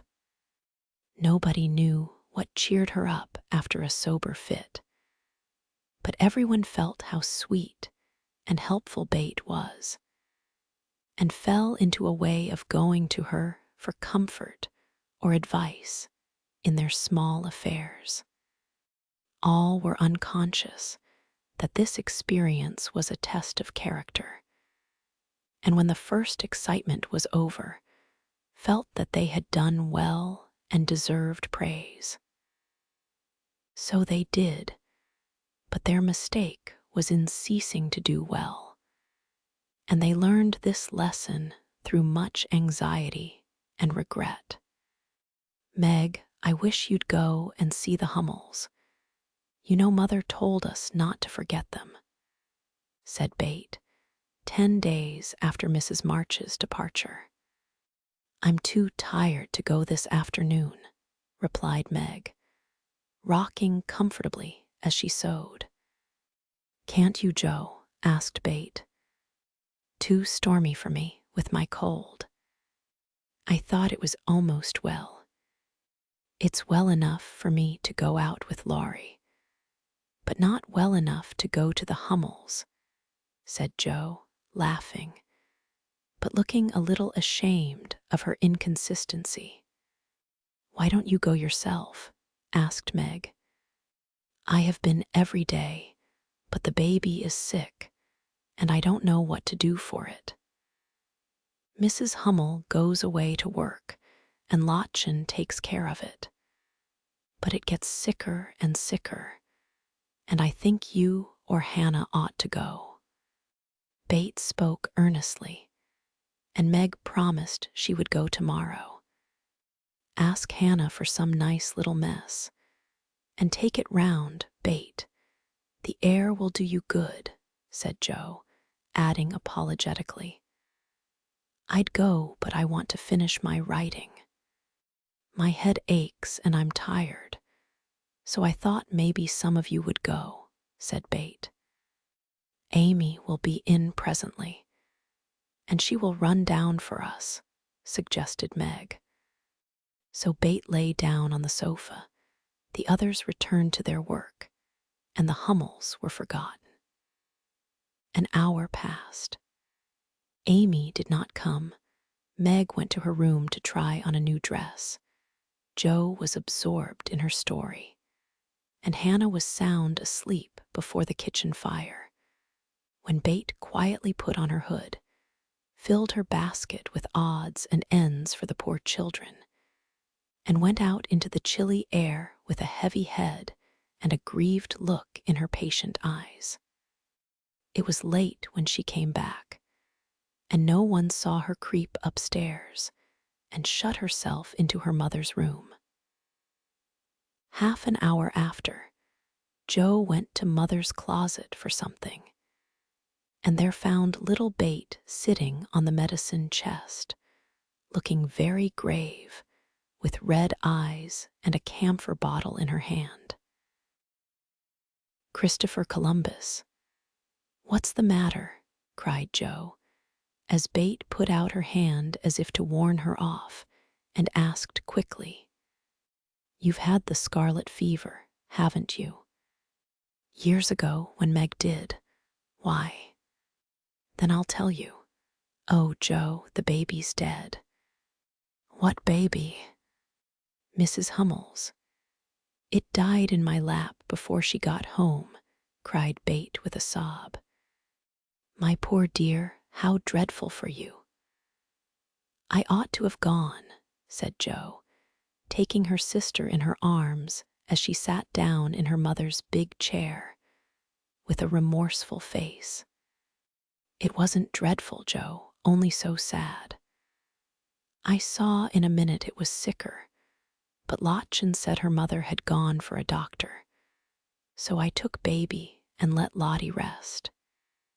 It seemed asleep, but all of a sudden it gave a little cry and trembled, and then lay very still. I tried to warm its feet, and Lottie gave it some milk, but it didn't stir, and I knew it was dead. Don't cry, dear. What did you do? I just sat and held it softly till Mrs. Hummel came with the doctor. He said it was dead, and looked at Heinrich and Minna, who have sore throats. Scarlet fever, ma'am. Ought to have called me before, he said crossly. Mrs. Hummel told him she was poor, and had tried to cure baby herself, but now it was too late, and she could only ask him to help the others and trust to charity for his pay. He smiled then and was kinder, but it was very sad, and I cried with them till he turned round all of a sudden, and told me to go home and take belladonna right away, or I'd have the fever. No, you won't, cried Jo, hugging her close with a frightened look. Oh, Bate, if you should be sick, I never could forgive myself. What shall we do? Don't be frightened. I guess I shan't have it badly. I looked in Mother's book and saw that it begins with headache, sore throat, and queer feelings like mine. So I did take some belladonna, and I feel better, said Bate, laying her cold hands on her hot forehead and trying to look well. If Mother was only at home, exclaimed Joe, seizing the book and feeling that Washington was an immense way off. She read a page, looked at Bate, felt her head, peeped into her throat, and then said gravely, "You've been over the baby every day for more than a week, and among the others who are going to have it, so I'm afraid you are going to have it, Bate. I'll call Hannah. She knows all about sickness. Don't let Amy come. She never had it, and I should hate to give it to her." "Can't you and Meg have it over again?" asked Bate anxiously. "I guess not. Don't care if I do. Serve me right, selfish pig, to let you go and stay writing rubbish myself," muttered Joe as she went to consult Hannah. The good soul was wide awake in a minute and took the lead at once, assuring that there was no need to worry. Everyone had scarlet fever, and if rightly treated, nobody died, all of which Joe believed, and felt much relieved as they went up to call Meg. "Now I'll tell you what we'll do," said Hannah, when she had examined and questioned Bate. "We will have Dr. Bangs, just to take a look at you, dear, and see that we start right. Then we'll send Amy off to Aunt March's for a spell, to keep her out of harm's way, and one of you girls can stay at home and amuse Bate for a day or two." "I shall stay, of course, I'm oldest," began Meg, looking anxious and self-reproachful. "I shall, because it's my fault she is sick. I told Mother I'd do the errands, and I haven't," said Joe decidedly. "Which will you have, Bate?" "There ain't no need of but one," aid Hannah. "Joe, please." And Bate leaned her head against her sister with a contented look, which effectually settled that point. "I'll go and tell Amy," said Meg, feeling a little hurt, yet rather relieved on the whole, for she did not like nursing, and Joe did. Amy rebelled outright and passionately declared that she had rather have the fever than go to Aunt March. Meg reasoned, pleaded, and commanded, all in vain. Amy protested that she would not go, and Meg left her in despair to ask Hannah what should be done. Before she came back, Laurie walked into the parlor to find Amy sobbing, with her head in the sofa cushions. She told her story, expecting to be consoled, but Laurie only put his hands in his pockets and walked about the room, whistling softly as he knit his brows in deep thought. Presently he sat down beside her and said, in his most wheedlesome tone, "Now be a sensible little woman and do as they say. No, don't cry, but hear what a jolly plan I've got. You go to Aunt March's, and I'll come and take you out every day, driving or walking, and we'll have capital times. Won't that be better than moping here? I don't wish to be sent off as if I was in the way," began Amy, in an injured voice. "Bless your heart, child, it's to keep you well. You don't want to be sick, do you?" "No, I'm sure I don't, but I dare say I shall be, for I've been with Bate all the time. That's the very reason you ought to go away at once, so that you may escape it. Change of air and care will keep you well, I dare say, or if it does not entirely, you will have the fever more lightly.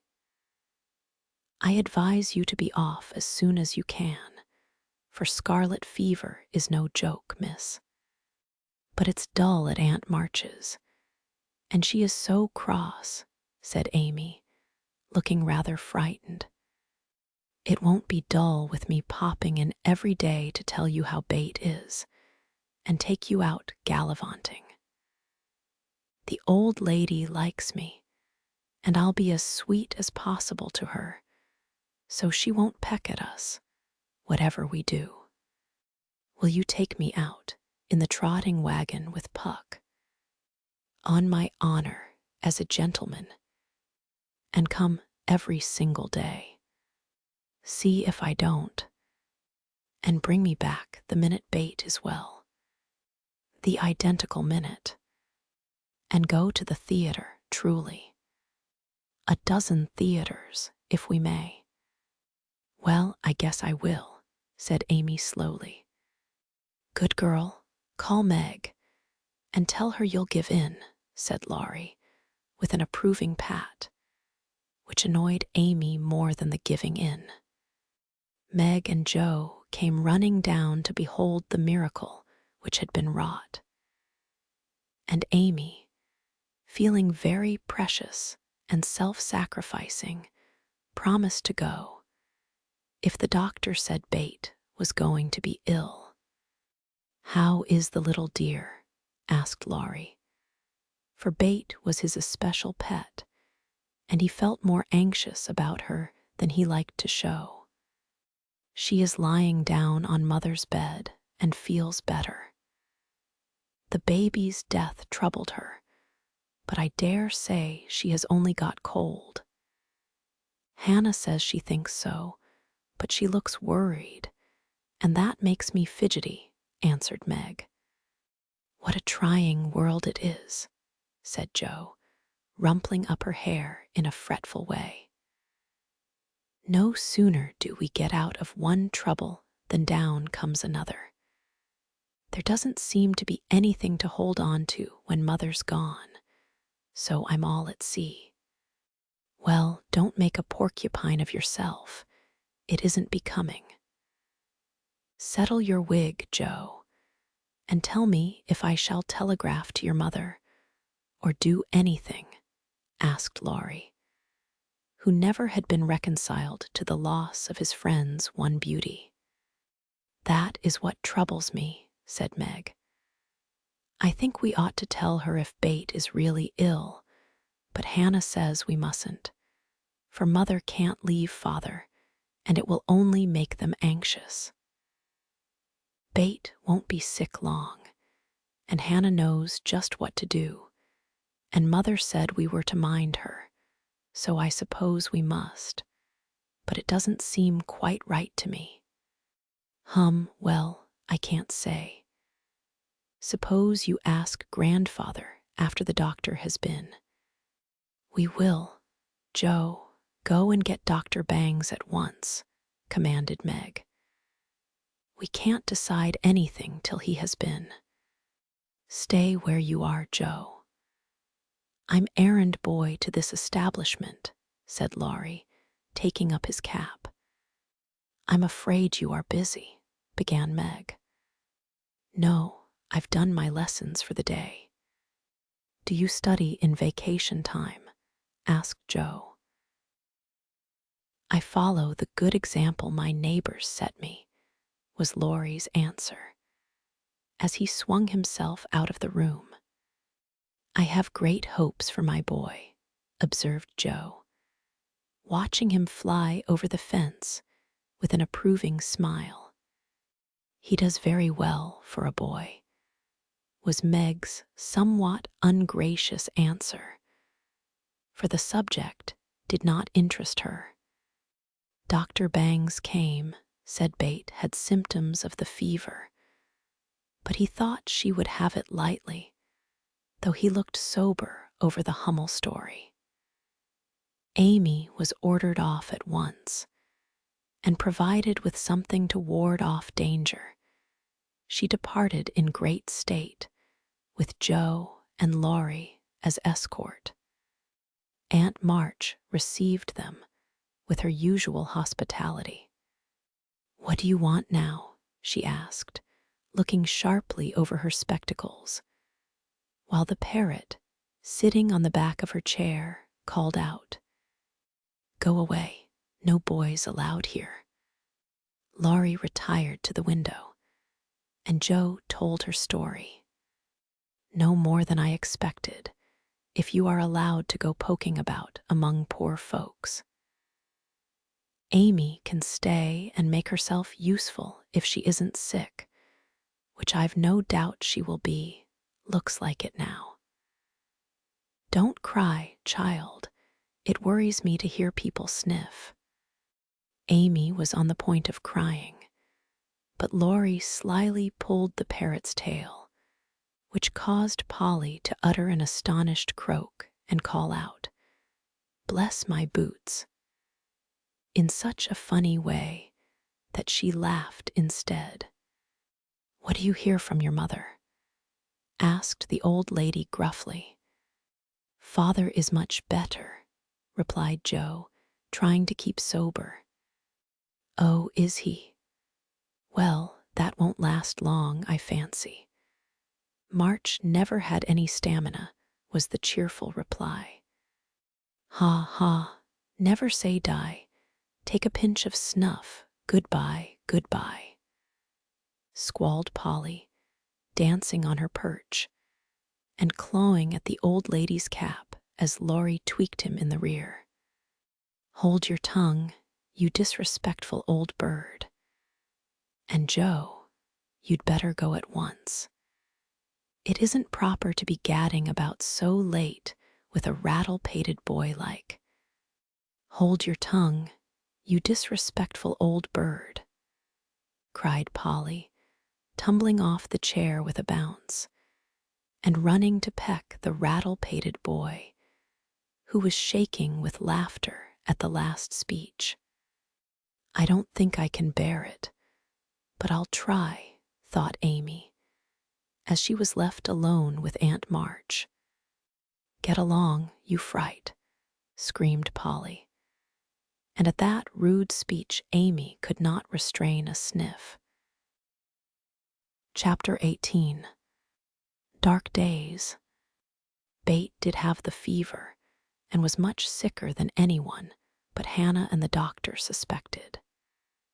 The girls knew nothing about illness, and Mr. Lawrence was not allowed to see her, so Hannah had everything her own way, and busy Dr. Bangs did his best, but left a good deal to the excellent nurse. Meg stayed at home, lest she should infect the Kings, and kept house, feeling very anxious and a little guilty when she wrote letters in which no mention was made of Bate's illness. She could not think it right to deceive her mother, but she had been bidden to mind Hannah, and Hannah wouldn't hear of Mrs. Marchbane told, and worried just for such a trifle. Jo devoted herself to Bate day and night, not a hard task, for Bate was very patient and bore her pain uncomplainingly as long as she could control herself. But there came a time when during the fever fits she began to talk in a hoarse, broken voice, to play on the coverlet as if on her beloved little piano, and try to sing with a throat so swollen that there was no music left, a time when she did not know the familiar faces around her, but addressed them by wrong names and called imploringly for her mother. Then Jo grew frightened. Meg begged to be allowed to write the truth, and even Hannah said she would think of it, though there was no danger yet. A letter from Washington added to their trouble, for Mr. March had had a relapse and could not think of coming home for a long while. How dark the days seemed now, how sad and lonely the house, and how heavy were the hearts of the sisters as they worked and waited, while the shadow of death hovered over the once happy home. Then it was that Margaret, sitting alone with tears dropping often on her work, felt how rich she had been in things more precious than any luxuries money could buy, in love, protection, peace, and health, the real blessings of life. Then it was that Jo, living in the darkened room, with that suffering little sister always before her eyes, and that pathetic voice sounding in her ears, learned to see the beauty and the sweetness of Bates' nature, to feel how deep and tender a place she filled in all hearts, and to acknowledge the worth of Bates' unselfish ambition to live for others, and make home happy by that exercise of those simple virtues which all may possess, and which all should love and value more than talent, wealth, or beauty. And Amy, in her exile, longed eagerly to be at home, that she might work for Bate, feeling now that no service would be hard or irksome, and remembering, with regretful grief, how many neglected tasks those willing hands had done for her. Laurie haunted the house like a restless ghost, and Mr. Lawrence locked the grand piano, because he could not bear to be reminded of the young neighbor who used to make the twilight pleasant for him. Everyone missed Bate. The milkman, baker, grocer, and butcher inquired how she did. Poor Mrs. Hummel came to beg pardon for her thoughtlessness, and to get a shroud for Minna. The neighbors sent all sorts of comforts and good wishes, and even those who knew her best were surprised to find how many friends shy little Bate had made. Meanwhile, she lay on her bed with old Joanna at her side, for even in her wanderings, she did not forget her forlorn protégé. She longed for her cats, but would not have them brought, lest they should get sick, and in her quiet hours, she was full of anxiety about Jo. She sent loving messages to Amy, bade them tell her mother that she would write soon, and often begged for pencil and paper to try to say a word, that father might not think she had neglected him. But soon even these intervals of consciousness ended, and she lay hour after hour, tossing to and fro, with incoherent words on her lips, or sank into a heavy sleep which brought her no refreshment. Dr. Bangs came twice a day. Hannah sat up at night. Meg kept a telegram in her desk all ready to send off at any minute, and Jo never stirred from Bates' side. The 1st of December was a wintry day indeed to them, for a bitter wind blew, snow fell fast, and the year seemed getting ready for its death.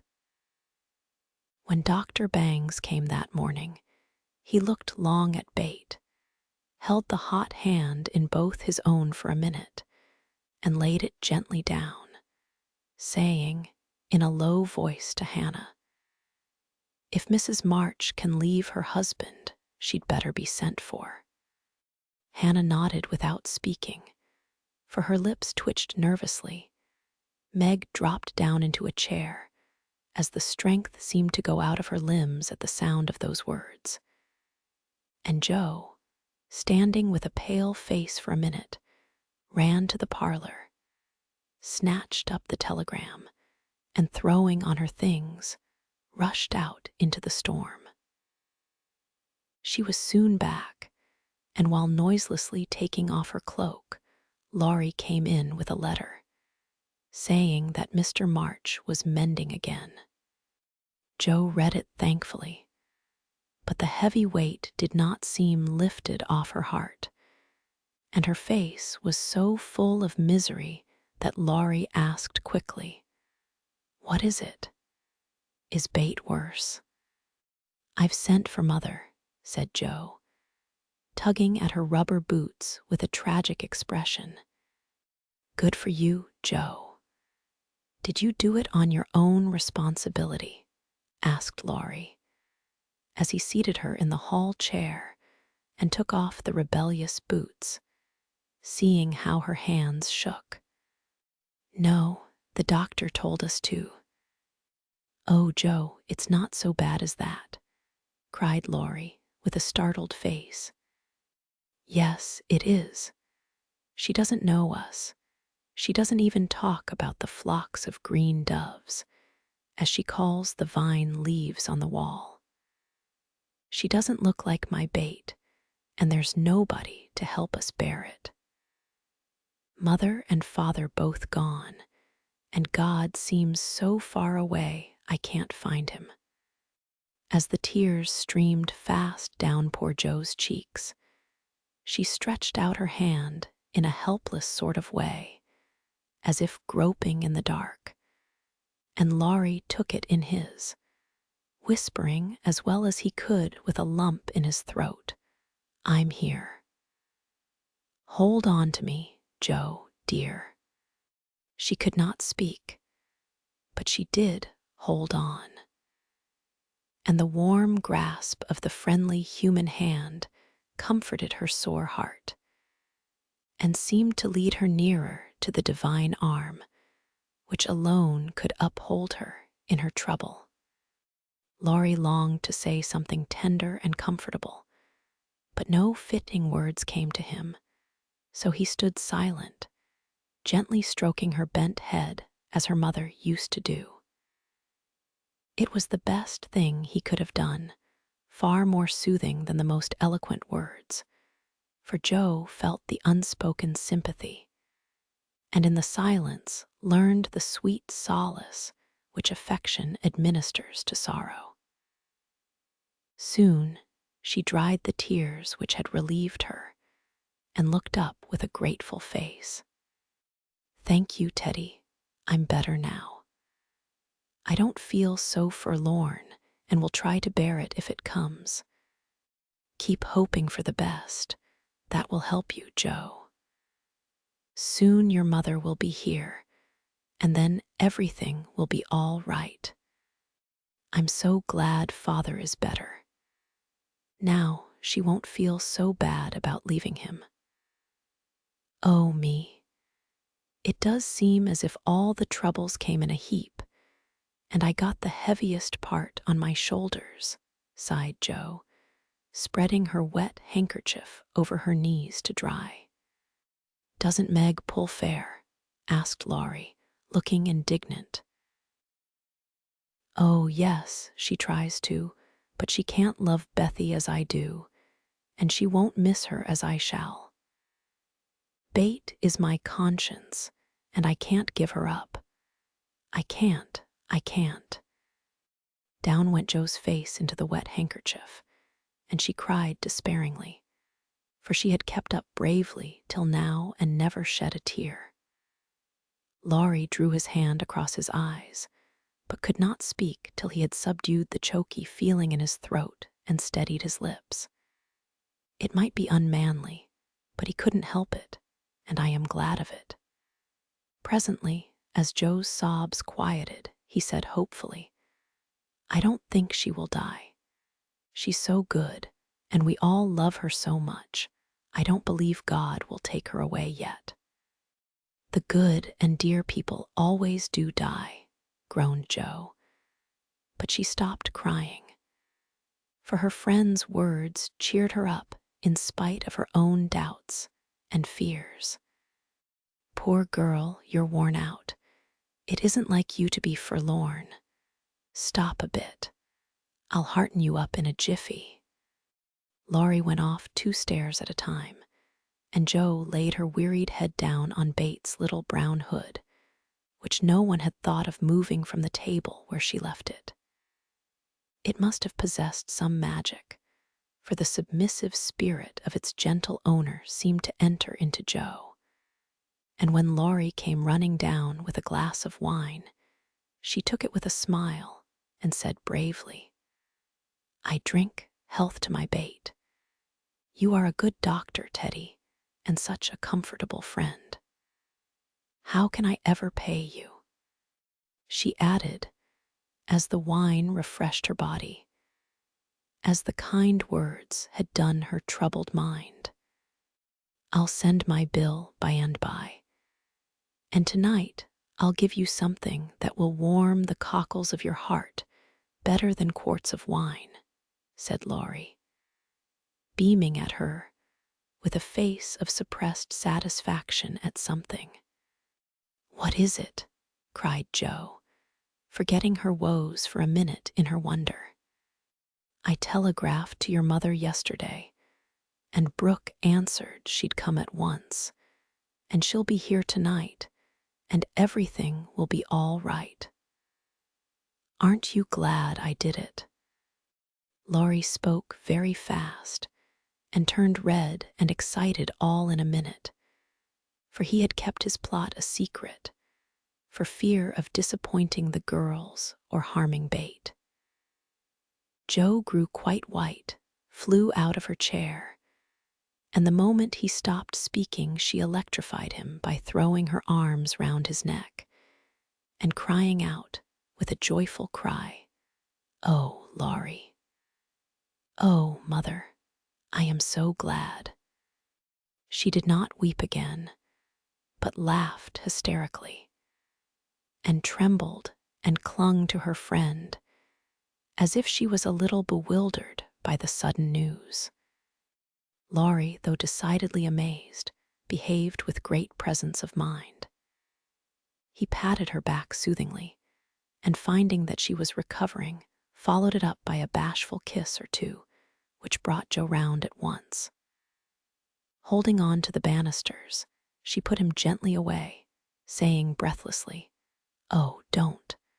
I didn't mean to. It was dreadful of me. But you were such a dear to go and do it in spite of Hannah that I couldn't help flying at you. Tell me all about it, and don't give me wine again. It makes me act so." "I don't mind," laughed Laurie, as he settled his tie.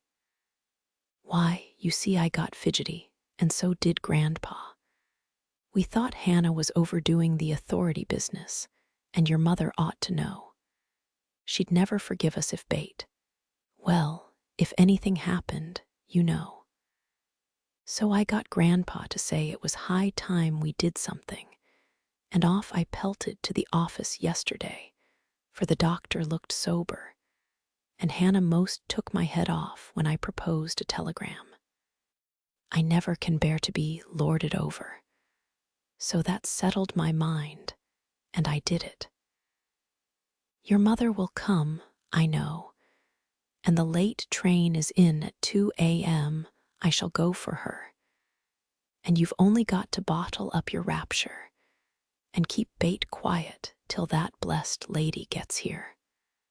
Laurie, you're an angel. How shall I ever thank you? Fly at me again." "I rather liked it," said Laurie, looking mischievous, a thing he had not done for a fortnight. "No, thank you. I'll do it by proxy when your Grandpa comes. Don't tease, but go home and rest, for you'll be up half the night. Bless you, Teddy, bless you." Jo had backed into a corner, and as she finished her speech, she vanished precipitately into the kitchen, where she sat down upon a dresser and told the assembled cats that she was happy, oh, so happy, while Laurie departed, feeling that he had made a rather neat thing of it. That's the interferingest chap I ever see. But I forgive him, and do hope Mrs. March is coming right away, said Hannah, with an air of relief, when Jo told the good news. Meg had a quiet rapture, and then brooded over the letter, while Jo set the sick room in order, and Hannah knocked up a couple of pies in case of company unexpected. A breath of fresh air seemed to blow through the house, and something better than sunshine brightened the quiet rooms. Everything appeared to feel the hopeful change. Bates' bird began to chirp again, and a half-blown rose was discovered on Amy's bush in the window. The fires seemed to burn with unusual cheeriness, and every time the girls met, their pale faces broke into smiles as they hugged one another, whispering encouragingly, "Mother's coming, dear. Mother's coming." Everyone rejoiced but Bate. She lay in that heavy stupor, alike unconscious of hope and joy, doubt and danger. It was a piteous sight, the once rosy face so changed and vacant, the once busy hands so weak and wasted, the once smiling lips quite dumb, and the once pretty, well-kept hair scattered rough and tangled on the pillow. All day she lay so, only rousing now and then to mutter, "Water," with lips so parched they could hardly shape the word. All day Joe and Meg hovered over her, watching, waiting, hoping, and trusting in God and Mother. And all day the snow fell, the bitter wind raged, and the hours dragged slowly by. But night came at last, and every time the clock struck, the sisters, still sitting on either side of the bed, looked at each other with brightening eyes, for each hour brought help nearer. The doctor had been in to say that some change, for better or worse, would probably take place about midnight, at which time he would return. Hannah, quite worn out, lay down on the sofa at the bed's foot and fell fast asleep. Mr. Lawrence marched to and fro in the parlor, feeling that he would rather face a rebel battery than Mrs. March's countenance as she entered.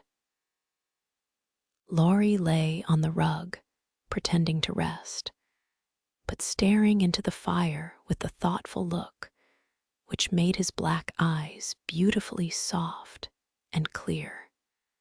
The girls never forgot that night, for no sleep came to them as they kept their watch, with that dreadful sense of powerlessness which comes to us in hours like those. "If God spares Bate, I never will complain again," whispered Meg earnestly. "If God spares Bate, I'll try to love and serve him all my life," answered Joe, with equal fervor. "I wish I had no heart, it aches so," sighed Meg, after a pause. "If life is often as hard as this, I don't see how we ever shall get through it," added her sister despondently. Here the clock struck 12, and both forgot themselves in watching Bate, for they fancied a change passed over her wan face. The house was still as death, and nothing but the wailing of the wind broke the deep hush. Weary Hannah slept on, and no one but the sisters saw the pale shadow which seemed to fall upon the little bed. An hour went by, and nothing happened except Laurie's quiet departure for the station. Another hour, still no one came, and anxious fears of delay in the storm or accidents by the way. Or, worst of all, a great grief at Washington haunted the girls. It was past 2 when Joe, who stood at the window thinking how dreary the world looked in its winding sheet of snow, heard a movement by the bed, and turning quickly, saw Meg kneeling before their mother's easy chair with her face hidden. A dreadful fear passed coldly over Joe as she thought, "Bate is dead, and Meg is afraid to tell me." She was back at her post in an instant, and to her excited eyes, a great change seemed to have taken place. The fever flush and the look of pain were gone, and the beloved little face looked so pale and peaceful in its utter repose that Jo felt no desire to weep or to lament. Leaning low over this dearest of her sisters, she kissed the damp forehead with her heart on her lips and softly whispered, "Good be, my bait. Good be." As if awaked by the stir, Hannah started out of her sleep, hurried to the bed, looked at Bate, felt her hands, listened at her lips, and then, throwing her apron over her head, sat down to rock to and fro, exclaiming under her breath, "The fever's turned, she's sleepin' natural, her skin's damp, and she breathes easy. Praise be given. Oh, my goodness me." Before the girls could believe the happy truth, the doctor came to confirm it. He was a homely man, but they thought his face quite heavenly when he smiled and said, with a fatherly look at them, "Yes, my dears, I think the little girl will pull through this time. Keep the house quiet, let her sleep, and when she wakes, give her." What they were to give, neither heard, for both crept into the dark hall, and sitting on the stairs, held each other close, rejoicing with hearts too full for words. When they went back to be kissed and cuddled by faithful Hannah, they found Bate lying, as she used to do, with her cheek pillowed on her hand, the dreadful pallor gone, and breathing quietly, as if just fallen asleep. "If Mother would only come now," said Jo, as the winter night began to wane. "See," said Meg, coming up with a white, half-opened rose. "I thought this would hardly be ready to lay in Bate's hand tomorrow if she went away from us. But it has blossomed in the night, and now I mean to put it in my vase here, so that when the darling wakes, the first thing she sees will be the little rose and Mother's face." Never had the sun risen so beautifully, and never had the world seemed so lovely as it did to the heavy eyes of Meg and Jo as they looked out in the early morning, when their long, sad vigil was done. "It looks like a fairy world," said Meg, smiling to herself, as she stood behind the curtain, watching the dazzling sight. "Hark!" cried Jo, starting to her feet. Yes, there was a sound of bells at the door below, a cry from Hannah, and then Laurie's voice saying in a joyful whisper, "Girls, she's come. She's come." Chapter 19. Amy Swill. While these things were happening at home, Amy was having hard times at Aunt March's. She felt her exile deeply, and for the first time in her life, realized how much she was beloved and petted at home. Aunt March never petted anyone. She did not approve of it, but she meant to be kind, for the well-behaved little girl pleased her very much. And Aunt March had a soft place in her old heart for her nephew's children, though she didn't think it proper to confess it. She really did her best to make Amy happy, but dear me, what mistakes she made. Some old people keep young at heart in spite of wrinkles and gray hairs, can sympathize with children's little cares and joys, make them feel at home, and can hide wise lessons under pleasant plays, giving and receiving friendship in the sweetest way. But Aunt March had not this gift, and she worried Amy very much with her rules and orders, her prim ways, and long, prosy talks. finding the child more docile and amiable than her sister. The old lady felt it her duty to try and counteract, as far as possible, the bad effects of home freedom and indulgence. So she took Amy by the hand and taught her as she herself had been taught 60 years ago, a process which carried dismay to Amy's soul and made her feel like a fly in the web of a very strict spider. She had to wash the cups every morning and polish up the old-fashioned spoons, the fat silver teapot, and the glasses till they shone. Then she must dust the room, and what a trying job that was. Not a speck escaped Aunt March's eye, and all the furniture had claw legs and much carving, which was never dusted to suit. Then Polly had to be fed, the lap dog combed, and a dozen trips upstairs and down to get things or deliver orders. For the old lady was very lame and seldom left her big chair. After these tiresome labors, she must do her lessons, which was a daily trial of every virtue she possessed. Then she was allowed 1 hour for exercise or play, and didn't she enjoy it?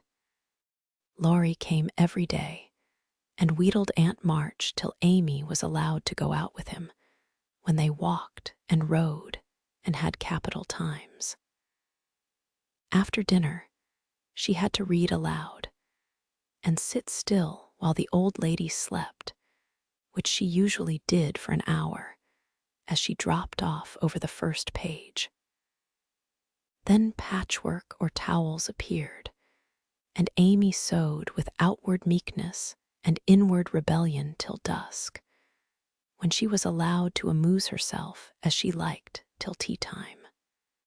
The evenings were the worst of all, for Aunt March fell to telling long stories about her youth, which were so unutterably dull that Amy was always ready to go to bed, intending to cry over her hard fate, but usually going to sleep before she had squeezed out more than a tear or two. If it had not been for Laurie and old Esther, the maid, she felt that she never could have got through that dreadful time. The parrot alone was enough to drive her distracted, for he soon felt that she did not admire him, and revenged himself by being as mischievous as possible. He pulled her hair whenever she came near him, upset his bread and milk to plague her when she had newly cleaned his cage, made Mop bark by pecking at him while Madame dozed, called her names before company, and behaved in all respects like an reprehensible old bird. Then she could not endure the dog, a fat, cross beast who snarled and yelped at her when she made his toilet, and who lay on his back with all his legs in the air, and a most idiotic expression of countenance when he wanted something to eat, which was about 12 times a day. The cook was bad-tempered, the old coachman was deaf, and Esther the only one who ever took any notice of the young lady. Esther was a Frenchwoman who had lived with Madame, as she called her mistress, for many years, and who rather tyrannized over the old lady, who could not get along without her. Her real name was Estelle, but Aunt March ordered her to change it, and she obeyed, on condition that she was never asked to change her religion. She took a fancy to Mademoiselle, and amused her very much with odd stories of her life in France, when Amy sat with her while she got up Madame's laces. She also allowed her to roam about the great house, and examine the curious and pretty things stored away in the big wardrobes and the ancient chests. For Aunt March hoarded like a magpie. Amy's chief delight was an Indian cabinet, full of queer drawers, little pigeonholes, and secret places, in which were kept all sorts of ornaments, some precious, some merely curious, all more or less antique. To examine and arrange these things gave Amy great satisfaction, especially the jewel cases, in which on velvet cushions reposed the ornaments which had adorned a belle 40 years ago. There was the garnet set, which Aunt March wore when she came out, the pearls her father gave her on her wedding day, her lover's diamonds, the jet mourning rings and pins, the queer lockets, with portraits of dead friends and weeping willows made of hair inside, the baby bracelets her one little daughter had worn, Uncle March's big watch, with the red seal so many childish hands had played with, and in a box all by itself lay Aunt March's wedding ring, too small now for her fat finger, but put carefully away, like the most precious jewel of them all. Which would Mademoiselle choose if she had her will? Asked Esther, who always sat near to watch over and lock up the valuables. I like the diamonds best, but there is no necklace among them, and I'm fond of necklaces. They are so becoming. I should choose this if I might, replied Amy, looking with great admiration at a string of gold and ebony beads from which hung a heavy cross of the same. I too covet that, but not as a necklace. Ah, no. To me it is a rosary, and as such I should use it like a good Catholic, said Esther, eyeing the handsome thing wistfully. Is it meant to use, as you use the string of good-smelling wooden beads hanging over your glass? Asked Amy. Truly, yes, to pray with. It would be pleasing to the saints if one used so fine a rosary as this, instead of wearing it as a vain bijou. You seem to take a great deal of comfort in your prayers, Esther, and always come down looking quiet and satisfied. I wish I could. If Mademoiselle was a Catholic, she would find true comfort. But as that is not to be, it would be well if you went apart each day to meditate and pray, as did the good mistress whom I served before Madame. She had a little chapel, and in it found solacement for much trouble. Would it be right for me to do so too? Asked Amy, who in her loneliness felt the need of help of some sort, and found that she was apt to forget her little book, now that Bate was not there to remind her of it. It would be excellent and charming, and I shall gladly arrange the little dressing room for you if you like it. Say nothing to Madame, but when she sleeps go you, and sit alone a while to think good thoughts, and pray the dear God preserve your sister.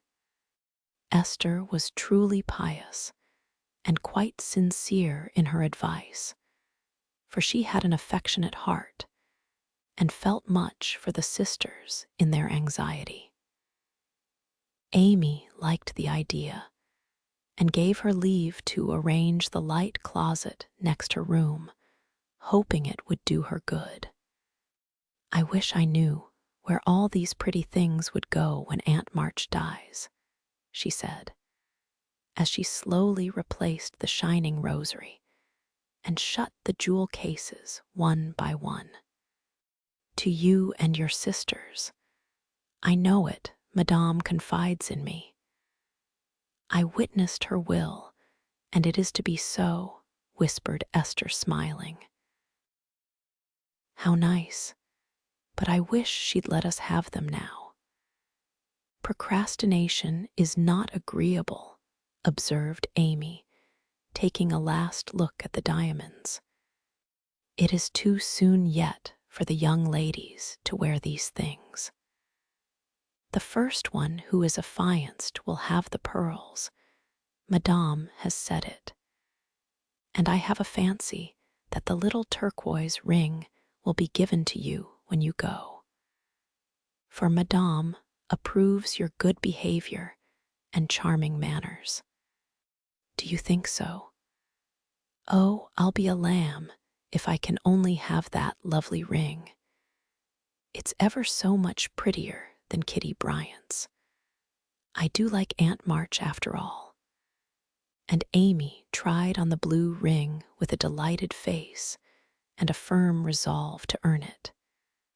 From that day she was a model of obedience, and the old lady complacently admired the success of her training. Esther fitted up the closet with a little table, placed a footstool before it, and over it a picture taken from one of the shut-up rooms. She thought it was of no great value, but being appropriate, she borrowed it, well knowing that Madame would never know it, nor care if she did. It was, however, a very valuable copy of one of the famous pictures of the world, and Amy's beauty-loving eyes were never tired of looking up at the sweet face of the Divine Mother, while her tender thoughts of her own were busy at her heart. On the table, she laid her little testament and hymn book, kept a vase always full of the best flowers Laurie brought her, and came every day to sit alone, thinking good thoughts, and praying the dear God to preserve her sister. Esther had given her a rosary of black beads with a silver cross, but Amy hung it up and did not use it, feeling doubtful as to its fitness for Protestant prayers. The little girl was very sincere in all this, for being left alone outside the safe home nest, she felt the need of some kind hand to hold by so sorely that she instinctively turned to the strong and tender friend whose fatherly love most closely surrounds his little children. She missed her mother's help to understand and rule herself, but having been taught where to look, she did her best to find the way and walk in it confidingly. But Amy was a young pilgrim, and just now her burden seemed very heavy. She tried to forget herself, to keep cheerful, and be satisfied with doing right, though no one saw or praised her for it. In her first effort at being very, very good, she decided to make her will, as Aunt March had done, so that if she did fall ill and die, her possessions might be justly and generously divided. It cost her a pang, even to think of giving up the little treasures, which in her eyes were as precious as the old lady's jewels. During one of her play hours, she wrote out the important document as well as she could, with some help from Esther as to certain legal terms. And when the good-natured Frenchwoman had signed her name, Amy felt relieved and laid it by to show Laurie, whom she wanted as a second witness. As it was a rainy day, she went upstairs to amuse herself in one of the large chambers and took Polly with her for company. In this room, there was a wardrobe full of old-fashioned costumes with which Esther allowed her to play.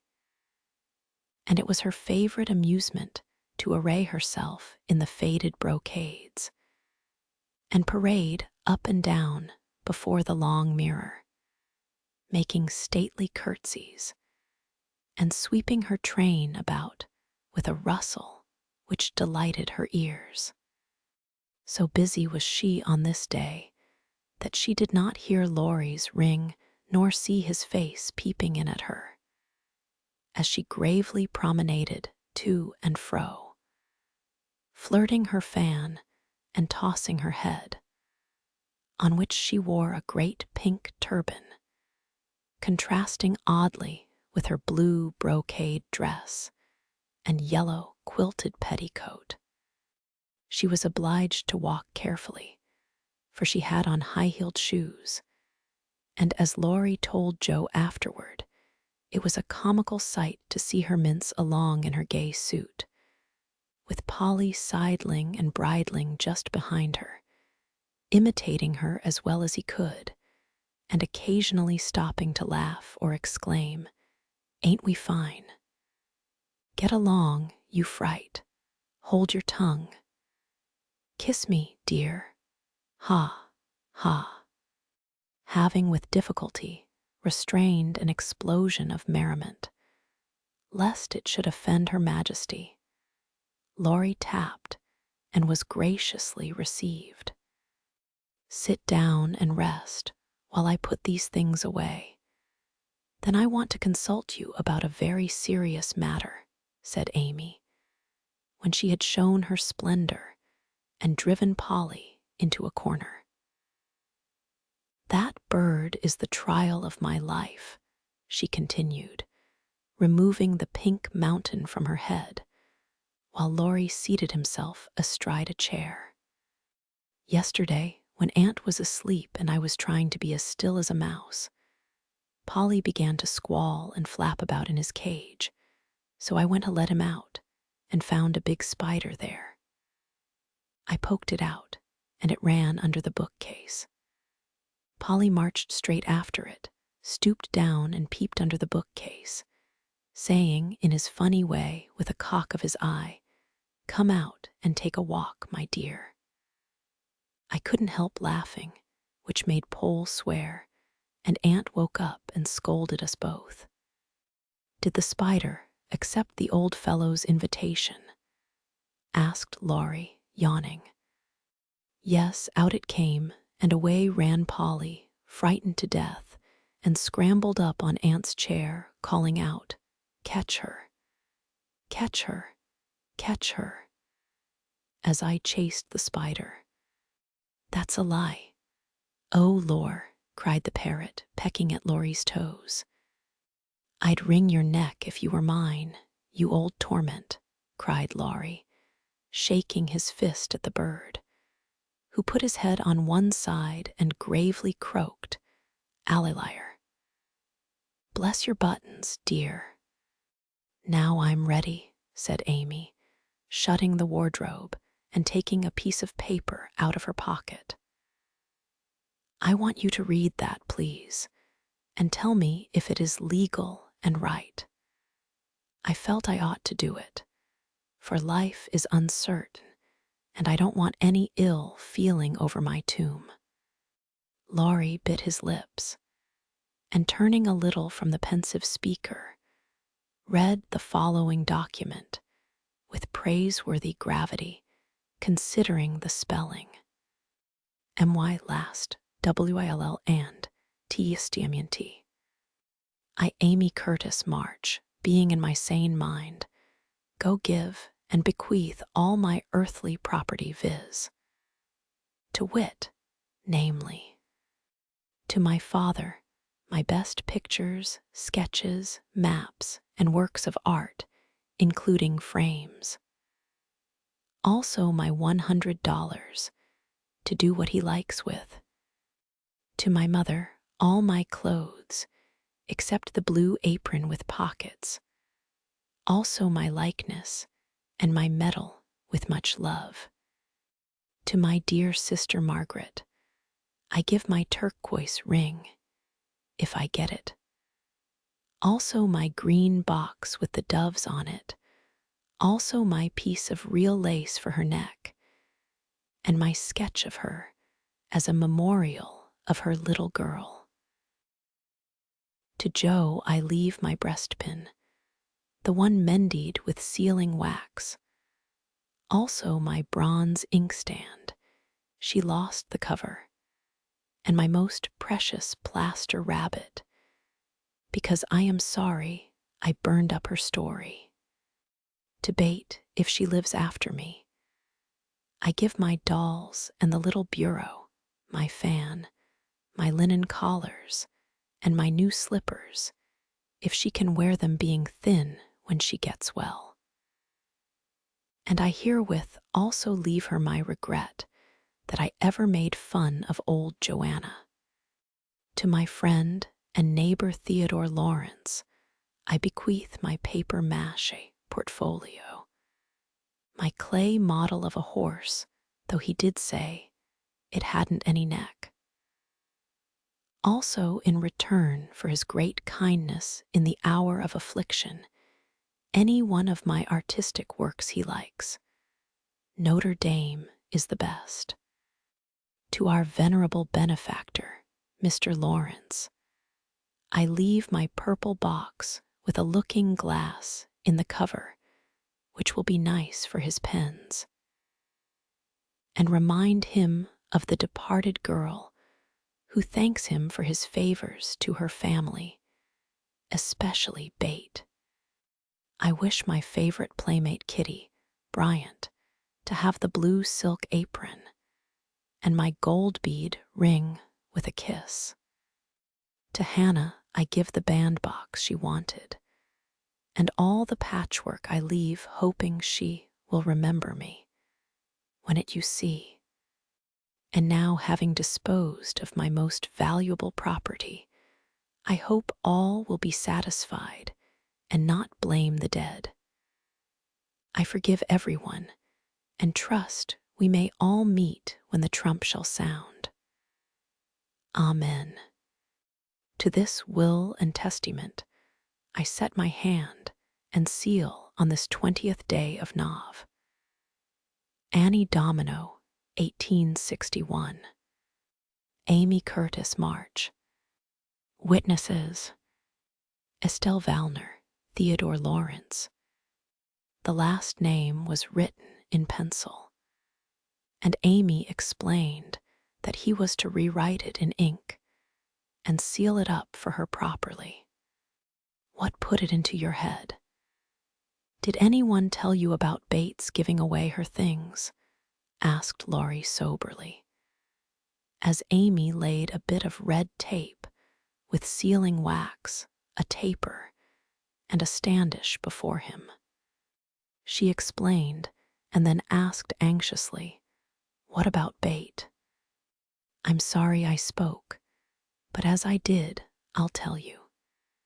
She felt so ill one day that she told Joe she wanted to give her piano to Meg, her cats to you, and the poor old doll to Joe, who would love it for her sake. She was sorry she had so little to give, and left locks of hair to the rest of us, and her best love to Grandpa. She never thought of a will. Laurie was signing and sealing as he spoke, and did not look up till a great tear dropped on the paper. Amy's face was full of trouble, but she only said, "Don't people put sort of postscripts to their wills sometimes?" "Yes, codicils, they call them." "Put one in mine, then, that I wish all my curls cut off and given round to my friends. I forgot it, but I want it done, though it will spoil my looks." Laurie added it, smiling at Amy's last and greatest sacrifice. Then he amused her for an hour, and was much interested in all her trials. But when he came to go, Amy held him back to whisper with trembling lips, "Is there really any danger about Bate?" "I'm afraid there is, but we must hope for the best. so don't cry, dear." And Laurie put his arm about her with a brotherly gesture which was very comforting.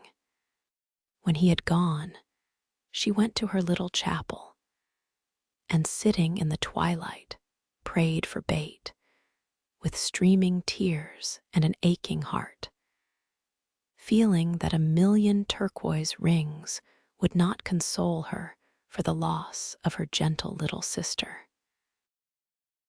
Chapter 20. Confidential.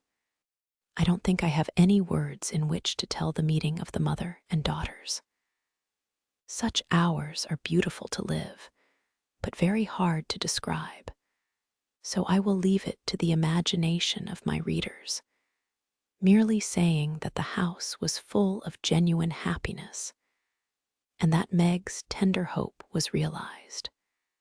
For when Bate woke from that long, healing sleep, the first objects on which her eyes fell were the little rose and mother's face.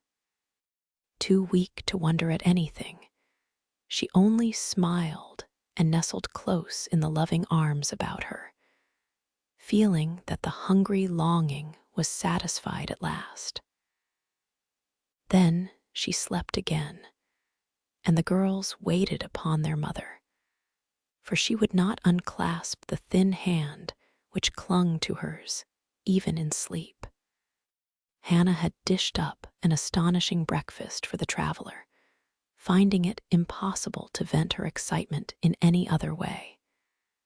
And Meg and Joe fed their mother like dutiful young storks, while they listened to her whispered account of father's state. Mr. Brooks promised to stay and nurse him. The delays which the storm occasioned on the homeward journey, and the unspeakable comfort Laurie's hopeful face had given her when she arrived. Worn out with fatigue, anxiety, and cold. What a strange yet pleasant day that was. So brilliant and gay without, for all the world seemed abroad to welcome the first snow. So quiet and reposeful within, for everyone slept, spent with watching, and a Sabbath stillness reigned through the house, while nodding Hannah mounted guard at the door. With a blissful sense of burdens lifted off, Meg and Joe closed their weary eyes and lay at rest, like storm-beaten boats safe at anchor in a quiet harbor. Mrs. March would not leave Bates' side, but rested in the big chair, waking often to look at, touch, and brood over her child, like a miser over some recovered treasure. Laurie, meanwhile, posted off to comfort Amy, and told his story so well that Aunt March actually sniffed herself, and never once said, "I told you so." Amy came out so strong on this occasion that I think the good thoughts in the little chapel really began to bear fruit. She dried her tears quickly, restrained her impatience to see her mother, and never even thought of the turquoise ring when the old lady heartily agreed in Laurie's opinion that she behaved like a capital little woman. Even Polly seemed impressed, for he called her a good girl, blessed her buttons, and begged her to come and take a walk, dear, in his most affable tone. She would very gladly have gone out to enjoy the bright wintry weather, but discovering that Laurie was dropping with sleep in spite of manful efforts to conceal the fact, she persuaded him to rest on the sofa, while she wrote a note to her mother.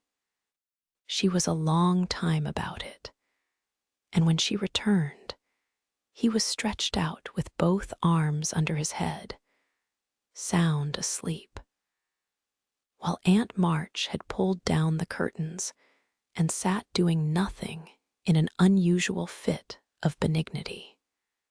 After a while, they began to think he was not going to wake up till night, and I'm not sure that he would, had he not been effectually roused by Amy's cry of joy at sight of her mother. There probably were a good many happy little girls in and about the city that day, but it is my private opinion that Amy was the happiest of all when she sat in her mother's lap and told her trials, receiving consolation and compensation in the shape of approving smiles and fond caresses. They were alone together in the chapel, to which her mother did not object when its purpose was explained to her. On the contrary, I like it very much, dear, looking from the dusty rosary to the well-worn little book, and the lovely picture with its garland of evergreen. It is an excellent plan to have some place where we can go to be quiet when things vex or grieve us. There are a good many hard times in this life of ours, but we can always bear them if we ask help in the right way. I think my little girl is learning this. Yes, Mother, and when I go home, I mean to have a corner in the big closet to put my books and the copy of that picture which I've tried to make. The woman's face is not good. It's too beautiful for me to draw, but the baby is done better, and I love it very much. I like to think he was a little child once, for then I don't seem so far away, and that helps me. As Amy pointed to the smiling Christ child on his mother's knee, Mrs. March saw something on the lifted hand that made her smile. She said nothing, but Amy understood the look, and after a minute's pause, she added gravely, "I wanted to speak to you about this, but I forgot it. Aunt gave me the ring today. She called me to her and kissed me and put it on my finger and said I was a credit to her and she'd like to keep me always. She gave that funny guard to keep the turquoise on, as it's too big. I'd like to wear them, Mother, can I? They are very pretty, but I think you're rather too young for such ornaments, Amy," said Mrs. March, looking at the plump little hand with the band of sky-blue stones on the forefinger, and the quaint guard formed of two tiny golden hands clasped together. "I'll try not to be vain," said Amy. "I don't think I like it only because it's so pretty, but I want to wear it as the girl in the story wore her bracelet to remind me of something." "Do you mean Aunt March?" asked her mother, laughing. "No, to remind me not to be selfish." Amy looked so earnest and sincere about it that her mother stopped laughing and listened respectfully to the little plan. "I've thought a great deal lately about my bundle of naughties, and being selfish is the largest one in it, so I'm going to try hard to cure it if I can. Bate isn't selfish, and that's the reason everyone loves her and feels so bad at the thoughts of losing her. People wouldn't feel so bad about me if I was sick, and I don't deserve to have them, but I'd like to be loved and missed by a great many friends, so I'm going to try and be like Bate all I can.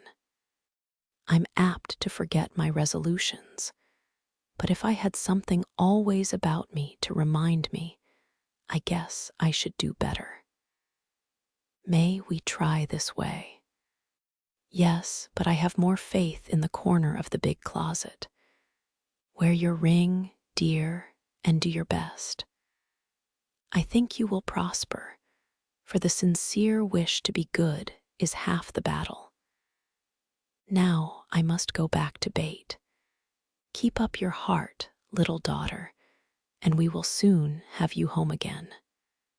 That evening, while Meg was writing to her father to report the traveler's safe arrival.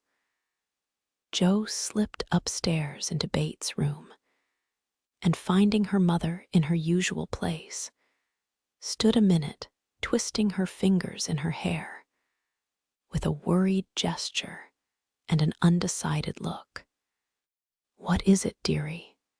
asked Mrs. March, holding out her hand, with a face which invited confidence. "I want to tell you something, Mother. It's about Meg." How quickly you guessed. Yes, it's about her, and though it's a little thing, it fidgets me. Bate is asleep. Speak low and tell me all about it. "That Moffat hasn't been here, I hope?" asked Mrs. March rather sharply. "No, I should have shut the door in his face if he had," said Jo, settling herself on the floor at her mother's feet. "Last summer Meg left a pair of gloves over at the Lawrences, and only one was returned. We forgot about it, till Teddy told me that Mr. Brooke owned that he liked Meg but didn't dare say so. She was so young and he so poor. Now, isn't it a dreadful state of things? Do you think Meg cares for him?" asked Mrs. March, with an anxious look. "Mercy me, I don't know anything about love and such nonsense," cried Jo, with a funny mixture of interest and contempt. "In novels, the girls show it by starting and blushing, fainting away, growing thin, and acting like fools. Now Meg does not do anything of the sort. She eats and drinks and sleeps like a sensible creature. She looks straight in my face when I talk about that man, and only blushes a little bit when Teddy jokes about lovers. I forbid him to do it, but he doesn't mind me as he ought. Then you fancy that Meg is not interested in John." "Who?" cried Jo, staring. "Mr. Brooke. I call him John now. We fell into the way of doing so at the hospital, and he likes it. Oh dear, I know you'll take his part. He's been good to father, and you won't send him away, but let Meg marry him if she wants to. Mean thing, to go petting Papa and helping you, just to wheedle you into liking him." And Jo pulled her hair again with a wrathful tweak. "My dear, don't get angry about it, and I will tell you how it happened. John went with me at Mr. Lawrence's request, and was so devoted to poor father that we couldn't help getting fond of him. He was perfectly open and honorable about Meg, for he told us he loved her, but would earn a comfortable home before he asked her to marry him. He only wanted our leave to love her and work for her, and the right to make her love him if he could. He is a truly excellent young man, and we could not refuse to listen to him. But I will not consent to Meg's engaging herself so young. Of course not. It would be idiotic. I knew there was mischief brewing. I felt it, and now it's worse than I imagined. I just wish I could marry Meg myself and keep her safe in the family." This odd arrangement made Mrs. March smile, but she said gravely, "Jo, I confide in you and don't wish you to say anything to Meg yet. When John comes back and I see them together, I can judge better of her feelings toward him. She'll see those handsome eyes that she talks about, and then it will be all up with her. She's got such a soft heart, it will melt like butter in the sun if anyone looks sentimentally at her. She read the short reports he sent more than she did your letters, and pinched me when I spoke of it, and likes brown eyes, and doesn't think John an ugly name, and she'll go and fall in love, and there's an end of peace and fun and cozy times together. I see it all. They'll go lovering around the house, and we shall have to dodge. Meg will be absorbed and no good to me anymore.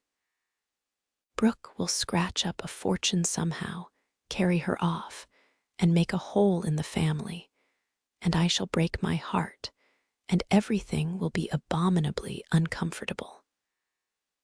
Oh, dear me, why weren't we all boys? Then there wouldn't be any bother. Jo leaned her chin on her knees in a disconsolate attitude and shook her fist at the reprehensible John. Mrs. March sighed, and Jo looked up with an air of relief. You don't like it, Mother? I'm glad of it. Let's send him about his business and not tell Meg a word of it, but all be happy together as we always have been. I did wrong to sigh, Jo. It is natural and right you should all go to homes of your own in time, but I do want to keep my girls as long as I can, and I am sorry that this happened so soon. For Meg is only 17, and it will be some years before John can make a home for her. Your father and I have agreed that she shall not bind herself in any way, nor be married before 20. If she and John love one another, they can wait and test the love by doing so.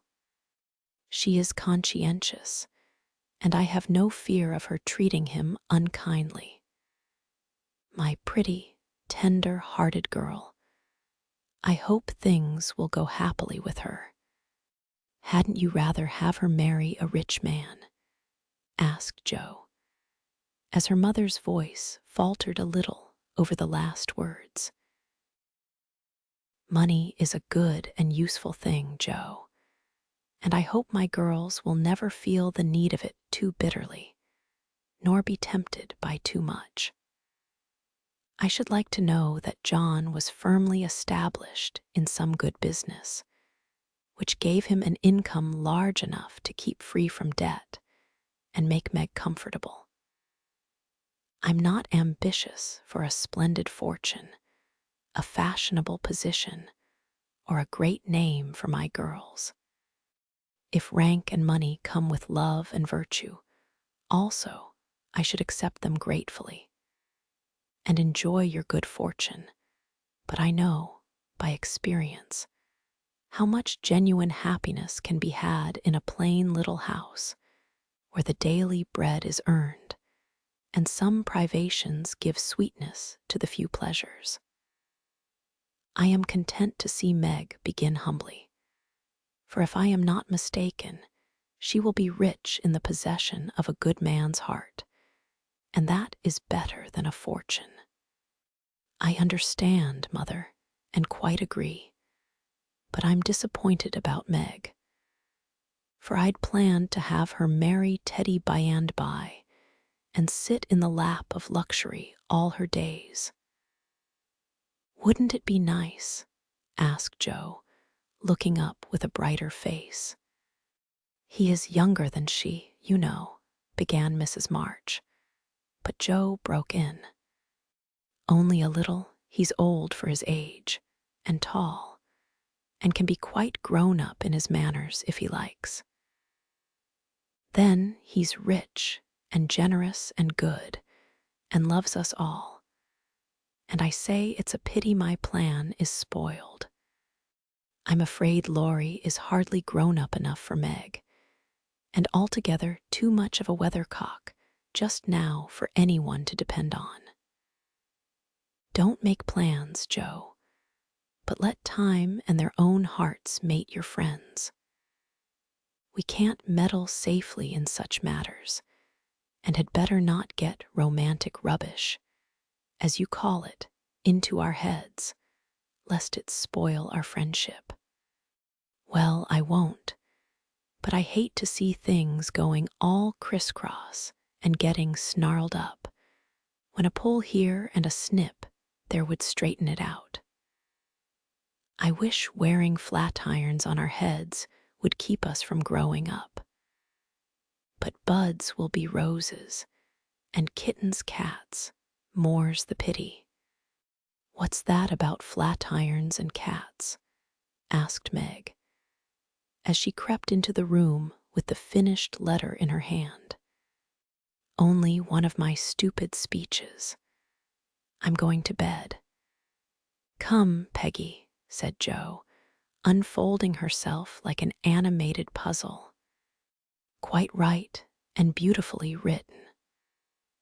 "Please add that I send my love to John," said Mrs. March, as she glanced over the letter and gave it back.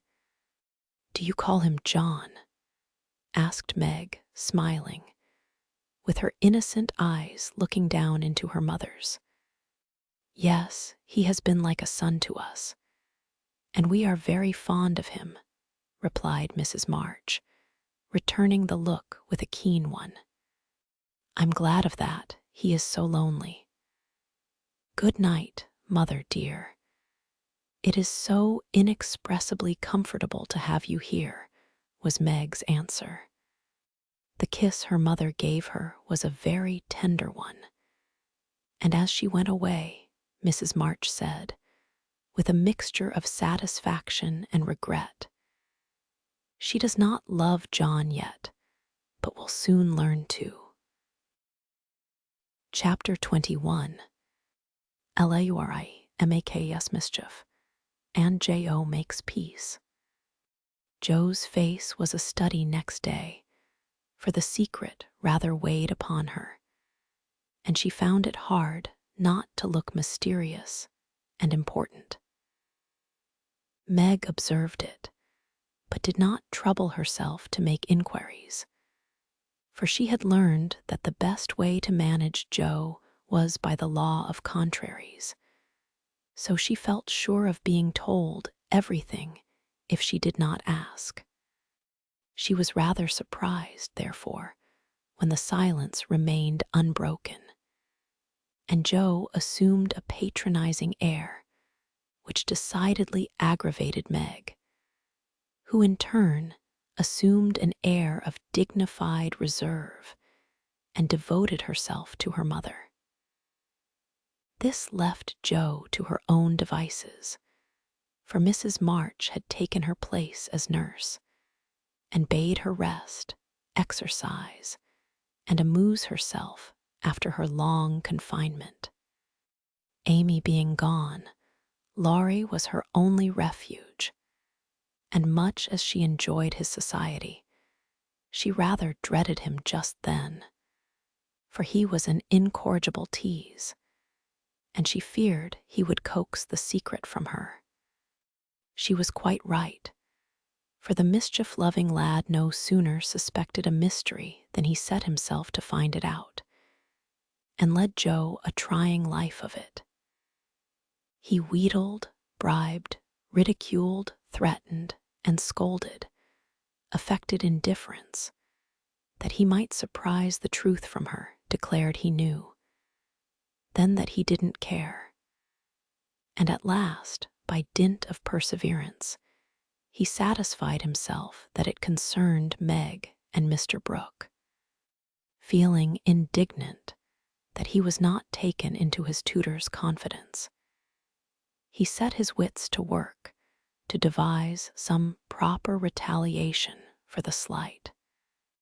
Meg meanwhile had apparently forgotten the matter and was absorbed in preparations for her father's return. But all of a sudden a change seemed to come over her, and for a day or two she was quite unlike herself. She started when spoken to, blushed when looked at, was very quiet, and sat over her sewing with a timid, troubled look on her face. To her mother's inquiries, she answered that she was quite well, and Jo's she silenced by begging to be let alone.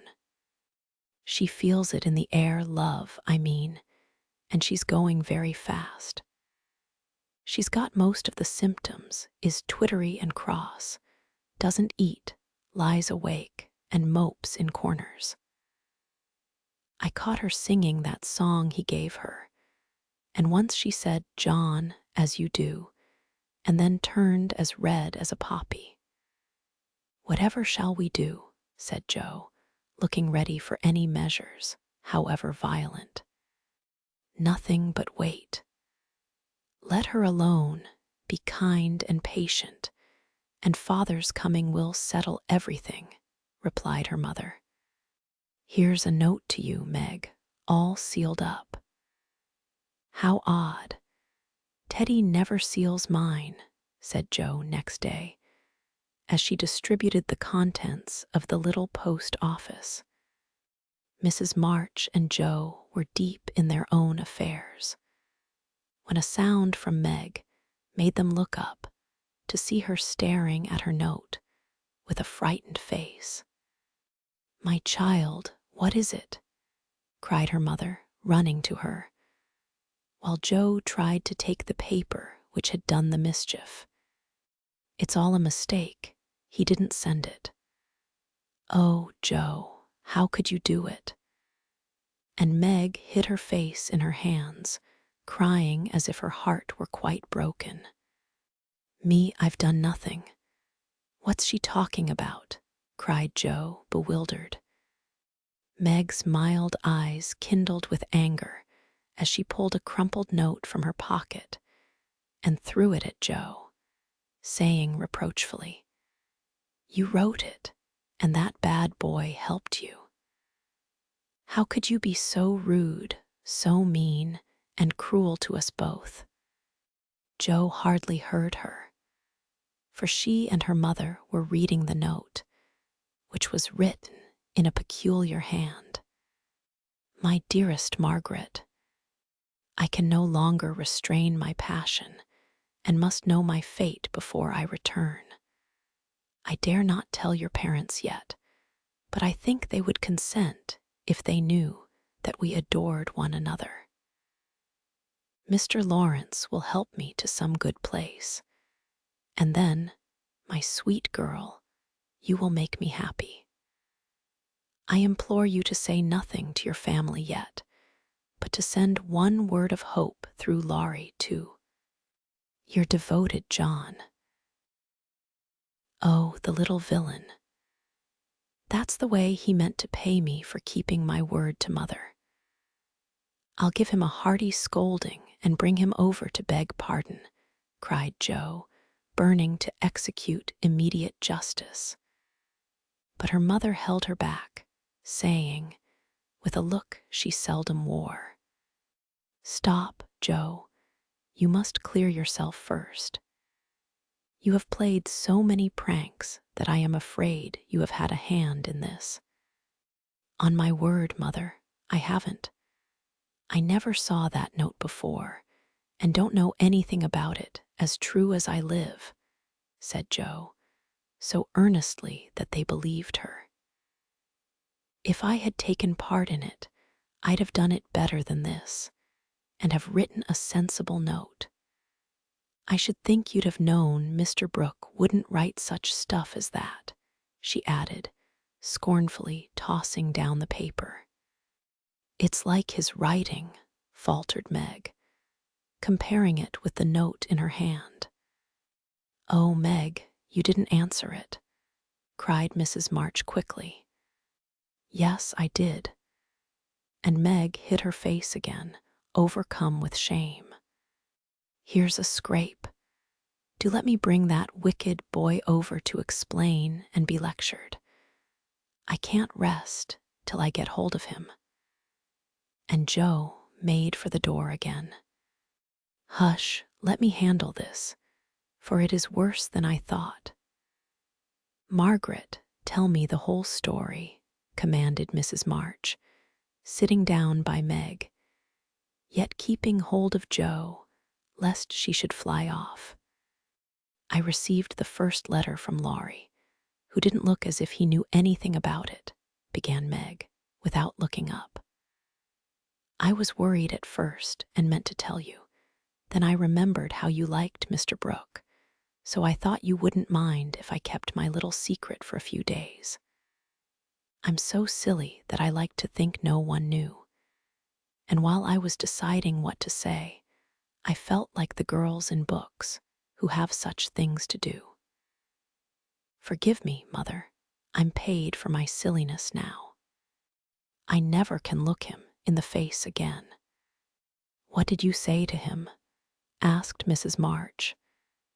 I only said I was too young to do anything about it yet, that I didn't wish to have secrets from you, and he must speak to Father. I was very grateful for his kindness, and would be his friend, but nothing more for a long while. Mrs. March smiled, as if well pleased, and Jo clapped her hands, exclaiming with a laugh, "You are almost equal to Caroline Percy, who was a pattern of prudence." Tell on, Meg. What did he say to that? He writes in a different way entirely, telling me that he never sent any love letter at all, and is very sorry that my roguish sister, Jo, should take liberties with our names. It's very kind and respectful, but think how dreadful for me. Meg leaned against her mother, looking the image of despair, and Jo tramped about the room, calling Laurie names.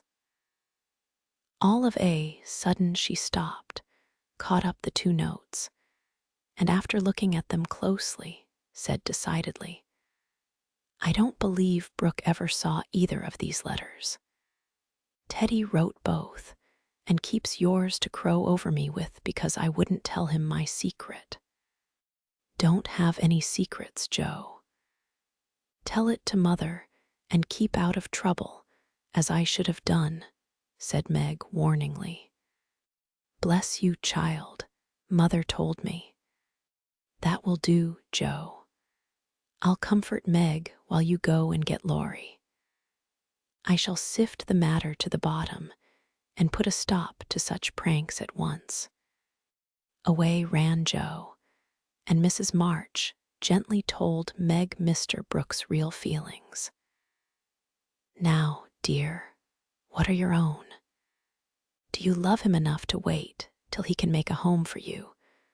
Or will you keep yourself quite free for the present? I've been so scared and worried.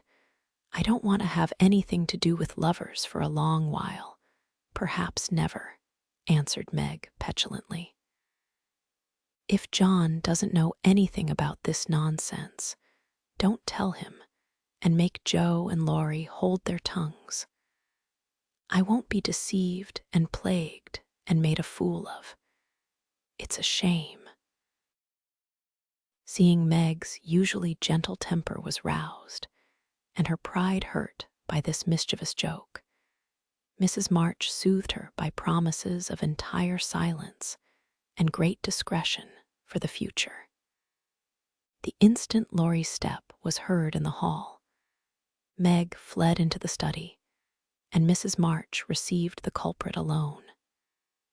Jo had not told him why he was wanted, fearing he wouldn't come, but he knew the minute he saw Mrs. March's face, and stood twirling his hat with a guilty air which convicted him at once. Jo was dismissed, but chose to march up and down the hall like a sentinel, having some fear that the prisoner might bolt. The sound of voices in the parlor rose and fell for half an hour, but what happened during that interview the girls never knew. When they were called in, Laurie was standing by their mother with such a penitent face that Jo forgave him on the spot, but did not think it wise to betray the fact. Meg received his humble apology and was much comforted by the assurance that Brooke knew nothing of the joke. I'll never tell him to my dying day. Wild horses shan't drag it out of me. So you'll forgive me, Meg, and I'll do anything to show how out and out sorry I am, he added, looking very much ashamed of himself. "I'll try, but it was a very ungentlemanly thing to do. I didn't think you could be so sly and malicious, Laurie," replied Meg, trying to hide her maidenly confusion under a gravely reproachful air. "It was altogether abominable, and I don't deserve to be spoken to for a month. But you will, though, won't you?"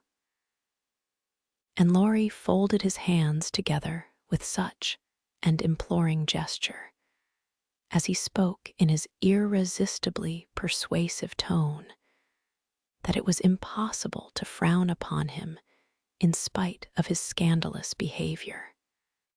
Meg pardoned him, and Mrs. March's grave face relaxed, in spite of her efforts to keep sober, when she heard him declare that he would atone for his sins by all sorts of penances, and abase himself like a worm before the injured damsel.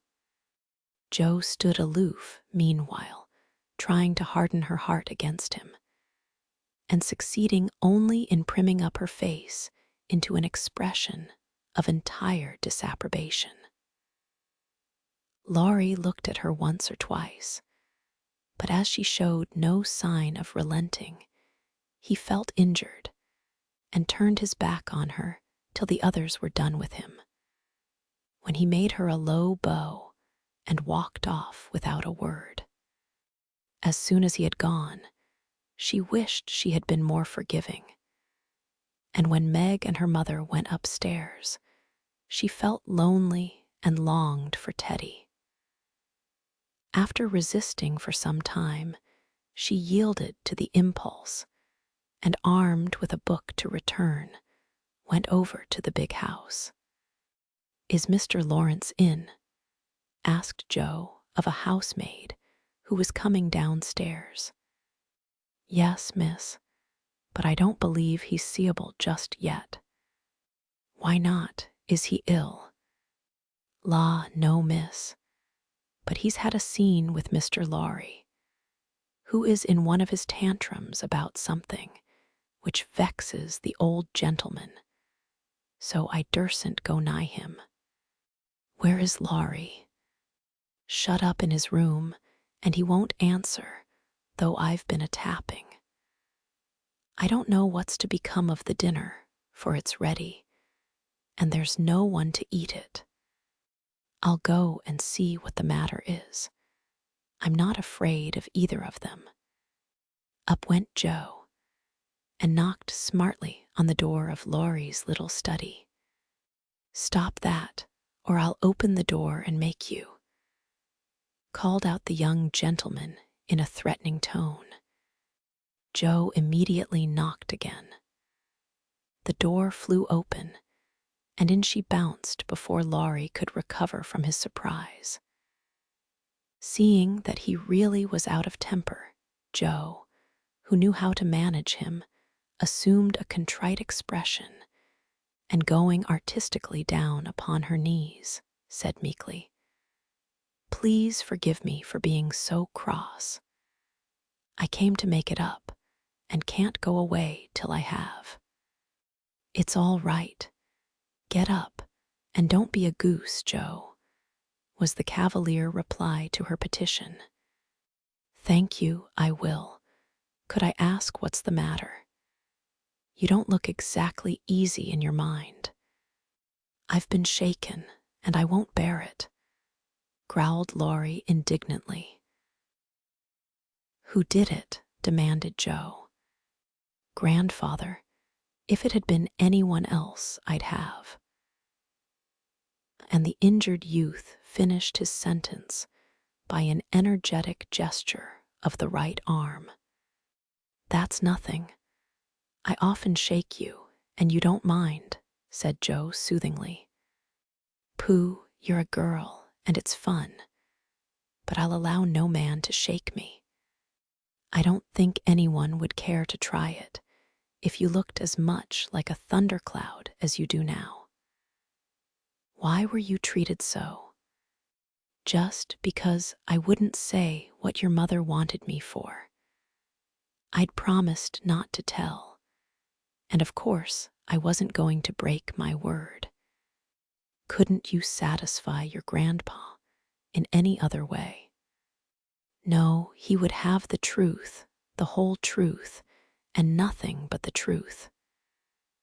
I'd have told my part of the scrape if I could without bringing Meg in. As I couldn't, I held my tongue and bore the scolding till the old gentleman collared me. Then I bolted, for fear I should forget myself. It wasn't nice, but he's sorry, I know, so go down and make up. I'll help you. Hanged if I do. I'm not going to be lectured and pummeled by everyone, just for a bit of a frolic. I was sorry about Meg and begged pardon like a man, but I won't do it again when I wasn't in the wrong. He didn't know that. He ought to trust me and not act as if I was a baby. It's no use, Joe.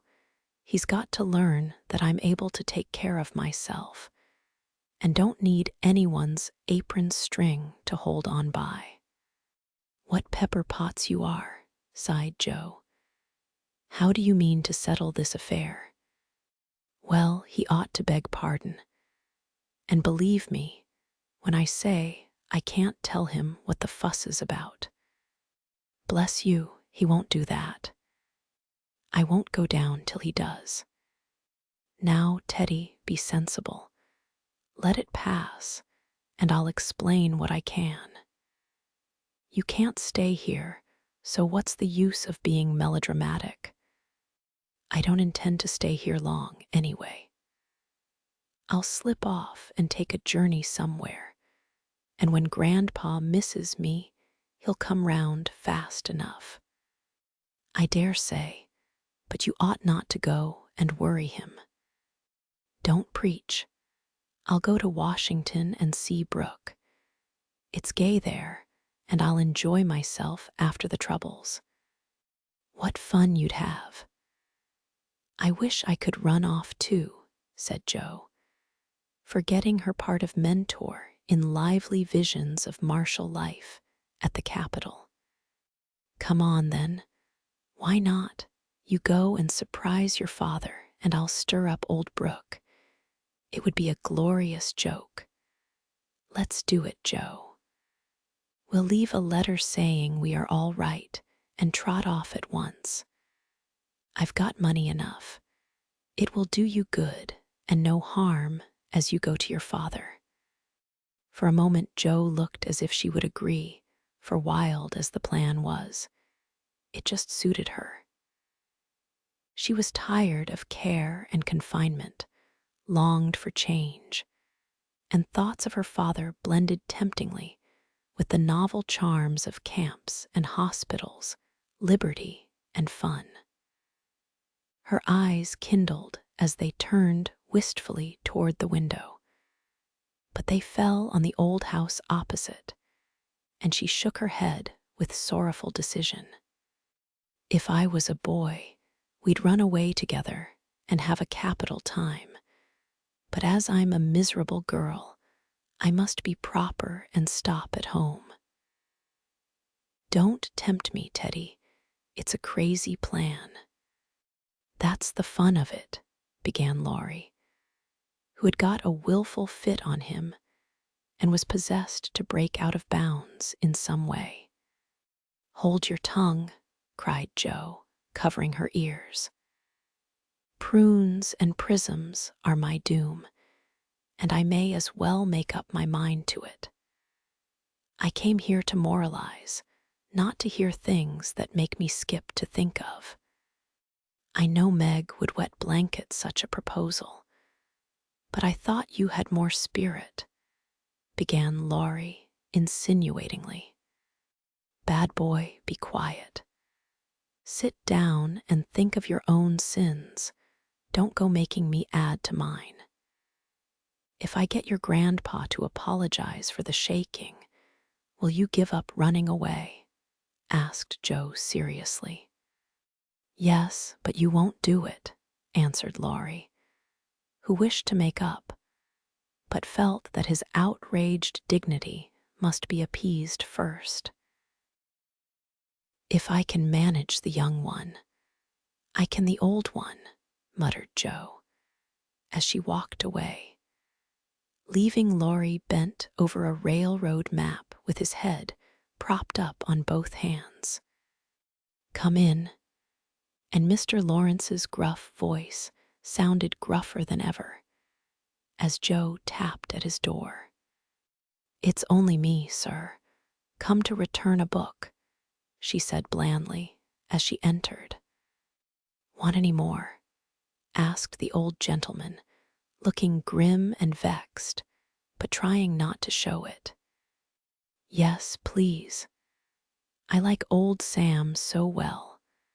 I think I'll try the second volume," returned Joe, hoping to propitiate him by accepting a second dose of Boswell's Johnson, as he had recommended that lively work. The shaggy eyebrows unbent a little as he rolled the steps toward the shelf where the Johnsonian literature was placed. Joe skipped up and, sitting on the top step, affected to be searching for her book, but was really wondering how best to introduce the dangerous object of her visit. Mr. Lawrence seemed to suspect that something was brewing in her mind, for after taking several brisk turns about the room, he faced round on her, speaking so abruptly that Racella's tumbled face downward on the floor. "What has that boy been about? Don't try to shield him. I know he has been in mischief by the way he acted when he came home.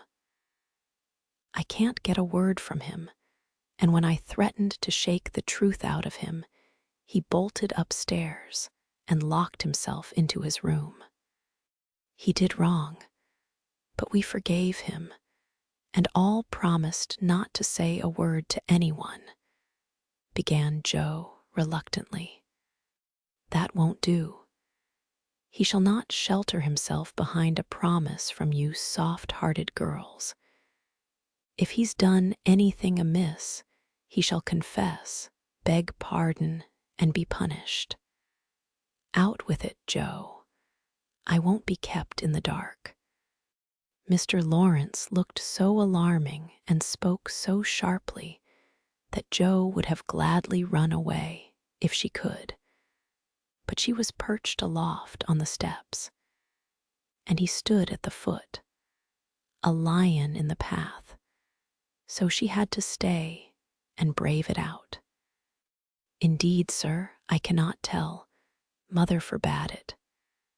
Laurie has confessed, asked pardon, and been punished quite enough. We don't keep silence to shield him, but someone else, and it will make more trouble if you interfere. Please don't. It was partly my fault, but it's all right now. So let's forget it and talk about the Rambler or something pleasant." "Hang the Rambler. Come down and give me your word that this harum-scarum boy of mine hasn't done anything ungrateful or impertinent. If he has, after all your kindness to him, I'll thrash him with my own hands." The threat sounded awful, but did not alarm Joe, for she knew the irascible old gentleman would never lift a finger against his grandson, whatever he might say to the contrary. She obediently descended and made as light of the prank as she could without betraying Meg or forgetting the truth. Well, if the boy held his tongue because he promised, and not from obstinacy, I'll forgive him. He's a stubborn fellow and hard to manage," said Mr. Lawrence, rubbing up his hair till it looked as if he had been out in a gale, and smoothing the frown from his brow with an air of relief. "So am I, but a kind word will govern me when all the king's horses and all the king's men couldn't," said Jo, trying to say a kind word for her friend, who seemed to get out of one scrape only to fall into another. "You think I'm not kind to him, hey?" was the sharp answer. "Oh dear no, sir. You are rather too kind sometimes, and then just a trifle hasty when he tries your patience. Don't you think you are?" Jo was determined to have it out now, and tried to look quite placid, though she quaked a little after her bold speech. To her great relief and surprise, the old gentleman only threw his spectacles onto the table with a rattle and exclaimed frankly, "You're right, girl, I am. I love the boy, but he tries my patience past bearing, and I know how it will end if we go on so. I'll tell you, he'll run away."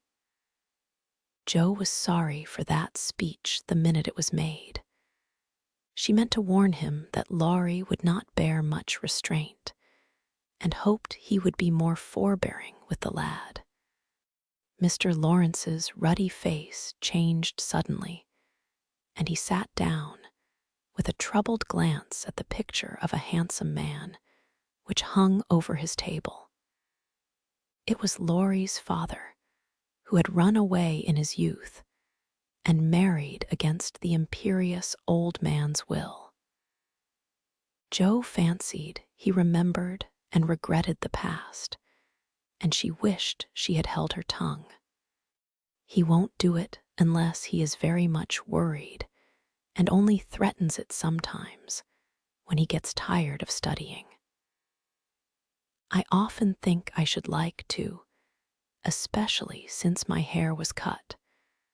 So if you ever miss us, you may advertise for 2 boys and look among the ships bound for India." She laughed as she spoke, and Mr. Lawrence looked relieved, evidently taking the whole as a joke. "You hussy, how dare you talk in that way? Where's your respect for me and your proper bringing up? Bless the boys and girls. What torments they are, yet we can't do without them," he said, pinching her cheeks good-humoredly. "Go and bring that boy down to his dinner, tell him it's all right, and advise him not to put on tragedy airs with his grandfather. I won't bear it. He won't come, sir. He feels badly because you didn't believe him when he said he couldn't tell. I think the shaking hurt his feelings very much." Jo tried to look pathetic, but must have failed, for Mr. Lawrence began to laugh, and she knew the day was won. "I'm sorry for that, and ought to thank him for not shaking me, I suppose. What the dickens does the fellow expect?" And the old gentleman looked a trifle ashamed of his own testiness. "If I were you, I'd write him an apology, sir. He says he won't come down till he has won, and talks about Washington, and goes on in an absurd way. A formal apology will make him see how foolish he is, and bring him down quite amiable. Try it. He likes fun, and this way is better than talking. I'll carry it up and teach him his duty." Mr. Lawrence gave her a sharp look and put on his spectacles, saying slowly, "You're a sly puss, but I don't mind being managed by you and Bate. Here, give me a bit of paper, and let us have done with this nonsense." The note was written in the terms which one gentleman would use to another after offering some deep insult. Jo dropped a kiss on the top of Mr. Lawrence's bald head and ran up to slip the apology under Laurie's door, advising him through the keyhole to be submissive, decorous, and a few other agreeable impossibilities. Finding the door locked again, she left the note to do its work and was going quietly away when the young gentleman slid down the banisters and waited for her at the bottom, saying, with his most virtuous expression of countenance, "What a good fellow you are, Joe. Did you get blown up?" he added, laughing. No, he was pretty mild, on the whole. Ah, I got it all round. Even you cast me off over there, and I felt just ready to go to the deuce, he began apologetically. Don't talk that way. Turn over a new leaf and begin again, Teddy, my son. I keep turning over new leaves and spoiling them, as I used to spoil my copybooks. And I make so many beginnings there never will be an end, he said dolefully. Go and eat your dinner. You'll feel better after it. Men always croak when they are hungry, and Joe whisked out at the front door after that. That's a label on my sect, answered Laurie, quoting Amy, as he went to partake of humble pie dutifully with his grandfather, who was quite saintly in temper and overwhelmingly respectful in manner all the rest of the day. Everyone thought the matter ended and the little cloud blown over. But the mischief was done, for though others forgot it, Meg remembered. She never alluded to a certain person, but she thought of him a good deal, dreamed dreams more than ever. And once Joe, rummaging her sister's desk for stamps, found a bit of paper scribbled over with the words, Mrs. John Brooke, whereat she groaned tragically and cast it into the fire, feeling that Laurie's prank had hastened the evil day for her. Chapter 22. Pleasant meadows. Like sunshine after a storm were the peaceful weeks which followed. The invalids improved rapidly, and Mr. March began to talk of returning early in the new year. Bate was soon able to lie on the study sofa all day, amusing herself with the well-beloved cats at first, and in time with Doll's sewing, which had fallen sadly behindhand. Her once active limbs were so stiff and feeble that Joe took her for a daily airing about the house in her strong arms. Meg cheerfully blackened and burned her white hands cooking delicate messes for the dear, while Amy, a loyal slave of the ring, celebrated her return by giving away as many of her treasures as she could prevail on her sisters to accept. As Christmas approached, the usual mysteries began to haunt the house, and Joe frequently convulsed the family by proposing utterly impossible or magnificently absurd ceremonies in honor of this unusually merry Christmas. Laurie was equally impracticable, and would have had bonfires, skyrockets, and triumphal arches if he had had his own way. After many skirmishes and snubbings, the ambitious pair were considered effectually quenched, and went about with forlorn faces, which were rather belied by explosions of laughter when the two got together. Several days of unusually mild weather fitly ushered in a splendid Christmas day. Hannah felt in her bones that it was going to be an unusually fine day, and she proved herself a true prophetess. For everybody and everything seemed bound to produce a grand success. To begin with, Mr. March wrote that he should soon be with them. Then Bate felt uncommonly well that morning, and being dressed in her mother's gift, a soft crimson merino wrapper, was borne in high triumph to the window to behold the offering of Joe and Laurie. The Unquenchables had done their best to be worthy of the name, for like elves they had worked by night and conjured up a comical surprise. Out in the garden stood a stately snow maiden, crowned with holly, bearing a basket of fruit and flowers in one hand, a great roll of music in the other, a perfect rainbow of an afghan round her chilly shoulders, and a Christmas carol issuing from her lips on a pink paper streamer. The Jewanja Farayu to Bate.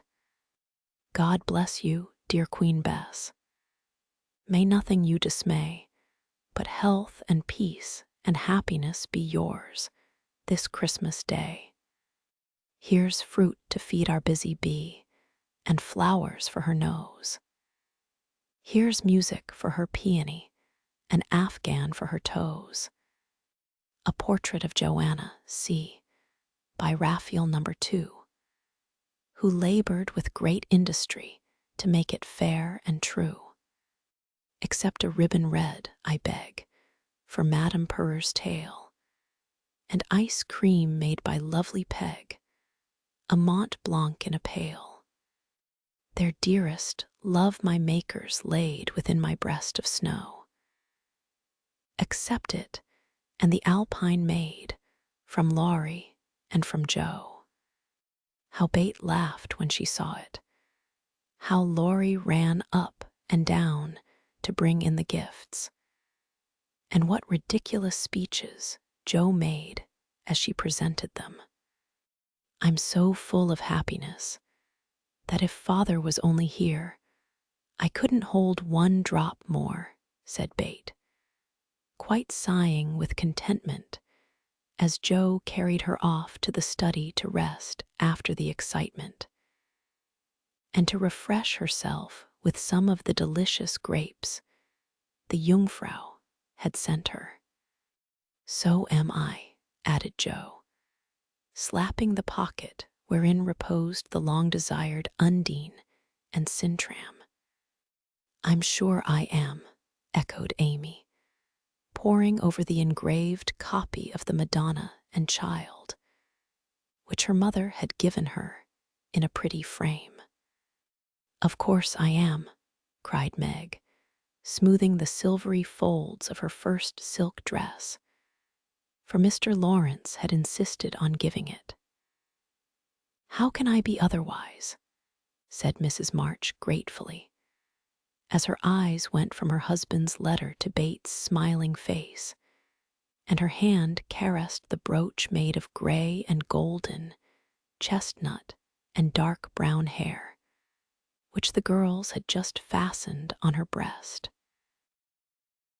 Now and then, in this workaday world, things do happen in the delightful storybook fashion, and what a comfort it is. Half an hour after everyone had said they were so happy they could only hold one drop more, the drop came. Laurie opened the parlor door and popped his head in very quietly.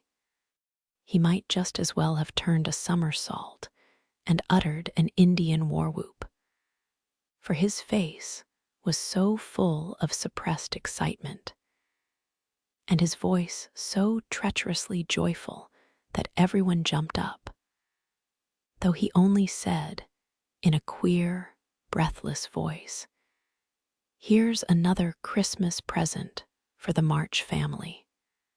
Before the words were well out of his mouth, he was whisked away somehow, and in his place appeared a tall man, muffled up to the eyes, leaning on the arm of another tall man who tried to say something and couldn't. Of course, there was a general stampede, and for several minutes everybody seemed to lose their wits, for the strangest things were done, and no one said a word. Mr. March became invisible in the embrace of 4 pairs of loving arms. Jo disgraced herself by nearly fainting away and had to be doctored by Laurie in the china closet. Mr. Brooke kissed Meg entirely by mistake, as he somewhat incoherently explained. And Amy, the dignified, tumbled over a stool, and never stopping to get up, hugged and cried over her father's boots in the most touching manner.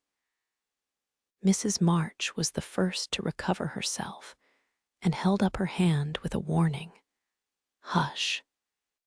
Remember Bate." But it was too late. The study door flew open, the little red wrapper appeared on the threshold.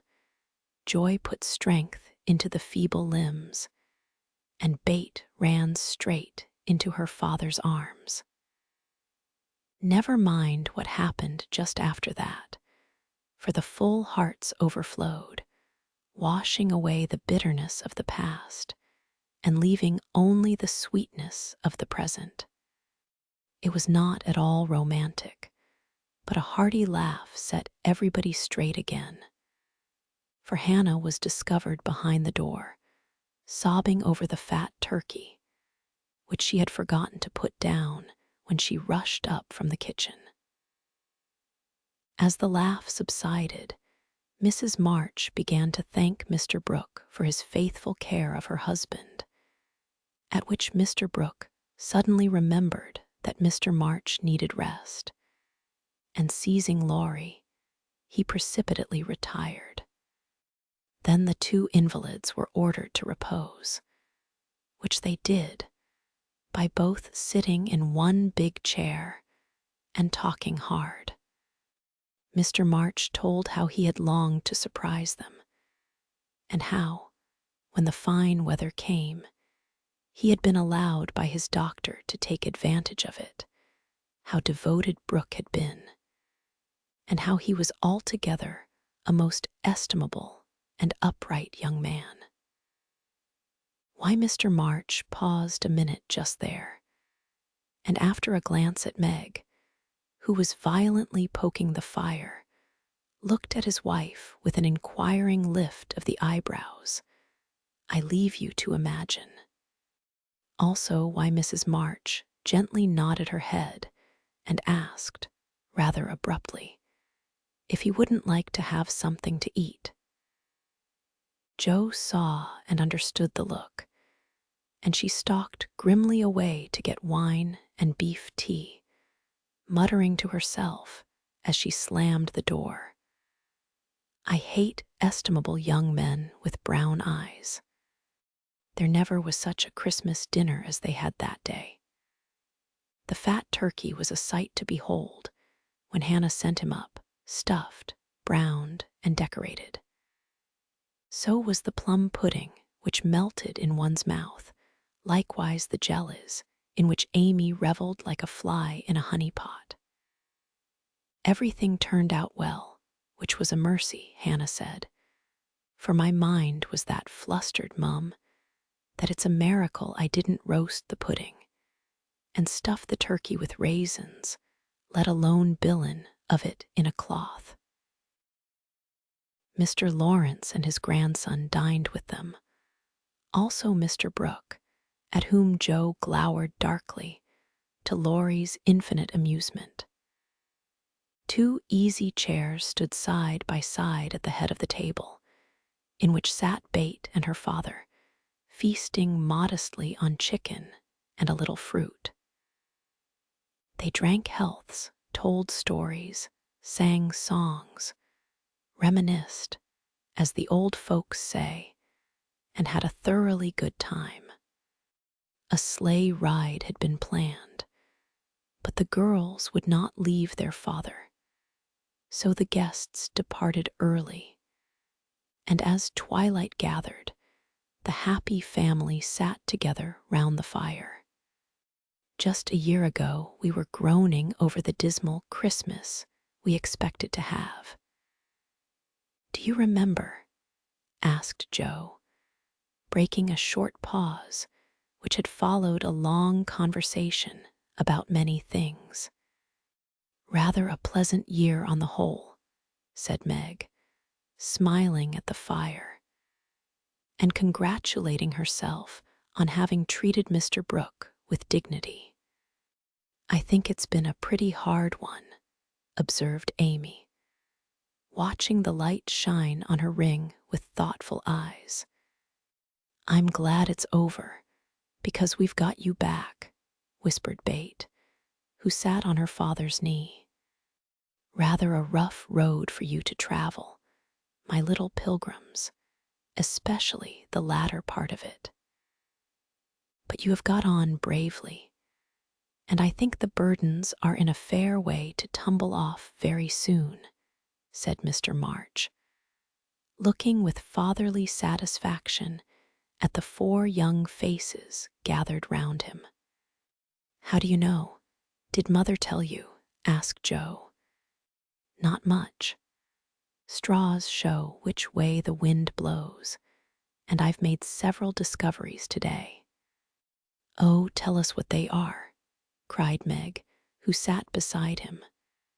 "Here is one," and taking up the hand which lay on the arm of his chair, he pointed to the roughened forefinger, a burn on the back, and 2 or 3 little hard spots on the palm. "I remember a time when this hand was white and smooth, and your first care was to keep it so. It was very pretty then, but to me it is much prettier now, for in this seeming blemishes I read a little history. A burnt offering has been made to vanity. This hardened palm has earned something better than blisters, and I'm sure the sewing done by these pricked fingers will last a long time. So much good will went into the stitches. Meg, my dear, I value the womanly skill which keeps home happy more than white hands or fashionable accomplishments. I'm proud to shake this good, industrious little hand, and hope I shall not soon be asked to give it away." If Meg had wanted a reward for hours of patient labor, she received it in the hearty pressure of her father's hand and the approving smile he gave her. "What about Joe? Please say something nice, for she has tried so hard and been so very, very good to me," said Bate in her father's ear. He laughed and looked across at the tall girl who sat opposite, with an unusually mild expression in her face. "In spite of the curly crop, I don't see the son Joe whom I left a year ago," said Mr. March. "I see a young lady who pins her collar straight, laces her boots neatly, and neither whistles, talks slang, nor lies on the rug as she used to do. Her face is rather thin and pale just now with watching and anxiety, but I like to look at it, for it has grown gentler and her voice is lower. She doesn't bounce, but moves quietly and takes care of a certain little person in a motherly way which delights me. I rather miss my wild girl, but if I get a strong, helpful, tender-hearted woman in her place, I shall feel quite satisfied. I don't know whether the shearing sobered our black sheep, but I do know that in all Washington I couldn't find anything beautiful enough to be bought with the $25 my good girl sent me."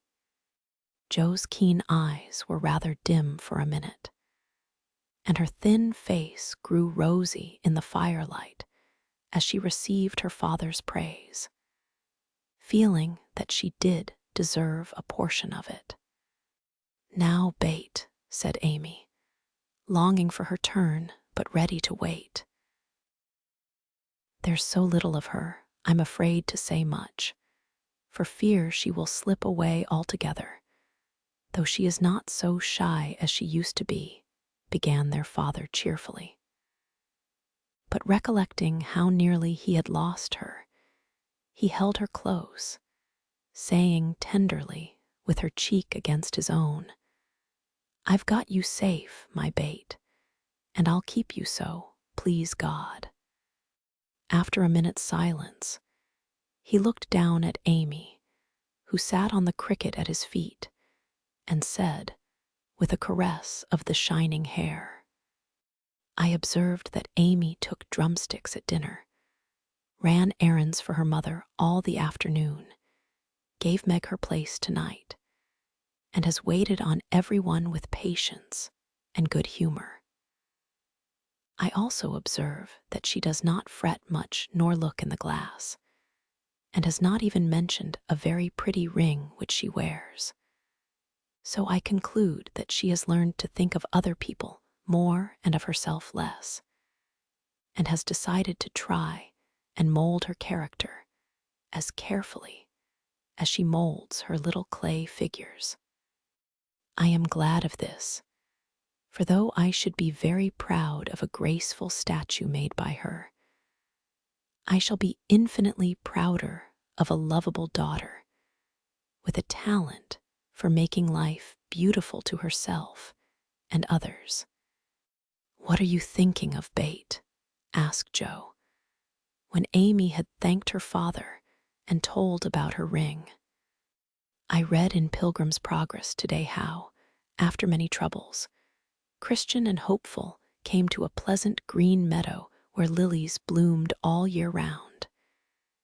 And there they rested happily, as we do now, before they went on to their journey's end," answered Bate, adding, as she slipped out of her father's arms and went to the instrument, "It's singing time now, and I want to be in my old place. I'll try to sing the song of the shepherd boy which the pilgrims heard.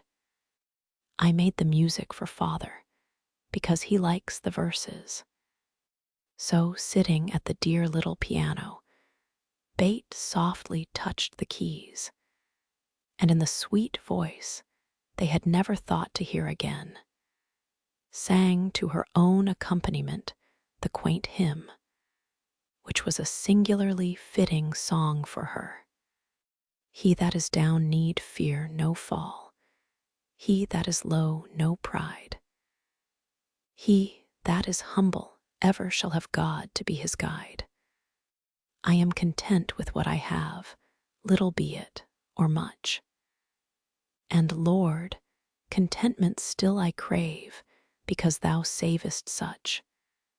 Fullness to them a burden is, that go on pilgrimage. Here little and hereafter bliss is best from age to age." Chapter 23. Aunt March settles the question. Like bees swarming after their queen, mother and daughters hovered about Mr. March the next day, neglecting everything to look at, wait upon, and listen to the new invalid, who was in a fair way to be killed by kindness. As he sat propped up in a big chair by Bates' sofa, with the other three close by, and Hannah popping in her head now and then to peek at the dear man, nothing seemed needed to complete their happiness. But something was needed, and the elder ones felt it, though none confessed the fact. Mr. and Mrs. March looked at one another with an anxious expression as their eyes followed Meg. Jo had sudden fits of sobriety, and was seen to shake her fist at Mr. Brooks' umbrella, which had been left in the hall. Meg was absent-minded, shy, and silent, started when the bell rang, and colored when John's name was mentioned. Amy said, everyone seemed waiting for something, and couldn't settle down, which was queer, since father was safe at home. And Bate innocently wondered why their neighbors didn't run over as usual. Laurie went by in the afternoon, and seeing Meg at the window, seemed suddenly possessed with a melodramatic fit. For he fell down on one knee in the snow, beat his breast, tore his hair, and clasped his hands imploringly, as if begging some boon.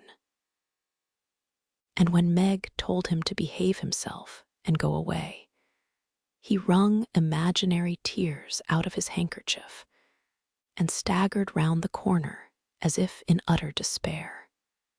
"What does the goose mean?"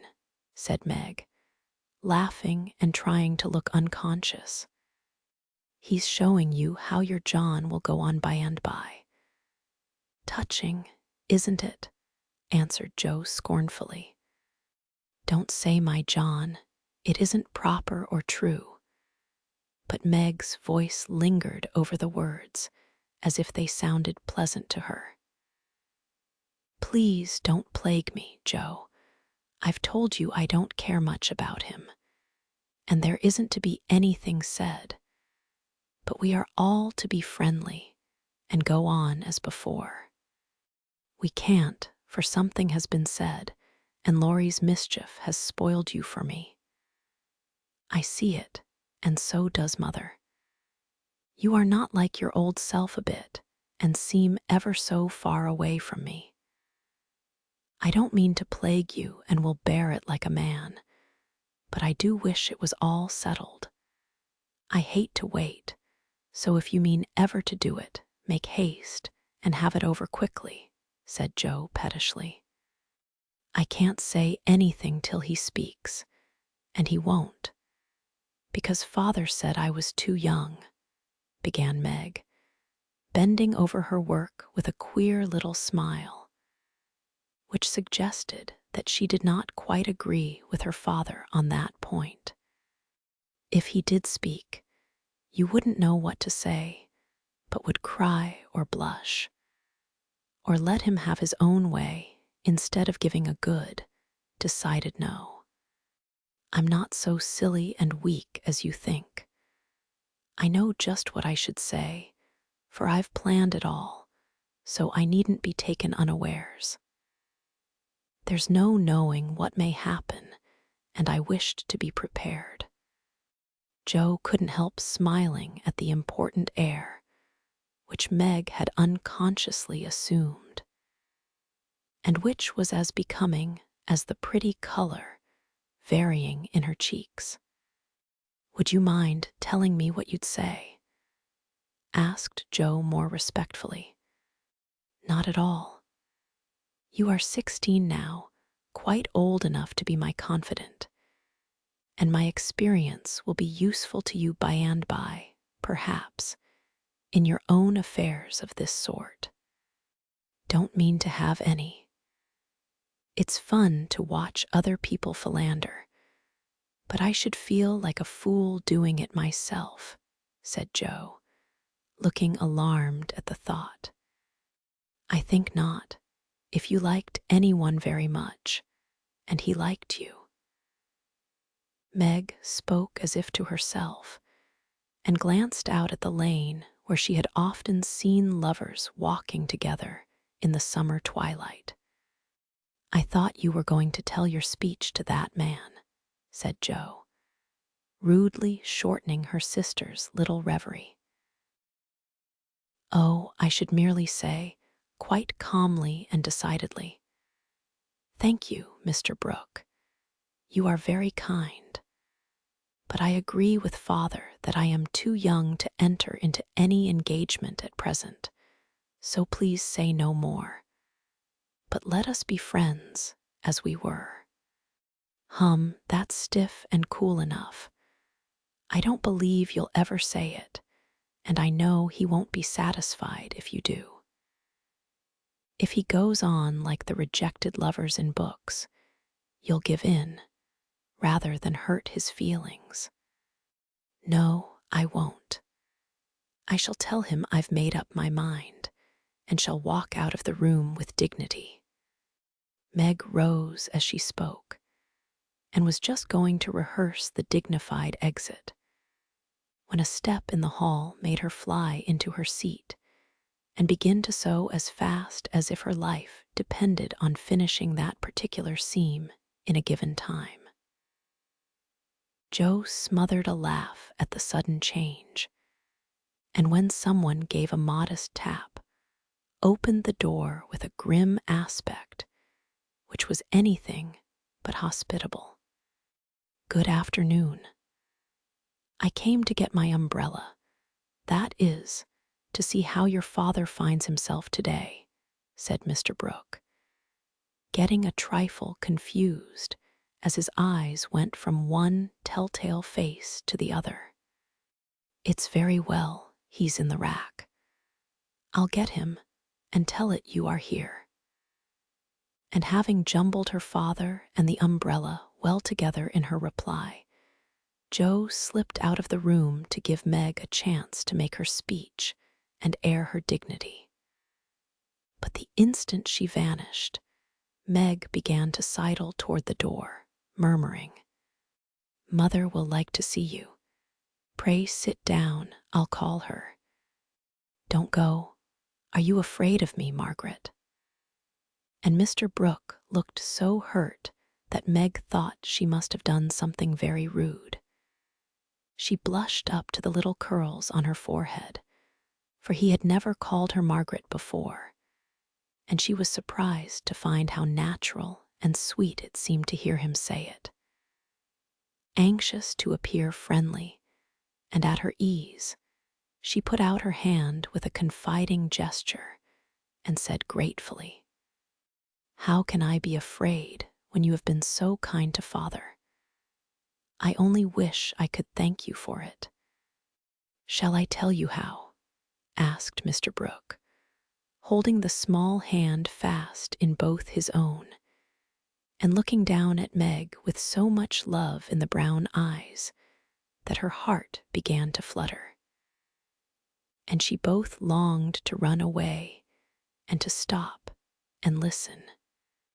"Oh no, please don't. I'd rather not," she said, trying to withdraw her hand and looking frightened in spite of her denial. "I won't trouble you. I only want to know if you care for me a little, Meg." "I love you so much, dear," added Mr. Brooke tenderly. This was the moment for the calm, proper speech, but Meg didn't make it. She forgot every word of it, hung her head, and answered, "I don't know," so softly that John had to stoop down to catch the foolish little reply. He seemed to think it was worth the trouble, for he smiled to himself as if quite satisfied, pressed the plump hand gratefully, and said in his most persuasive tone, "Will you try and find out? I want to know so much, for I can't go to work with any heart until I learn whether I am to have my reward in the end or not." "I'm too young," faltered Meg, wondering why she was so fluttered, yet rather enjoying it. "I'll wait, and in the meantime, you could be learning to like me." "Would it be a very hard lesson, dear?" "Not if I chose to learn it, but—" "Please choose to learn, Meg. I love to teach, and this is easier than German," broke in John, getting possession of the other hand, so that she had no way of hiding her face as he bent to look into it.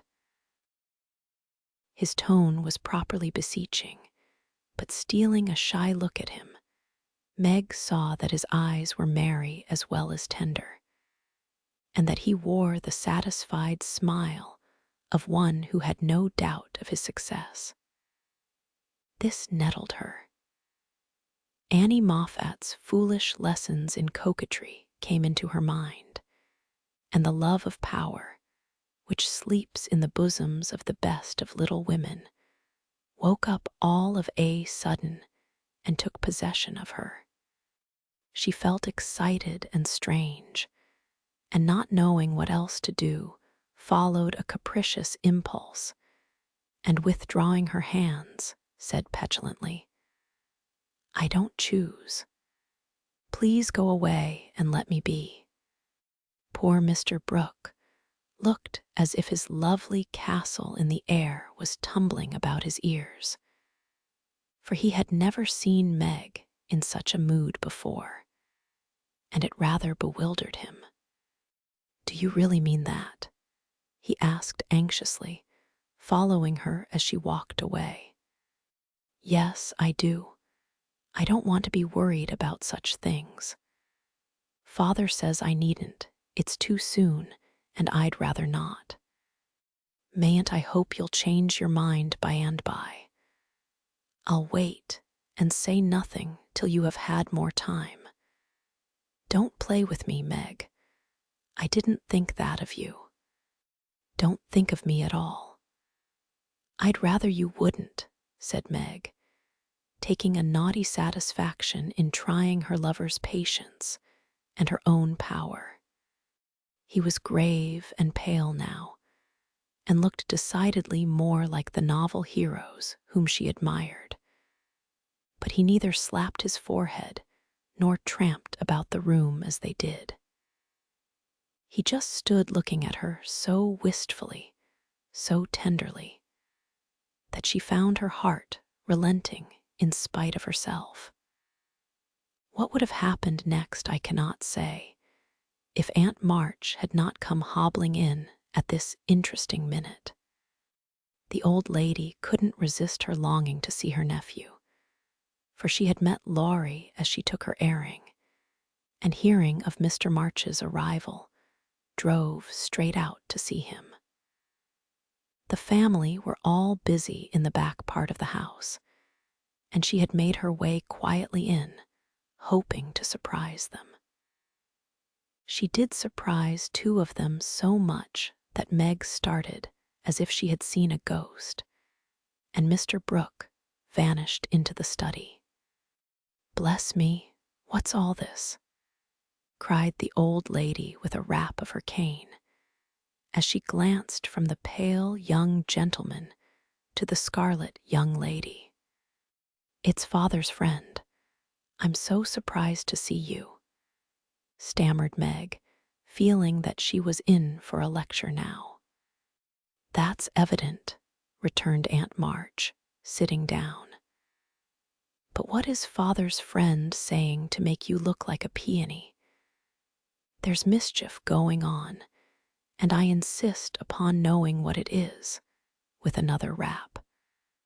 "We were only talking." "Mr. Brooke came for his umbrella," began Meg, wishing that Mr. Brooke and the umbrella were safely out of the house. "Brooke, that boy's tutor? Ah, I understand now. I know all about it. Joe blundered into a wrong message in one of your father's letters, and I made her tell me. You haven't gone and accepted him, child," cried Aunt March, looking scandalized. "Hush, he'll hear. Shan't I call mother?" said Meg, much troubled. "Not yet. I've something to say to you, and I must free my mind at once. Tell me, do you mean to marry this cook? If you do, not 1 penny of my money ever goes to you. Remember that, and be a sensible girl," said the old lady impressively. Now Aunt March possessed in perfection the art of rousing the spirit of opposition in the gentlest people, and enjoyed doing it. The best of us have a spice of perversity in us, especially when we are young and in love. If Aunt March had begged Meg to accept John Brooke, she would probably have declared she couldn't think of it. But as she was peremptorily ordered not to like him, she immediately made up her mind that she would. Inclination as well as perversity made the decision easy. and being already much excited. Meg opposed the old lady with unusual spirit. "I shall marry whom I please, Aunt March, and you can leave your money to anyone you like," she said, nodding her head with a resolute air. "Highty-tighty, is that the way you take my advice, miss? You'll be sorry for it by and by, when you've tried love in a cottage and found it a failure. It can't be a worse one than some people find in big houses," retorted Meg. Aunt March put on her glasses and took a look at the girl, for she did not know her in this new mood. Meg hardly knew herself. She felt so brave and independent, so glad to defend John and assert her right to love him if she liked. Aunt March saw that she had begun wrong, and after a little pause, made a fresh start, saying as mildly as she could, "Now, Meg, my dear, be reasonable and take my advice. I mean it kindly, and don't want you to spoil your whole life by making a mistake at the beginning. You ought to marry well and help your family. It's your duty to make a rich match, and it ought to be impressed upon you. Father and mother don't think so. They like John though he is poor. Your parents, my dear, have no more worldly wisdom than a pair of babies." "I'm glad of it," cried Meg stoutly. Aunt March took no notice, but went on with her lecture. "This Rook is poor and hasn't got any rich relations, has he? No, but he has many warm friends. You can't live on friends. Try it, and see how cool they'll grow. He hasn't any business, has he?" "Not yet. Mr. Lawrence is going to help him. That won't last long. James Lawrence is a crotchety old fellow and not to be depended on. So you intend to marry a man without money, position, or business, and go on working harder than you do now, when you might be comfortable all your days by minding me and doing better. I thought you had more sense, Meg. I couldn't do better if I waited half my life. John is good and wise. He's got heaps of talent. He's willing to work and sure to get on. He's so energetic and brave. Everyone likes and respects him, and I'm proud to think he cares for me, though I'm so poor and young and silly," said Meg, looking prettier than ever in her earnestness. "He knows you have got rich relations, child. That's the secret of his liking, I suspect. Aunt March, how dare you say such a thing? John is above such meanness, and I won't listen to you a minute if you talk so," cried Meg indignantly, forgetting everything but the injustice of the old lady's suspicions. "My John wouldn't marry for money any more than I would. We are willing to work, and we mean to wait. I'm not afraid of being poor, for I've been happy so far, and I know I shall be with him because he loves me, and I—" Meg stopped there, remembering all of a sudden that she hadn't made up her mind, that she had told her John to go away, and that he might be overhearing her inconsistent remarks. Aunt March was very angry, for she had set her heart on having her pretty niece make a fine match, and something in the girl's happy young face made the lonely old woman feel both sad and sour. "Well, I wash my hands of the whole affair. You are a willful child, and you've lost more than you know by this piece of folly. No, I won't stop. I'm disappointed in you and haven't spirits to see your father now. Don't expect anything from me when you are married. Your Mr. Brooks' friends must take care of you. I'm done with you forever." And slamming the door in Meg's face, Aunt March drove off in high dudgeon.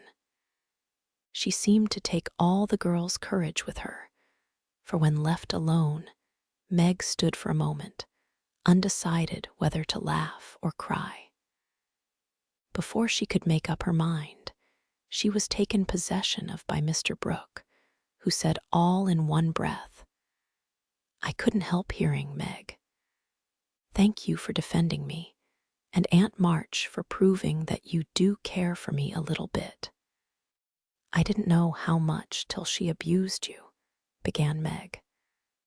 "And I needn't go away, but may stay and be happy, may I, dear?" Here was another fine chance to make the crushing speech and the stately exit, but Meg never thought of doing either, and disgraced herself forever in Joe's eyes by meekly whispering, "Yes, John," and hiding her face on Mr. Brooks' waistcoat. 15 minutes after Aunt March's departure, Joe came softly downstairs, paused an instant at the parlor door, and hearing no sound within, nodded and smiled with a satisfied expression, saying to herself, "She has seen him away as we planned, and that affair is settled. I'll go and hear the fun and have a good laugh over it." But poor Joe never got her laugh, for she was transfixed upon the threshold by a spectacle which held her there, staring with her mouth nearly as wide open as her eyes. Going in to exult over a fallen enemy and to praise a strong-minded sister for the banishment of an objectionable lover, it certainly was a shock to behold the aforesaid enemy serenely sitting on the sofa, with the strong-minded sister enthroned upon his knee, and wearing an expression of the most abject submission. Joe gave a sort of gasp, as if a cold shower bath had suddenly fallen upon her, for such an unexpected turning of the tables actually took her breath away. At the odd sound, the lovers turned and saw her. Meg jumped up, looking both proud and shy, but that man, as Joe called him, actually laughed and said coolly, as he kissed the astonished newcomer, "Sister Joe, congratulate us." That was adding insult to injury. It was altogether too much, and making some wild demonstration with her hands, Joe vanished without a word. Rushing upstairs, she startled the invalids by exclaiming tragically as she burst into the room, "Oh, do somebody go down quick. John Brooke is acting dreadfully, and Meg likes it."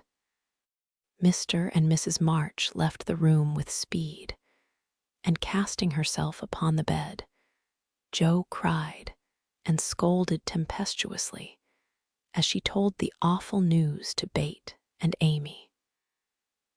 The little girls, however, considered it a most agreeable and interesting event, and Joe got little comfort from them. So she went up to her refuge in the garret and confided her troubles to the rats. Nobody ever knew what went on in the parlor that afternoon, but a great deal of talking was done, and quiet Mr. Brooke astonished his friends by the eloquence and spirit with which he pleaded his suit, told his plans, and persuaded them to arrange everything just as he wanted it. The tea bell rang before he had finished describing the paradise which he meant to earn for Meg, and he proudly took her in to supper, both looking so happy that Joe hadn't the heart to be jealous or dismal. Amy was very much impressed by John's devotion and Meg's dignity.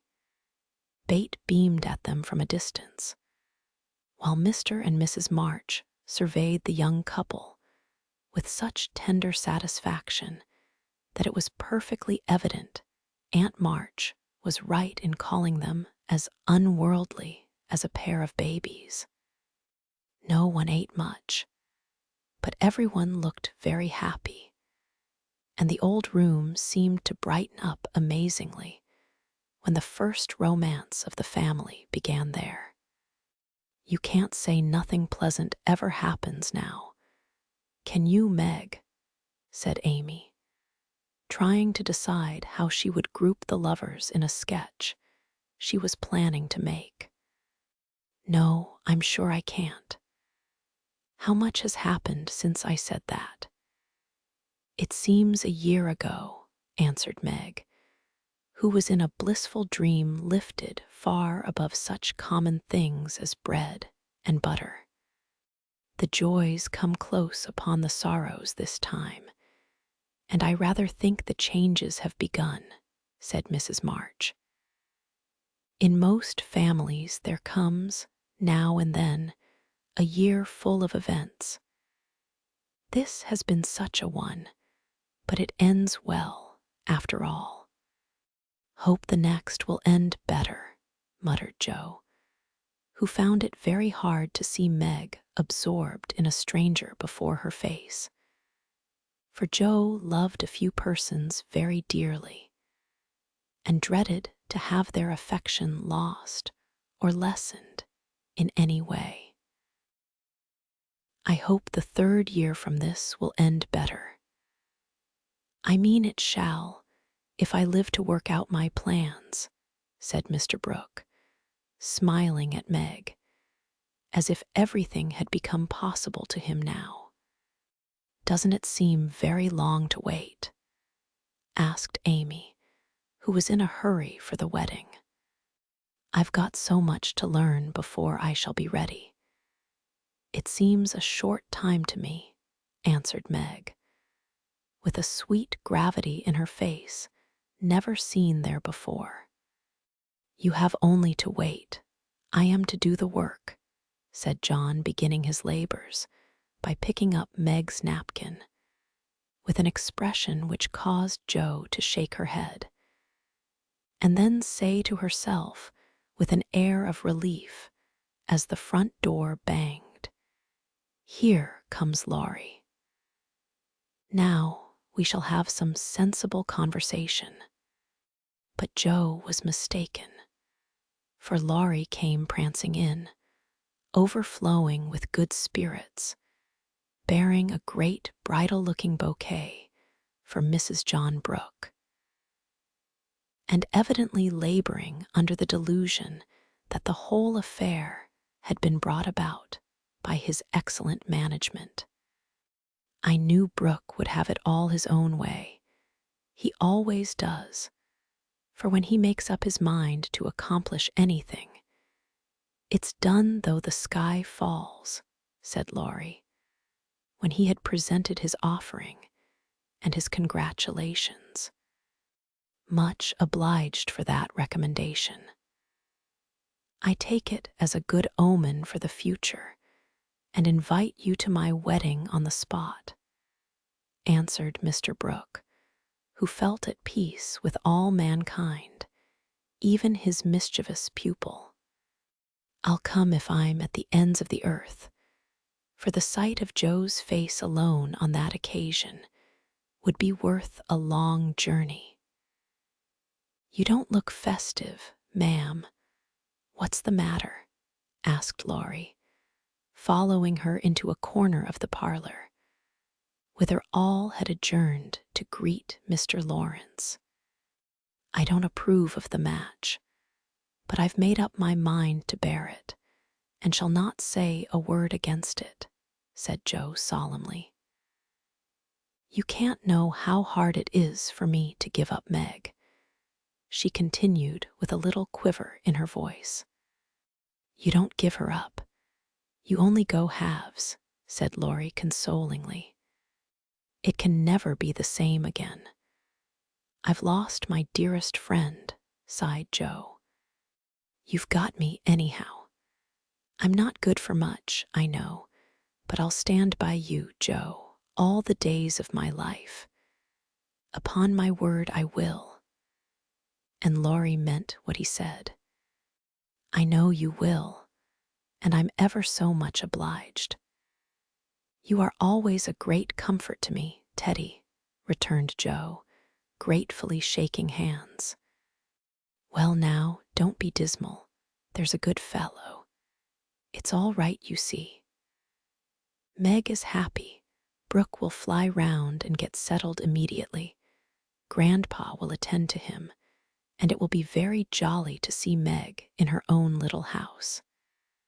We'll have capital times after she is gone, for I shall be through college before long, and then we'll go abroad on some nice trip or other. Wouldn't that console you? I rather think it would. But there's no knowing what may happen in 3 years, said Joe thoughtfully. That's true. Don't you wish you could take a look forward and see where we shall all be then? I do, returned Laurie. I think not, for I might see something sad, and everyone looks so happy now. I don't believe they could be much improved. And Joe's eyes went slowly round the room, brightening as they looked, for the prospect was a pleasant one. Father and mother sat together, quietly reliving the first chapter of the romance, which for them began some 20 years ago. Amy was drawing the lovers, who sat apart in a beautiful world of their own, the light of which touched their faces with a grace the little artist could not copy. Bate lay on her sofa, talking cheerily with her old friend, who held her little hand as if he felt that it possessed the power to lead him along the peaceful way she walked. Jo lounged in her favorite low seat, with the grave, quiet look which best became her, and Laurie, leaning on the back of her chair, his chin on a level with her curly head, smiled with his friendliest aspect, and nodded at her in the long glass which reflected them both. So the curtain falls upon Meg, Jo, Bate, and Amy.